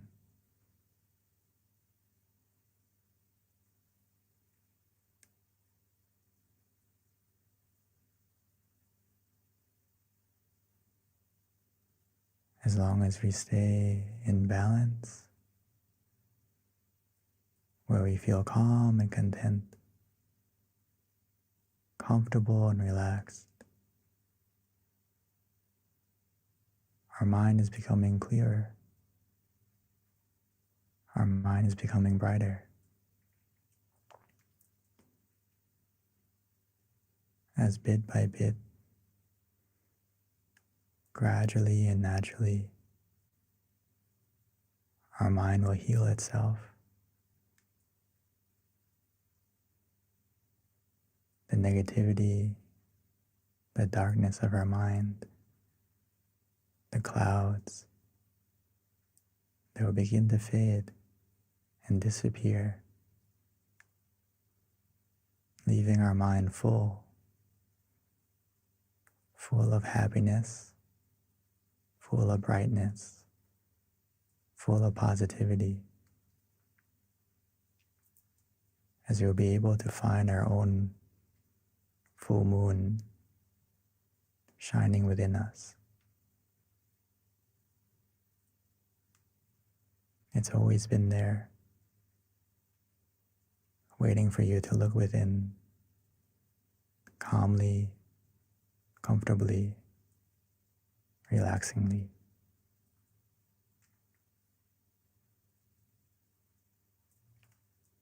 So let us enjoy this relaxation together, allowing it to grow, allowing the meditation to be the wind of clarity, pushing away the clouds so we can be able to see our full moon. Not only see it, but most importantly, feel it. The happiness within us, the contentment that can only come from a mind that is still.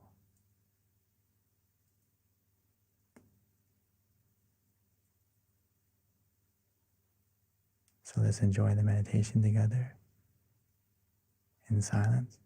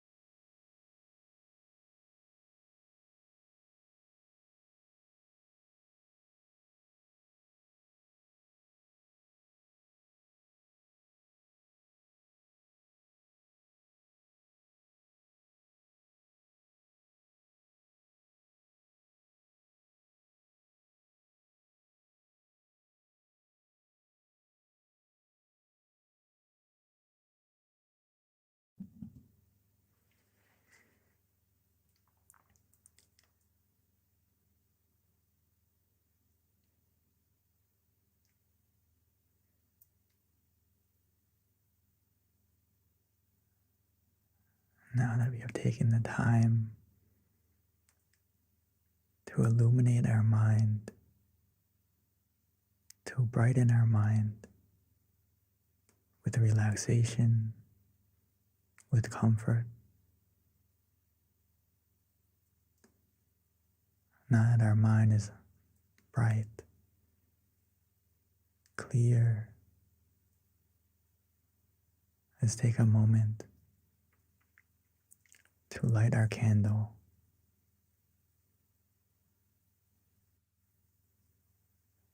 Now that we have found our light within, with the positivity that we feel.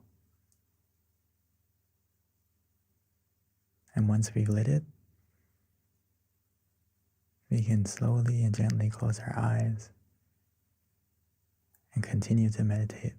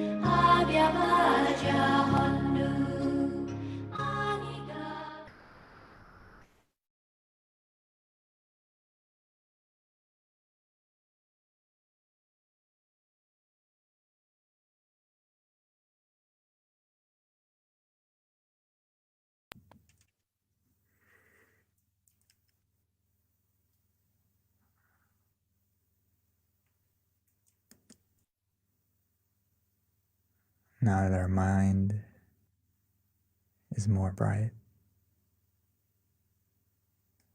now that we lit the candle on the outside as well on the inside,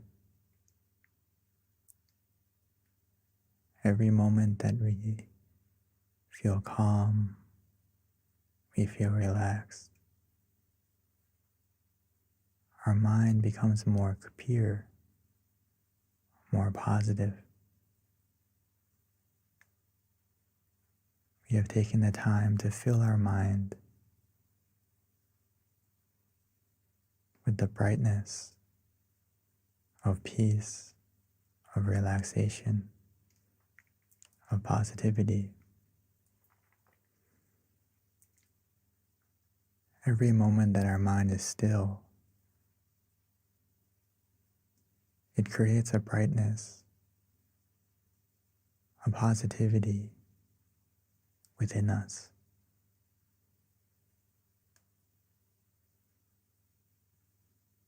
Because every time our mind is still, it becomes more pure. It stops the greed, it stops the anger, it stops the delusion. So now that we have taken the time to fill our mind with positivity, with brightness, let's take a moment to share it, to spread it, to send it.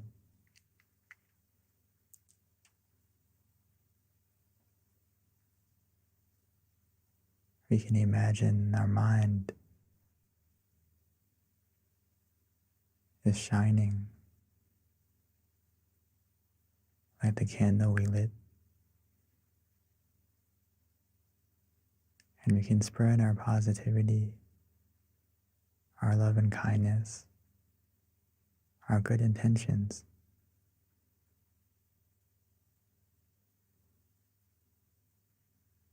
by first wishing to ourselves, wishing for yourself to be happy, to be healthy, to be free from any suffering, free from any dangers or any obstacles. May your brightness of mind be able to overcome any darkness, any obstacle. And then as we continue, we can wish the same for our family, for our loved ones. No matter the distance, no matter where they may be, the power of our mind that is still, that is illuminated by relaxation and calm, we can send our positivity, we can send this energy to anyone, to everyone.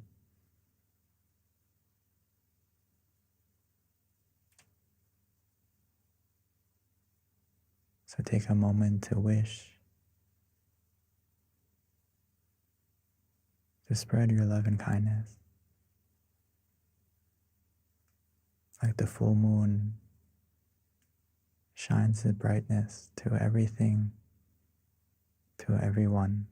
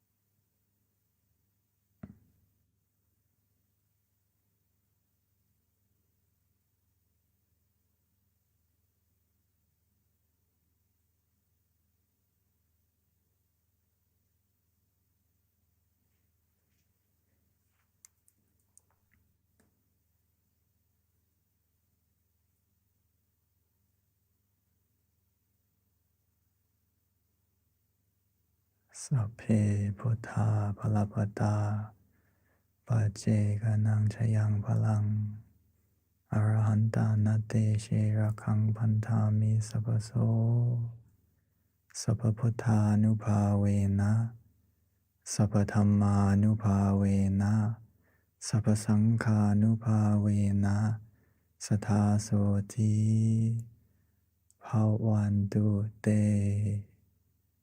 By the power, the positivity generated within us from our meditation and from all the good things we have done that we can remember, that we can recall, or that we can't recall.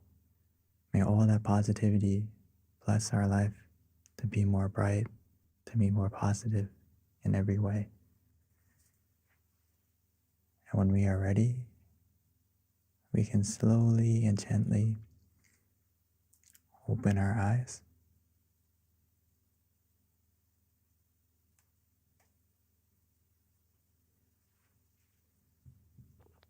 Thank you, Lompi, for an amazing meditation session yet again. I always like a lot of your analogies in terms of just the brightness within and the full moon bringing it inside. That's very just helps me envision that. So thank you, Venerable. So before we transition to Q&A, a couple of announcements. Our next full moon meditation is going to be on July 13th, which is a Wednesday of next month. So please mark that on your calendar. Again, the next full moon meditation is going to be on the 13th of next month. Please invite your friends and family to join us. Please definitely check it out online, tamagayameditation.org. This is where you can find out about our other centers, various online meditation classes that we offer, which is in person. We've got a couple of centers. Actually, all of our centers are open at this time. So definitely visit your local center. You can just look at the locations to find out the center nearest you. Azusa has a couple of events going on as well. So check out their website, peacepointmeditation.com. Chicago has online courses, and so does Georgia. We have classes every Wednesdays from 7 to 8:30 and Sundays at 12:15. One other thing, MindGem, if you haven't downloaded it yet, please do so. We are available on iOS and Android. This is a great way to stay in touch with us and get notifications on our upcoming Zoom sessions, on our upcoming full moon sessions. We also have Zoom sessions as well on the calendar that you can check out on our website. In addition, it's really nice to have the app because you do have a selection of some of our amazing teachers. We have over 100 audio tracks as well that you can listen to in terms of guided meditation at the convenience of your home. So please download it if you haven't already, MindGem on iOS and Android. And then one other thing, we have something that we're doing that's going to get us exposure. We're trying to get into the Guinness Book of World Records with the most amount of people meditating online. So if you can, please upload a picture and send it to meditationphoto.com. And that's the flyer right there. All right. So with that, I think I have given all of our announcements that we have. We are now ready to transition over to Q&A with Monk Daniel. So, Venerable, we are ready for you. So this is where we invite everyone to join us and ask questions. The more questions you have, the more engaging it is, the more you're going to learn. So this is actually one of my favorite part of our online meditation sessions because I learn a lot and it's just very inspiring hearing some of the answers that the Venerable gives us. So with that, if you have any questions, you can either raise your hand and we'll spotlight you, or you can ask it through the chat and I will read it out loud to the Venerable and then he will answer it accordingly. So at this time, the floor is open. And sometimes I have to start it out, so I always do have a question in mind if I need it. Yeah, please. Okay, here's a good one. Okay, yeah. How can I apply mindfulness to romantic relationships? And that was from John Upshaw. Okay, thank you, John. Very good question. How can I be mindful or apply mindfulness to my relationship, right? Romantic one. The most important thing is through practicing meditation, we take the time to love ourselves and take care of our mind. And Paul Tamachio, my master, would always say, you need to love yourself first before you can love anyone else. So if you can find and not only that is that all our positivity, our true love, is the source of it comes from within you, right?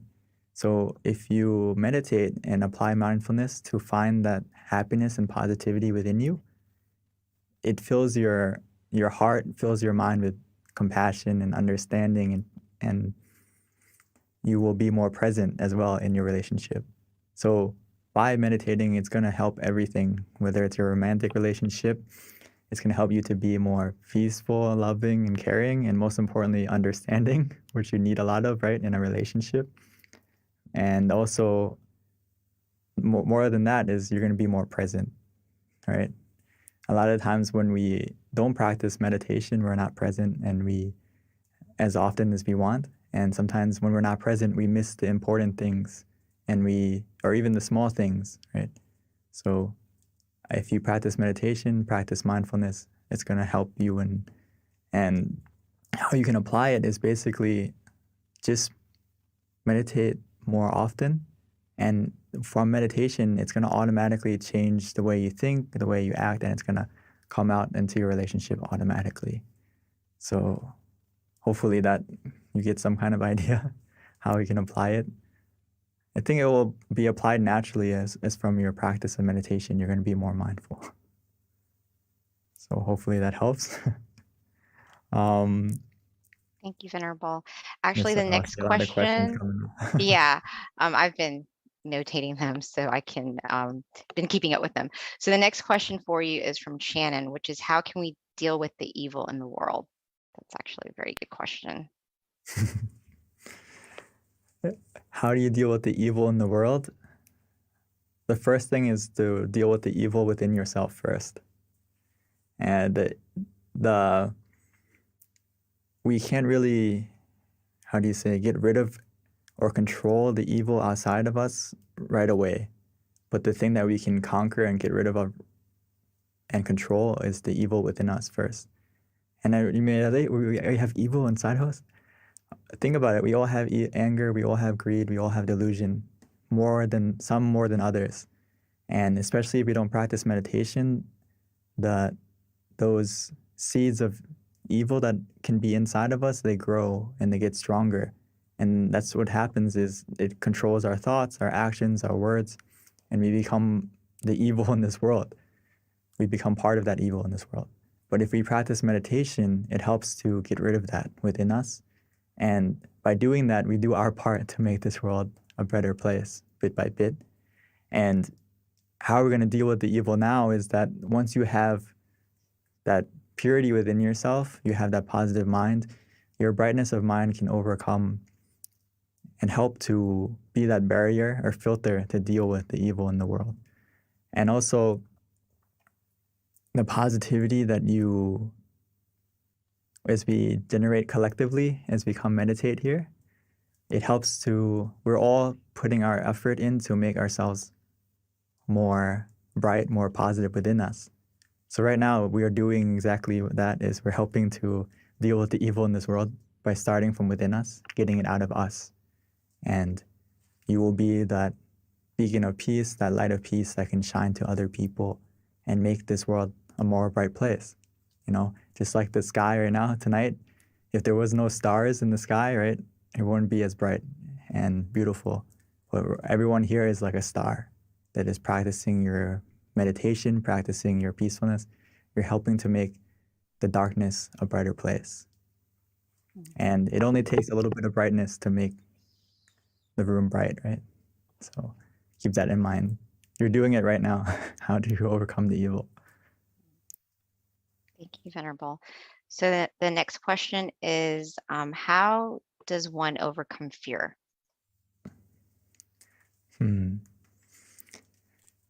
Fear, my my Paul and also some of my teaching monks, they would always say that if your mind is in the right place, there's nothing to fear.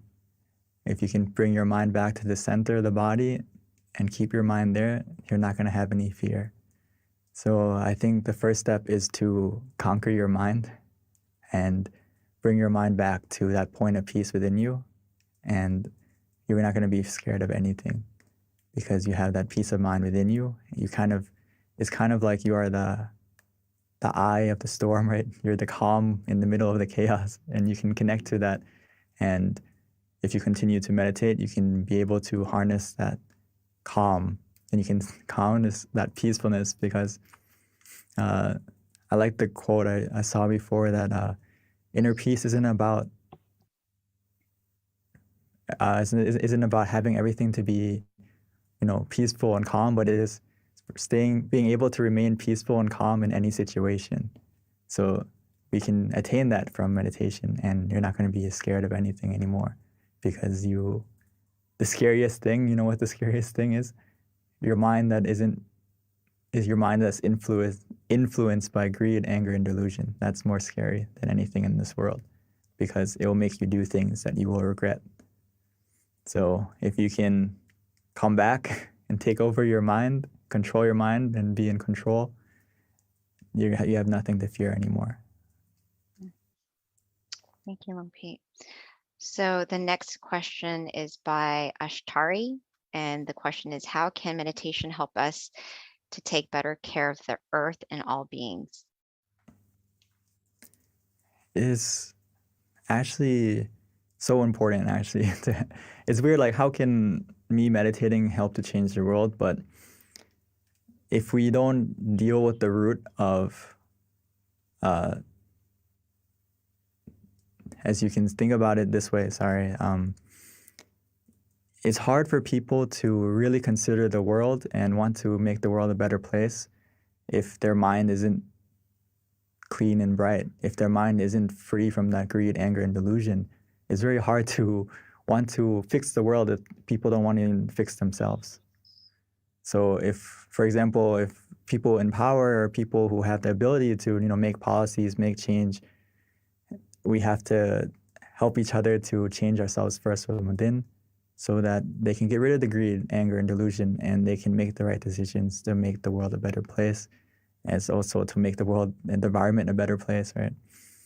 So first, similar to the other answers, is start from yourself and encourage others to meditate too, because that will directly and indirectly help to make this world a better place in every way, whether it's the environment and not just like the physical environment, but also the atmosphere would be better from everyone meditating together.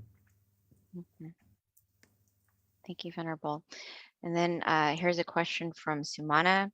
And Sumana had a very calm session today, but hasn't felt like this Sumana actually has gotten happiness yet. And the question is, what should I do? So I had so much calm with this session, but I haven't gotten happiness yet. What should I do? Oh, it's okay. As long as you feel neutral, that's already successful meditation. So if you feel calm, that's a little bit more better than neutral. It's also good. Whether you feel neutral, you feel calm, the happiness in meditation, it's a subtle happiness. It starts from a subtle happiness. It's not like a overwhelming, like blissful happiness right away where you're just shining and beaming with happiness. It slowly gets to that point. As long as the key thing is to be content with that calm that you feel. And sometimes what happens to a lot of us,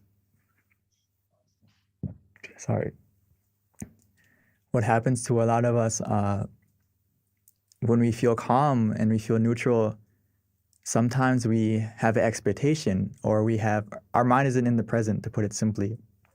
Our mind goes to the future expecting something more, or wanting something more to happen, or why is anything happening yet? So if you feel that way, we have to come back to the present and just be content with that feeling of calm. And if you can stay content, that calm is going to slowly bring the happiness. It's going to come automatically. So you don't need to go searching for the happiness. When is it going to come? it will come as long as you stay content and just ask yourself, are you truly in the present, or are you thinking of, why am I not there yet? Where is the happiness? If you're thinking that way, that means your mind is in the present. So you just have to come back, and to help you to stay content or to help you get off those thoughts, you can use the mantra, or you can visualize to keep your mind present. And the calm will change to the happiness slowly. Actually, it'll be quickly if you can stay content truly. If the key is about being content with what you have and not worried about what's missing. So sometimes we fall into that trap where we're like, hey, I am calm, but I kind of wish, like deep down inside, that it was more calm than this. And actually, we're already in a good spot, but our mind thought that way. And if we find it thinking that way, no problem. Just come back and use the mantra until you forget about wanting something else. Or use visualization to bring your mind back. Hopefully that helps. Thank you, Venerable. All right, we've got lots of questions, Venerable, so I think we're going to keep you busy until the end. So, and this next question is an interesting one. I'd like to hear how you respond to it too. And it's from Sylvia. And the question is, when we are born, we do have a destiny already, correct? Can we change any actions or events in this destiny through meditation, and how? This is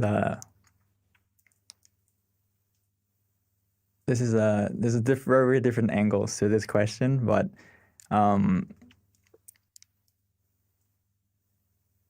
we can change. There are certain things that we have a destiny to have happen because of the things we've done in the past that we can remember or not. And in the sense of Buddhism, if you talk about past lives, that has impact on our life now. But if you just think about this life, we have control of our destiny in the sense of we can't undo the things that we did in the past, but we can make the future, we can decide the steps we're going to take now by the present. So if you meditate, it's going to help you to make the right steps in the right direction because you become present. And when you meditate and make your mind clear and bright, it's obviously going to help you to make the right steps. You're going to know for yourself what's the right thing to do from the clarity of your mind. But a lot of times when we don't meditate, we don't have that clarity. We don't have the wisdom within us to do the right thing. Because a lot of times we are clouded or we are cluttered or we're distracted by, our mind is scattered, our mind isn't still. So if you want your destiny to get better, we can change it by what we do now. And the first thing to do is to make sure that your mind is clear and bright. So that can help you to make the decision now, to make yourself better or to do the right decision now. And that's why Paul would always say, if you make your mind clear and bright from what you do now. And yeah, hopefully, I think that's basically the main sense of it. I don't want to go into much super detail, but I think you can control your destiny. And I know you can control your destiny and change it from what you do now, from your purity of mind. Thank you, P. That's always, I can see how that can be a complicated answer, but I really like your input on that. Okay, we've got plenty of questions. So are you ready for the next one, Venerable? Yeah. Okay. All right. So the next question is, we've got a person who's planning on becoming a monk. So the question is, I'm planning to become a monk. Do monks have evil in them too? When you are a monk and hopefully you have no evil in you, then how do you deal with the evil in the world? Can meditation stop this evil? I think I kind of talked about it a second ago, is that do we have evil inside of us? I would say everyone has evil inside of us. And it's a thing that's kind of like it's buried in our mind. It's imprinted in our mind, and that's why we have to cultivate our mind and look after our mind by meditation. so we can get rid of that evil and eliminate it from your mind, which can only be done through meditation. So I like the quote from Lompa Tata. He said that being a monk or being this robe doesn't make you holy. Your actions make you holy. So, and also Lompa would say that only through meditation can you purify your mind. And it's a good thing, and I rejoice in your decision to become a monk, even for a short time or a long time or however long you are, because you have more time to meditate. You have more time to cultivate your mind, to get rid of the evil in your mind and eliminate it, which it's a ongoing battle that you have to deal with. Just like everyone in this world, we have to maintain our mind and look after our mind as deeply as we can. And as we meditate more deeply, it's gonna bit by bit uproot that evil from within you until it's gone. But as long as we haven't reached the full state of, enlightenment, as we say in Buddhism, it's always there. But we can always keep it at bay by meditating. And eventually it will go away and it won't be in control of you anymore. So, yes, by meditating, you fight the evil within yourself and also help to fight the evil in this world. And there's no way you can fight the evil in this world if you haven't conquered it within yourself first. So I think you're making the right steps to become a monk so you can help in this battle, not only for yourself, but also for everyone in the world. And you can, once you get it, you can share the knowledge to meditate. So that what we're doing right now, everyone here is helping to fight that evil. Yeah. Venerable, that is like so powerful when, you put it that way in terms of we have to conquer ourselves first in terms of the evil. And then, that's how we can help the world. And that's why it's like, it just makes, when I've had my teachers in the past mention that we are born to meditate, and it's a little extreme, but, when you start meditating more and more, you understand why that's the case and how powerful meditation can be, and how if we really want to help the world, truly, it's through like peace of mind, because that's where all the problems is within human mind. And that's why, we've been doing this every month, because we're trying to like get that and spread that inner brightness to everyone. So, this is only a natural plug on July 14th to definitely try to invite friends and family to learn about meditation or be more committed, because, if we really care about the world and humanity, this is how we do it. I think it connects to Kunyai, our great master Anand. She would say that you have to look at yourself, whether you have enough positive energy, or in Thai we say bun, right? We have enough positive energy within us to help someone else. And a lot of times it's about helping yourself first so you can help others. And it's something that is a good thing, like to have the idea you want to help everyone, but if you haven't helped yourself first, you haven't conquered the greed and delusion in your mind first, it's very hard to go helping someone else. It's like if someone is drowning and you can't swim, or you didn't jump in to help them, now it's two people drowning. Or in that case, if you see someone drowning and you can't swim, you need to find someone that can swim to help them, or find something to throw in the water to help them that, stay afloat or something like that. So you have to know yourself and be ready to help someone first. So that's why for the person who wants to be a monk, that's great that you want to train yourself and cultivate yourself first before you can help others. So thank you, Venerable. So we do have a couple more questions. Let's get to it.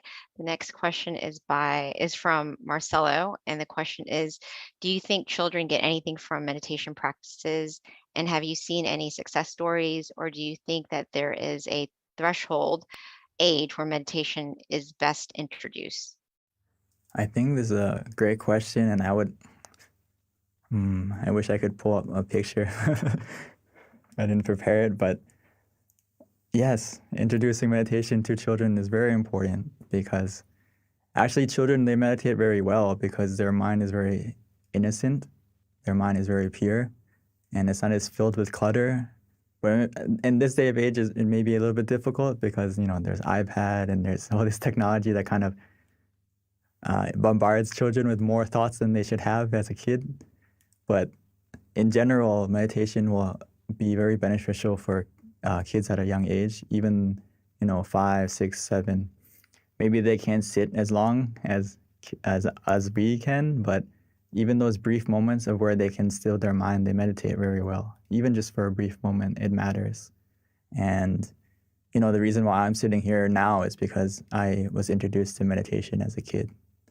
And actually, a lot of people in this room, as well as one of the monks, a lot of the monks here, I've met before as a kid, and I'm here because before they introduced me to meditation, some of them before they were a monk, they were a lay person, and they invited me when I was 7 to come and meditate. And I never thought it would lead me to here, but things happen for a reason. So I think, the sooner you introduce kids to meditation, it can really set them in a good way, especially knowing how to deal with stress and knowing how to, learn how to conquer their mind at a young age, I think is a huge tool and ability that will help them in their whole life, what they can do. Mhm. It's so cute when you see little kids meditating and how peaceful they are. It's so adorable. I love seeing that. We actually have younger kids come meditate sometimes as well, and it's always very refreshing to see. So, Venerable, the next question is from Deb, and this is kind of a long question, but I notice since I understand what peace feels like, my body is very sensitive when I feel any bit of stress or lack of confidence. How do I quickly calm myself to get back into that state of confidence and peace?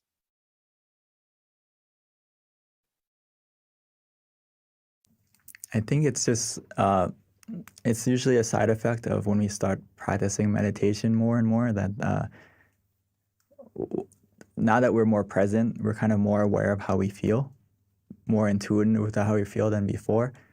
So sometimes it can be like that where you're more aware that, okay, now I feel uncomfortable, now I feel stressed out, but you can use it as a benefit that, okay, now that you feel that way, you need to kind of, that you need to reconnect and recharge to where you feel comfortable again. So throughout the day or throughout the activity, if you start to feel stress, you start to feel that lack of confidence, you're just more aware of it than before. Before you just let it happen, and now you're aware that it's happening. So now you can put the effort in to make it change by connecting to the center again, or just taking a deep breath and using the mantra again to calm yourself down, to recenter yourself. So it's a good thing that you're more aware of how you're feeling, and now just apply the meditation into it. When you feel that way, you feel off balance. Just like in meditation, when we say that you don't feel comfortable, you don't feel relaxed anymore, we tell you to open your eyes or to readjust. In your life, we can do it the opposite. If you feel uncomfortable, you feel lack of confidence, you feel stressed, you can reset by coming back to the present, taking a deep breath, or closing your eyes if you can, and just try to meditate for a brief moment, just to center yourself. And you'll find that confidence and that stress the confidence coming back and the stress going away. Mm-hmm. Thank you, Venerable. So, Venerable, it is 10:30, and we do have a couple of questions left. So, I think what we can do is just save them for next time, other than maybe we can take one more.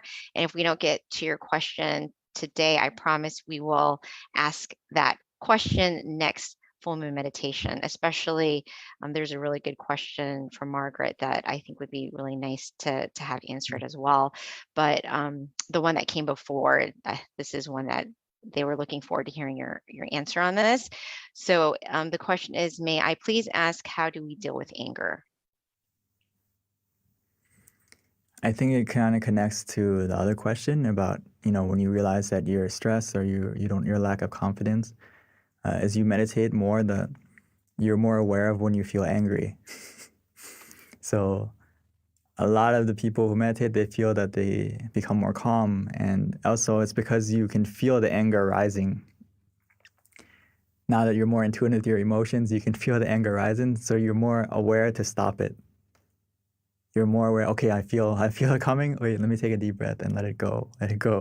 So if you practice meditation, and it's going to help to reduce the anger automatically and help you to let go easier. So I think it goes hand in hand with practicing meditation, that it will automatically, you'll be able to realize yourself that you're angry. And then now that you're angry, we need to kind of change the focus, because your mind can only focus on one thing at a time. And if you focus on the thing that's making you angry, it's only going to get more angry. You're only going to get more angry. But if you change your focus to like the mantra, or you change the focus to visualizing Lumbu, Lumpao, or the crystal ball, the sphere, whatever you want to do, just to take your mind off of the anger. So the quicker you realize you're angry, the quicker you can react and change the focus. And when you focus on something that makes you peaceful and relaxed, you're going to feel the anger subsiding. Okay, thank you, Venerable. So, Venerable, let's just go ahead and answer this one last question so it doesn't have to linger until next month. It's from Margaret, and the question is, first of all, she wanted to thank you for offering the session, but she is autistic and can easily become overwhelmed by sensory inputs when out and about in the world, and she wants to know if there are techniques that she can use in those situations to reduce the overload to her body. We need something to, our mind, not even everyone is also kind of, we have a sensory overload where our five senses are kind of bombarded by everything around us. So it's always a good idea to have something to help filter your mind when you're walking around and you're doing things. Just like you said, is you can use the mantra. Try to use it as like a song that you repeat in your mind as you're walking, as you're doing activities. Try to repeat the mantra in your mind. Samarang, samarang, samarang. In the beginning, it's kind of like you have to be mindful to say it, but as you do it more often, it's going to be like a automatic song that plays in your mind on repeat. And it's kind of like when you focus on breathing, when you focus to breathe, you have to think to do it. But and normally you can also turn it off and you don't have to think to breathe, right? Right now, I don't think anyone's consciously thinking to breathe. It's the same thing with if you practice using the mantra outside or visualizing outside as well. So whatever is easier for you, you can try to use the mantra much longer. All right, thank you, Venerable. And just to wrap things up, we do have a picture from our Venerable who's actually running the slides of him having kids meditate that, we want to share to you. But correction on the full moon meditation for next month, it is the 13th, which is on a Wednesday. So there he is right there with the little ones meditating. So yeah, it's never too early to train your children, family, friends, nieces, nephews to start incorporating meditation into their life. Yeah, if you look on the far left in the red shirt, that's me. No! Oh, I had no idea. How perfect is that? Wow, that's very touching, Venerable. We get to see you when you were very young. How cute. All right. Well, thank you so much, everyone, for joining us. And we look forward to seeing you in the future. Again, let us share inner brightness with everyone and invite them to join us, because the more people that meditate, the more people find this inner happiness, the happier the world will be. So with that, thank you so much. And we look forward to seeing you again in the future. Bye.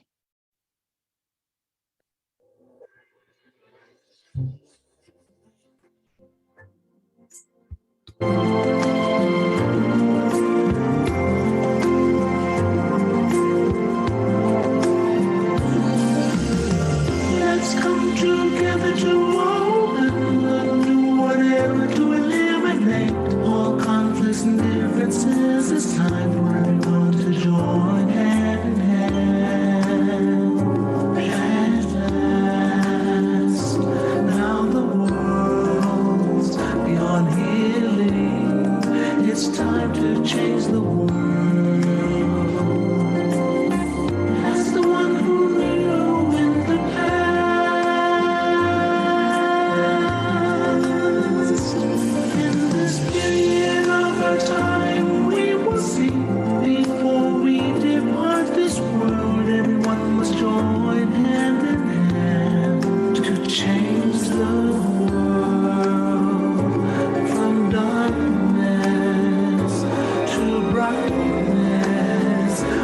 suffering to happiness. From the ignorant to the knowledge one. Change the world, we have to do it the easy way. And we have to be happy and cheerful with childlike innocence. Everyone must try hand in hand. Gently close your eyes, relax, relax. Still your mind at the center of the body and mind. At the same position of the one who moved from the past. Change the world from the era of darkness to the era of light. From the old era to this new era, the world will be like heaven on earth. No classes in society. Everyone will be really happy. And speak the same heavenly language. Become as one with smiles of love. We'll be kind, the world will change. The world will change. Let's come together to change the world. Let's come together to change the world. Let's come together to change the world.